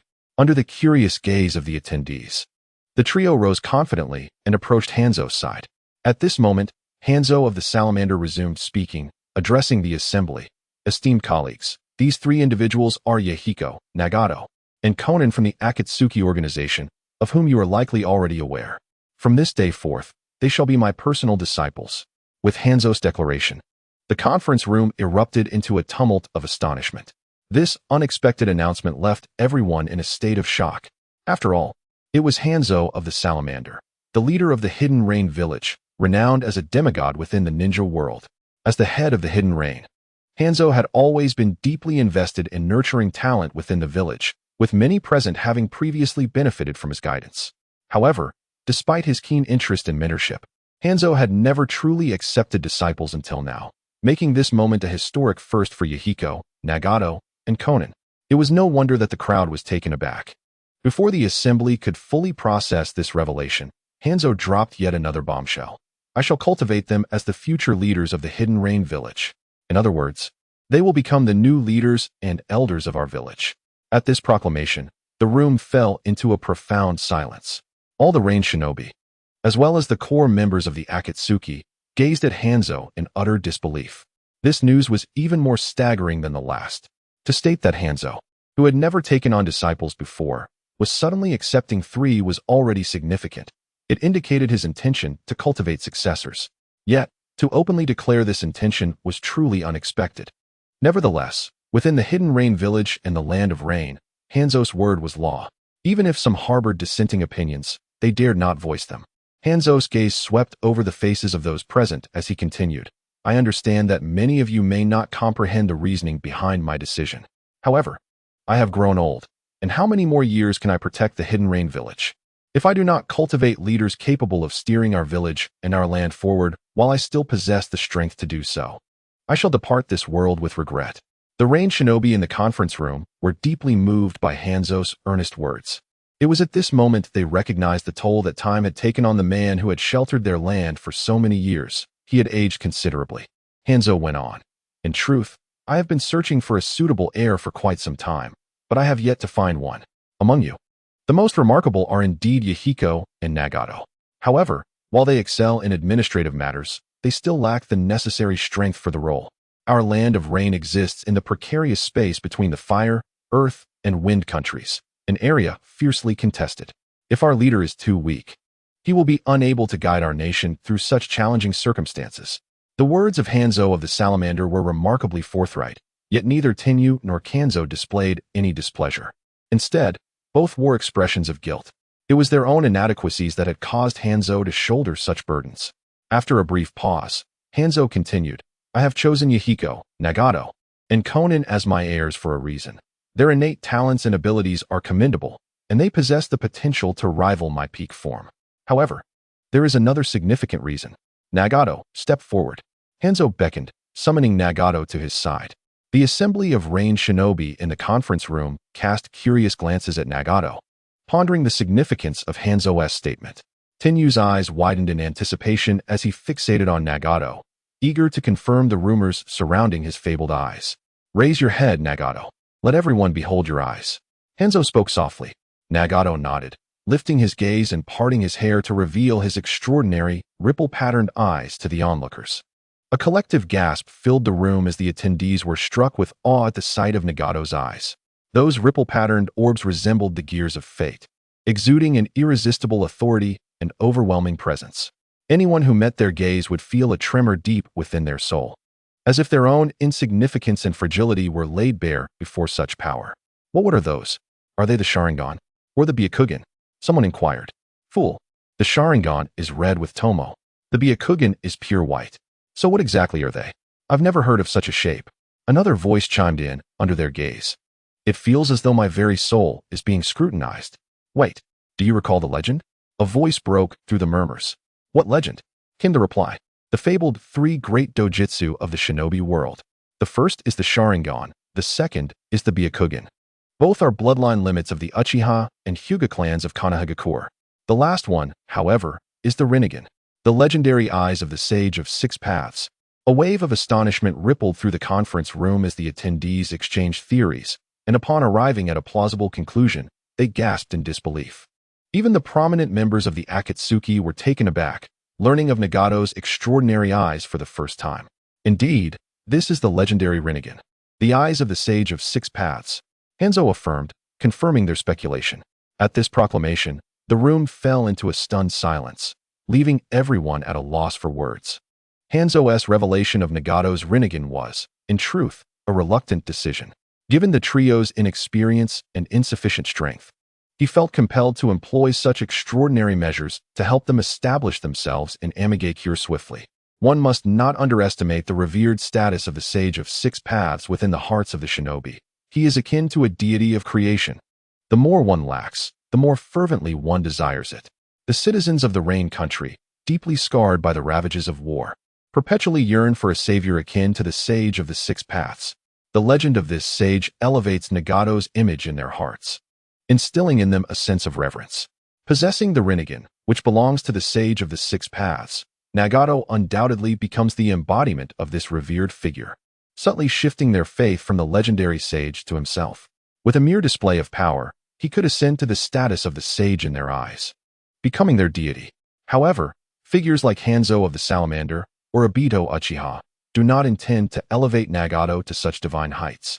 This is merely a transitional phase to secure a foothold for Yahiko and his companions in the Hidden Rain Village. Yet, is the Sage of the Six Paths not a mere legend? Does he truly exist? Foolish ones. The Sage of the Six Paths is the progenitor of all ninjas, the god of creation. If he did not exist, how could ninjas come to be? Yet, this too is a legend. Once the Rain Shinobi regained their composure, a small faction expressed skepticism. Their doubt was not directed at Hanzo, but rather at the existence of the sage, whose life and deeds are shrouded in the mists of time. Thus, when the true heir of the sage appeared before them, a sense of unreality washed over them. There should be no doubt. I have confirmed multiple times that the Sage of the Six Paths indeed exists, Hanzo declared, and the power within Nagato's Rinnegan harbors immense potential.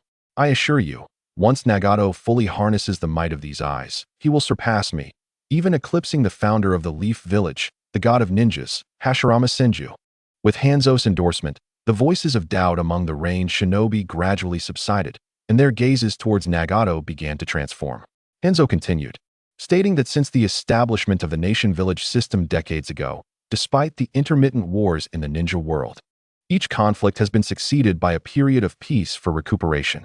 Yet, the Rain Country has consistently served as a buffer zone between great nations, becoming a battlefield during their wars and a stage for their clandestine struggles in times of peace. Peace has never graced the Rain Country. Turmoil has never departed from our land. The assembled Rain Shinobi, along with the core members of the Akatsuki, revealed expressions of sorrow upon hearing these words. Most of them were forged in the fires of war, having lost parents, spouses, and children, with the relentless flames of conflict leaving few intact families in the vast Rain Country. They have all endured similar suffering and harbored deep-seated hatred for this merciless world. Yet, even so, we have never ceased our struggle. Hanzo's gaze swept across the faces in the meeting room, his voice resolute. We shall not stop fighting. This world should not be this way. Our Rain country should not endure such fate. Why must our children lose their parents and siblings from such a young age? Why must we, the commoners of the land of Rain, lose our homes and wander aimlessly? Why must our nation be reduced to a mere battleground for the conflicts of great powers? During the Second Shinobi World War, I declared war on the three great nations to voice the sentiments of the land of Rain to the world. I wanted them to understand our plight. Though I faced defeat, it does not imply that my actions were misguided. At its core, the fault lies in my insufficient strength. I am unable to rescue the land of Rain as the first Hokage, Hashirama Senju, did in pacifying the chaotic era. The prolonged wars have rendered our nation's strength too feeble to contend with the great powers. However, this has only solidified my resolve. To seek peace through compromise is to invite its demise. To strive for peace through struggle is to ensure its preservation. Relentless appeasement will only lead them to perceive us as weak and easily exploited. Only through persistent resistance can we convey that the land of Rain possesses its own will and will not be subjugated. Continuous struggle is the only way to instill in them a sense of caution regarding our existence, preventing them from easily waging war upon our land.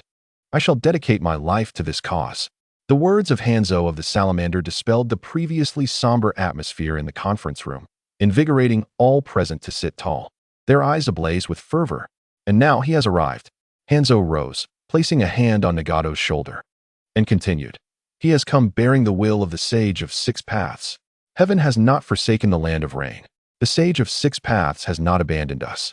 His gaze has descended upon our nation, and he shall bring true peace to us. In 5 years, I am confident that I can nurture Nagato into the next Hashirama Senju, the next god of shinobi.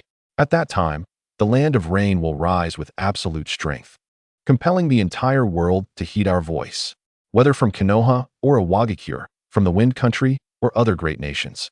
No one will dare to disregard our will or traverse our lands freely.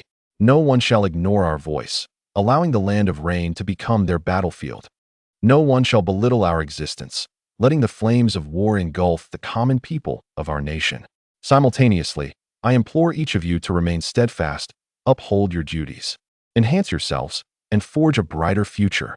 If Nagato is the torch of hope that illuminates our path, then you are the sparks that can ignite a great fire. Transforming the future of the land of Rain into something more splendid cannot be achieved by a single individual. It necessitates our collective effort. Even a flicker of warmth can emit a glimmer of light, akin to fireflies illuminating the darkness, and together, these fireflies can form a river of stars. My friends, the future of the land of Rain rests upon your shoulders. As Hanzo spoke, he bowed deeply to the assembly of Rain shinobi present. I am willing to serve you until death. Tenzin and Kankuro were the first to rise, shouting with fervor in their eyes. I am willing to serve you until death. All the Rain shinobi and the core members of the Akatsuki stood, their gazes towards Hanzo, filled with zeal. Hanzo of the Salamander straightened his posture, his gaze profound as he addressed the assembly.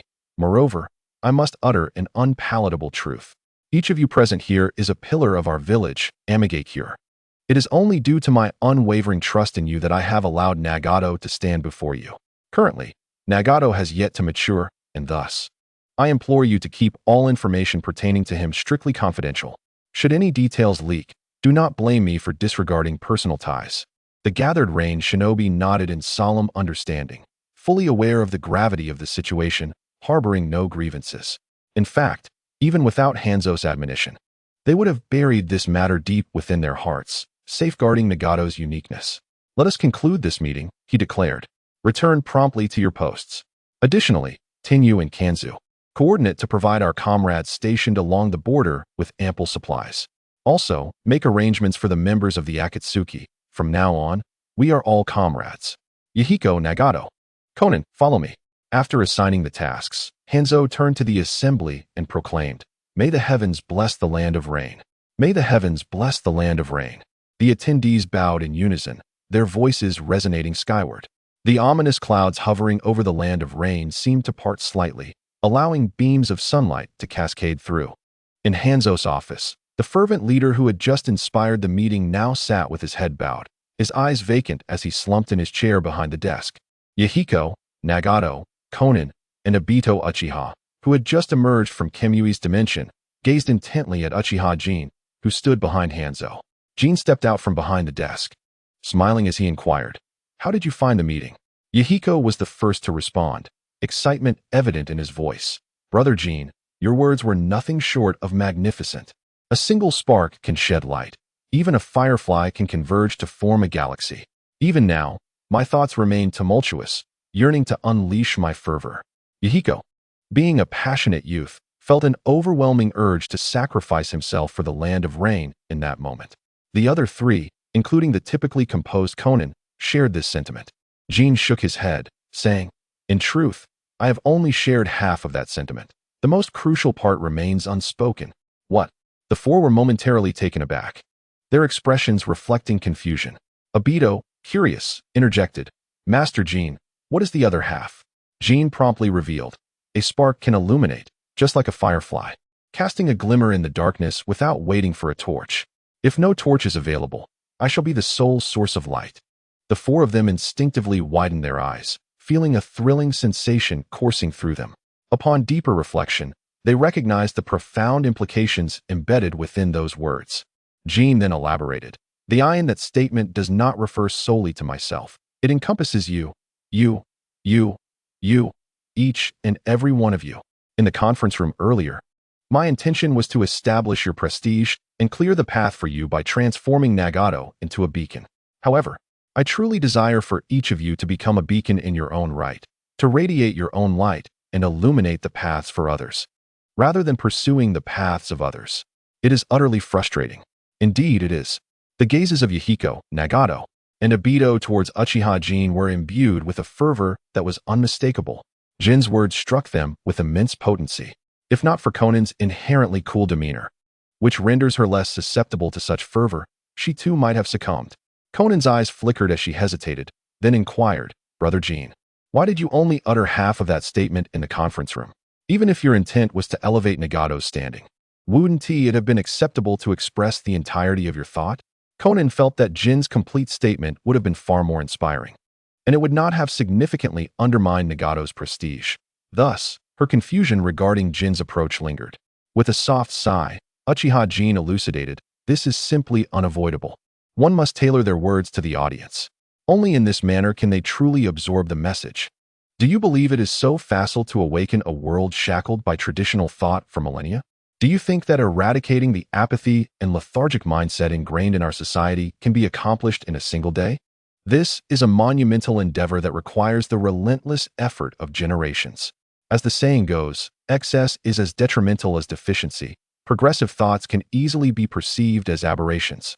The ideologies of this world have been confined for thousands of years, guided by the elite, with ninjas viewing themselves as mere tools and commoners as beasts of burden. To alter this mindset must be a gradual process. Otherwise, it risks pushing many towards extremism. Each world is distinct, and having observed this world for several years, I am acutely aware that certain truths cannot be carelessly uttered. Consider, for instance, if my words today were directed at the Uchiha Clan members. How might those brimming with fanciful ideas perceive such statements? Uchiha bystander, A might exclaim. He says I am the guiding torch for the masses. Indeed, I am the torch. My path is undoubtedly the most righteous. With blade in hand, follow me. Let us slay the Hokage and extinguish Danzo. Uchiha bystander B might retort. I am the torch. How dare you flickers contend with the full moon? You shall all perish. Uchiha bystander C might scoff. A bunch of frogs in a well. Your vision is as limited as that. Without a doubt, in a world where the default reaction to adversity is suspicion towards others and the world itself, there is nothing that the Uchiha cannot achieve when spurred by such encouragement. The Uchiha clan is indeed a faction known for its radicalism and extremism. Yet they are not alone in this world of fervor and intensity. This world, in essence, is afflicted with maladies. Uchiha Jin turned to the four and continued, "You are among the awakened in this world, which is why I can speak to you candidly and exhaustively. Your mission is to awaken more souls. One awakens two.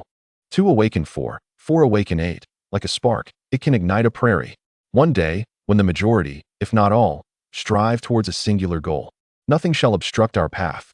Every endeavor we undertake today is imbued with unparalleled glory.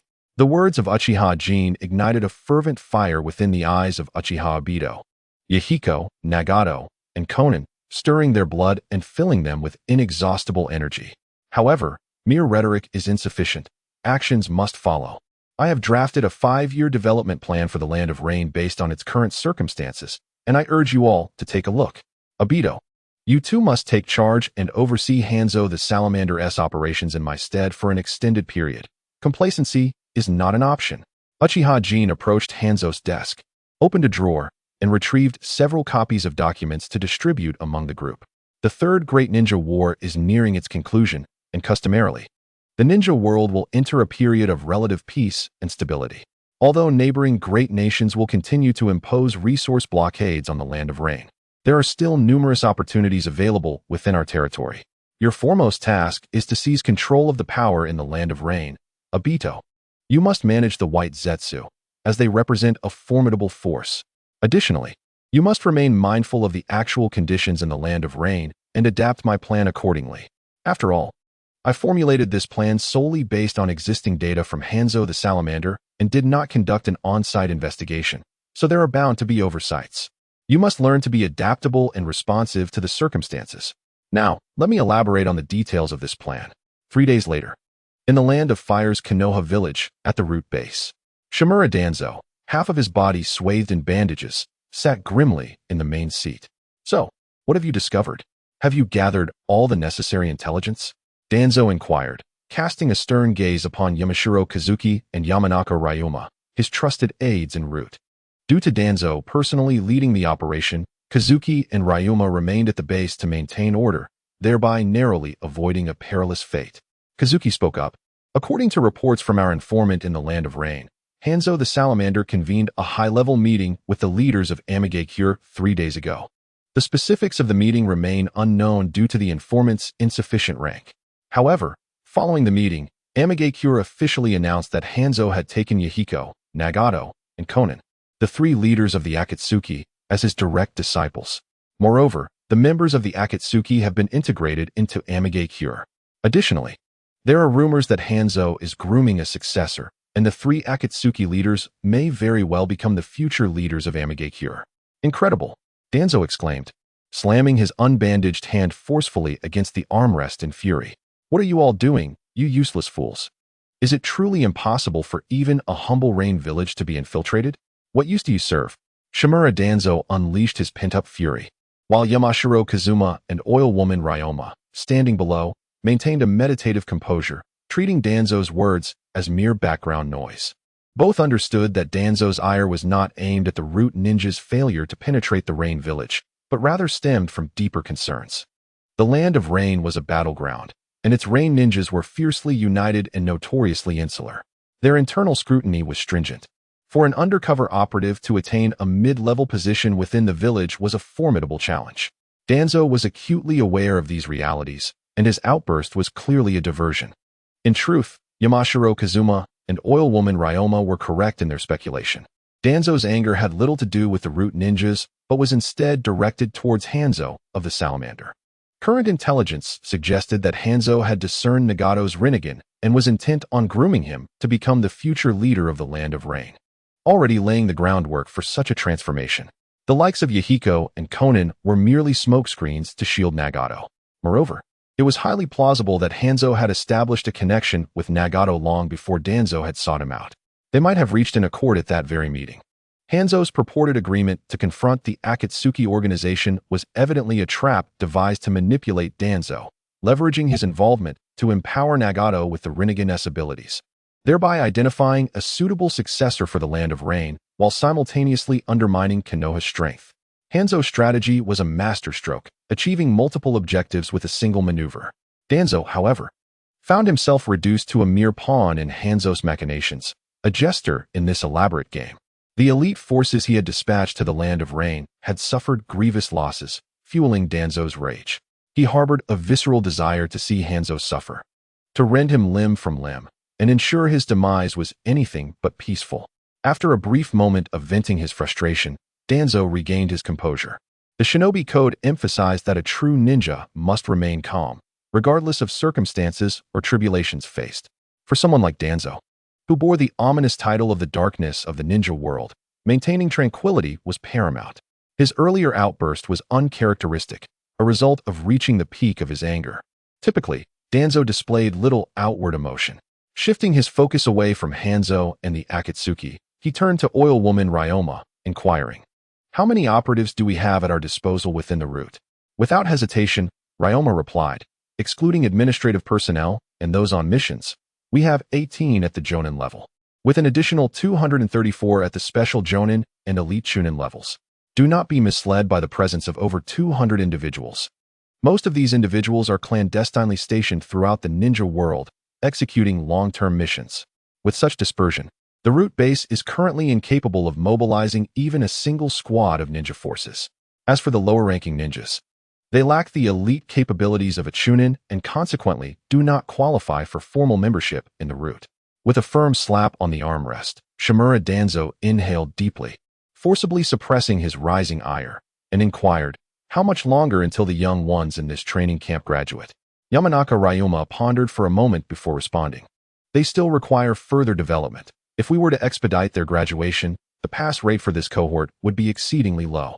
Danzo waved his hand dismissively, retorting coldly, "We cannot afford such concerns. We are currently in dire need of personnel.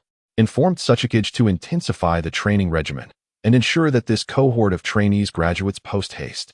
Additionally, he should commence the process of gathering orphans to prepare for the establishment of a new training camp." Yamanaka, hesitating momentarily, ventured to ask, "Lord Danzo, should we consider lowering the assessment criteria for this training camp? The Route S training camp is not akin to a mere ninja school. The evaluation standards are exceedingly rigorous, set at Chunin levels, and failure offers no opportunity for a second chance. In the assessments at the Route training camp, non-compliance equates to death." "Absolutely not," Danzo replied with a tone of indifference. "Better to have a scarcity than to dilute our ranks. Not just anyone is permitted entry into the Route. As for the personnel shortage, I shall seek out Sarutobi to request another batch of elite ninjas to fill the gap." Yamanaka, understanding the gravity of the situation, refrained from further comment. His willingness to pose that question was a testament to his loyalty, as he too had endured a similar path. Having momentarily concluded the discussion on personnel, Danzo was about to inquire about the developments during his absence when he sensed a disturbance, prompting him to silence himself. In the next instant, a ninja clad in umbu attire emerged in the hall with a swift whoosh. "Lord Danzo, the Hokage requests your presence in his office." The umbu ninja stated flatly, devoid of emotion. "Understood. I shall proceed immediately." Danzo had anticipated that Sarutobi Hiruzen would be the first to learn of his return to the village and had thus prepared himself for the encounter. Now, with the umbu's summons, he set aside further inquiries, rising to face Hiruzen.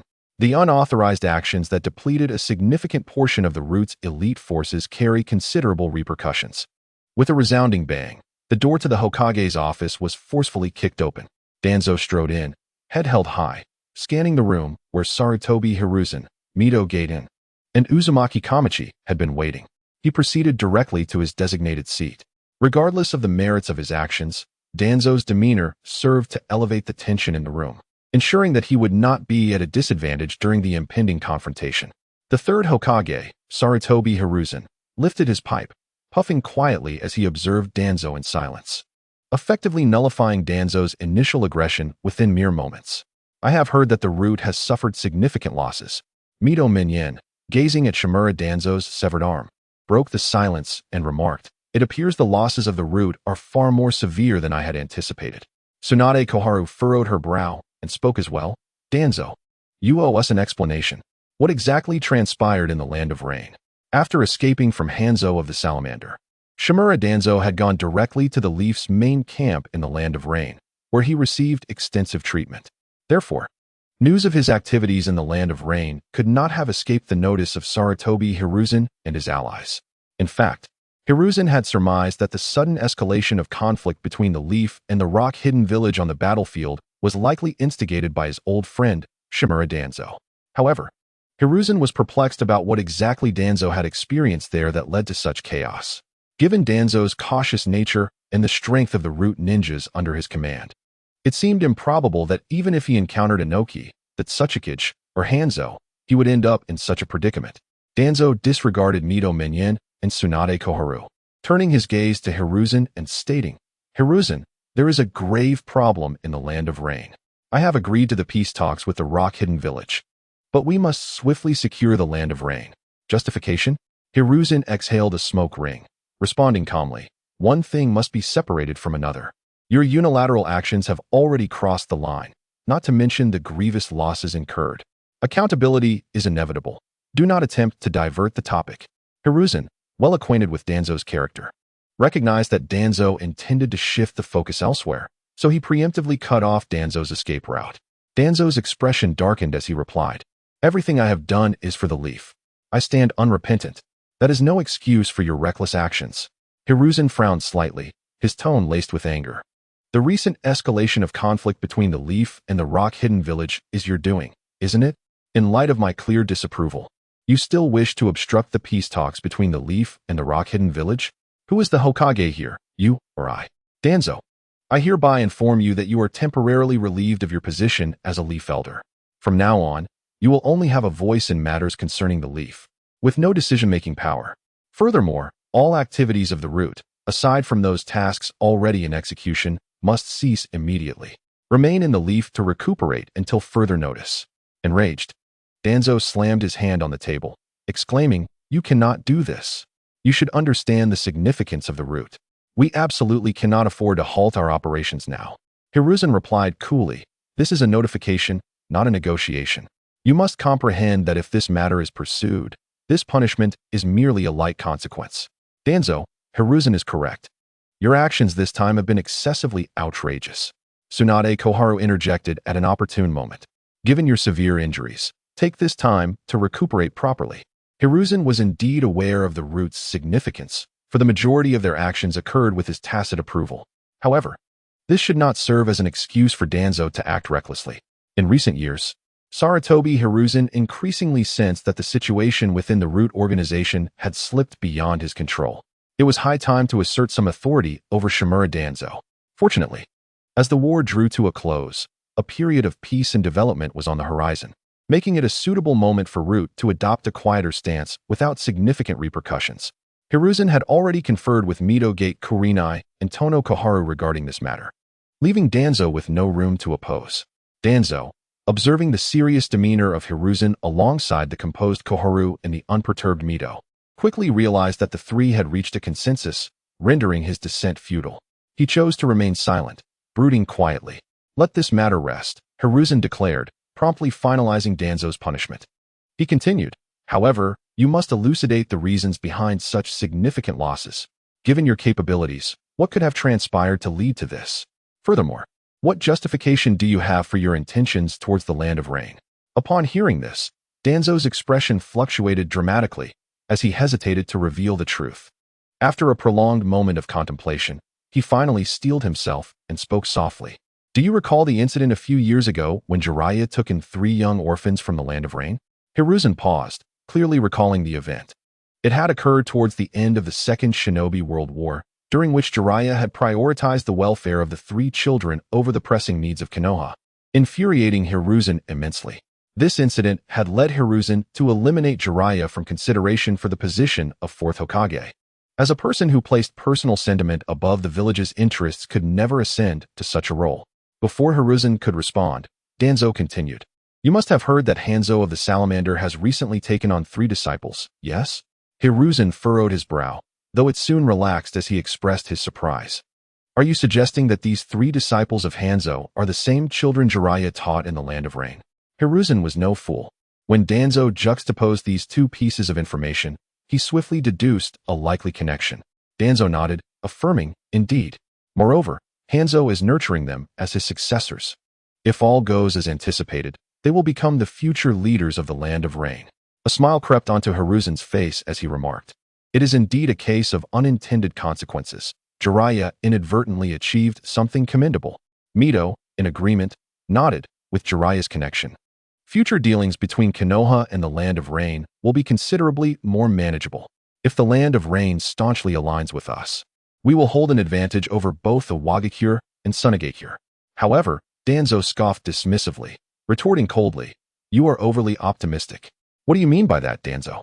Sarutobi Hiruzen furrowed his brows as he cast a wary glance at Shimura Danzo, a sense of foreboding rising within him. Could it be that Danzo had done something to jeopardize the relationship between the two sides? Danzo's gaze flickered momentarily before he began to explain. Among those three youngsters, one possesses a particularly unique existence. If he is allowed to mature unimpeded, it will certainly spell trouble for Konoha. Unique? Sarutobi Hiruzen pondered for a moment before inquiring. Does he possess some formidable bloodline limit? One might say so. Danzo paused, his tone grave as he continued. The boy named Nagato possesses the legendary eyes of the Sage of Six Paths, the Rinnegan. At this revelation, both Sarutobi Hiruzen and the others, including Tono Kamachi and Mito Minju, gasped in astonishment. Mito Minju could not contain himself and exclaimed, "Danzo, you cannot be serious." Danzo shot him a sidelong glance and replied coolly, "I have no time for jesting. I can state with absolute certainty that the boy named Nagato possesses the Rinnegan. Moreover, I have witnessed the power of those eyes firsthand. If allowed to grow, he may very well become a force comparable to the first Hokage, the next leader of the Rain Country possessing the strength of the first Hokage. Do you think that would bode well for Konoha?" Initially, Danzo had no intention of revealing the existence of Nagato's Rinnegan to Sarutobi Hiruzen and his companions. After all, Danzo wished to keep this power within his grasp. Informing Hiruzen would likely render Konoha's acquisition of the eyes largely irrelevant to him. However, given that Nagato was currently under the protection of Hanzo of the Salamander, the prospect of acquiring the Rinnegan through his own efforts seemed bleak. More crucially, Nagato had now aligned himself with Hanzo, posing a significant threat to Konoha. Thus, Danzo altered his original plan and divulged the matter of the Rinnegan. Before Sarutobi Hiruzen and the others could respond, Danzo continued, "Upon discovering those eyes, my initial intention was to sow discord between the Akatsuki and the Rain Village. Even if we could not claim those eyes for ourselves, we must ensure they do not fall into the hands of the Rain Village. However, I was caught off guard. The Akatsuki and Hanzo had already colluded, setting a trap for me. This is why my roots suffered such devastating losses this time." Sarutobi Hiruzen slammed his hand on the table in anger, exclaiming, "Danzo, this is unacceptable. You should have informed us the moment you received this information. You acted without consulting us. By doing so, you may have driven a potential ally into becoming our adversary, creating a formidable enemy for Konoha." Danzo, however, dismissed his concerns with a scoff, stating, "Wake up, Hiruzen. How could someone taken as a direct disciple by an ambitious man like Hanzo possibly harbor any goodwill toward Konoha? Our most prudent course of action is to eradicate any threats to Konoha at their inception." Sarutobi Hiruzen frowned and replied, "Danzo, your perspective is far too radical. The child has indeed been mentored by Jiraiya for several years, and thus shares a connection with our Hidden Leaf village. I firmly believe that Jiraiya, with his discerning eye, would not have taken on a disciple who poses a threat to our village." However, Shimura Danzo scoffed disdainfully, stating, regarding this matter, "I must inquire. Jiraiya has instructed Nagato for several years. It is implausible that he failed to recognize Nagato's unique attributes. Yet, Jiraiya not only refrained from bringing Nagato back to the Leaf for further training, but he has also kept us in the dark about the existence of the Rinnegan. What could be his intention? Can he still be considered a true ninja of the Leaf?" Danzo's relentless questioning left Sarutobi Hiruzen momentarily speechless. Indeed, from this perspective, Jiraiya's actions could be deemed excessively negligent, and Hiruzen found himself unable to refute this point. Had Jiraiya chosen to bring Nagato back for nurturing upon recognizing his extraordinary potential, perhaps we would not be facing such tumultuous circumstances now. Hiruzen was acutely aware that since Jiraiya had forged a summoning contract with Mount Mayaboku, he had been in search of the prophesied child destined to bring monumental change to the shinobi world. Jiraiya was utterly convinced of this prophecy, bordering on obsession. Since then, it could be said that Jiraiya has become more a representative of Mount Mayaboku than a member of the Leaf. After a prolonged contemplation, Hiruzen finally spoke, "I shall discuss this matter with Jiraiya. Meanwhile, Danzo, you need not concern yourself any further. I have my own plans regarding the Rain Village and the Rinnegan." Danzo immediately grasped Hiruzen's intent, exclaiming, "Hiruzen, do you still harbor the illusion that this matter can be resolved through peaceful means? That is simply impossible. Our most prudent course of action now is to seize the land of Rain directly. even if we cannot act immediately. We should amass our forces to compel Hanzo of the Salamander to surrender Nagato. We must not afford Nagato any time to grow stronger. The situation has not yet escalated to that extent. Hiruzen exhaled a smoke ring and replied calmly, "Let us first hold discussions with Jiraiya before making any decisions." The Land of Rain is a battleground fraught with complexities, with various factions entwined in a delicate balance. A single misstep could trigger widespread conflict. The sand and rock villages will not sit idly by while we make our move on the Rain. The Hidden Leaf has already borne the brunt of war for far too long. Thus, Danzo, you must relinquish any thoughts of military action against the Rain Village. The Third Great Ninja War has raged on for years, and we have faced numerous adversaries. Now that we are on the cusp of peace, I deeply wish not to plunge the leaf back into the flames of war over uncertainties. Hiruzen, you cannot. Danzo, I am the Hokage. You will regret this, Hiruzen. Danzo attempted to assert his position once more, but Hiruzen's authoritative declaration silenced him. Danzo's face turned a shade of iron, as he once again found himself overshadowed by Hiruzen's status as Hokage. This pattern of Hiruzen leveraging his position in debates only deepened Danzo's fixation on the Hokage title. Very well, Danzo. Let us postpone this matter until after Hiruzen has conferred with Jiraiya. As the atmosphere grew tense, the amiable Karai stepped forward to diffuse the situation, shifting the conversation by stating, "In truth, our purpose in inviting you here extends beyond merely understanding your plight. There is another matter of significance to discuss. The esteemed members of the Hidden Waterfall Village have achieved a remarkable feat on the battlefield against the Hidden Cloud, successfully capturing both the son of the Third Hokage, and the host of the Eight Tails.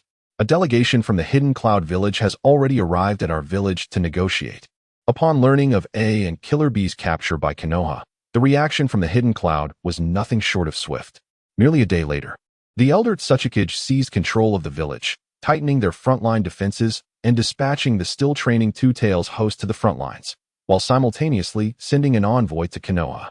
Shimura Danzo, having only recently returned from operations in the Land of Rain, was only now becoming aware of the situation, capturing A and the Eight Tails host. A glimmer of excitement flashed in Shimura Danzo's eyes, as he quickly recognized this as an unparalleled opportunity to decisively undermine the Hidden Cloud Village. However, before he could fully revel in his exhilaration, he noticed an unusual expression on the faces of Sarutobi Hiruzen, Mito Kato, and Karai. A sense of foreboding gripped Shimura Danzo's heart. He inquired, "Have you already met with the Hidden Cloud delegation?" Karai nodded, replying, "They met yesterday, demanding the immediate release of A and the Eight Tails host, threatening that failure to comply would lead to an all-out war against Konoha, resulting in mutual destruction." Mere bluster. Shimura Danzo scoffed disdainfully. "Both of their strongest combatants are in our grasp. What can they threaten us with?" Sarutobi Hiruzen interjected, "One cannot dismiss their words so lightly. You are aware that the brash warriors from the Hidden Cloud are capable of reckless actions, even to the point of mutual destruction. Preposterous. Their so-called recklessness is merely a facade." As their dialogue continued, Shimura Danzo suddenly perceived something amiss and exclaimed, "You haven't acquiesced to their demands, have you?" "Not yet." Sarutobi Hiruzen exhaled a smoke ring, momentarily calming Danzo's agitation. Yet, his subsequent words shattered any semblance of composure left in Shimura Danzo. "But releasing them is a certainty. It merely hinges on how many resources we can extract from the Hidden Cloud. You." Shimura Danzo's anger surged as he thundered, "What are you all contemplating? The situation of the Hidden Cloud is well known to us. Their Two Tails host has yet to attain perfection, leaving them with only a few top-tier combatants. With their strongest, A, and the Eight Tails host captured, the Hidden Cloud is crippled. Instead of devising a strategy to decisively defeat them, you are fixated on what resources can be procured from them. What on earth are you thinking?" Shimura Danzo could not fathom how Konoha, the foremost village in the ninja world, had become so feeble. Mito Minen opened the discussion, urging Danzo to remain calm and to look beyond the surface of the issue, suggesting a more long-term perspective. The ninja world is not solely comprised of our Konoha and the Cloud Village. If conflict were to erupt between us and the Cloud, the true beneficiaries would undoubtedly be the other three villages. Let us not forget that we are still in a standoff with the Stone Village.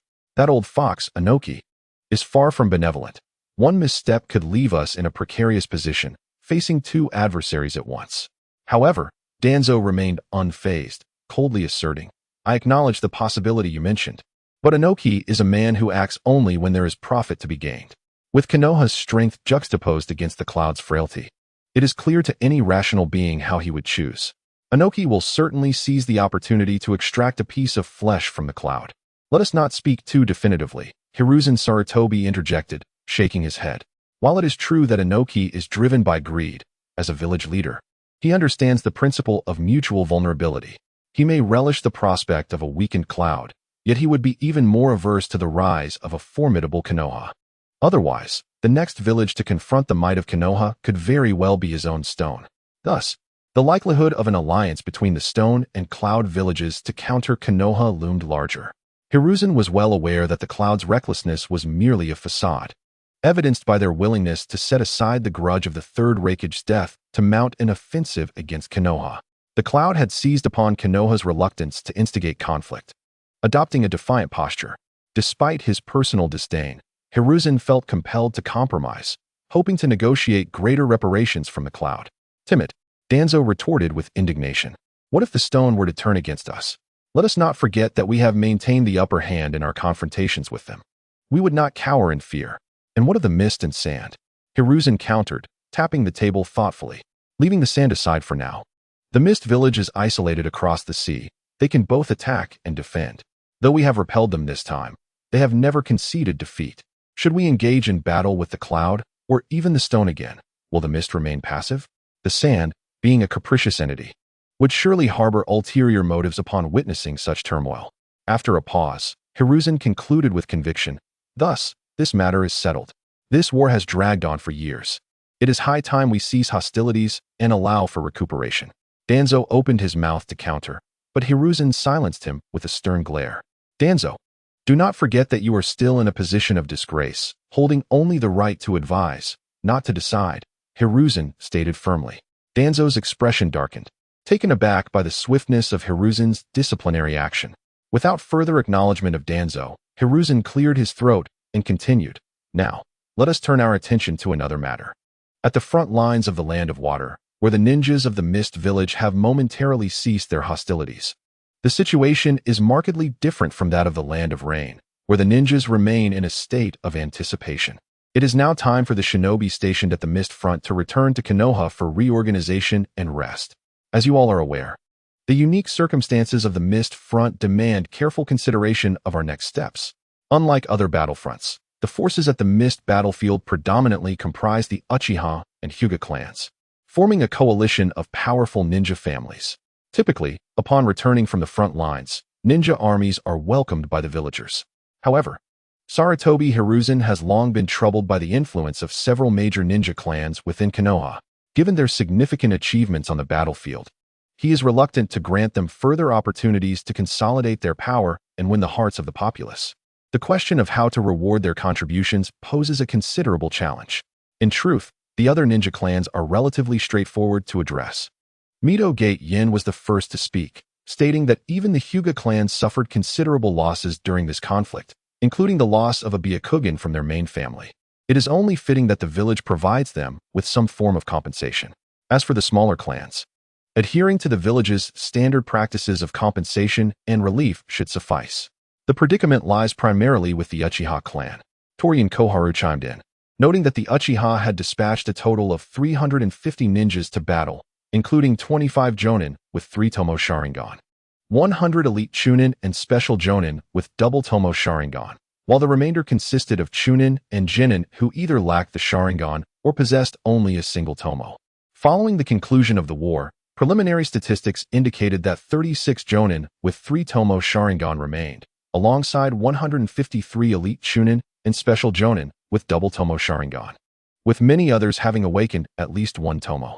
Moreover, the Uchiha clan unveiled exceptional talents during this conflict, including the formidable Fuyue, the swift Shursui, and the illustrious Uchiha Jin, whose prowess rivals that of the legendary Minato Namikaze. This implies that while other clans suffered substantial losses, the Uchiha clan not only preserved their strength but enhanced it significantly. While other clans weakened with each engagement, the Uchiha emerged stronger than ever. In light of these developments, Should the Uchiha clan receive a considerable allocation of resources as recompense, their power could expand exponentially. Upon hearing this, the members of Konoha's F4 fell into a contemplative silence.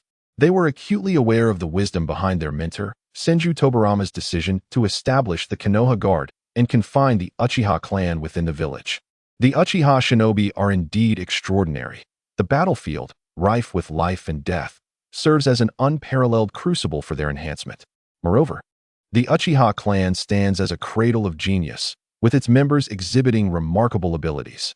Had the Uchiha clan been afforded the same treatment as the other ninja clans within the Hidden Leaf Village, rather than confining the majority of them within its walls, and instead allowed to form ninja teams to undertake missions just like their peers, the Uchiha clan might have blossomed into a formidable entity by now. After all, the team format would facilitate rapid bonds between the Uchiha and others, and their formidable prowess would undoubtedly enhance their survival rates during missions, only for the loss of comrades to incite the Uchiha's latent potential.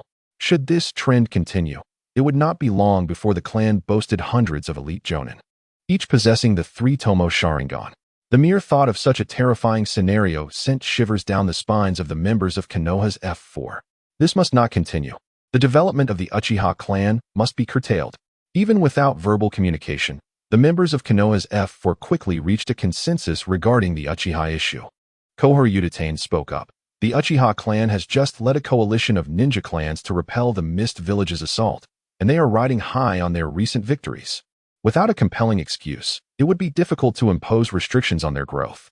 Mito Kazama frowned and added, moreover, targeting a clan that has just distinguished itself in battle might provoke widespread outrage. We must tread carefully. Although the relationship between the Uchiha and the other clans in Konoha was already strained, the Uchiha were nonetheless a part of Konoha. If they were too overtly antagonistic towards the Uchiha, it could not only incite resentment within the clan, but also evoke a sense of shared grief among other clans. This was not the outcome they desired. Hiruzen Tsurutobi exhaled a puff of smoke and remarked calmly, "The village has endured years of bloody conflict, and many resources are now depleted. Fugaku Uchiha is a pragmatic individual. I will have a candid discussion with him to ensure that the Uchiha clan endures some hardship for the greater good." Hiruzen had resolved to temporarily withhold compensation and reparations for the Uchiha clan. As for the battle achievements of the Uchiha on the battlefield, even the prospect of compensation was now out of the question. Furthermore, Hiruzen's reasoning was sound. After years of warfare, Konoha had already suffered significant losses, and the peace negotiations with the Sand Village had resulted in further compromises. Upcoming negotiations with the Rock and Cloud villages loomed ahead. Had Minato Namikaze not captured the Raikage and the Eight Tails Jinchuriki during the conflict, Konoha would likely find itself unable to provide even the basic compensation for other ninjas. In such circumstances, it was only reasonable for the Uchiha clan, as the largest clan in Konoha, to consider the village's welfare. Conveniently, the current clan leader, Fugaku Uchiha, was a relatively easy individual to influence. Hiruzen felt confident in his ability to persuade Fugaku to accept this bitter pill. Moreover, should the Uchiha clan acquiesce to this arrangement, they could be positioned as a model for others. Would other clans, such as the Hyuga, dare to extend their hands for favors in light of such circumstances? Thus, while the Uchiha clan may garner a semblance of hollow fame, they inadvertently risk offending numerous other ninja clans. This can be deemed a double-edged sword. The individuals present, astute as they are, swiftly grasped the profound implications of Sarutobi Hiruzen's words. Mito gaped and nodded, remarking that the Uchiha clan is inherently prideful. A few well-placed words of flattery could easily coax their compliance. This strategy is indeed viable. However, Nara Shikamaru interjected, noting that the Uchiha clan has contributed to the ongoing war and suggested that their approach should not be too overt. It would be preferable for the Uchiha to bring up the matter themselves. Sarutobi Hiruzen replied nonchalantly, asserting that the situation can be handled accordingly, adapting to the circumstances as they arise. His confidence was not born of arrogance. Rather, the Uchiha clan is largely comprised of political naïves, and with a little manipulation, they are unlikely to resist. Mito Gate uncontinued, expressing that aside from the Uchiha clan, attention must also be paid to several outstanding individuals within it. Pausing, he turned to Shimura Danzo, who had been silent since the discussion began, and inquired, "Danzo, what is your perspective?" Typically, Danzo was among the most proactive in dealing with the Uchiha, yet at this moment, he remained uncharacteristically mute. With a slight scoff, Danzo retorted, "Does my opinion even hold weight now?" His words dripped with resentment, evidently irritated by Sarutobi Hiruzen's earlier remarks. Sarutobi Hiruzen cast a glance at Danzo but chose to disregard him, continuing, "In this war, there are three prominent figures among the Uchiha clan: Uchiha Fugaku, Uchiha Shursui, and Uchiha Jinjo. You are all familiar with Uchiha Fugaku, the current clan leader. His gentle demeanor makes his position advantageous for us. Uchiha Shursui, a descendant of Kagami, embodies the will of fire and is not as unruly as others of his clan. He is a promising young talent worth nurturing. However, Uchiha Jinjo remains somewhat enigmatic to me. Under the influence of the second Hokage, Senju Hashirama, Sarutobi Hiruzen and his colleagues viewed the Uchiha clan through a lens of skepticism, perpetually wary of their actions. They kept a close watch on any emerging prodigies within the Uchiha. Yet, Uchiha Jinjo seemed to have appeared out of nowhere, catching them off guard. After a moment, Sarutobi Hiruzen continued, "Uchiha Jinjo is proud and aloof. Following the death of his parents, he has grown somewhat detached. During his time at the Ninja Academy, he rarely interacted with others, and upon graduation, he joined the security department. In terms of strength, while Uchiha Jinjo far surpasses an ordinary civilian, he remains overshadowed by the brilliance of his contemporary, Namikaze Minato, lacking any particularly striking attributes. Nonetheless, in the conflict against the Mist, Uchiha Jinjo showcased extraordinary prowess, mastering fire release techniques to an extraordinary degree, even capable of countering water release with elemental superiority. Initially, during an encounter with the Mist's 7 ninja swordsmen, the lower ninja Mike Dai collaborated effectively, resulting in the demise of 4 and severe injury to 3 others. Subsequently, he traversed various locales, eliminating notable figures such as Kagaya from the Mist, Mizuki, and Akatsuki, leaving a trail of blood without suffering a single defeat. Ultimately, Uchiha Jin faced off against the 4th Mizukage of the Mist and emerged victorious, thereby establishing his formidable reputation and earning the title of the Red Sun. Sarutobi Hizashi recounted what he knew of Uchiha Jin's exploits, his brow furrowing increasingly with concern. Mito Menka cleared his throat and remarked, "It is indeed understandable that Uchiha Jin has rapidly enhanced his prowess amidst the chaos of war, for he is an Uchiha. However, it is often the case that those of the Uchiha clan, upon gaining strength, become increasingly arrogant and cold-hearted. Yet, Uchiha Jin appears to be the antithesis of this trend. Recent reports suggest that he has adopted a much more amiable demeanor, shedding his haughtiness and forming numerous friendships, treating others with a warmth that is quite unprecedented. This is rather peculiar. Uchiha Jin's character has always been somewhat incongruous among his clan, and with his extraordinary abilities, it is nearly impossible for him to escape the scrutiny of those with ulterior motives. The Konoha F4, already harboring biases against the Uchiha clan, would naturally suspect him upon noticing his rise." Tsunade Koban interjected, "As the saying goes, where there is abnormality, there lies a demon. I sense an aura of malevolence surrounding Uchiha Jin. It would be wise to remain cautious." After a moment of contemplation, Sarutobi Hizashi declared, "I plan to summon him into the Umbu upon his return." The Umbu? Tsunade Koban and Mito Menka exchanged astonished glances. It is well known that the Umbu is a direct subordinate of the Hokage, tasked with executing missions of utmost secrecy vital to Konoha. Previously, even Uchiha Kagami, the esteemed disciple of the second Hokage, Senju Tobarama, was only permitted to join the bodyguard unit responsible for protecting the Hokage. Never has an Uchiha entered the Umbu before. Sarutobi Hizashi nodded and elaborated. "Firstly, I have never had the opportunity to observe him closely. Positioning him within the Umbu will allow me to monitor him more effectively. Secondly, incorporating him into the Umbu serves to keep this uncertain element within my purview. Since the Umbu comprises our own people, even if he harbors ulterior motives, it would be challenging for him to instigate any significant upheaval. Lastly, this also imposes certain constraints on him. Uchiha Jin has achieved considerable merit on the battlefield, his reputation rivaling that of Namikaze Minato. Failing to recognize his contributions would not sit well with the masses. By inviting him into the Umbu and assigning him a position, albeit one of diminished visibility, he will soon blend into the crowd. Sarutobi Hizashi has executed a masterstroke. Umbu ninjas are a direct extension of the Hokage. Their high status and influence serve to represent the Hokage's will. They are undoubtedly one of the integral cores of Konoha. For the Uchiha clan, which has long remained on the periphery of Konoha's core decision-making, having a member join the Umbu is certainly a boon for the moderates within their ranks. Even the more hardline members of the Uchiha clan would find it difficult to voice any dissent regarding this development. Thus, the inclusion of Uchiha Jin into the Umbu would undoubtedly serve as a significant source of comfort for the Uchiha clan. This singular act might even persuade Uchiha Fugaku to more willingly relinquish the benefits rightfully belonging to the Uchiha family. However, it is crucial to remember that the full name of the Umbu is the Special Tactical Assassination Unit.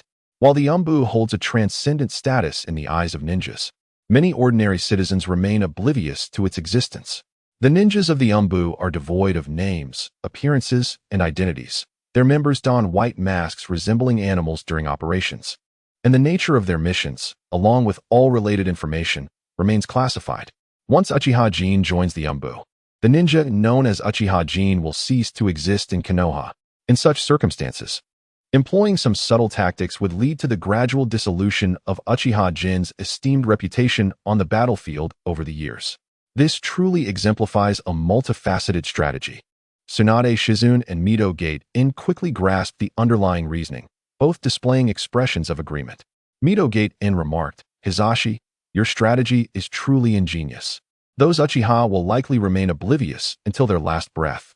Tsunade Shizune nodded in affirmation, stating, "Indeed, as long as Uchiha Jin is integrated into the Umbu, no matter his prowess, he cannot escape our grasp."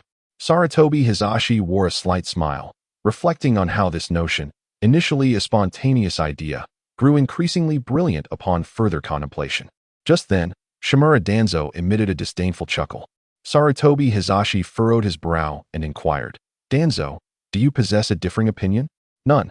Danzo replied with a slight shake of his head, although a hint of amusement danced upon his features as he added, "I merely wish to remind you not to forget that you will soon no longer be Hokage. Can you be certain that the Umbu will still operate according to your will at that time? I have heard that Uchiha Jin shares a profound bond with Namake's Minato. The individuals present, despite harboring their own thoughts, fundamentally aligned in their stance, and were well aware of Sarutobi Hizashi's intention to pass the mantle of the fourth Hokage to Namake's Minato." Danzo's mention of the relationship between Namake's Minato and Uchiha Jin was unmistakably intentional. Sarutobi Hizashi cleared his throat and said, "Minato is amiable and interacts well with the villagers and ninjas from various clans. Uchiha Jin is not an exception. Moreover, Uchiha Jin and Minato were classmates at the Ninja Academy, so their camaraderie is entirely natural. Namake's Minato enjoys immense popularity in Konoha, radiating warmth akin to a sun that draws everyone closer. Not only Uchiha Jin, but even Uchiha Fugaku, the current clan leader, maintains an excellent relationship with Minato, as their wives are close friends." Thus, Sarutobi Hizashi did not perceive any issue with the closeness between Minato and Uchiha Jin. Mido Gate-in also nodded in agreement, stating, "In terms of character, ability, and strength, Namake's Minato is an exemplary candidate for Hokage, and his rapport with the Uchiha is undoubtedly a testament to his charisma. He is ultimately still rather young, lacking in experience, and unaware of the perils of the world. Therefore, once he ascends to the position of the fourth Hokage, it will be necessary for us, the elder statesmen, to lend him our support, allowing him to gradually acclimate to the responsibilities that come with such a role. In times of difficulty, our presence will ensure that no significant issues arise." Mido Minyan holds great satisfaction with Minato Namake's as a candidate for Hokage.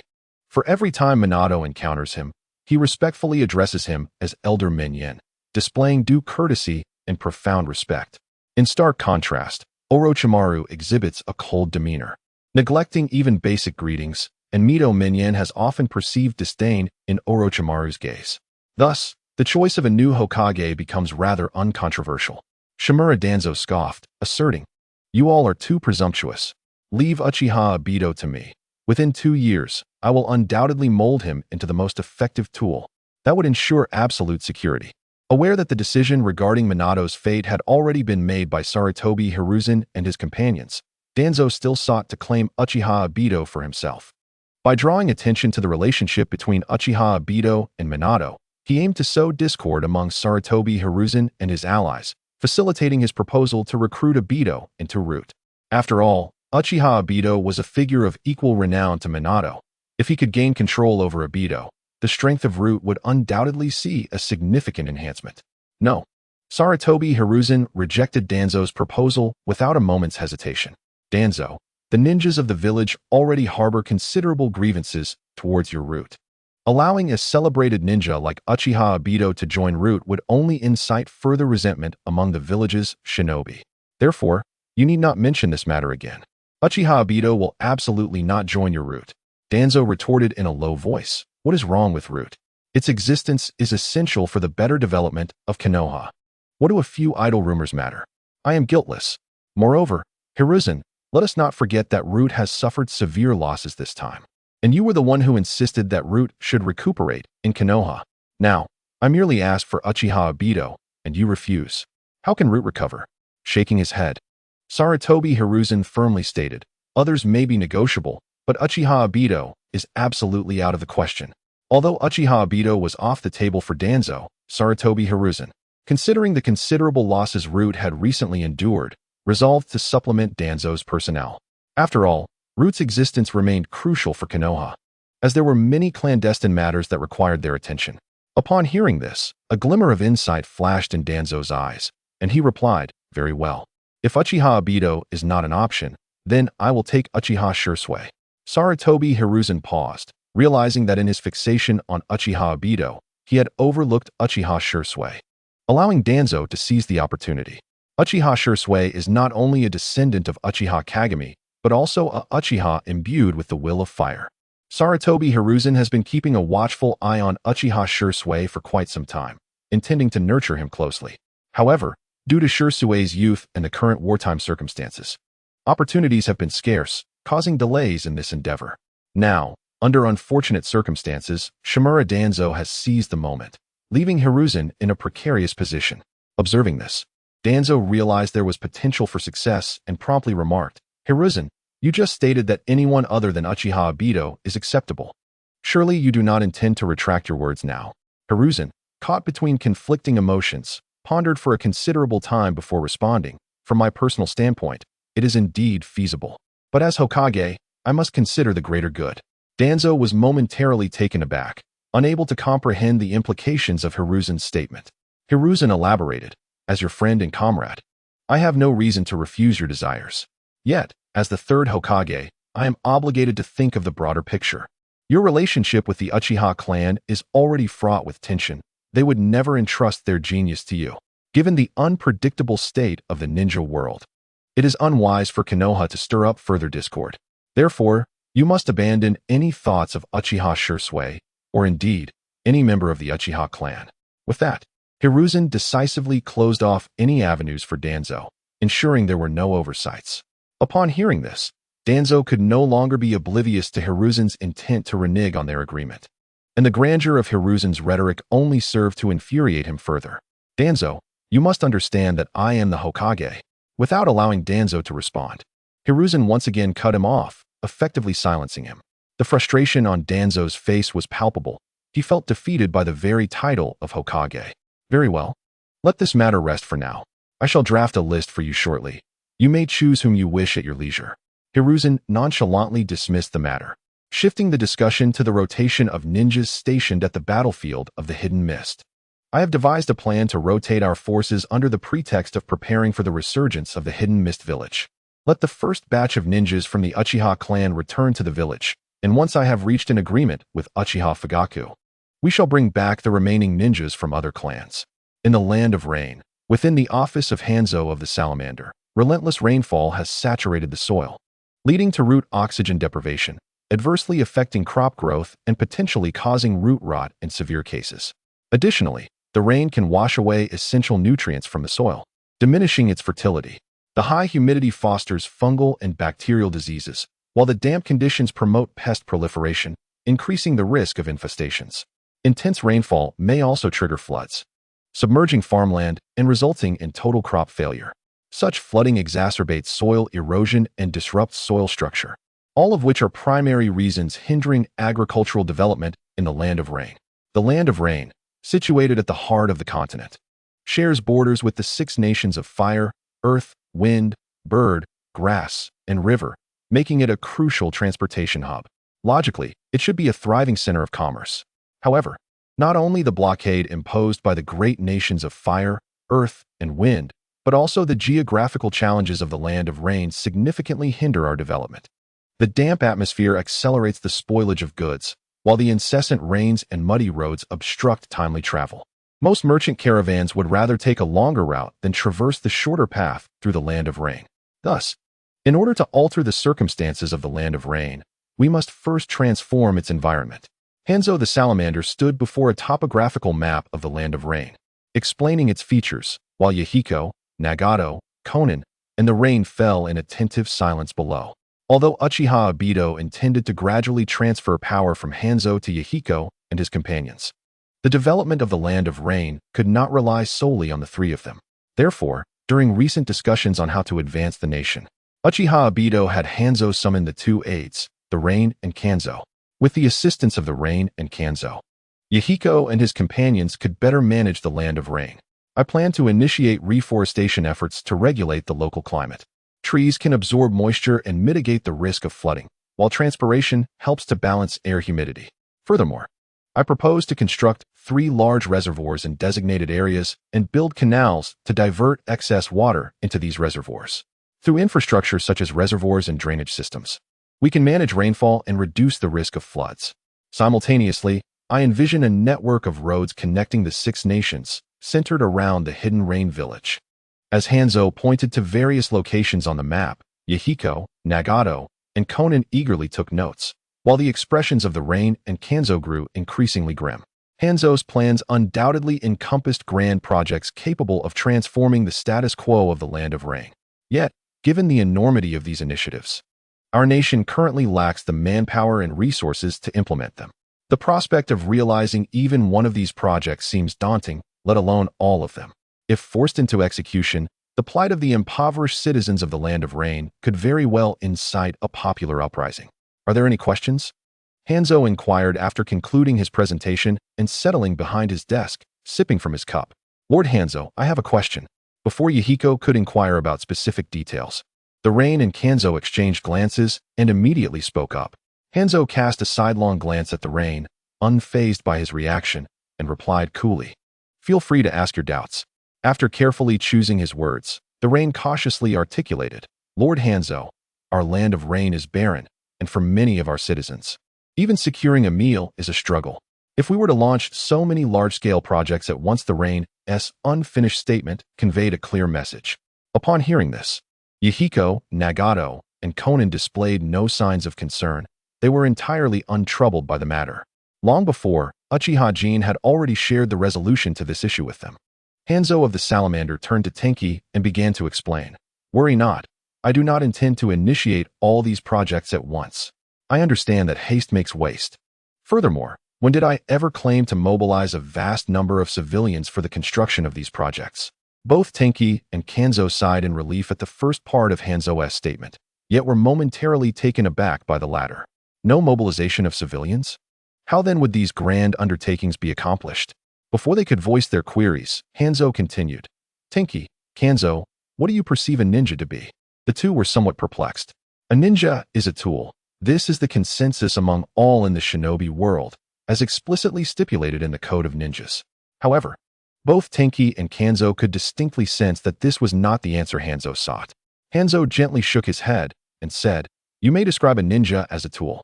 But to me, a ninja is merely an individual who has mastered certain specialized skills. Just as a chef has culinary techniques, a doctor possesses healing arts, and a musician wields vocal mastery. A ninja is simply a group of individuals who have acquired unique abilities. Aside from these skills, ninjas are indistinguishable from ordinary people. Through the acquisition and application of specialized skills, one can lead a better life. This is only right and just. Ninjas should embody this principle. Yet, their abilities ought not to be confined solely to warfare." Pausing, Hanzo observed the increasingly bewildered expressions of Tenki and Kanzo, shaking his head as he remarked, "It matters not that you cannot comprehend this now. One day, you will come to understand my words." After a moment of contemplation, Hanzo picked up the scythe he had set aside, stating, "This scythe, for instance, serves as my instrument of death. Yet it can also be wielded by a farmer to harvest crops. Do you grasp my meaning?" Tenki nodded, albeit with a semblance of confusion, and inquired, "So, Lord Hanzo, you intend to gather ninjas to undertake these significant projects, correct?" "Indeed," Hanzo affirmed. "Who better than ninjas to undertake tasks such as quarrying mountains, carving stone, digging channels, and reclaiming land? Given that our village seldom receives other assignments, let us issue some practical tasks. This will not only enhance the environment of the Land of Rain, but also hone the skills of the ninjas in our village. Well, let us conclude for today. I am somewhat fatigued. You may take your leave," he announced. Mid-sentence, Hanzo suddenly seemed to sense something, shifting his tone and issuing a dismissal. Tenki and Kanzo exchanged glances, refraining from further discussion, and bowed respectfully before departing. Once assured of their distance, Hanzo's eyes glazed over, and his posture slumped. In the opening scene, Yahiko, Nagato, and Konan cast their gazes towards the shadow behind the figure of Hanzo the Salamander, where the silhouette of Uchiha Obito gradually materializes. "Brother Obito, what has transpired?" Yahiko inquires, his voice tinged with concern.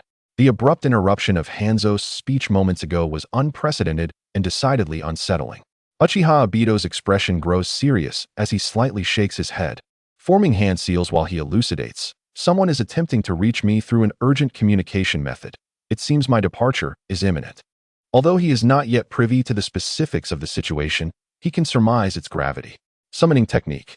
The trio is momentarily taken aback. But before they can voice their thoughts, Uchiha Obito performs the summoning and conjures a ninja cat. Meow.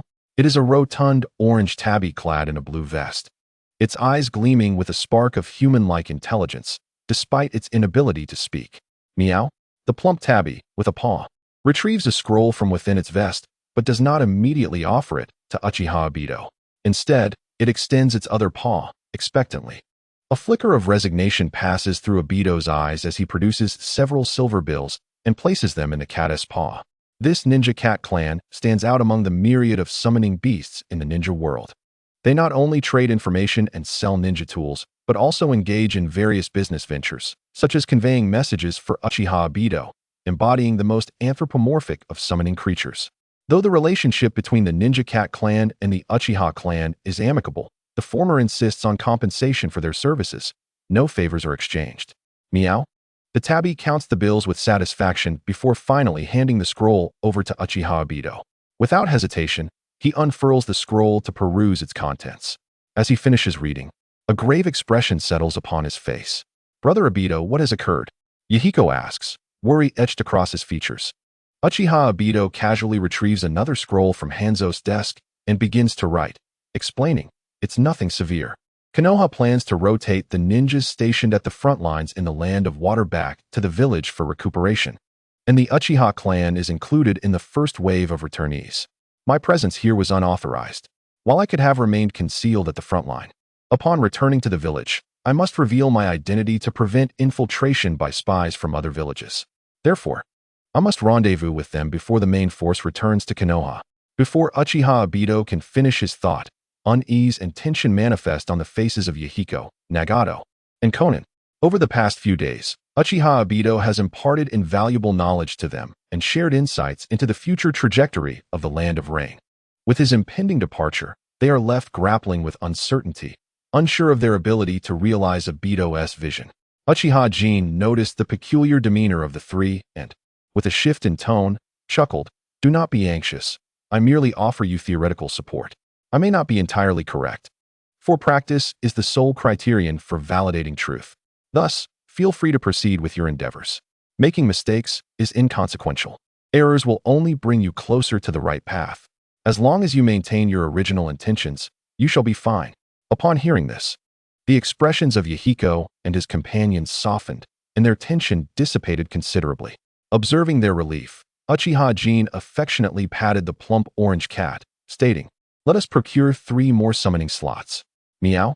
The cat's eyes sparkled with excitement at this, as it produced a scroll from within its vest and extended a paw towards Uchiha Jin.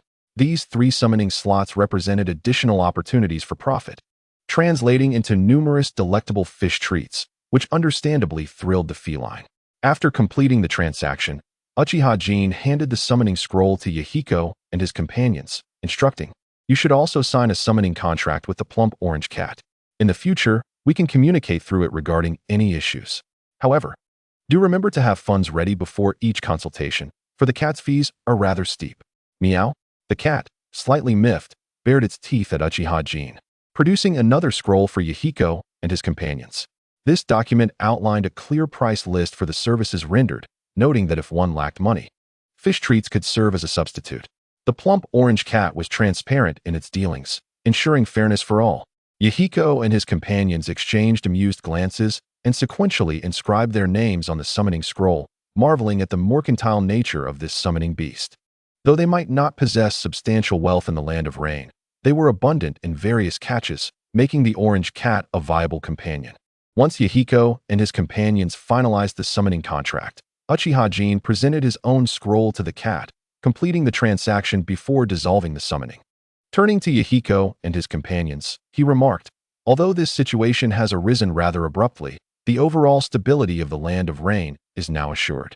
In the forthcoming period, Obito will take over my responsibilities in managing Hanzo of the Salamander, facilitating a gradual transfer of power to you. While the land of rain is a small nation, it possesses its own advantages. Hanzo is the supreme leader of both the land and the hidden rain village, devoid of any noble class, thus sparing you from many constraints. However, delegating authority may lead to unforeseen complications, so your foremost priority must be to establish a solid foundation within the hidden rain village. Only then can you truly exert your influence. Therefore, there is no need to rush with the series of development plans for the land of rain. Take your time. Moreover, the third Hokage in Konoha is poised to retire soon, with the fourth Hokage likely to be your brother Minato. Once I and Minato have fully secured our hold over Konoha, matters will become considerably more manageable. Given your connections, we will be able to assist you openly in numerous ways." Yahiko nodded earnestly, expressing, "Thank you, Brother Jin. We shall not disappoint your expectations." Uchiha Jin gently shook his head and remarked, "There is no need for gratitude. I am not solely assisting you, but also aiding myself. In my eyes, the land of rain and Konoha are indistinguishable. Let us not forget our ultimate goal." Upon hearing this, Nagato's eyes sparkled with illumination as he exclaimed, "A world united. As one family." Indeed, Uchiha Jin smiled. "As long as we persist in our endeavors, the world of harmony will inevitably arrive. The land of rain shall be entrusted to you." A few days later, in the morning at the entrance of Konoha village, a formidable ninja battalion, numbering in the hundreds, appeared at the village gates, illuminated by the morning sun as they commenced the formalities for entry. Among these hundreds of ninjas, a significant majority bore the Uchiha Clan emblem, being members of the Uchiha Clan, while the remainder consisted of civilian ninjas. The arrival of this ninja contingent swiftly captured the attention of several Konoha villagers, who expressed their astonishment and engaged in lively discussions. "Ah, are there returning frontline ninjas today? Why was I not informed to welcome them? I too seem to have missed the notification. What could this mean? Oh, I believe I recall a recent announcement from the Hokage's office, stating that the ninjas from the Mist Village frontline would be returning in batches for a changeover. Due to the numerous batches, welcoming ceremonies would be postponed to avoid disrupting the villagers' daily lives, with a collective celebration planned upon their full return. So that is the case. The Hokage has truly considered our situation. How thoughtful. Is this the first group of ninjas returning from the frontline? They all seem to be from the Uchiha clan. You might not know this, but I heard that Uchiha ninjas played a pivotal role on the Mist battlefield, contributing significantly to the efforts, even defeating the Mizukichi himself. It is only natural for them to be among the first to return." Really? They even defeated the Mizukichi? Although the Uchiha clan is proud, they truly are formidable. Of course, the Uchiha clan is one of Konoha's noble families.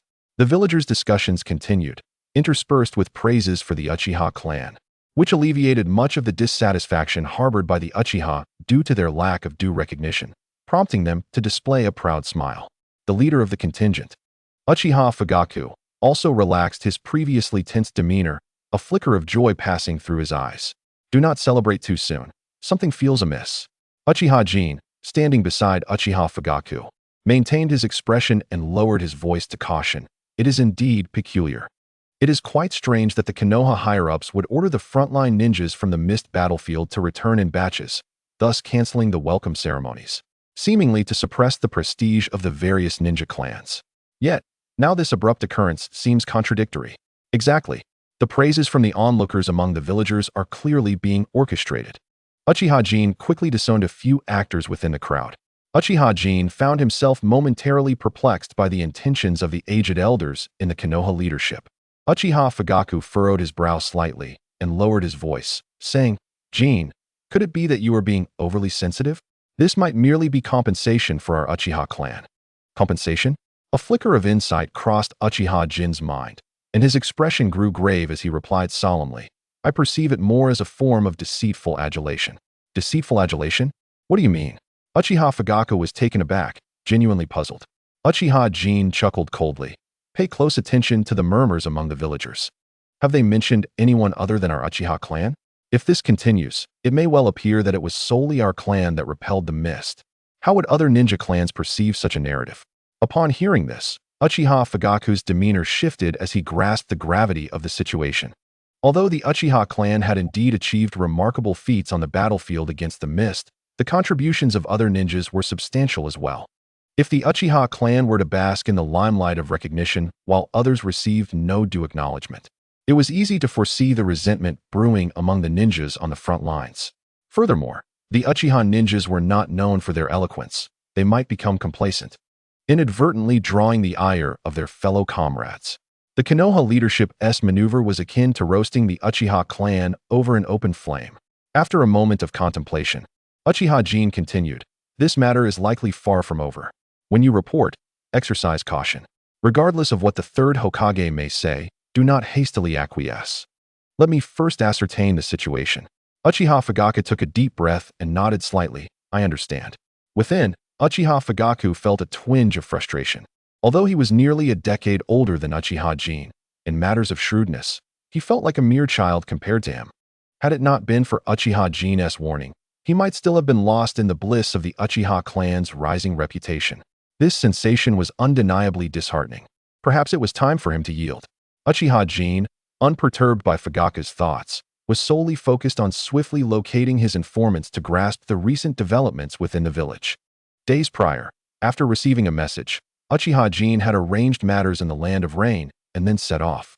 In a rush, he had finally reunited with the main force just before dawn yesterday, seamlessly reintegrating into the ranks as if he had never left. However, due to the haste of his journey, Uchiha Jin was somewhat behind on current events. This morning, he had merely managed to exchange updates with Uchiha Shursui, who had returned from the daimyo's residence, without having the opportunity to learn about the village's situation. "Lord Fugaku, here is your entry permit to the village. Thank you for your assistance." Finally, the village's guarding ninjas completed the necessary paperwork and handed a document to Uchiha Fugaku. "Everyone, let us disperse for now. You may return to rest." These words were spoken by Uchiha Fugaku to the civilian ninjas.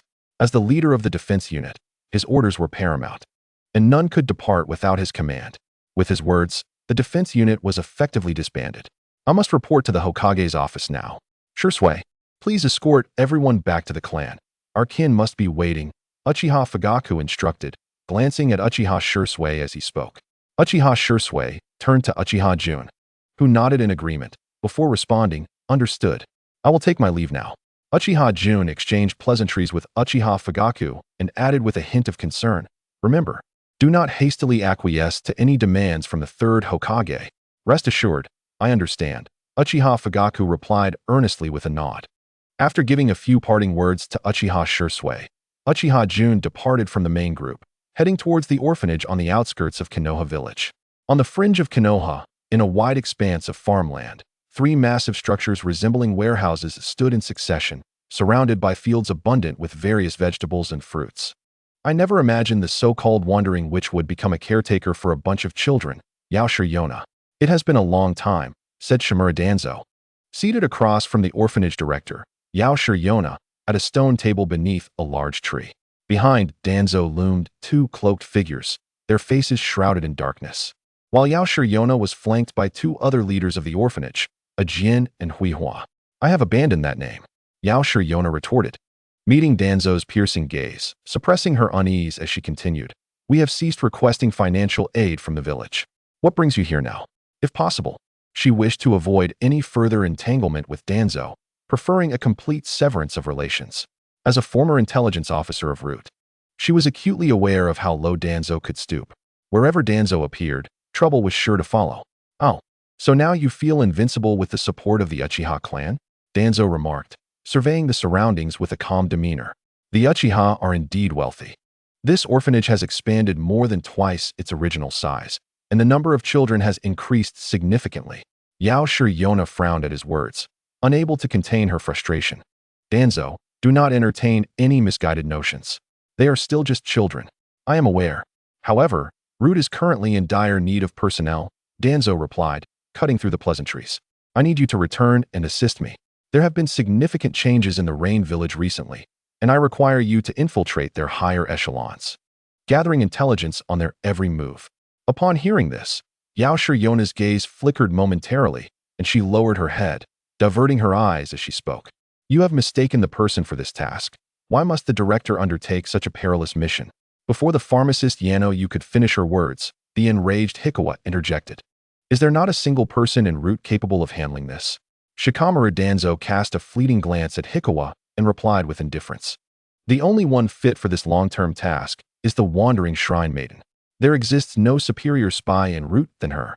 The mediocre will ultimately succumb to mental breakdown or betrayal, whereas she will never betray Konoha." Pausing for a moment, Shikamaru Danzo then turned to Yano, his voice cold. "If you refuse, your orphanage will receive no further funding." "You cannot dictate that," Hikawa retorted angrily. "It is the Uchiha clan that provides for us, not Konoha." Shikamaru Danzo ignored Hikawa, his gaze fixed on Yano as he awaited her response. Meanwhile, the cloaked figure to Danzo's left interjected. "Your orphanage is developing quite well, yet it seems to lack adequate security.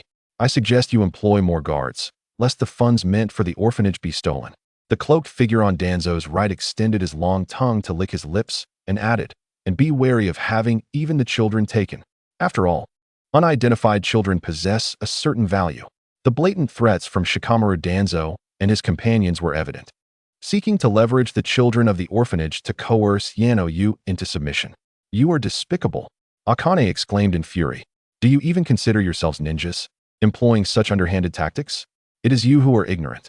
Shikamaru Danzo retorted shamelessly, "For the sake of Konoha's interests, this cost is trivial." Both Akane and Hikawa were left speechless by Danzo's audacity. What more could they say in the face of such disgrace? A struggle flickered in Yano's eyes. Indeed, Danzo had struck at her vulnerable point. Suddenly, a round of applause resounded, breaking the tense atmosphere. "Jin." Everyone turned to the source of the sound, spotting Uchiha Jin, who had appeared a few meters away, seemingly out of nowhere. Akane and Hikawa were filled with elation, and Yano felt a wave of relief wash over her. Shikamaru Danzo's single eye narrowed, his gaze darkening. The cloaked figure behind him observed Uchiha Jin with keen interest, reflecting, "It appears I have returned just in time. Otherwise, I would have missed quite the spectacle." Uchiha Jin confidently approached Yano and seated himself beside her, his gaze like a sharpened blade directed at Shikamaru Danzo. "What do you intend to do?" Danzo's dissatisfaction with Jin's unexpected interruption was palpable. "That question should be directed at you," Uchiha Jin replied defiantly. "I am the honorary director of this orphanage." "Elder Danzo, what are your intentions regarding my orphanage?" "Honorary director?" Shikamaru Danzo furrowed his brow, glancing at the cloaked figure to his left. The figure pondered briefly before hesitantly nodding. In the early days, when Uchiha Jin was negotiating with Yakushi Nanayu regarding funding for the orphanage, as a gesture of gratitude for Jin's contributions, Nanayu indeed bestowed upon him the honorary title of director. Although this was merely to express appreciation at the time, the title of honorary director also conferred upon Jin a legitimate reason to involve himself in these affairs. Uchiha Jin let out a cold snort and continued, "I believe I just heard someone is planning to steal money and children from the orphanage. This is something the Konoha Guard cannot ignore. I have just one question. Elder Danzo, were your words just now sincere?" As Jin's voice fell, he unveiled his crimson three-tomo Sharingan, and a terrifying aura akin to the blazing sun erupted forth, overwhelming the surroundings with an intensity that drained the color from the world. The Sharingan's domineering presence. Danzo Shimura's pupils constricted, and beads of sweat formed on his forehead. The cloaked figure to Danzo's right managed to remain steady, while the one to his left collapsed to the ground. Such an intimidating presence. Danzo was filled with dread, sensing Jin's murderous intent. It seemed that should he acknowledge what he had just said, Jin would not hesitate to take his life. Has this man gone mad? On the outskirts of Konoha village, amidst a vast expanse of fields, stood 3 massive structures resembling warehouses, surrounded by patches of land cultivated with a variety of vegetables and fruits. I never imagined that the one dubbed the Walking Witch would now become a caretaker for a group of children, Naniyu. It has been a long time. Under a great tree, at a stone table, the dark figure of Danzo Shimura sat across from the orphanage director, Yakushi Nanoyu. Behind Danzo stood 2 cloaked figures, their faces shrouded in darkness, while behind Naniyu were 2 other leaders of the orphanage, Akino and Kika. I have already given up on that name. Nanoyu met Danzo's cold gaze, suppressing her unease, and said, "We have ceased applying for aid from the village. What do you want now?" If it were up to her, Nanoyu would prefer to avoid any further entanglement with Danzo, wishing for a complete severance of ties. As a former root intelligence officer, she was acutely aware of how low Danzo could stoop. Wherever Danzo appeared, no good would come of it. "Oh, so you feel emboldened now that you have the support of the Uchiha clan."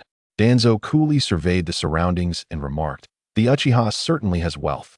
Your orphanage has expanded more than twice its original size, and the number of children has increased significantly." Upon hearing this, Nanoyu frowned, unable to contain herself, and admonished, "Danzo, do not harbor ulterior motives. They are still just children. I understand. However, Root is currently in dire need of personnel." Danzo cut through the pleasantries, revealing his true intentions. "I need you to come back and assist me. Recently, significant upheaval has befallen Yuin village, and I require you to infiltrate its upper echelons to ascertain every move they make." Upon hearing this, the medic, Yao Shi Nayu, flickered her gaze momentarily, lowered her head slightly, and, diverting her eyes, spoke. "You have mistaken the individual. I am no longer suited for such perilous tasks. Why must the director undertake this?" Before Yao Shi Nayu could finish her sentence, the irate Hui Hua interjected, "Does the root truly lack anyone else?" Shimura Danzo cast a sidelong glance at Hui Hua and replied coolly, "The only one capable of handling this prolonged assignment is the wandering shrine maiden. There is no one more adept as a spy within the root than her. Mediocrity will inevitably lead to mental collapse or betrayal, but she would never forsake Konoha." After a pause, Shimura Danzo turned his gaze back to Yao Shi Nayu, his voice icy. "Nayu, should you refuse, your orphanage will receive no further funding. You cannot dictate this." Hui Hua retorted angrily, "The Uchiha clan provides our funding, not Konoha." Shimura Danzo disregarded Hui Hua entirely, focusing intently on Yao Shi Nayu, awaiting her response. Meanwhile, the cloaked figure standing to the left of Shimura Danzo spoke at an opportune moment. "The progress of your orphanage appears commendable, yet its security measures seem utterly lacking. I advise you to employ additional guards to prevent the funds from being pilfered by thieves." The cloaked figure on the right extended a long tongue to lick his lips and added, "Additionally, be wary lest even the children be taken. After all, unidentified children possess some value." This was an overt threat from Shimura Danzo and his associates, attempting to leverage the children of the orphanage to coerce Yao Shi Nayu into submission. How despicable! In a fit of anger, a Jin questioned, "Do you even consider yourselves ninjas? Resorting to such underhanded tactics. It is you who lack understanding." Shimura Danzo, unashamed, responded defiantly, "For the sake of Konoha's interests, this cost is negligible." A Jin and Hui Hua were rendered speechless by Shimura Danzo's shameless demeanor. What could they possibly say in light of his words? A flicker of struggle passed through Yao Shi Nayu's eyes. Shimura Danzo had indeed struck at her sore spot. Just then, a round of applause erupted, shattering the oppressive atmosphere. "Jin." The crowd turned towards the sound to find Uchiha Jin had mysteriously appeared several meters away. Both a Jin and Hui Hua were filled with joy, and Yao Shi Nayu sighed in relief. "Uchiha Jin." Shimura Danzo narrowed his single eye, his gaze malevolent. Meanwhile, the cloaked figure behind Shimura Danzo observed Uchiha Jin with keen interest. "It seems my return is perfectly timed. Otherwise, I would have missed quite the spectacle." Uchiha Jin nonchalantly approached Yao Shi Nayu and took a seat beside her, his eyes sharp as blades fixed upon Shimura Danzo. Uchiha Jin Shimura Danzo was displeased with this unexpected disruptor and spoke in a low, stern voice. "What is your intention?" This question should be directed at me. Uchiha Jin spoke defiantly. I am the honorary director of this orphanage. Elder Shimura, what do you intend to do regarding my establishment? Honorary director? Shimura Danzo furrowed his brow, turning his gaze towards the cloaked figure behind him to the left. After a moment of contemplation, the cloaked figure hesitantly nodded. When Uchiha Jin had discussed the sponsorship of the orphanage with Yakushi Nanayu, she had bestowed upon him the title of honorary director as a token of gratitude for his contributions. Although it was merely an expression of thanks at the time, the title granted Uchiha Jin a legitimate reason to intervene in this matter. With a cold snort, Uchiha Jin continued, I believe I have just heard someone plans to come to the orphanage to steal money and children. This is something that the Konoha Guard cannot simply ignore. I have but one question, Elder Danzo. Were your previous statements sincere? As Uchiha Jin's words echoed through the air, he unveiled his crimson three-tomo Sharingan, unleashing a terrifying aura akin to a blazing sun, overwhelming and oppressive, casting a shadow over Shimura Danzo and his companions, draining the color from the surroundings. The Sharingan's might. Shimura Danzo's pupils constricted, beads of sweat forming on his forehead. The cloaked figure to the right behind him managed to maintain his composure, but the one to the left collapsed to the ground in sheer terror. What an intimidating presence. Danzo's heart raced with fear as he sensed Uchiha Jin's murderous intent. It seemed that should he acknowledge his previous statements, Uchiha Jin would not hesitate to take his life. Has this man gone mad? On the outskirts of Konoha village, in an expansive field, 3 massive structures resembling warehouses stood in succession, surrounded by fields lush with various vegetables and fruits. I never imagined that the so-called wandering witch would now find herself as a caretaker for a group of children. Nanoyu, it has been a long time. Beneath a large tree, at a stone table, the dark figure of Danzo and the orphanage director Yakushi Nanoyu sat across from each other. Behind Danzo stood 2 cloaked figures, their faces obscured by shadows, while behind Nanoyu stood the orphanage's other 2 administrators, Jin and Huihua. I have long abandoned that name. Yakushi Nanayu met Danzo's piercing gaze, suppressing the unease within her as she spoke. We have not applied for any further aid from the village. What do you want now? If it were up to her, Yakushi Nanoyu would prefer to have no further dealings with Danzo, wishing instead for a complete severance of ties. As a former intelligence officer of the route, she was acutely aware of the depths to which Danzo could stoop. Wherever Danzo appeared, trouble was sure to follow.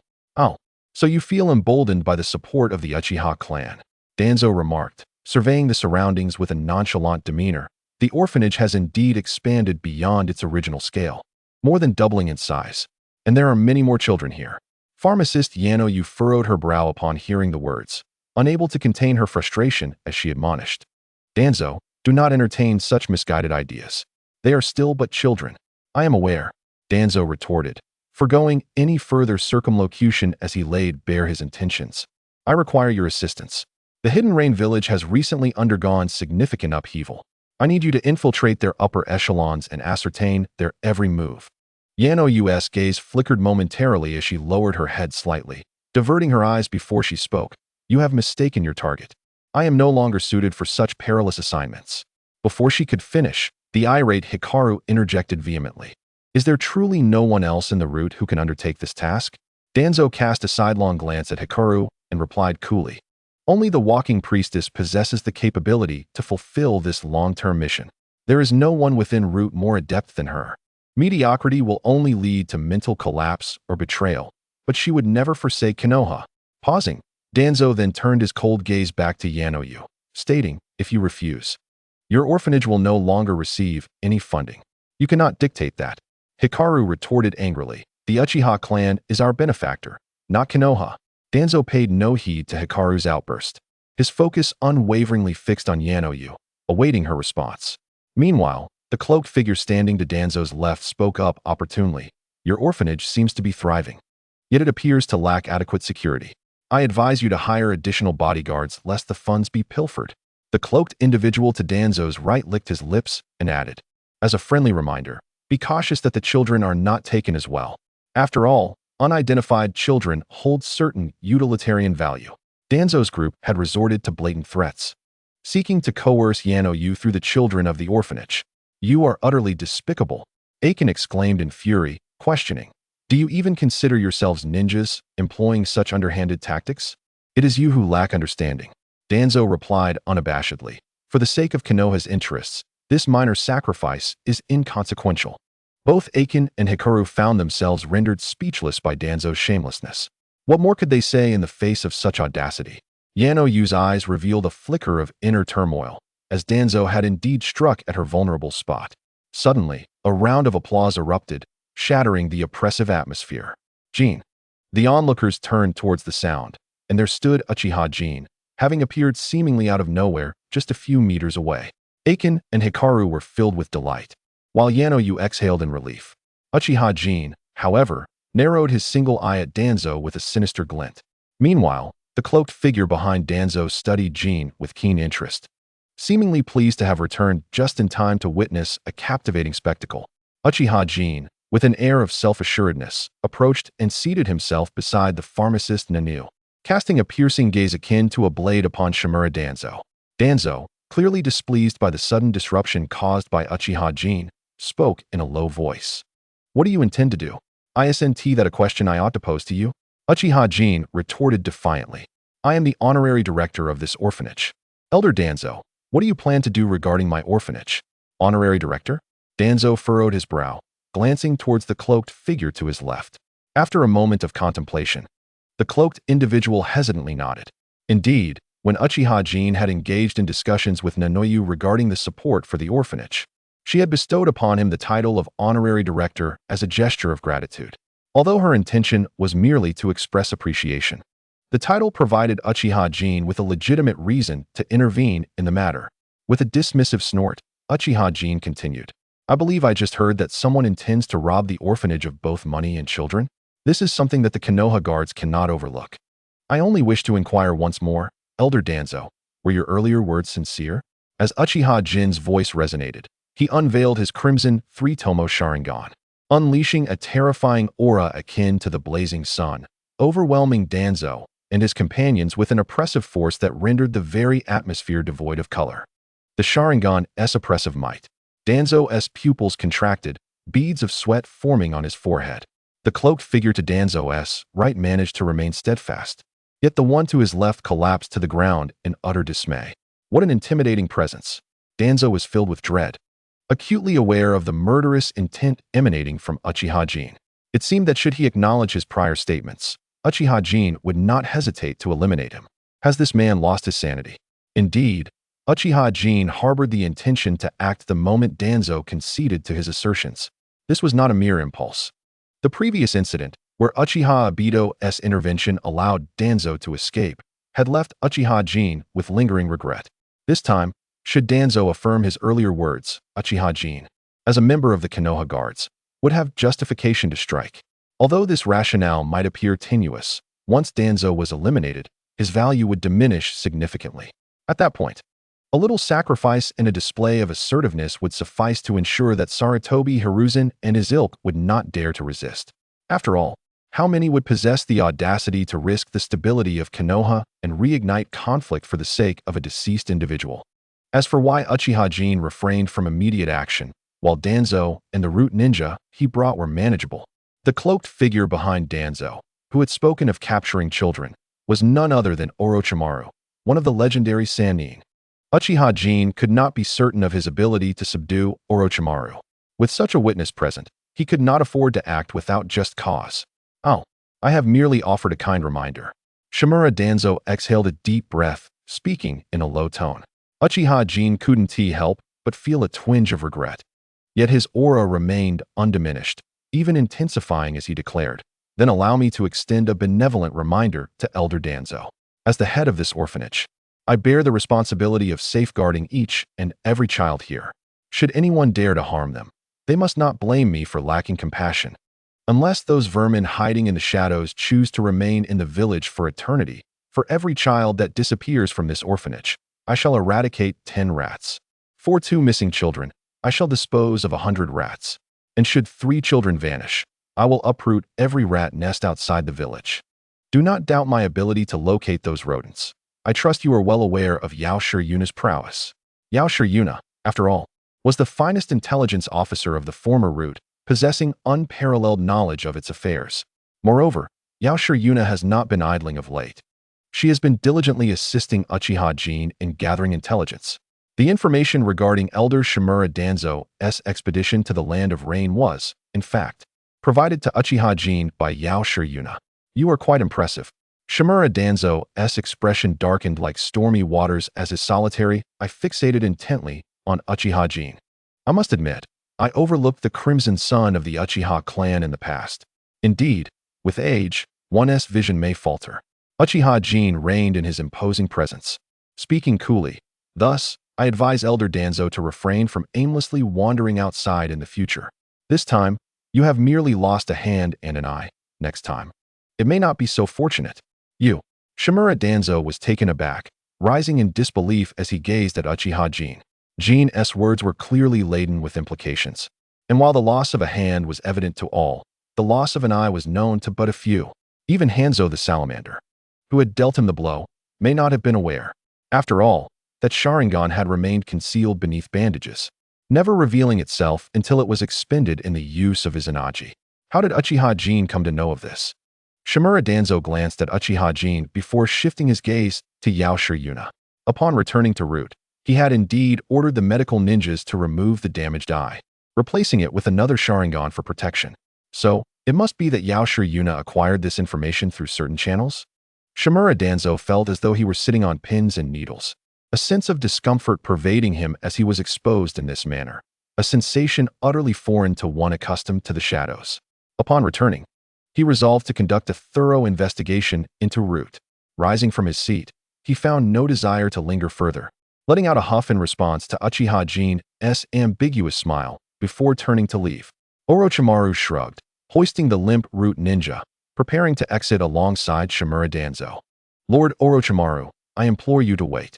At that moment, Uchiha Jin suddenly called out to Orochimaru. Oh, Jin-kun, do you have further matters to discuss? Orochimaru came to a halt, his interest piqued as he gazed at Uchiha Jin. With a smile, Uchiha Jin remarked, I wonder if Lord Orochimaru has a moment to converse. I assure you, I shall not disappoint. At this moment, Uchiha Jin's demeanor underwent a complete transformation, contrasting starkly with the earlier confrontation with Shimura Danzo. It was as if he had ascended to the heavens, while Danzo remained below. After all, Uchiha Jin held great reverence for a scientist of Orochimaru's caliber. Of course I have time. I find you quite intriguing, Jin-kun. Orochimaru replied without hesitation, casually discarding the Root ninja in his hand to take a seat across from Uchiha Jin.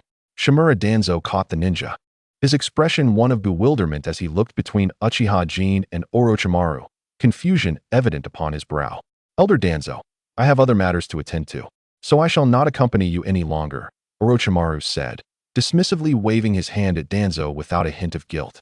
His presence at the orphanage had never been intended to align with Danzo.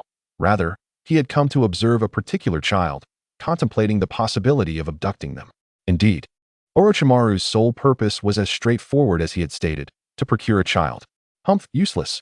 Danzo scoffed softly, feeling no inclination to linger further and turning to depart into the distance.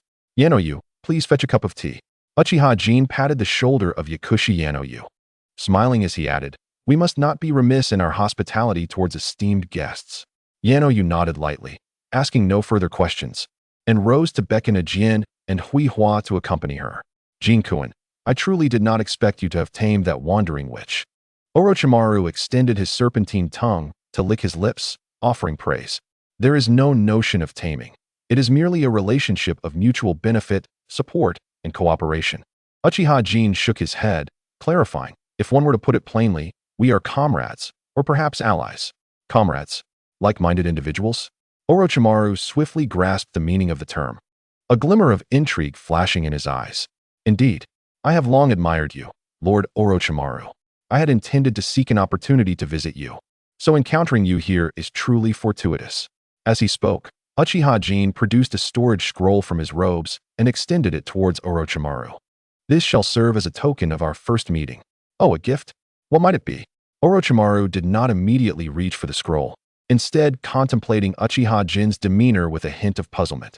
Prior to today, they had never crossed paths, and before the Third Shinobi World War, he had scarcely acknowledged Uchiha Jin's existence. Had it not been for Jin's sudden rise on the battlefield of the mist, Orochimaru would have remained indifferent. Yet, Uchiha Jin's current attitude suggested he had long harbored intentions of forming an acquaintance, even bringing along this so-called gift. This prompted Orochimaru to become curious about Uchiha Jin's true intentions. After a moment of contemplation, Uchiha Jin spoke. Lord Orochimaru, given the current circumstances, you must realize that you are no longer in contention for the position of the fourth Hokage. Upon hearing this, Orochimaru furrowed his brow slightly, though his demeanor remained unchanged. Did Orochimaru aspire to become Hokage? Perhaps, yet more than that, he yearned for the boundless pursuit of knowledge and truth. The position of Hokage would afford him access to knowledge that was otherwise elusive.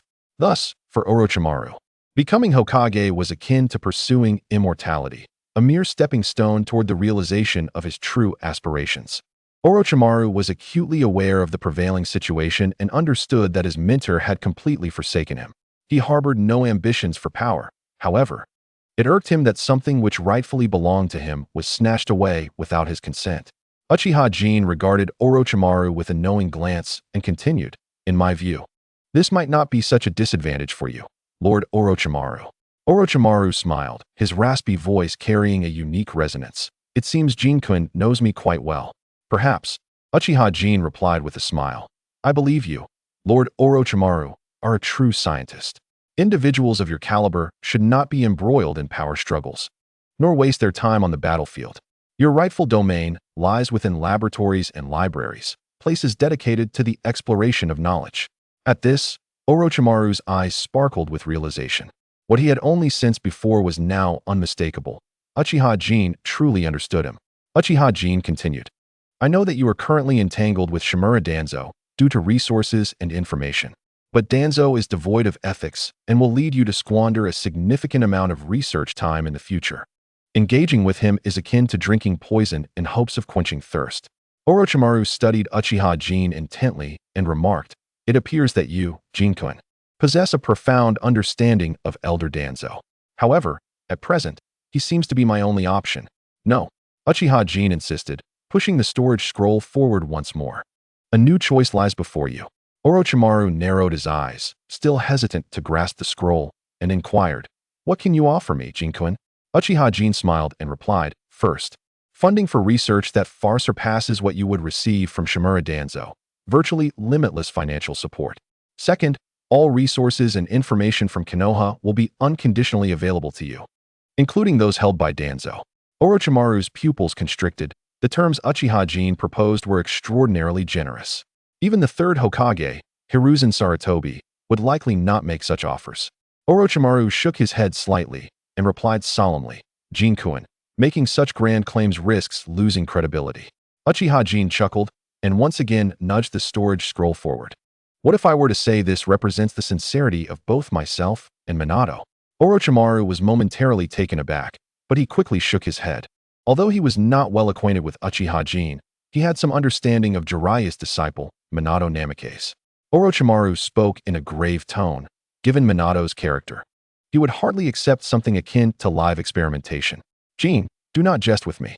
Uchiha Jin shook his head and explained, in the past, Minato indeed would not have accepted such matters.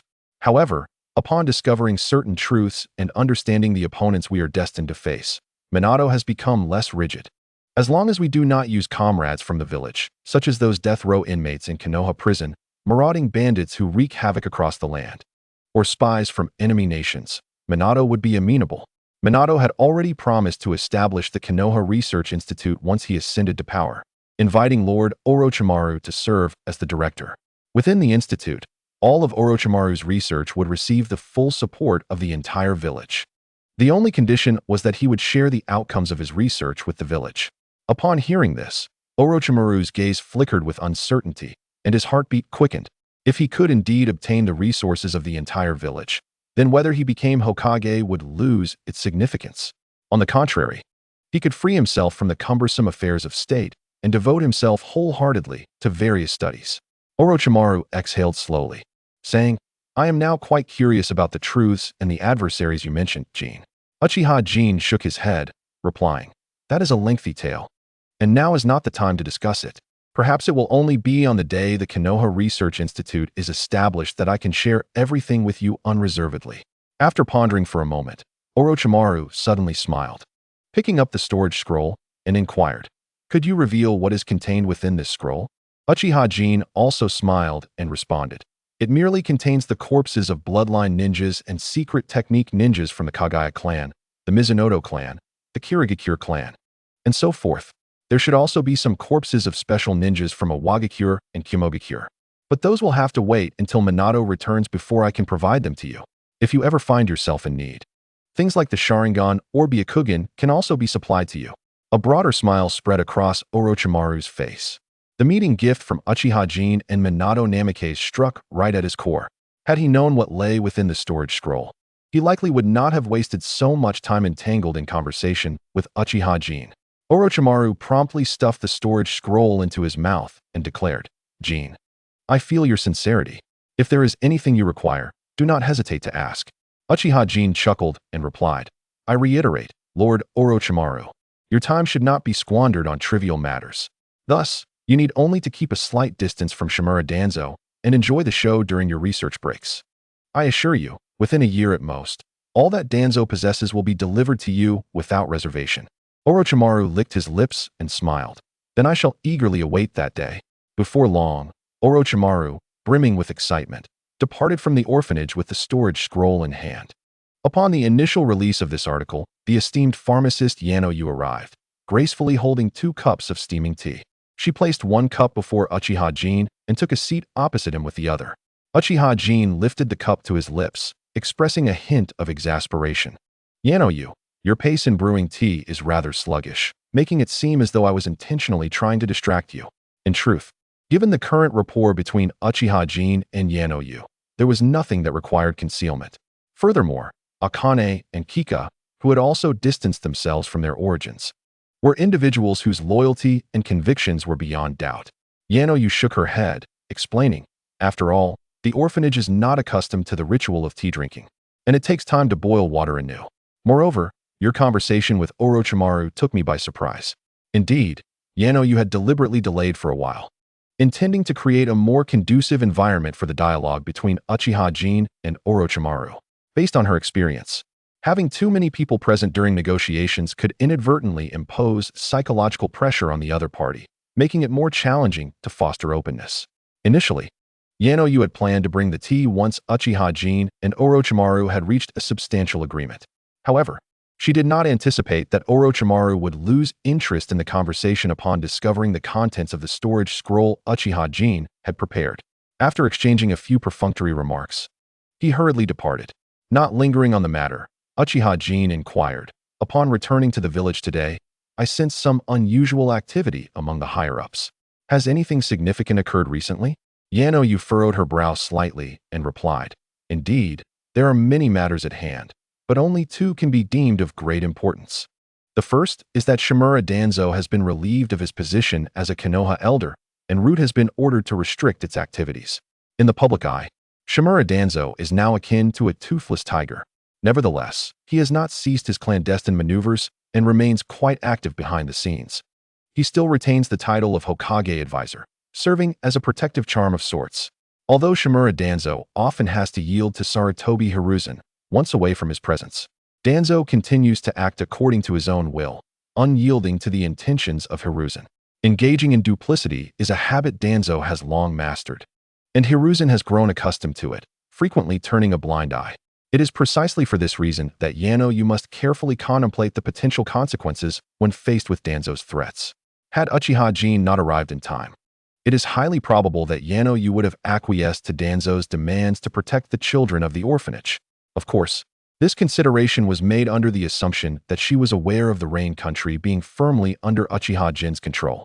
After processing the first piece of news, Uchiha Jin pressed for further information. "What about the second matter?" Pharmacist Yano Yu responded. "The second significant development is that Konoha has reached a peace agreement with Kumogakure, and the ninja forces from the Land of Water are soon to return to the village from the front line." Uchiha Jin furrowed his brow upon hearing this, remarking, "So soon?" This situation indeed took Uchiha Jin by surprise. He had initially anticipated a protracted negotiation between Konoha and Kumogakure. Pharmacist Yano Yu elaborated. The urgency from Kumogakure was a primary factor, and it seems they underestimated the resolve with which they sought to reclaim AI and the Eight Tails Jinchuriki. Consequently, an intriguing scenario unfolded. When the village adopted a firm stance and tentatively proposed a series of compensations to Kumogakure, they readily acquiesced. This indicates that the conditions initially set forth by the village fell well within Kumogakure's acceptance. Thus, both parties mutually agreed to withdraw troops from the borders of the Land of Water, with Kumogakure first remitting 20% of the agreed-upon resources as a deposit, in exchange for AI returning to Kumogakure to oversee matters, while the remaining resources would be exchanged for the Eight Tails Jinchuriki once Kumogakure had gathered the rest. It is no wonder that Orochimaru, the commander on the Kumogakure front line, would appear in the village. Uchiha Jin pondered, and then inquired, does this mean Minato should be returning soon as well? The main forces may not return so swiftly. Orochimaru is leading all the injured ninjas back to the village first. As for Minato, pharmacist Yanoyu mused for a moment before responding. He should arrive in the next few days.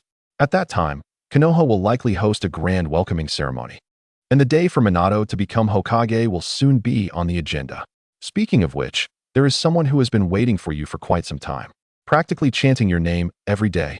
Pharmacist Yanoyu suddenly recalled something mid-sentence, chuckling softly, just as Uchiha Jin was about to speak. He caught a glimpse of a figure rapidly approaching them. Teacher Jin, it's really you. A petite girl clad in the standard orphanage hooded jumpsuit, with a mask obscuring much of her face, excitedly rushed toward Uchiha Jin, her eyes sparkling with delight. It's Rin. Uchiha Jin gazed at the newcomer, comprehending the words of pharmacist Yanoyu. After Noera Rin's fake death, Uchiha Jin had concealed her within this orphanage. Given the nature of the orphanage, it was entirely normal for a few unidentifiable individuals to appear from time to time. Rin had been patiently waiting in the orphanage for the day she could see the light of day again. Teacher Jin, do you have any news about Obito? Noera Rin asked, her eyes filled with worry and hope, timidly inquiring, fearful of receiving any ill tidings from Uchiha Jin. As someone who had already perished, Uchiha Jin had shared part of the truth with Noera Rin to ensure she could live incognito in the orphanage without concern. For instance, he revealed that Uchiha Obito was still alive, but he had become the target of a very powerful entity. This formidable being aimed to lead Uchiha Obito into darkness and would target those close to him. Rin's experiences on the battlefield of Kirigakure were part of that entity's machinations. Therefore, before Uchiha Jin possesses the means to confront that formidable existence, it is perhaps for the best that she remains deceased. Even though Uchiha Jin assured Noera Rin of Uchiha Obito's safety, Rin could never fully set her mind at ease. Each time Uchiha Jin visited the orphanage, Rin would relentlessly inquire if there were any new developments. Uchiha Jin smiled and replied, consider it good news. You shall soon see the light of day. Upon hearing this, Rin's eyes widened in disbelief. Really? Is it true? Originally, she had merely intended to ascertain Uchiha Obito's current condition, but to her astonishment, it seemed that the crisis had come to an end. The suddenness of this joyous news left Rin momentarily stunned. Indeed, Uchiha Jin elaborated, that powerful being has perished of old age, entrusting everything to Obito. I gave him quite a thrashing to bring him back. However, he is currently engaged in a mission for me, so it will be a while before he returns. Nevertheless, the danger has essentially dissipated, and you need not hide any longer. I dare say Minato and Kakashi will be quite surprised to see you. The dark cloud that had long settled on Rin's brow was finally dispelled by Uchiha Jin's words, revealing a genuine smile. Thank you, Jin-sensei, Rin said, bowing deeply with a 90-degree gesture. At that moment, Yakushi Nonai hesitated, then turned to Rin and said, Rin, if possible, I believe you should visit Kakashi as soon as you can. His recent condition has not been too good. Rin was taken aback, and upon regaining her composure, she asked urgently, what has happened to Kakashi? Yakushi Nonai explained, there's no need to panic. He is merely experiencing some psychological distress, having recently endured the loss of comrades. However, I believe that your presence will help him recover. Yakushi Nonai had been assisting Uchiha Jin in gathering various intelligence and was always attentive to the happenings within the village, particularly keeping an eye on Kakashi due to his connection with Rin. At this juncture, Kakashi had just suffered the loss of Uchiha Obito and Rin, exuding an aura of gloom and death. Perhaps the shadow cast by his father's suicide had left an indelible mark, leading Kakashi down a similar path of despair. Is that so? Then I shall go find Kakashi at once. Rin understood the implication in Yakushi Nonai's words, although Kakashi was not in any immediate danger. She resolved to seek him out and inform him that Uchiha Obito was still alive. Wait. Uchiha Jin suddenly called out to the departing Rin, saying, "Do not rush." After all, Kakashi has been in a state of despondency for so many days. A little longer will not matter. Furthermore, do you not think that your long-absent presence deserves a grand reentrance? Ah, a grand reentrance? A glimmer of confusion flickered in Noara Rin's eyes as she asked, "Is it necessary?" "Of course it is," Uchiha Jin asserted decisively. "Not everyone has the opportunity to reappear before their friends and family after having died once. This could be a truly extraordinary experience. So, you shall heed my advice. As it happens, I have matters to discuss with Kakashi as well, so I shall accompany you to find him." Thus, it was settled. You should wash your face, apply some makeup, and prepare yourself for this reunion with an old friend. As Uchiha Jin spoke, he gently nudged Noara Rin towards the orphanage. Before she could fully comprehend the situation, she wandered off in a daze. "You always manage to come up with something new," Yakushi no Nayu remarked, shaking her head with a cryptic smile. Uchiha Jin sighed softly and said, "This is not a game. I merely wish to teach that boy Kakashi a lesson. After all, he has been quite disappointing. He is squandering his talent. How high is Kakashi's potential? That question remains a mystery." At the age of 12, while Naruto Uzumaki and Sasuke Uchiha were merely fresh graduates from the Ninja Academy, Kakashi had already attained the rank of Jonin. Moreover, Kakashi's Jonin prowess was not merely a result of exhausting his life potential like Itachi Uchiha, but rather a genuine mastery of his abilities. Unfortunately, after the age of 12, Kakashi faltered in his training due to various setbacks and remained a Jonin even when the main events unfolded. He even carelessly lost to Zabuza Momochi once. It is crucial to note that the golden period for a ninja's development occurs between the ages of 12 and 18. The original storyline showcased Naruto, Sasuke, and the other members of Team 7 rapidly enhancing their skills during this time frame. In stark contrast, Kakashi completely missed this pivotal period. It was not until Naruto gradually rediscovered himself that Kakashi resumed honing his abilities, ultimately progressing to the level of Kage by the time of Shippuden. Uchiha Jin perceived Kakashi's situation as a tragic waste of a precious gem. Consequently, after the deaths of Uchiha Obito and Noara Rin, Uchiha Jin made several attempts to enlighten Kakashi, even hinting at the truth without revealing it outright. Yet, Kakashi remained as if he were a stubborn clay that could not be molded, leaving Uchiha Jin at a loss for words. Although Uchiha Jin contemplated directly informing Kakashi of the truth, he ultimately refrained, recognizing the risks of divulging secrets, particularly given Kakashi's history of leaking information.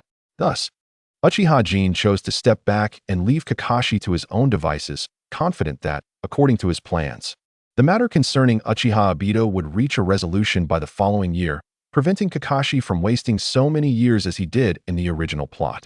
Nonetheless, having invested considerable effort into this matter, Uchiha Jin felt compelled to express his gratitude towards Kakashi. "Do as you wish," Yakushi no Nayu remarked, choosing not to elaborate further.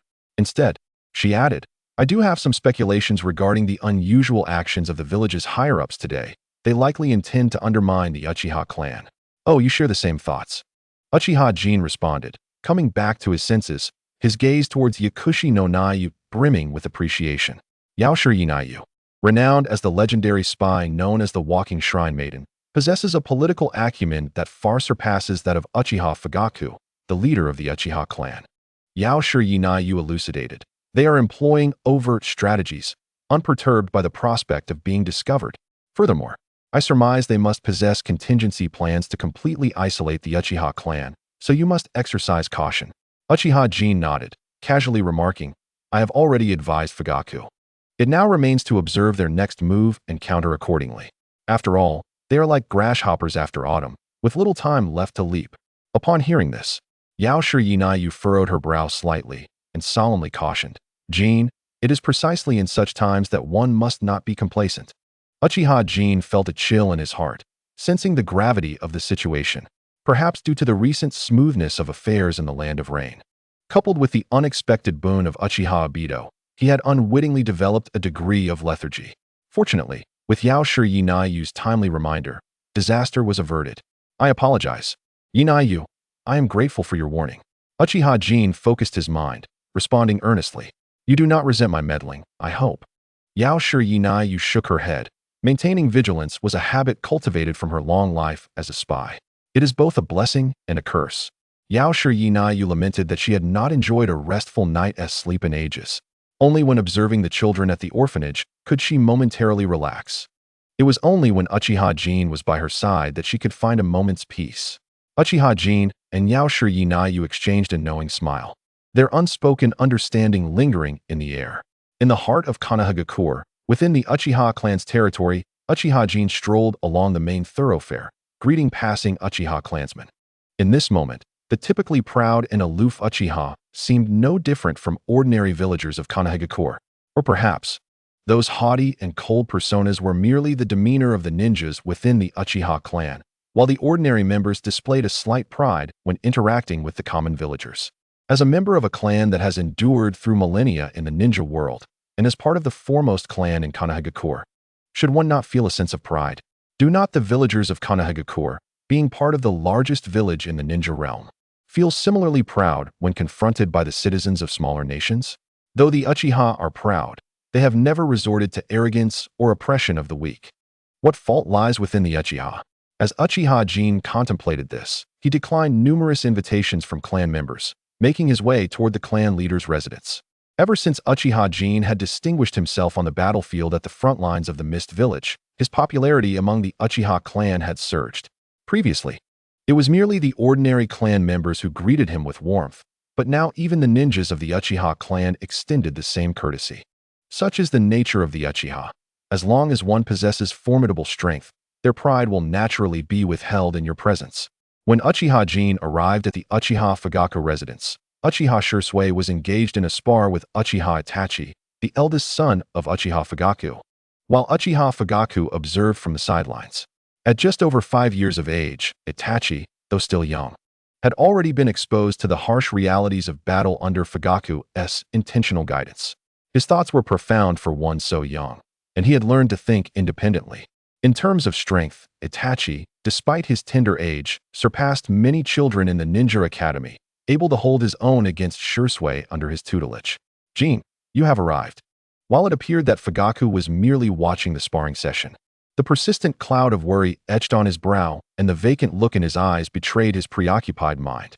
Upon spotting Uchiha Jin, a flicker of urgency sparked in Fugaku's eyes, indicating that he had pressing matters to discuss. It seemed something significant must have transpired during his report to Sarutobi Hiruzen. Uchiha Jin nodded in acknowledgement of Fugaku, but refrained from immediately inquiring about the situation. Instead, he remarked, Itachi has made remarkable progress.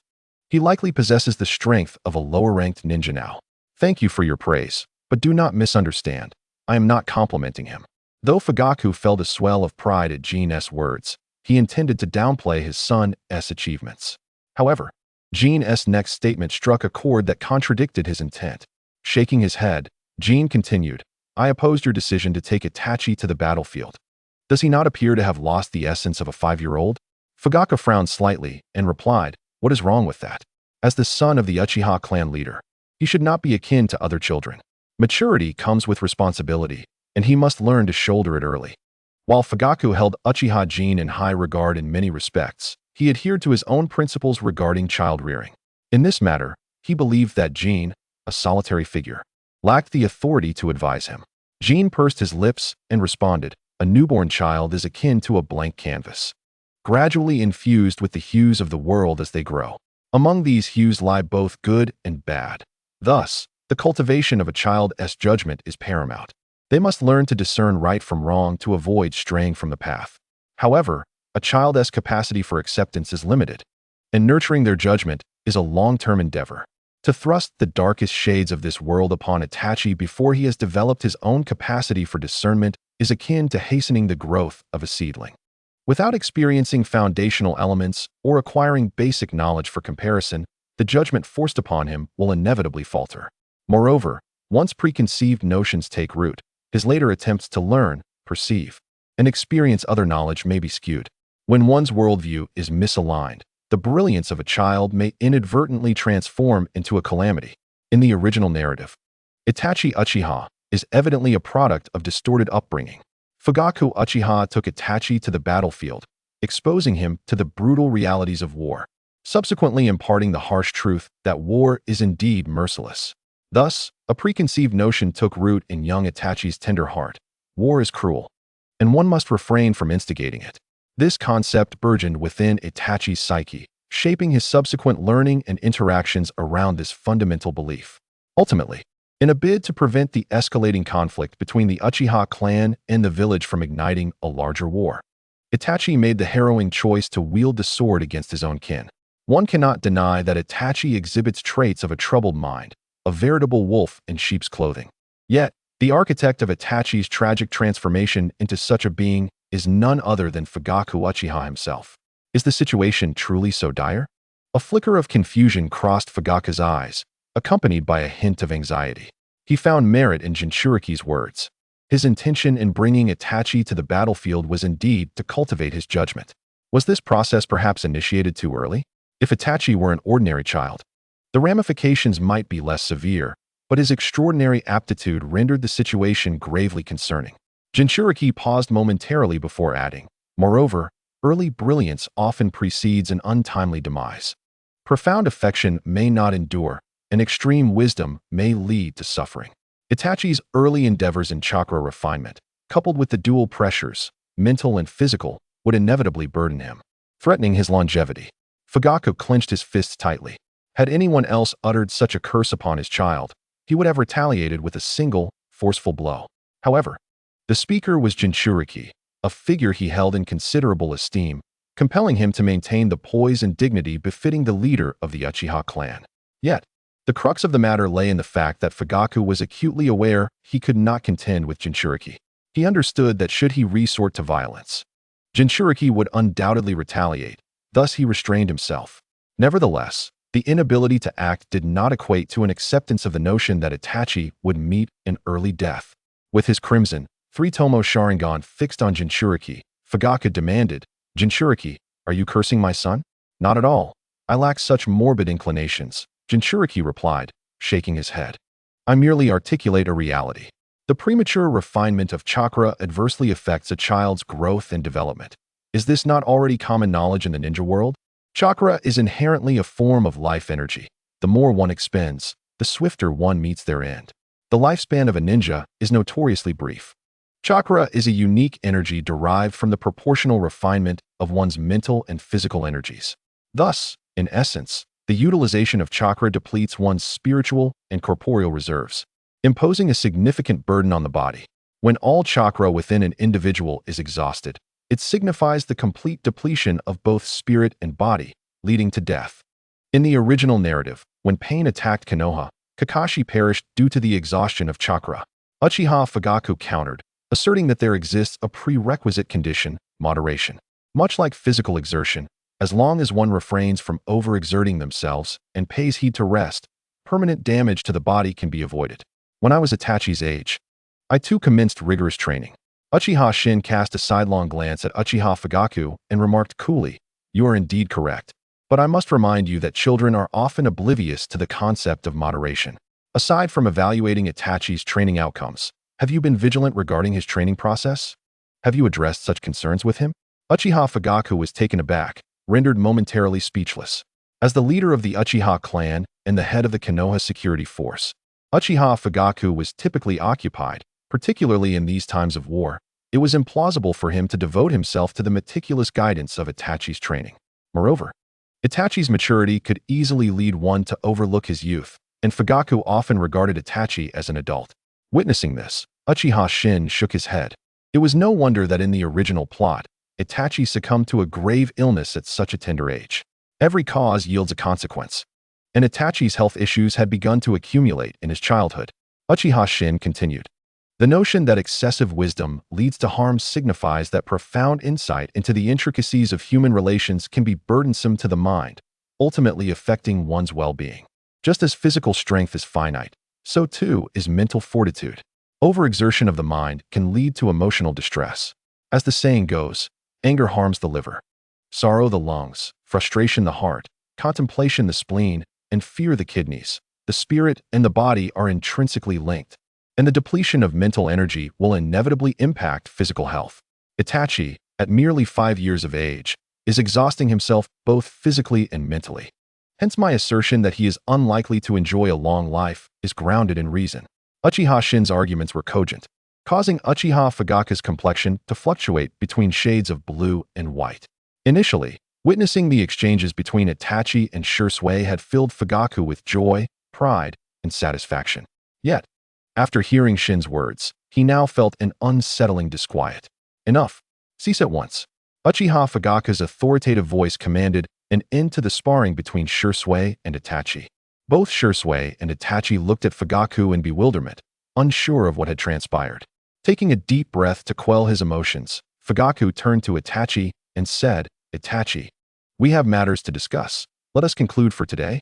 "Yes, father." Although Itachi was perplexed, he nodded in agreement after glancing at Uchiha Shin. "Shin, Shisui, follow me." Uchiha Fugaku beckoned, turning to enter the house. However, in an unexpected turn, he halted and looked back at Itachi, instructing, "Itachi, go find your mother and ask her to take you to the hospital for a comprehensive physical examination." "Huh?"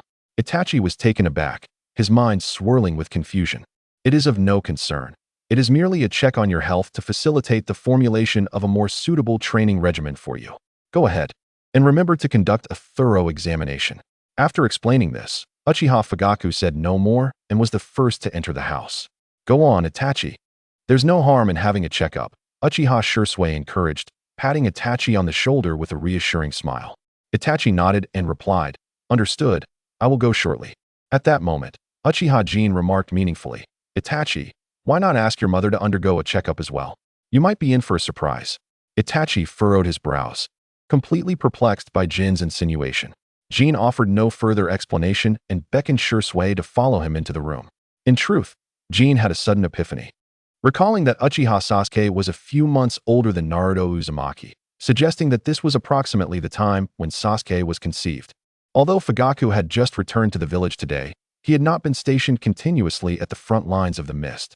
After all, the situation at the Mist front was distinct from other battlefronts. The Mist village engaged in landing operations against Konoha, primarily involving small-scale skirmishes and medium-scale assaults, without the large-scale conflicts witnessed elsewhere where thousands of shinobi clashed. Thus, as the head of the Uchiha Clan and the minister of the Konoha Guard, Fugaku would typically allocate a few days each month to return to the village to tend to pressing matters. It was also entirely normal for him to take a bit of time to relieve the accumulated stress with Uchiha Mikoto. Therefore, it was entirely possible that Sasuke was already in the process of being conceived. Once Uchiha Jin and Uchiha Shisui had entered the room, Itachi's previously bewildered expression suddenly shifted, as if he had come to a realization. A glimmer of anticipation shone in his eyes as he hastened toward the front hall. Who says children are oblivious? Itachi had long been looking forward to having a younger brother or sister. Connecting the dots between Uchiha Mikoto, the health check, and the surprise, Itachi quickly perceived this possibility. Although he was uncertain how Jin had foreseen this event, Itachi was already overwhelmed with joy at the prospect of soon having a brother or sister. Dismissing the trivialities of the matter, with light steps, Itachi was eager to take his mother, Uchiha Mikoto, to the hospital to confirm this delightful news. As for his own health check, Itachi cared little. After all, he felt no discomfort whatsoever. The most pressing matter was the prospect of a younger sibling. In Uchiha Fugaku's study, he, Uchiha Jin, and Uchiha Shisui sat facing one another. Despite Fugaku's impassive expression, his gaze was unfocused, revealing an underlying unease as he clearly remained concerned about Itachi's situation. Observing this, Jin spoke up. "Clan leader, even if one wishes to instigate change, it is not an overnight endeavor. Itachi is merely 5 years old this year. There is still time. Let us await the results of his health examination before discussing anything further." Upon hearing this, Uchiha Shisui paused, perplexed, and inquired, "Is there something wrong with Itachi's health?" Uchiha Jin shook his head and recounted his earlier conversation with Uchiha Fugaku. "Is it truly that grave?" Uchiha Shisui furrowed his brow at the revelation.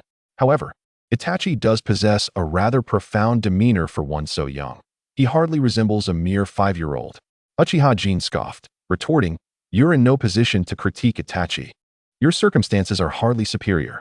At this juncture, Uchiha Shisui was barely over 12, yet he had already awakened the Mangekyo Sharingan, his prowess having reached the standards of a Kage-level ninja. If one were to speak of prodigies, none could surpass Uchiha Shursui in brilliance. In terms of overexertion, Uchiha Itachi was merely a novice in comparison to Uchiha Shursui. As for precociousness, Uchiha Itachi had, to a significant extent, been molded by Uchiha Shursui's influence. Thus, in Uchiha Jin's eyes, Uchiha Shursui had no grounds to comment on Uchiha Itachi. Uchiha Shursui offered an awkward smile, wisely refraining from further discourse. Yet, Uchiha Jin, still concerned, reiterated, "With your current condition, further discussion seems futile. I have but one request. Refrain from utilizing those eyes unless absolutely necessary. While they have granted you access to Kage-level strength, your physical constitution remains a critical flaw. A child wielding a heavy hammer will inevitably suffer physical decline. Your immediate priority should be to restore your health." Although the Mangekyo Sharingan endowed Uchiha Shursui with the ability to contend with Kage-level foes, in terms of strength, speed, stamina, reflexes, and chakra, he was still merely at the level of a special jonin. After all, Uchiha Shursui was only 12 years old, his body yet to fully develop. Uchiha Shursui solemnly nodded, affirming, "Rest assured, Brother Jin, with the war now largely concluded, not only will I refrain from using those eyes, but I will also exercise caution even with the 3-tomo Sharingan." He recognized that his current physique could not adequately support the power of those eyes, and had resolved to dedicate the forthcoming years to honing his body. Now, let us set aside matters of the eyes and health, for it is time to address the pressing issues at hand. While Uchiha Jin and Uchiha Shursui engaged in dialogue, Uchiha Fugaku had also composed himself and recalled the matter of importance. Uchiha Jin, regaining his focus, inquired, "Pray tell, what are Sarutobi Hiruzen and his faction plotting?" Uchiha Fugaku began.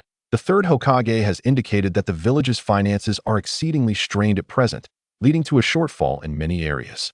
Consequently, he wishes to temporarily suspend the distribution of compensation and rewards to the Uchiha clan. However, as compensation to the Uchiha clan, he is willing to permit both of you to serve in the Umbu." At this, Uchiha Jin frowned slightly, while Uchiha Shursui appeared contemplative. Uchiha Fugaku continued, "During this war, we suffered the loss of 68 lives. To be frank, this sum of compensation is not excessively large. Even if the village were to withhold it, the clan could still bear the burden. As for the rewards, the clan could utilize resources such as ninjutsu, illusion techniques, and physical training as compensation. However, the 2 spots available in the Umbu are exceptionally rare, representing the Uchiha clan's closest approach to the village's core leadership. Moreover, this opportunity allows us, the Uchiha, to propose this matter ourselves, showcasing our clan's grace within the village and fostering closer ties with the villagers. It is indeed a rare chance. Had it not been for your repeated insistence, I would have likely agreed on the spot." Uchiha Jin cast a sidelong glance at Uchiha Fugaku, a hint of disdain flickering in his eyes, but he refrained from immediate rebuttal, instead turning to Uchiha Shursui and inquiring, "Shursui, what is your perspective?" Uchiha Shursui hesitated for a moment before responding, "I sense there are some underlying issues here, though I cannot pinpoint them at this moment. Over the years, under Uchiha Jin's meticulous guidance, Uchiha Shursui had evolved from the naive youth he once was, yet his youth still limited his experience and insight, making it natural for him to overlook the specifics." Uchiha Fugaku furrowed his brow, having noticed the unmasked emotions in Uchiha Jin's gaze, which left him quite unsettled. He then remarked, "Are you perhaps overthinking this? The current situation of the village is evident to all. Indeed, there are many areas where expenditures exceed income. In this context, it is quite reasonable for the third Hokage and the others to extend a gesture of goodwill towards us Uchiha to stabilize our position." Uchiha Jin let out a cold laugh, asserting, "Firstly, while the village's condition is indeed dire, it has recently received compensation from the Cloud Village. So the situation is not as bleak as you perceive. Furthermore, as you mentioned, the compensation for our Uchiha clan is not a significant sum, and those rewards could easily be substituted with resources like ninjutsu. Surely, the village's stockpile of ninjutsu is not less than that of our Uchiha clan. Therefore, the true intention of Sarutobi Hiruzen and the others is not to withhold the compensation and rewards owed to the Uchiha." Uchiha Fugaku, momentarily trapped in his own perspective, began to grasp the underlying issues upon Uchiha Jin's prompting, revealing a serious expression. He stated solemnly, "Then what is the true objective of the third Hokage and the others?" Uchiha Jin replied with a scoff, While it is true that the compensation for our Uchiha clan is not substantial, especially when compared to the losses sustained by other ninja clans and the civilian ninjas, the number of casualties from our clan has historically been limited. However, if we account for all the fallen ninjas across various battlefields, the total compensation the village would need to provide becomes astronomical. For the village to disburse such a sum, it would likely require significant austerity and the reallocation of resources from other areas. Uchiha Fugaku frowned at this revelation, puzzled as he remarked, "I understand that logic. But what does this have to do with our Uchiha clan? By renouncing that money, aren't we merely allowing them to distribute more to others? The calculations do not align." Uchiha Jin shook his head and inquired, "Have you heard of the story of Zigung redeeming captives?" Zigung redeeming captives? What is that? In the eyes of Uchiha Fugaku and Uchiha Shursui, a look of perplexity emerged, as they had never encountered this tale before. Uchiha Jin, having made a brief comment, proceeded to elucidate. The story of Zigung redeeming captives is a historical account with profound educational significance, thus giving rise to a notable allegory. It is said that during the Warring States period, amidst societal turmoil, the king of a small nation issued a decree stating that if citizens encountered their fellow countrymen imprisoned or enslaved in foreign lands, they should endeavor to rescue or redeem them. Upon their return, the state would offer compensation and rewards. This decree indeed produced a positive response, prompting citizens to assist their compatriots abroad until the arrival of Zigung. Zigung did rescue fellow citizens. However, in a display of noble virtue, he declined the state as compensation and rewards. Consequently, it became increasingly rare for individuals to rescue others from foreign lands. Do you understand why this occurred? Uchiha Fugaku furrowed his brow, sensing a connection but failing to grasp the crux of the matter. Uchiha Shursui pondered for a moment before shaking his head in confusion, remarking, "Brother Jin, I fail to comprehend. Did Zigung err in his actions?" "Indeed, he did." Uchiha Jin replied gravely. Zigung's mistake lay in elevating this matter to a level it should not have reached. While his refusal of the state's compensation and rewards undeniably showcased his character, what of those who follow? If they accept the state's compensation, does it not imply their moral deficiency? Yet, should they emulate Zigung and spurn such rewards, would they not suffer loss? It is crucial to recognize that not everyone can remain unburdened by monetary concerns. If an individual's finances barely suffice for their daily existence, yet they could receive state recompense for aiding others, they would naturally be inclined to perform a good deed. Conversely, if aiding others results in personal financial or reputational loss, who would willingly undertake such an unrewarding endeavor? Upon hearing this, Uchiha Shursui experienced an epiphany, grasping the essence of the matter. Simultaneously, a glimmer of relief crossed Uchiha Fugaku's eyes. Uchiha Jin continued, "The predicament currently faced by the Uchiha clan mirrors this situation. The compensation our clan deserves is indeed minimal, and while we may choose to forego it to demonstrate benevolence, what of the other clans? The Hyuga, Nara, Yamanaka, and Akimichi families might be indifferent to this meager recompense. But what of the smaller clans and commoners? When the prominent families in the village take the lead, how will others choose? Should they abandon the compensation to align with the Uchiha clan's stance, or will they be compelled to acknowledge their inferiority, claiming what is rightfully theirs while living in subordination within the village? I dare say that should you acquiesce to Sarutobi Hiruzen's demands and take the initiative in this matter, the Uchiha clan will inevitably become the target of scorn in Konoha, reviled by all and rendered unable to move. Meanwhile, Sarutobi Hiruzen and his cohort not only evade substantial expenses, but also shift the entirety of the animosity onto the Uchiha clan. Such a maneuver is undeniably insidious." Upon hearing this, Uchiha Shursui furrowed his brow, while Uchiha Fugaku's eyes turned crimson with fury. That wretched Sarutobi is utterly intolerable. Uchiha Fugaku struggled to contain the rising flames of anger within him, cursing audibly. It was a near miss, just a hair's breadth away from leading the Uchiha clan into an abyss. Uchiha Jin continued, "Now, the unusual events at the village entrance this morning can be elucidated. They deliberately emphasized the Uchiha clan's contributions on the battlefield while diminishing the efforts of others. This dual strategy, while granting the Uchiha some measure of renown, has cost us the goodwill of the people. As for the prospect of Shursui and me joining the Umbu, one must understand that the current Umbu is under Sarutobi Hiruzen's command. Once Shursui and I enter, We will be akin to birds in a cage, with every action dictated by Saratobi Hiruzen, making it exceedingly difficult for us to make any significant impact. Uchiha Fugaku's expression darkened further upon hearing this. He had not anticipated that a mere report would ensnare him in such a multitude of traps. Were it not for Uchiha Jin, he might have truly been sold off while unwittingly counting the profit for others. Uchiha Jin added, "There is no need for you to worry about the Umbu. Once Minato ascends to power, I shall naturally join the Umbu. As for Shursui, he will be undertaking a position with the daimyo." Uchiha Shursui had already reached an agreement with the daimyo of the Land of Fire and was set to join the 12 Guardian Ninjas. However, this information had yet to be disclosed, and Shursui would officially commence his duties only once the situation in Konoha stabilized. It seems I am truly no longer suited to be the head of the Uchiha clan. Uchiha Fugaku sighed softly and turned to Uchiha Jin, asking Jin, "How are your discussions with Minato progressing? Is there anything I can do to assist?" Uchiha Jin did not withhold his thoughts, stating plainly, "Once Minato ascends, Konoha will undoubtedly undergo transformation, and the Uchiha must not remain stagnant. On the contrary, we must unify our understanding before Minato's rise, positioning ourselves as pioneers of this change, so that we may become the sharpest blade in the midst of transformation. The first step will involve relinquishing a portion of our authority within the Konoha security force." Uchiha Fugaku's expression shifted, becoming grave as he inquired, "Is this Minato's demand?"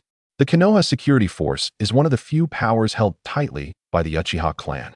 The more one lacks something, the more one values it. Many in our clan hold the power of the security force in the utmost regard, even above their own lives.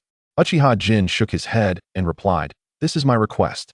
Uchiha Fugaku was taken aback, puzzled as he asked, "Why?" Uchiha Fugaku initially believed that this was a request from Minato Namikaze, considering that once he ascended to the position of Hokage, even the most amicable relationship between Minato and Uchiha Obito would necessitate a perspective rooted in the responsibilities of the Hokage, rather than mere sentiment. Thus, Uchiha Fugaku presumed that Minato had negotiated some exchange concerning the authority of the security department with Uchiha Obito, only to discover that this was entirely Obito's own initiative. Uchiha Obito sighed in resignation and remarked, "What do you think the security department is?" The Konoha security department was established by the second Hokage, Tobirama Senju, and is entirely managed by the Uchiha clan. Its purpose is to reinforce and maintain the order and security of Konoha village, as well as to apprehend individuals inclined towards criminal behavior, both ninja and civilian.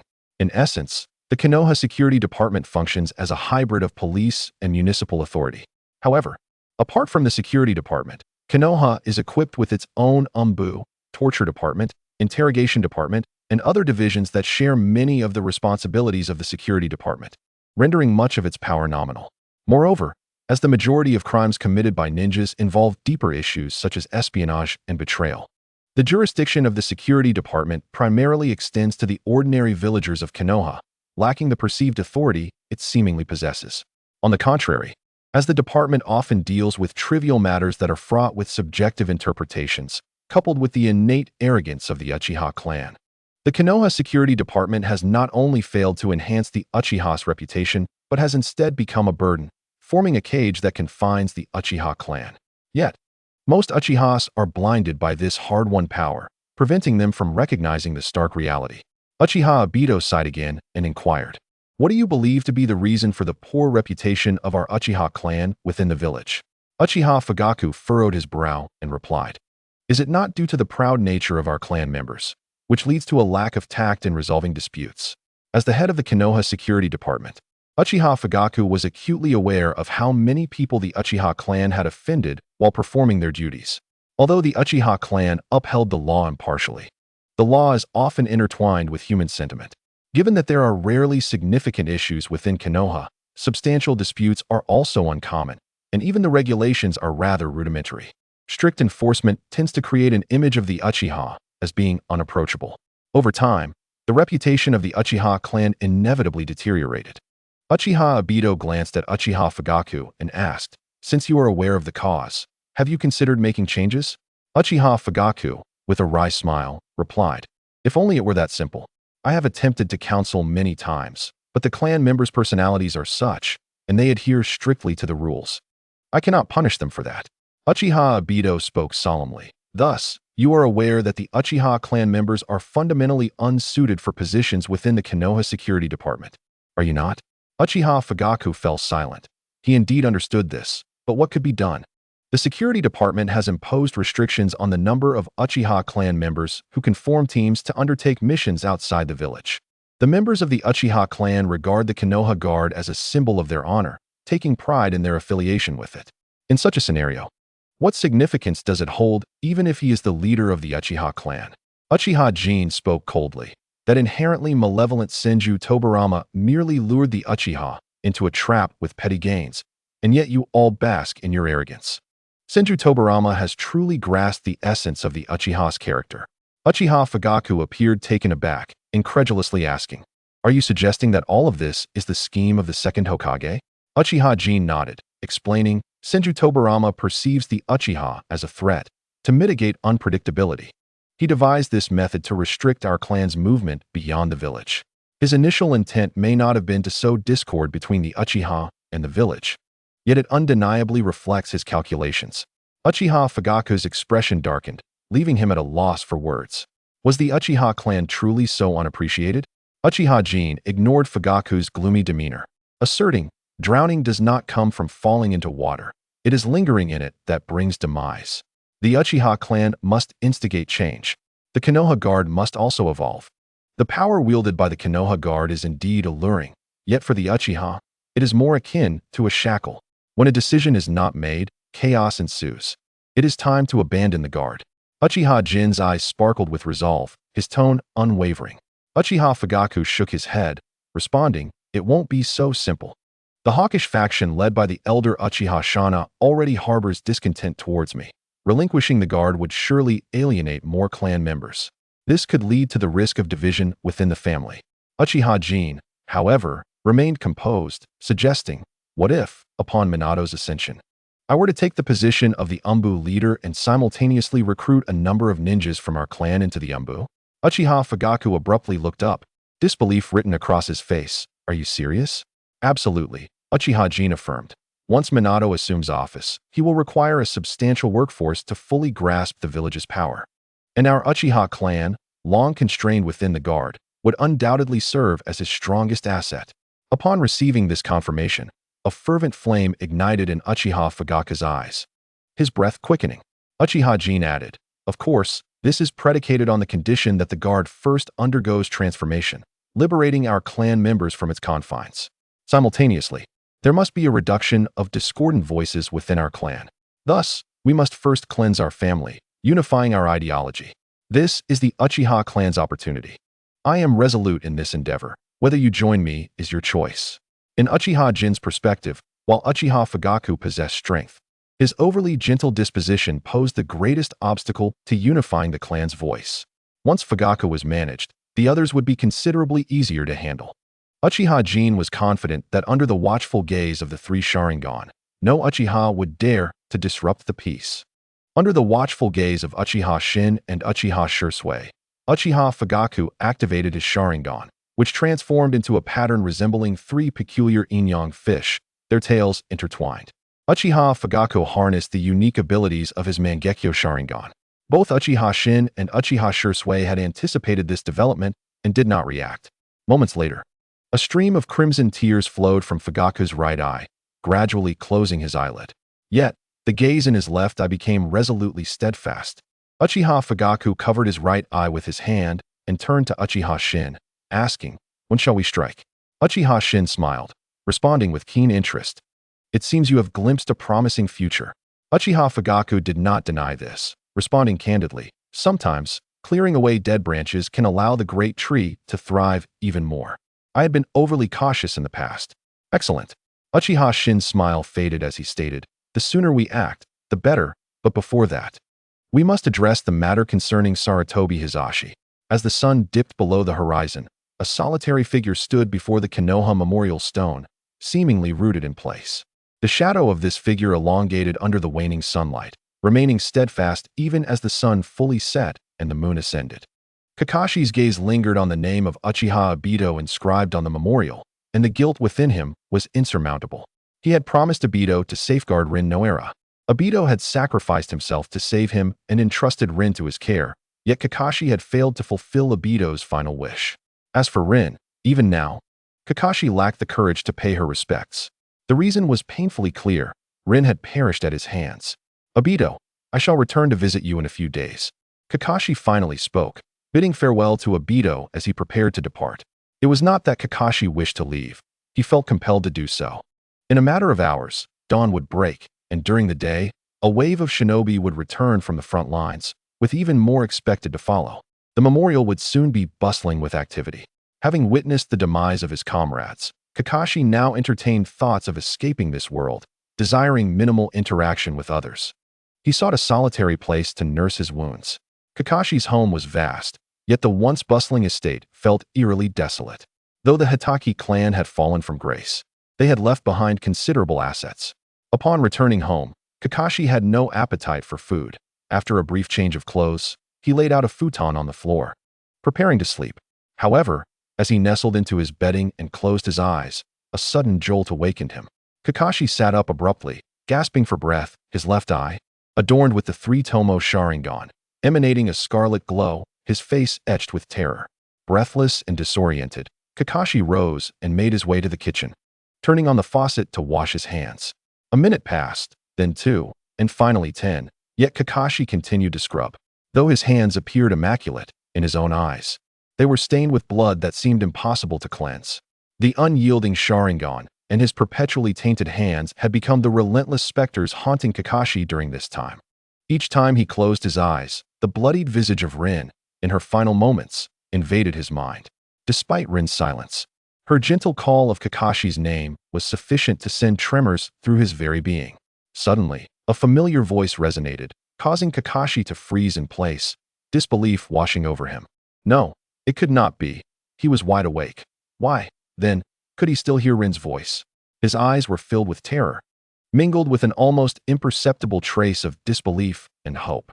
The voice called out again, and this time Kakashi could ascertain that it was not a mere figment of his imagination. The owner of that voice stood right behind him. Kakashi turned abruptly, only to find Rin, blood trickling from her lips and a grotesque wound marring her chest, standing there, just as she had in death. Rin, his pupils dilated, legs weakening, and he leaned against the sink with his elbow, barely managing to remain upright. Suddenly, a sharp click echoed, accompanied by a bright flash, causing Kakashi to instinctively squint. Huh, Kakashi, I never expected to see such a face from you. Uchiha Jin appeared before him, wielding a camera, his finger incessantly pressing the shutter, capturing Kakashi's mortification from every conceivable angle.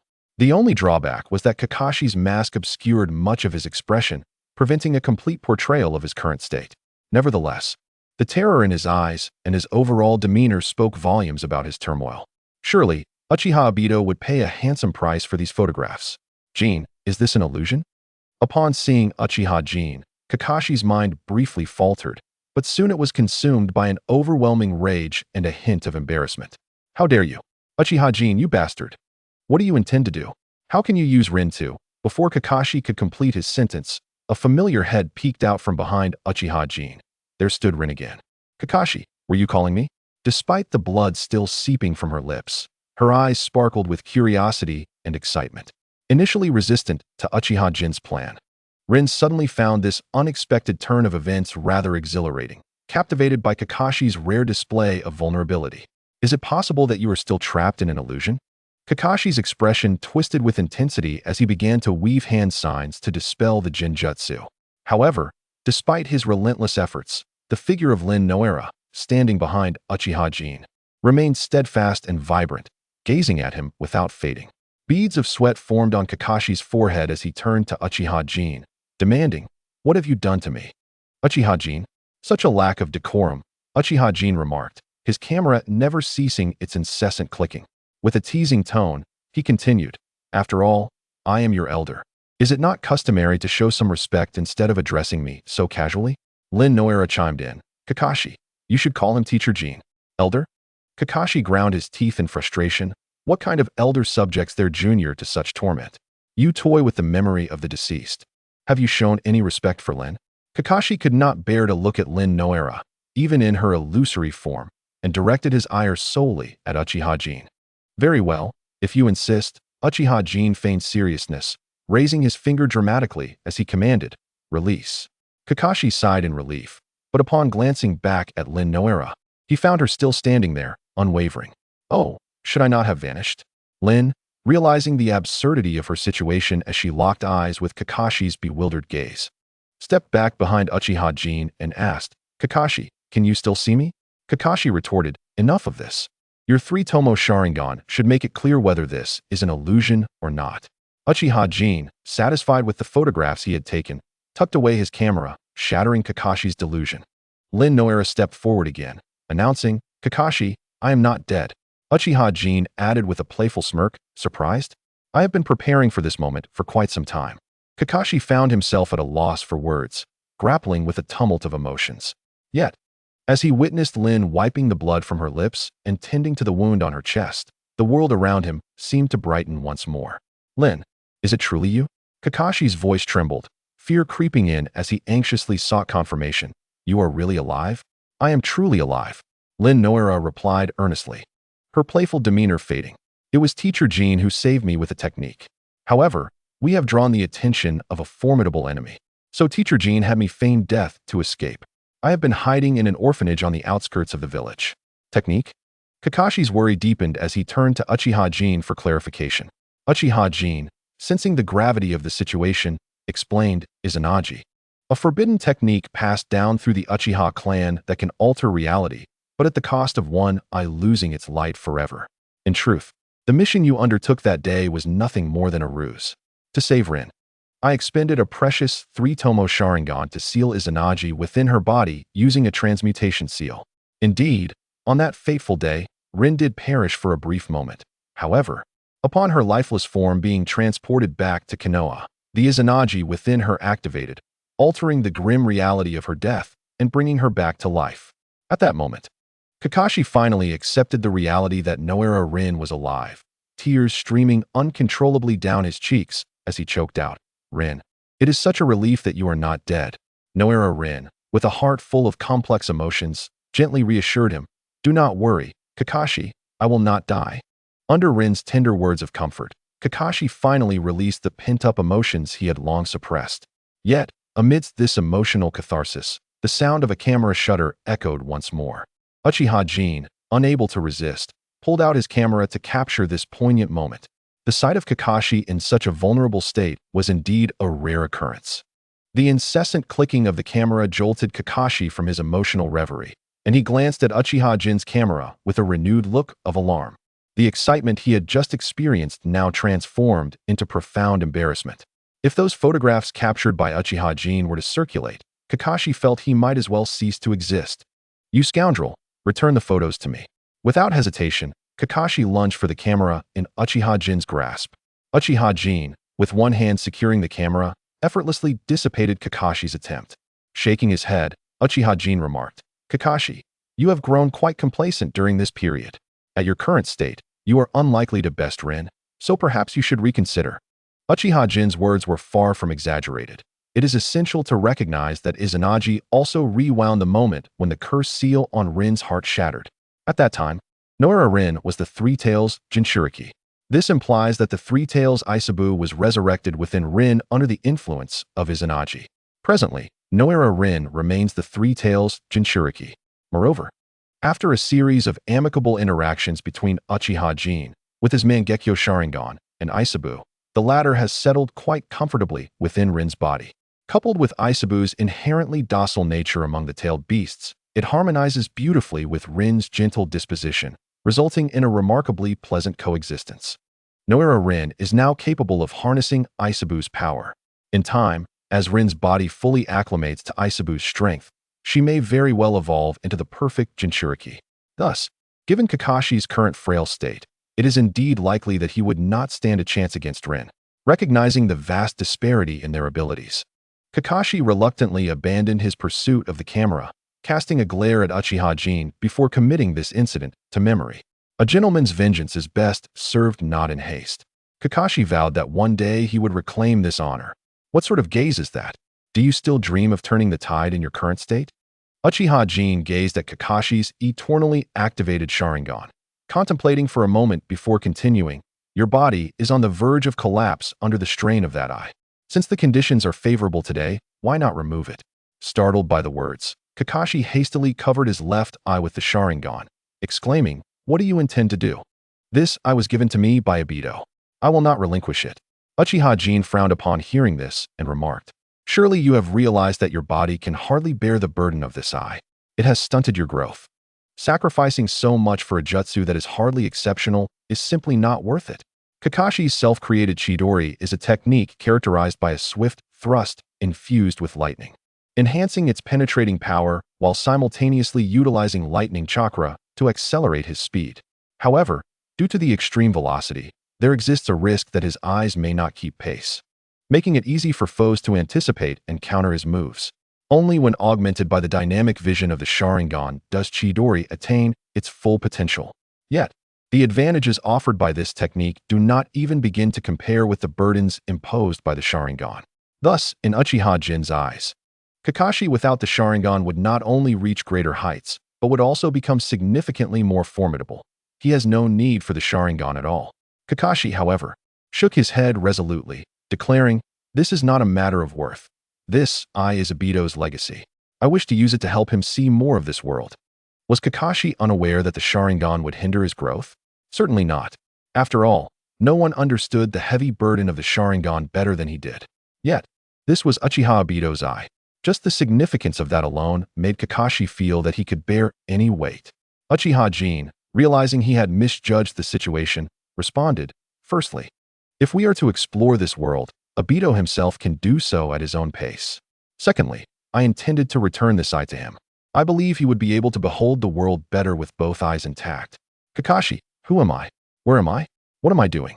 Kakashi's mind was a tumult of confusion, questions swirling chaotically within.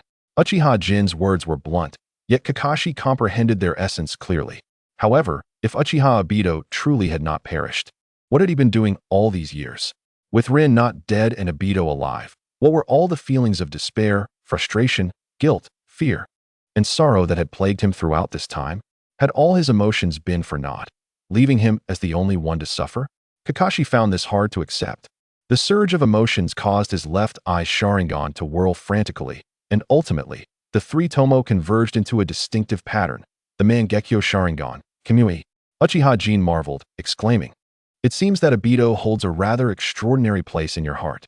Rin stands before you, yet elicits no reaction. But merely hearing that Obito is alive has activated your Mangekyo Sharingan." Kakashi glared intensely at Uchiha Jin, his voice hoarse as he inquired, "So, it was you who saved Obito?" "No." Uchiha Jin shook his head, responding honestly, "He was never truly dead, so there was no need for me to save him." "You did not witness his death, did you?" Upon hearing this, Kakashi paused, recalling that he indeed had not seen Obito's demise with his own eyes.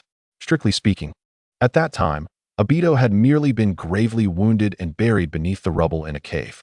What has Obito been doing? Kakashi, regaining his composure, demanded of Uchiha Jin with growing agitation. Why has he not returned to Konoha all these years? Why has he not sought me out? Kakashi could not fathom it. If Obito had not perished at the Canopy Bridge, why had he not come back? Had he returned sooner, perhaps Kakashi would not have endured such suffering. Obito has been occupied with world destruction, Uchiha Jin explained earnestly. Moreover, who said he has not returned to the village? He frequently finds time to visit and seek you out. Obito came to find me? Kakashi's features contorted in disbelief, exclaiming, "Wait, Obito is engaged in world destruction." While you were lost in thought at the memorial stone, Uchiha Jin elucidated, there were times when Obito watched you silently from behind. He observes you for as long as you remain, until you depart. Kakashi, in moments of silence, one truly finds oneself at a loss for words. Kakashi felt at a loss, yet somehow offended. Was Obito truly that idol?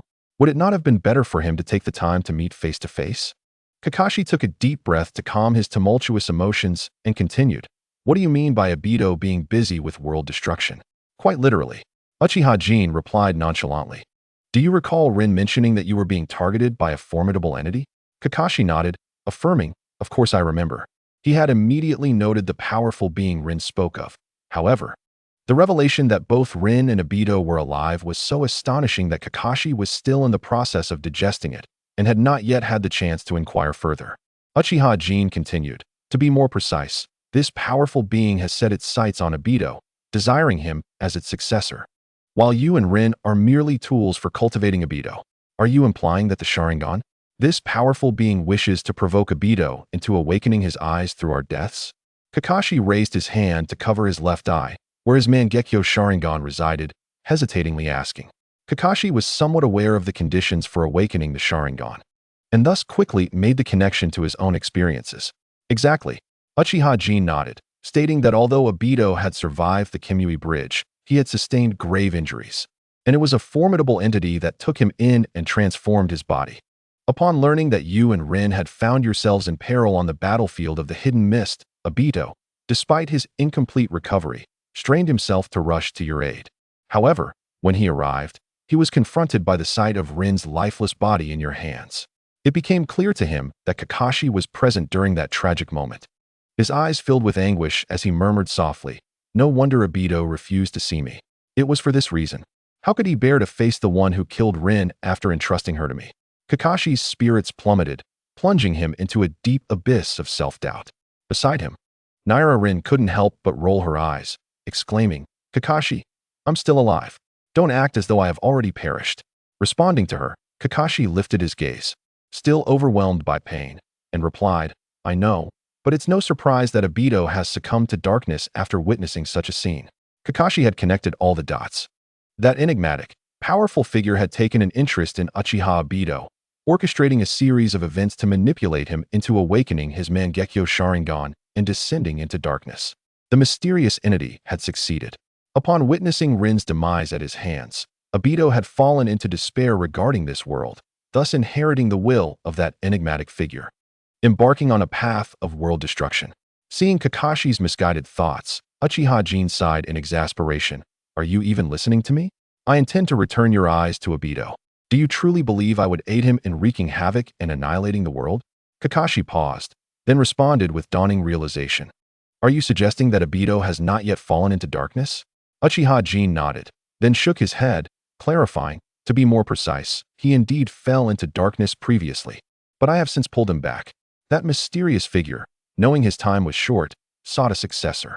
Recently, after entrusting everything to Obito, he finally exhausted himself and passed away. I confronted Obito, gave him a thorough beating, and brought him back. Currently, Obito is assisting me with a task and will return to the village shortly. If that hidden threat is not resolved, do you think I would allow Rin to see you? Kakashi was left speechless, taken aback by the numerous twists in the tale. However, the outcome was still favorable. He exhaled deeply, finally accepting the reality of the situation. If he were to return the eyes to Obito, Kakashi lowered his hand that had been shielding his eye, allowing his Sharingan to revert from the Mangekyo to its original three-tomo form, stating calmly, "I have no objections." Initially, upon acquiring Uchiha Obito's Sharingan, Kakashi had indeed reaped the benefits it bestowed. With this eye, he successfully executed his recently developed technique, Chidori, establishing himself firmly at the Jonin level and gaining the right to compete with seasoned Jonin. Yet, as time passed, Kakashi began to perceive the drawbacks brought about by this eternal Sharingan. The majority of his chakra was expended to sustain this ever-activated eye, and his vitality had diminished considerably, resulting in a stagnation of his physical development. This is also one of the reasons why, despite both being clans of ocular techniques, the Uchiha do not require the same protective sealing techniques as the Hyuga do for their Byakugan. Ordinary individuals who acquire the Uchiha Sharingan cannot bear the immense consumption it demands, and even prodigies who obtain it would not exchange their innate talents for an eye that offers limited enhancement. Thus, while the ninja world may see the emergence of Byakugan hunters, it has yet to witness the rise of a Sharingan hunter. Although Kakashi has recognized the limitations imposed by this eye, he has never entertained the thought of relinquishing it, for it is a final gift from Obito Uchiha, a poignant reminder of his friend. Now, upon learning that Obito is alive, and that he must return this Sharingan, Kakashi finds himself devoid of any sentimentality towards it. As for how he will manage his signature technique, Chidori, without the Sharingan, Kakashi has not yet formulated a plan. But he firmly believes that his innate talent will not falter due to the loss of a single technique. However, I have one more inquiry. Could you enlighten me about the mysterious, formidable figure who has set their sights on Obito? After unraveling some of his inner conflicts, Kakashi gradually regained his composure and grew curious about the true mastermind behind the scenes. Rin Noera, upon hearing this, also turned her gaze toward Obito Uchiha. She had long been intrigued by this individual, but each time she inquired, Obito remained cryptic and never divulged any details. Now that this person is deceased, Rin hoped that Obito would finally speak. After a moment of contemplation, Obito did not hold back any longer and stated plainly, "That individual is Uchiha Madara." Both Kakashi and Rin were taken aback, their bodies trembling as their eyes widened in disbelief. Even after several decades, the legendary existence of Uchiha Madara still evoked a profound reverence deep within their souls. The name of the Shura of the ninja world could quell the cries of children at night. For Kakashi and Rin, who grew up listening to tales of the god of shinobi, Hashirama Senju, the strength of Hashirama was matched only by the terror of Uchiha Madara. However, Kakashi soon shook his head in denial. "Impossible. Absolutely impossible," he exclaimed incredulously. "Didn't Uchiha Madara perish at the hands of the first Hokage? How could he possibly still be alive?" "There is nothing impossible," Obito replied nonchalantly. "Have you forgotten the technique I used to save Rin?" Kakashi paused, recalling the Izanagi that Obito had previously described. If that were the case, it indeed suggested the possibility of Uchiha Madara having survived until now. Yet Kakashi still found it difficult to accept. "So it was Uchiha Madara. No wonder you have been so cautious, Obito," Rin murmured, quickly coming to terms with this revelation. In Lin's heart, perhaps only the formidable Uchiha Madara could restrain Uchiha Jin. Uchiha Jin himself further elucidated, "Uchiha Madara is indeed terrifying. Not to mention that he awakened new powers during his battle against the first Hokage. His existence was such that even my former self held no absolute confidence in victory. Thus revealing the truth to you would merely serve to exacerbate your concerns. Furthermore, Uchiha Madara possesses an exceedingly clandestine and comprehensive intelligence network, so not only you, but even Minato has remained unaware of this matter. Upon arriving in this world, Uchiha Jin did not attain his strength overnight, just a few years prior. He lacked the power to defeat Uchiha Madara, even though Madara was already quite aged by then. Well, regardless of how Uchiha Madara survived the first Hokage, he is indeed dead now. This matter can be considered as having reached a conclusion." Noticing Kakashi's lingering doubts, Uchiha Jin gently offered some counsel. Kakashi sighed and shook his head, realizing he had been overly concerned. Indeed, the matter had come to a close, and dwelling on Uchiha Madara held no further significance. Kakashi inquired, "Do you require this eye right now?" "Not so fast," Uchiha Jin replied, shaking his head. "Before that, I wish to know what plans you have for your future after losing this eye. Although Uchiha Madara has perished, a new storm has already emerged. If you remain stagnant, both Minato and I shall be quite troubled." "A new storm?" Kakashi furrowed his brow and said, "Jin-sensei, your arrival has been rather sudden. How could I possibly refine my plans for the future in such a short time?" Uchiha Jin smiled and replied, "I can offer you two perspectives. First, your Chidori could be further developed. It need not be exclusively regarded as a thrusting technique. Second, it is high time for you to revisit your family's swordsmanship." Kakashi's expression shifted, his countenance darkening considerably. While the first suggestion posed no issue, the second struck a nerve with his deeper concerns. The deaths of Uchiha Obito and Lin remained Kakashi's greatest burdens, yet the suicide of his father, Tsukumo Hatake, constitutes the foremost knot in his heart, the most deeply rooted of all. This event dramatically transformed Kakashi's mindset, character, philosophy, and even his life. Kakashi has long harbored regret regarding his father's death. Ever since the White Fang's blade shattered, he has scarcely employed the Hatake family's sword techniques. While the enhancement of Chidori has contributed to his reliance on it for its formidable offensive capabilities, the primary reason lies in the emotional turmoil that has fostered a sense of aversion towards his ancestral swordsmanship. How could a straightforward Chidori ever compare to the flexible and powerful techniques of the Hatake sword style? It is essential to recognize that Kakashi initially sought to develop Chidori in hopes of wielding an indomitable White Fang, and it is his family's swordsmanship that holds the key to unleashing its full potential. Had it not been for the emotional turmoil, how could Kakashi have forsaken his original intentions, discarding the significant for the trivial? Uchiha Jin inhaled deeply and spoke solemnly. "Though it has been a long time since this matter was mentioned, you have never truly let go of your father's death, have you?" With the conversation reaching such depths, Uchiha Jin resolved to lay everything bare today. One must recognize the profound impact of an individual's mindset on their capabilities. In the original narrative, following the tragic deaths of Uchiha Obito and Noara Rin, Kakashi's prowess stagnated, remaining confined within the elite Jonin ranks. It was only after becoming the mentor to Naruto Uzumaki and his companions that Kakashi began to reconcile his grief over Obito and Rin's demise, consequently entering a period of growth and strength. By the time of the Shippuden era, Kakashi had begun to approach the threshold of the Hokage level, able to hold his own against others, though still overshadowed by long-established powerhouses like Kakudo.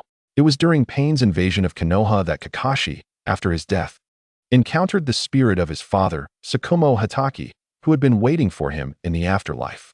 Their heartfelt conversation allowed Kakashi to fully resolve his inner conflict, resulting in a significant enhancement of his abilities. By the Fourth Great Ninja War, Kakashi wielded his Raikiri without hesitation, shining brightly in battle and, after receiving the gift from Obito, even managing to contend with Kagaya Otsutsuki, truly keeping pace with Naruto and Sasuke.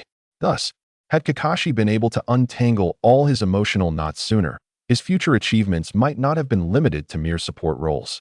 But he could have emerged as a primary force. Kakashi remained silent, neither confirming nor denying Uchiha Jin's inquiry. Years prior, Kakashi's father, Tsukumo Hatake, had chosen his comrades over their mission, leading to a significant loss for the village and consequently falling into public scrutiny. The majority of Konoha's citizens condemned Tsukumo for abandoning the mission, plunging him into self-doubt. When those he saved also criticized him, it became the final straw that broke the camel's back. Ultimately, the legendary White Fang of Konoha, a formidable warrior, chose to end his life at home. His father's death instilled doubt in the young Kakashi, who believed that his father's demise stemmed from a grievous error in judgment. To a ninja, the mission is paramount, eclipsing the importance of comrades. From then on, Kakashi veered towards extremes. Yet, did Kakashi truly believe this to be the case? Perhaps not. Under the influence of Uchiha Obito's example, Kakashi ultimately forged bonds with his comrades, mirroring his father's fateful choice to forsake the mission for the sake of his friends. However, the tragic outcome failed to completely resolve Kakashi's heartache. While he came to understand his father's decision, he still grappled with the rationale behind his father's suicide. Uchiha Jin, undeterred by Kakashi's silence, continued, "In truth, your father, Tsukumo Hatake's situation is far more complex than you might perceive." Kakashi was momentarily taken aback, his gaze snapping up to fixate intently on Uchiha Jin. Uchiha Jin met Kakashi's eyes with calm assurance and continued, "The failure of missions is a commonplace occurrence. Moreover, when such failures arise from the noble endeavor of saving comrades, who can guarantee the absolute success of any task? The crux of the matter lies in how this otherwise routine and confidential affair became widely known." Kakashi's pupils constricted as he recognized the unsettling implications. It is critical to note that Tsukumo Hatake was engaged in a covert mission deep within enemy territory. Typically, the failure of such missions should remain undisclosed. Yet, upon his return to the village, the incident became the subject of rampant speculation. At that time, the populace's focus was solely on Tsukumo's perceived rightness or wrongness, neglecting the origins of the information leak. Not only others, but even Kakashi himself had only considered the former.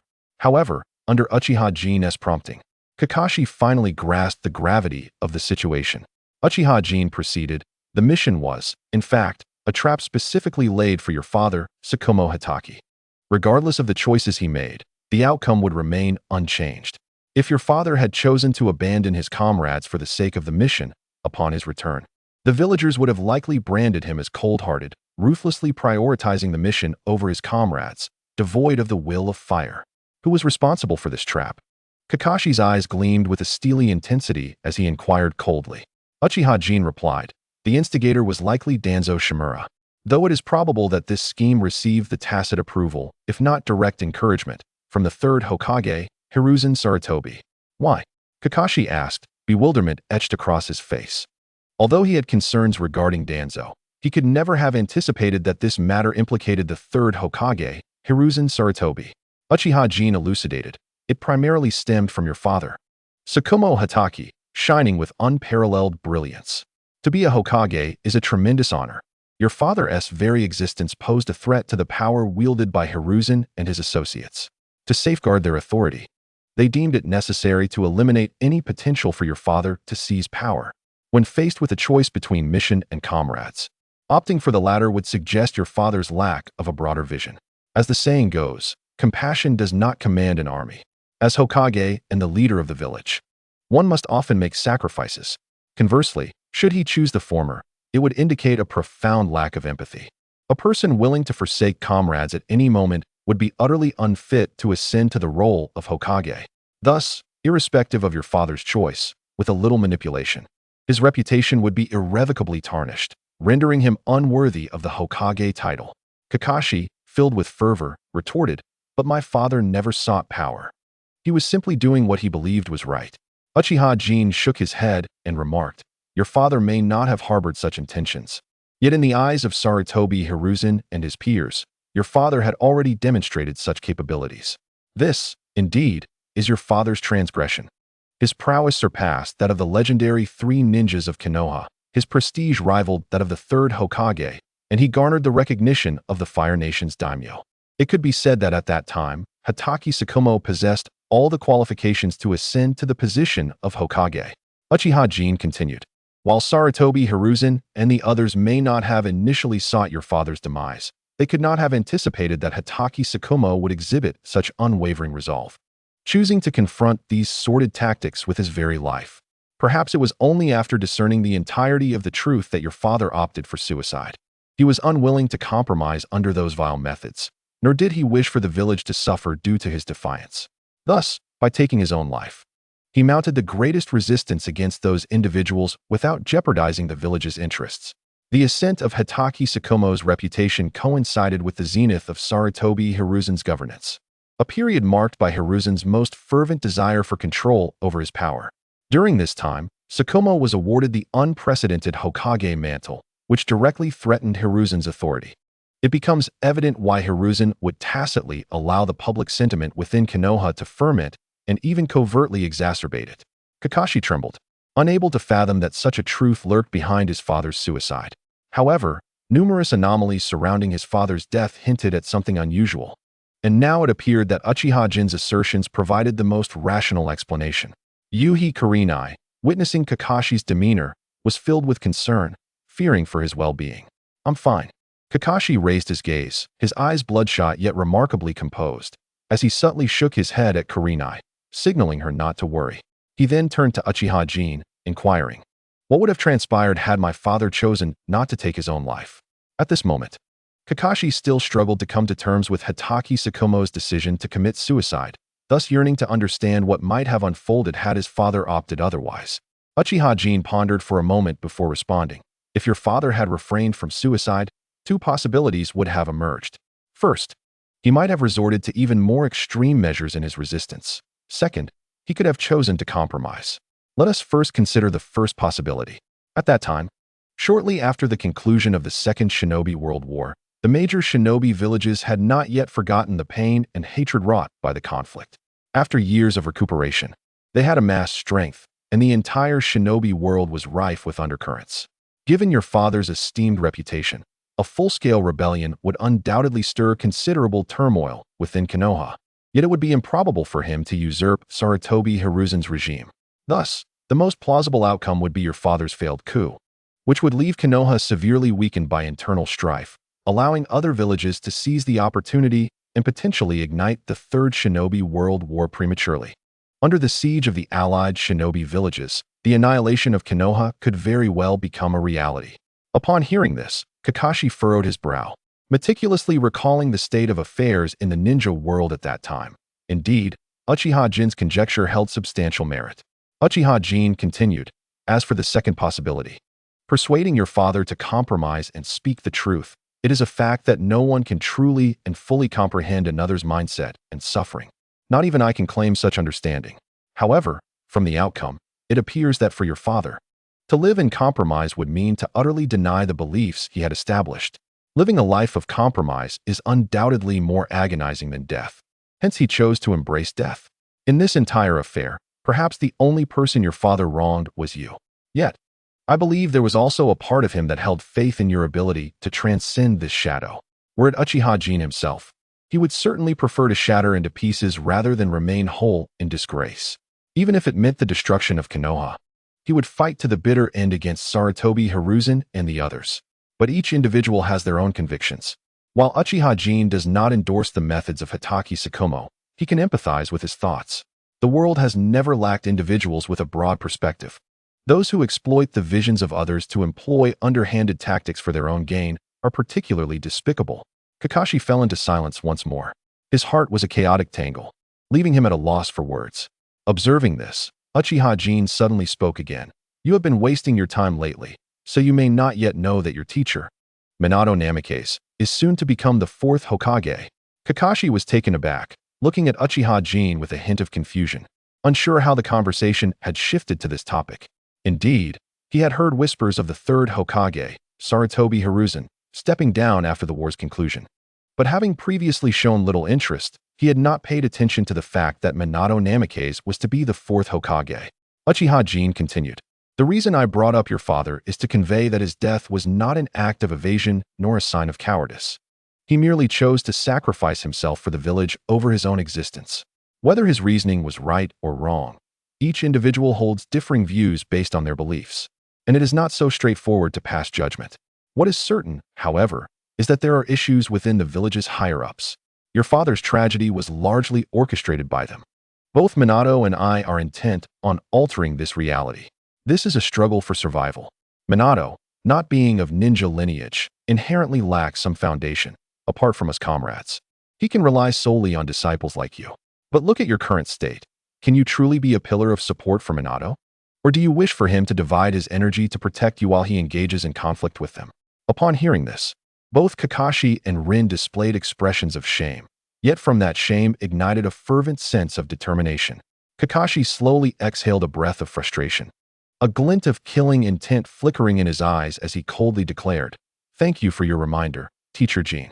I shall not let Teacher Minato down again." Yahiko Lin also spoke up, declaring, "I am now quite formidable. Ishii has willingly agreed to lend me its power."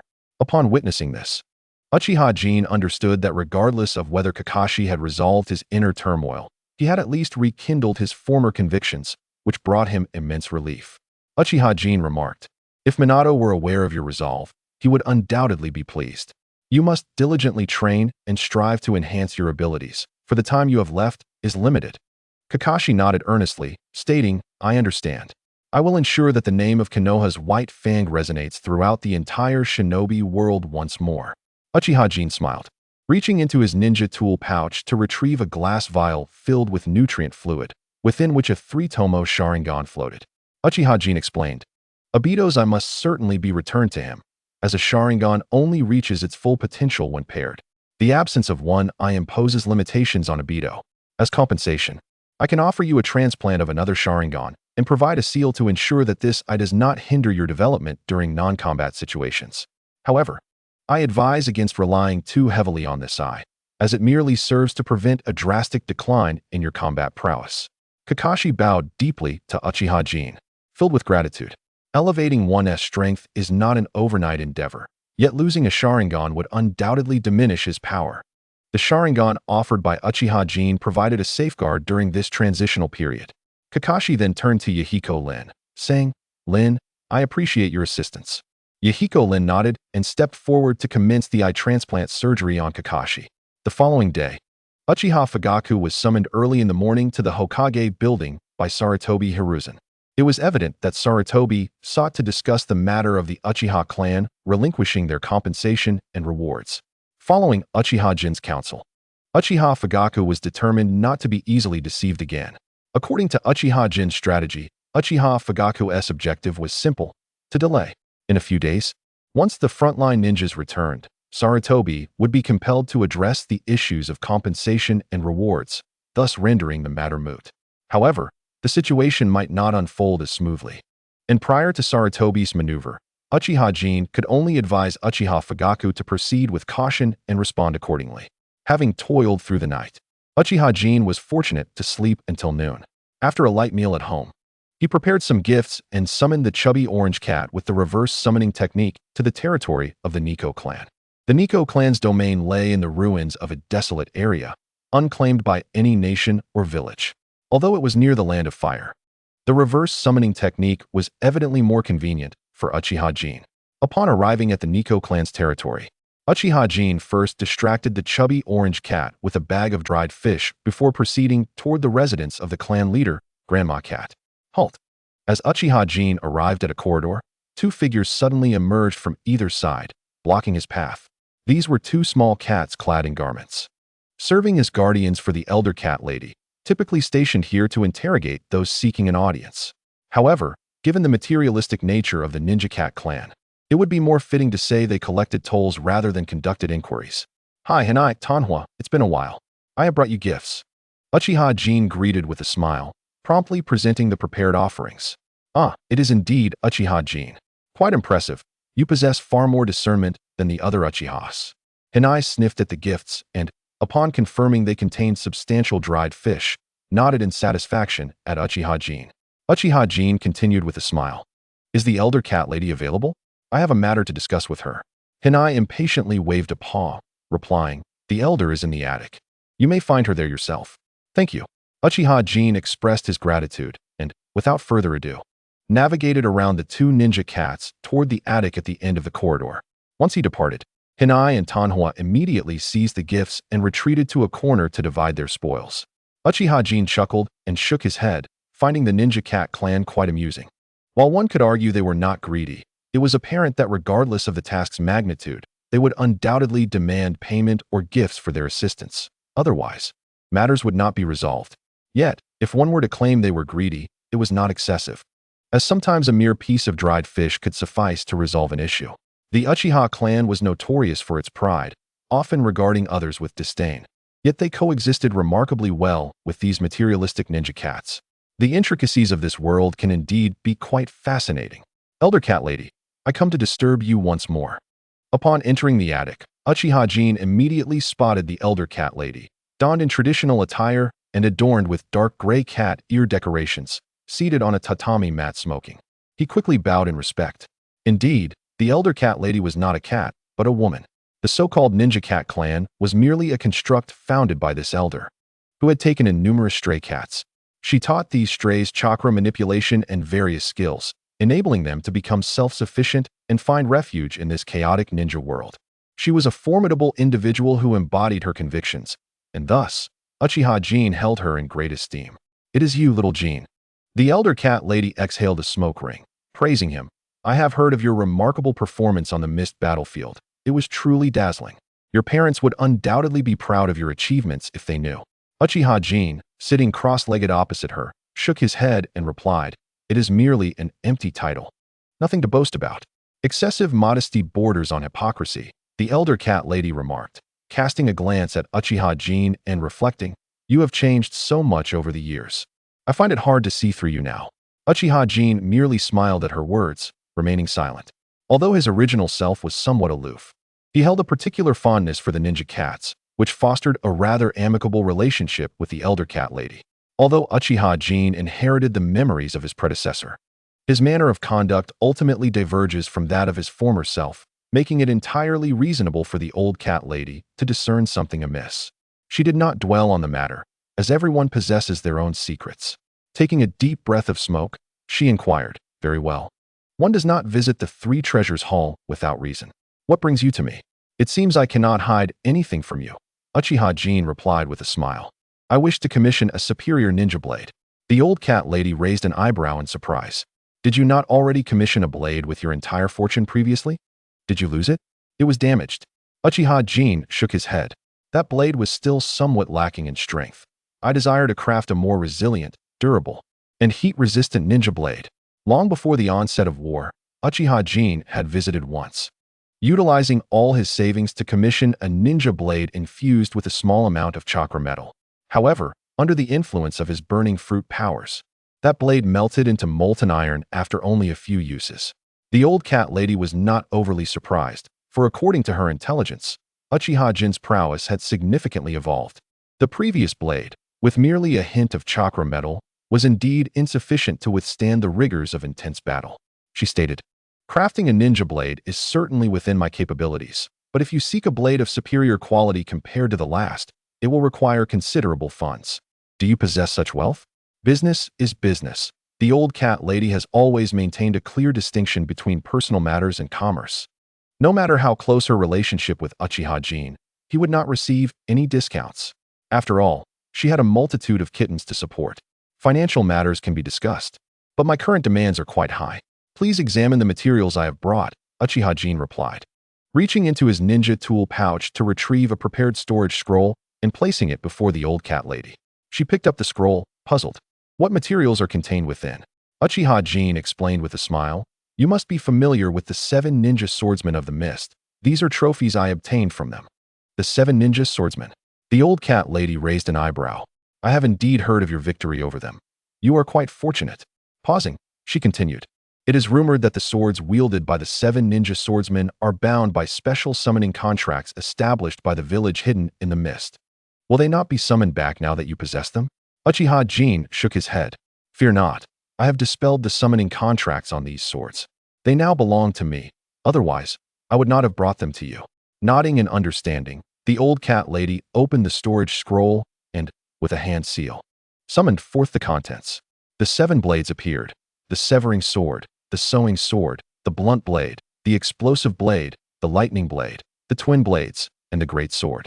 The old cat lady gazed at the 7 ninja blades and looked up at Uchiha Jin, astonished. How come there are 7? Did you not claim to have only defeated 4 of the 7 ninja swordsmen? Uchiha Jin explained with a smile. At that moment, upon seeing the blades in their hands, I was struck by inspiration. When they witnessed my attempt to seize their weapons, they had no choice but to abandon their ninja swords in a desperate bid for survival. Otherwise, 3 of them would not have escaped my grasp. For the 7 ninja swordsmen, although losing their swords meant they could potentially retrieve them through the summoning contracts held by their village, losing their lives was irrevocable. Thus, upon realizing that my target was the swords in their possession, Suigetsu Hozuki, among the 7 ninja swordsmen, was the first to discard his sword, the Samahata, in order to buy himself time to flee. When the remaining members of the 7 ninja swordsmen saw Uchiha Jin pursuing the unarmed Suigetsu Hozuki, they hesitated not for a moment, discarding their own swords in the opposite direction and scattering in flight. This brought them back to an equal footing, and Uchiha Jin commenced an indiscriminate hunt. However, due to this delay, he ultimately allowed 3 of them to escape. It seems the 7 ninja swordsmen never anticipated Uchiha Jin would employ a sealing contract. Otherwise, persuading them to abandon their weapons would have proven far more challenging. Now I understand, Granny Cat nodded. Speak, what manner of ninja sword do you desire? The 7 ninja swords brought by Uchiha Jin were not only infused with a significant amount of chakra metal, but also possessed unique abilities. In the black market, each would easily fetch tens of millions of ryo. Thus, Granny Cat was not concerned about Uchiha Jin's ability to pay. Uchiha Jin replied, Granny, could you perhaps melt a few of these down and reforge them, combining their characteristics to create a brand new ninja sword? For example, merging the regenerative properties of the decapitating sword, the formidable sturdiness of the dull blade, the heat resistance of the exploding blade, and the transformative attributes of the twin swords? Each of these 7 swords possesses unique capabilities. The decapitating sword can regenerate by absorbing iron molecules from the blood, while also restoring a portion of the wielder's stamina. The dull blade is renowned for its weight and durability, claiming to obliterate any defense. The exploding blade can summon explosive tags for devastating slash attacks, boasting immense power. The twin swords can amplify their blades, creating a mass of gathered chakra that releases explosive chakra orbs with tremendous destructive force. Should the abilities of these 4 swords be united, it would undoubtedly forge a peerless ninja blade. What a fanciful notion you entertain. Granny Cat shot Uchiha Jin a disapproving glance and remarked, each of these 7 swords came into existence through unique circumstances and chance. They are irreplaceable entities. Even reforming them back to their original state after melting would be nearly impossible, let alone consolidating their attributes into a single blade. If it were feasible, the Hidden Mist Village would have already accomplished this long ago, and you wouldn't be presenting such an idea. So, you needn't dwell on that. Instead, use the proceeds from selling these weapons to procure a suitable ninja sword. Hearing this, Uchiha Jin felt a tinge of disappointment. Ordinary ninja swords struggle to withstand the heat generated by the burn fruit. Even those crafted entirely from chakra metal would likely falter within mere seconds at temperatures exceeding 10,000 degrees. Sturdy, durable, and heat-resistant, just what you need. Granny Cat observed Uchiha Jin's expression closely and, after a moment's hesitation, rose to her feet and rummaged through a nearby storage cabinet. Uchiha Jin's eyes lit up with anticipation. After all, Granny Cat specialized in ninja tools and might possess some extraordinary collection. Before long, she returned with a storage scroll, unfurling it before Uchiha Jin.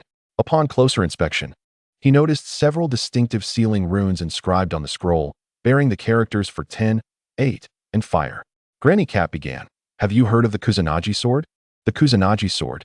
Uchiha Jin's eyes sparkled with excitement as he replied, Yes, I know. One of the legendary three of Konoha, Orochimaru, possesses a Kusanagi sword. It is said to be a legendary artifact. Granny Cat nodded, affirming, Indeed, the Kusanagi sword is a legendary relic, renowned not only for its indestructible nature, but also for its unique abilities.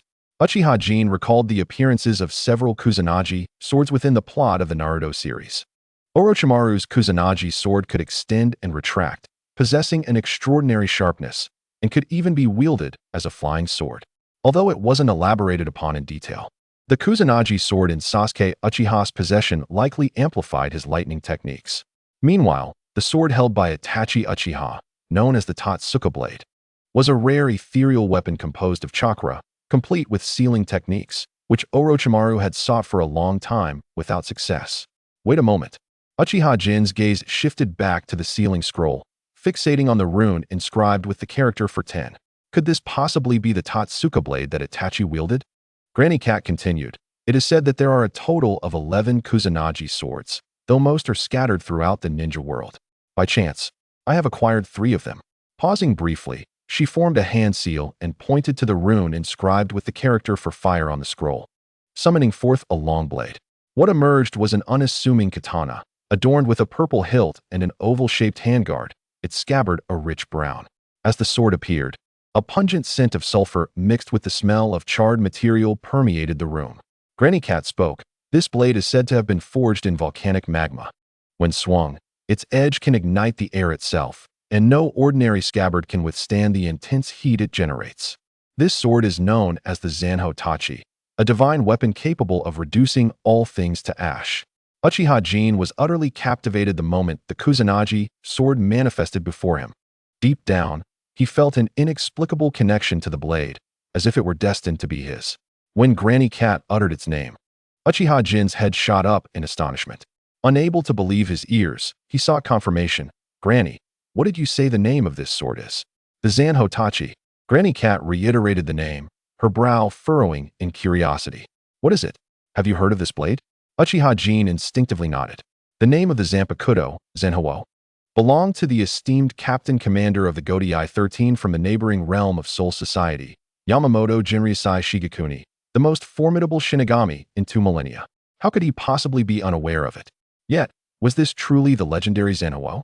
Seeing Uchiha Jin's silence, Granny Cat assumed he had merely encountered the name in some ancient tome and did not delve deeper. She continued, While it may be an exaggeration to claim it can incinerate all things, this Zenho is indeed a remarkable fire attribute artifact. It is sturdy, durable, and resistant to high temperatures, perfectly aligning with all your requirements. Furthermore, it possesses the ability to enhance the potency of fire-based ninjutsu. A gleam of excitement flashed in Uchiha Jin's eyes as he reached out to grasp the Zenho. Instantly, he felt an intimate connection, as if he and the blade had become one. With a crisp sound, Uchiha Jin drew the Zenho from its sheath, and the blade ignited into roaring flames upon contact with the air. What a magnificent weapon! Uchiha Jin could sense that while this Zenho might not possess the overwhelming power of its counterpart in Soul Society, it was undoubtedly the most suitable blade for him at this moment. After all, it was the Kusanagi sword, a weapon of distinction. Granny Cat took several steps back to evade the intense heat of the flames, sternly admonishing, You young rascal, quickly sheath that blade. If you set my place ablaze, I shall not forgive you. Realizing his recklessness, Uchiha Jin hastily returned the Zenho to its sheath. At the moment the blade was sheathed, intricate runes illuminated the scabbard, forcefully suppressing the flames that had engulfed the sword. Uchiha Jin was taken aback by this spectacle, but Granny Cat explained. This scabbard is crafted from the trunk of the legendary divine tree, incredibly resilient, and inscribed with a fire-sealing talisman that can contain the Zenho's intense heat. However, Over time, the talisman has sustained damage, causing the energy to leak. If you wish to wield this blade, it would be wise to restore the sealing talisman.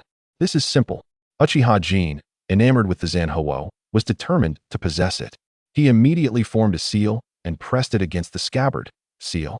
A series of black runes flowed from his palm, traversing the scabbard and restoring the fire-sealing talisman. While the sealing technique naturally countered fire, it only applied to that element. Such a singular function was not overly complex among the myriad of sealing arts, and Uchiha Jin was well versed in it. Granny Cat observed, "It seems you are quite pleased with this blade." "Very much so. I desire this sword," Uchiha Jin affirmed, then cast a slightly reproachful glance at Granny Cat. "Granny, why didn't you present such a splendid item sooner?" Granny Cat shot him a sidelong glance and replied nonchalantly, "Even if I had shown it to you last time, would you have been able to afford it? Were it not for the value of the 7 blades you brought, you would never have the slightest inkling of their existence." Uchiha Jin paused upon hearing these words. Aside from these 7 ninja swords, his finances were rather scant. While ninjas may be part of a lucrative profession, they are equally part of a high-consumption demographic. Basic consumables like shuriken, kunai, and explosive tags are exceedingly costly, especially after recently enduring a war, where mission rewards were converted into military achievements and distributed only post-conflict. Had Uchiha Jin not encountered Cardo on the battlefield, and if most consumables had not been supplied by the village, he would likely be left with nothing even for a meal. Suddenly, Uchiha Jin grasped a crucial point and turned to the old cat lady, inquiring, "Do you mean to say that I must surrender all 7 of my ninja swords in exchange for just one of yours?" "Indeed, unless you desire to part with a greater number," the cat lady retorted with a huff. "Your 7 blades, though valuable, possess a specific worth. My remnant flame blade, however, is the legendary Kusanagi, a divine artifact. Were it not for the recent surge in prices and my urgent need for funds, do you truly believe I would trade this sacred weapon for your 7 inferior swords?" Uchiha Jin chuckled sheepishly. While the old cat lady's words were somewhat unpalatable, they held a grain of truth. Were he to choose freely, he would indeed prefer the remnant flame blade over those 7 swords. However, he then glanced at the other sealed runes on the storage scroll and asked, "Grandmother, those 2 are Kusanagi, correct? Are you willing to sell them? Name your price." With Cardo's shipping company backing him, Uchiha Jin spoke with newfound confidence. He was indeed not lacking in funds. "Not for sale." The old cat lady shot him a glance and promptly stowed the storage scroll away. "These are my treasured relics. How could I possibly part with them so easily? With your 7 ninja swords, I could sell one each year and sustain myself for 7 years. Why would I need to exchange these treasures for mere currency? If you truly desire them, you must offer something of comparable worth." "Comparable worth?" Uchiha Jin was reluctant to relinquish the Kusanagi. He inquired, "What exactly do you seek?" After tucking the scroll away, the old lady took a leisurely puff from her pipe and replied, "Well, since it is a divine artifact, it ought to be exchanged for another of equal caliber. The 6-path ninja tools passed down from the Hidden Cloud village would suffice." After a pause, she added, "Besides ninja tools, your Uchiha clan's Mangekyo Sharingan also holds considerable value and could serve as a bargaining chip." The old woman spoke casually, without any real intention of trading with Uchiha Jin. Yet her words stirred a tempest within him. In the original narrative, Uchiha Fugaku's pair of Mangekyo Sharingan had only appeared once in Uchiha Itachi's memories, thereafter vanishing without a trace. Could it be that Uchiha Itachi had exchanged his father's Mangekyo Sharingan for the Kusanagi? If that were the case, then Uchiha Itachi would truly be the epitome of filial piety.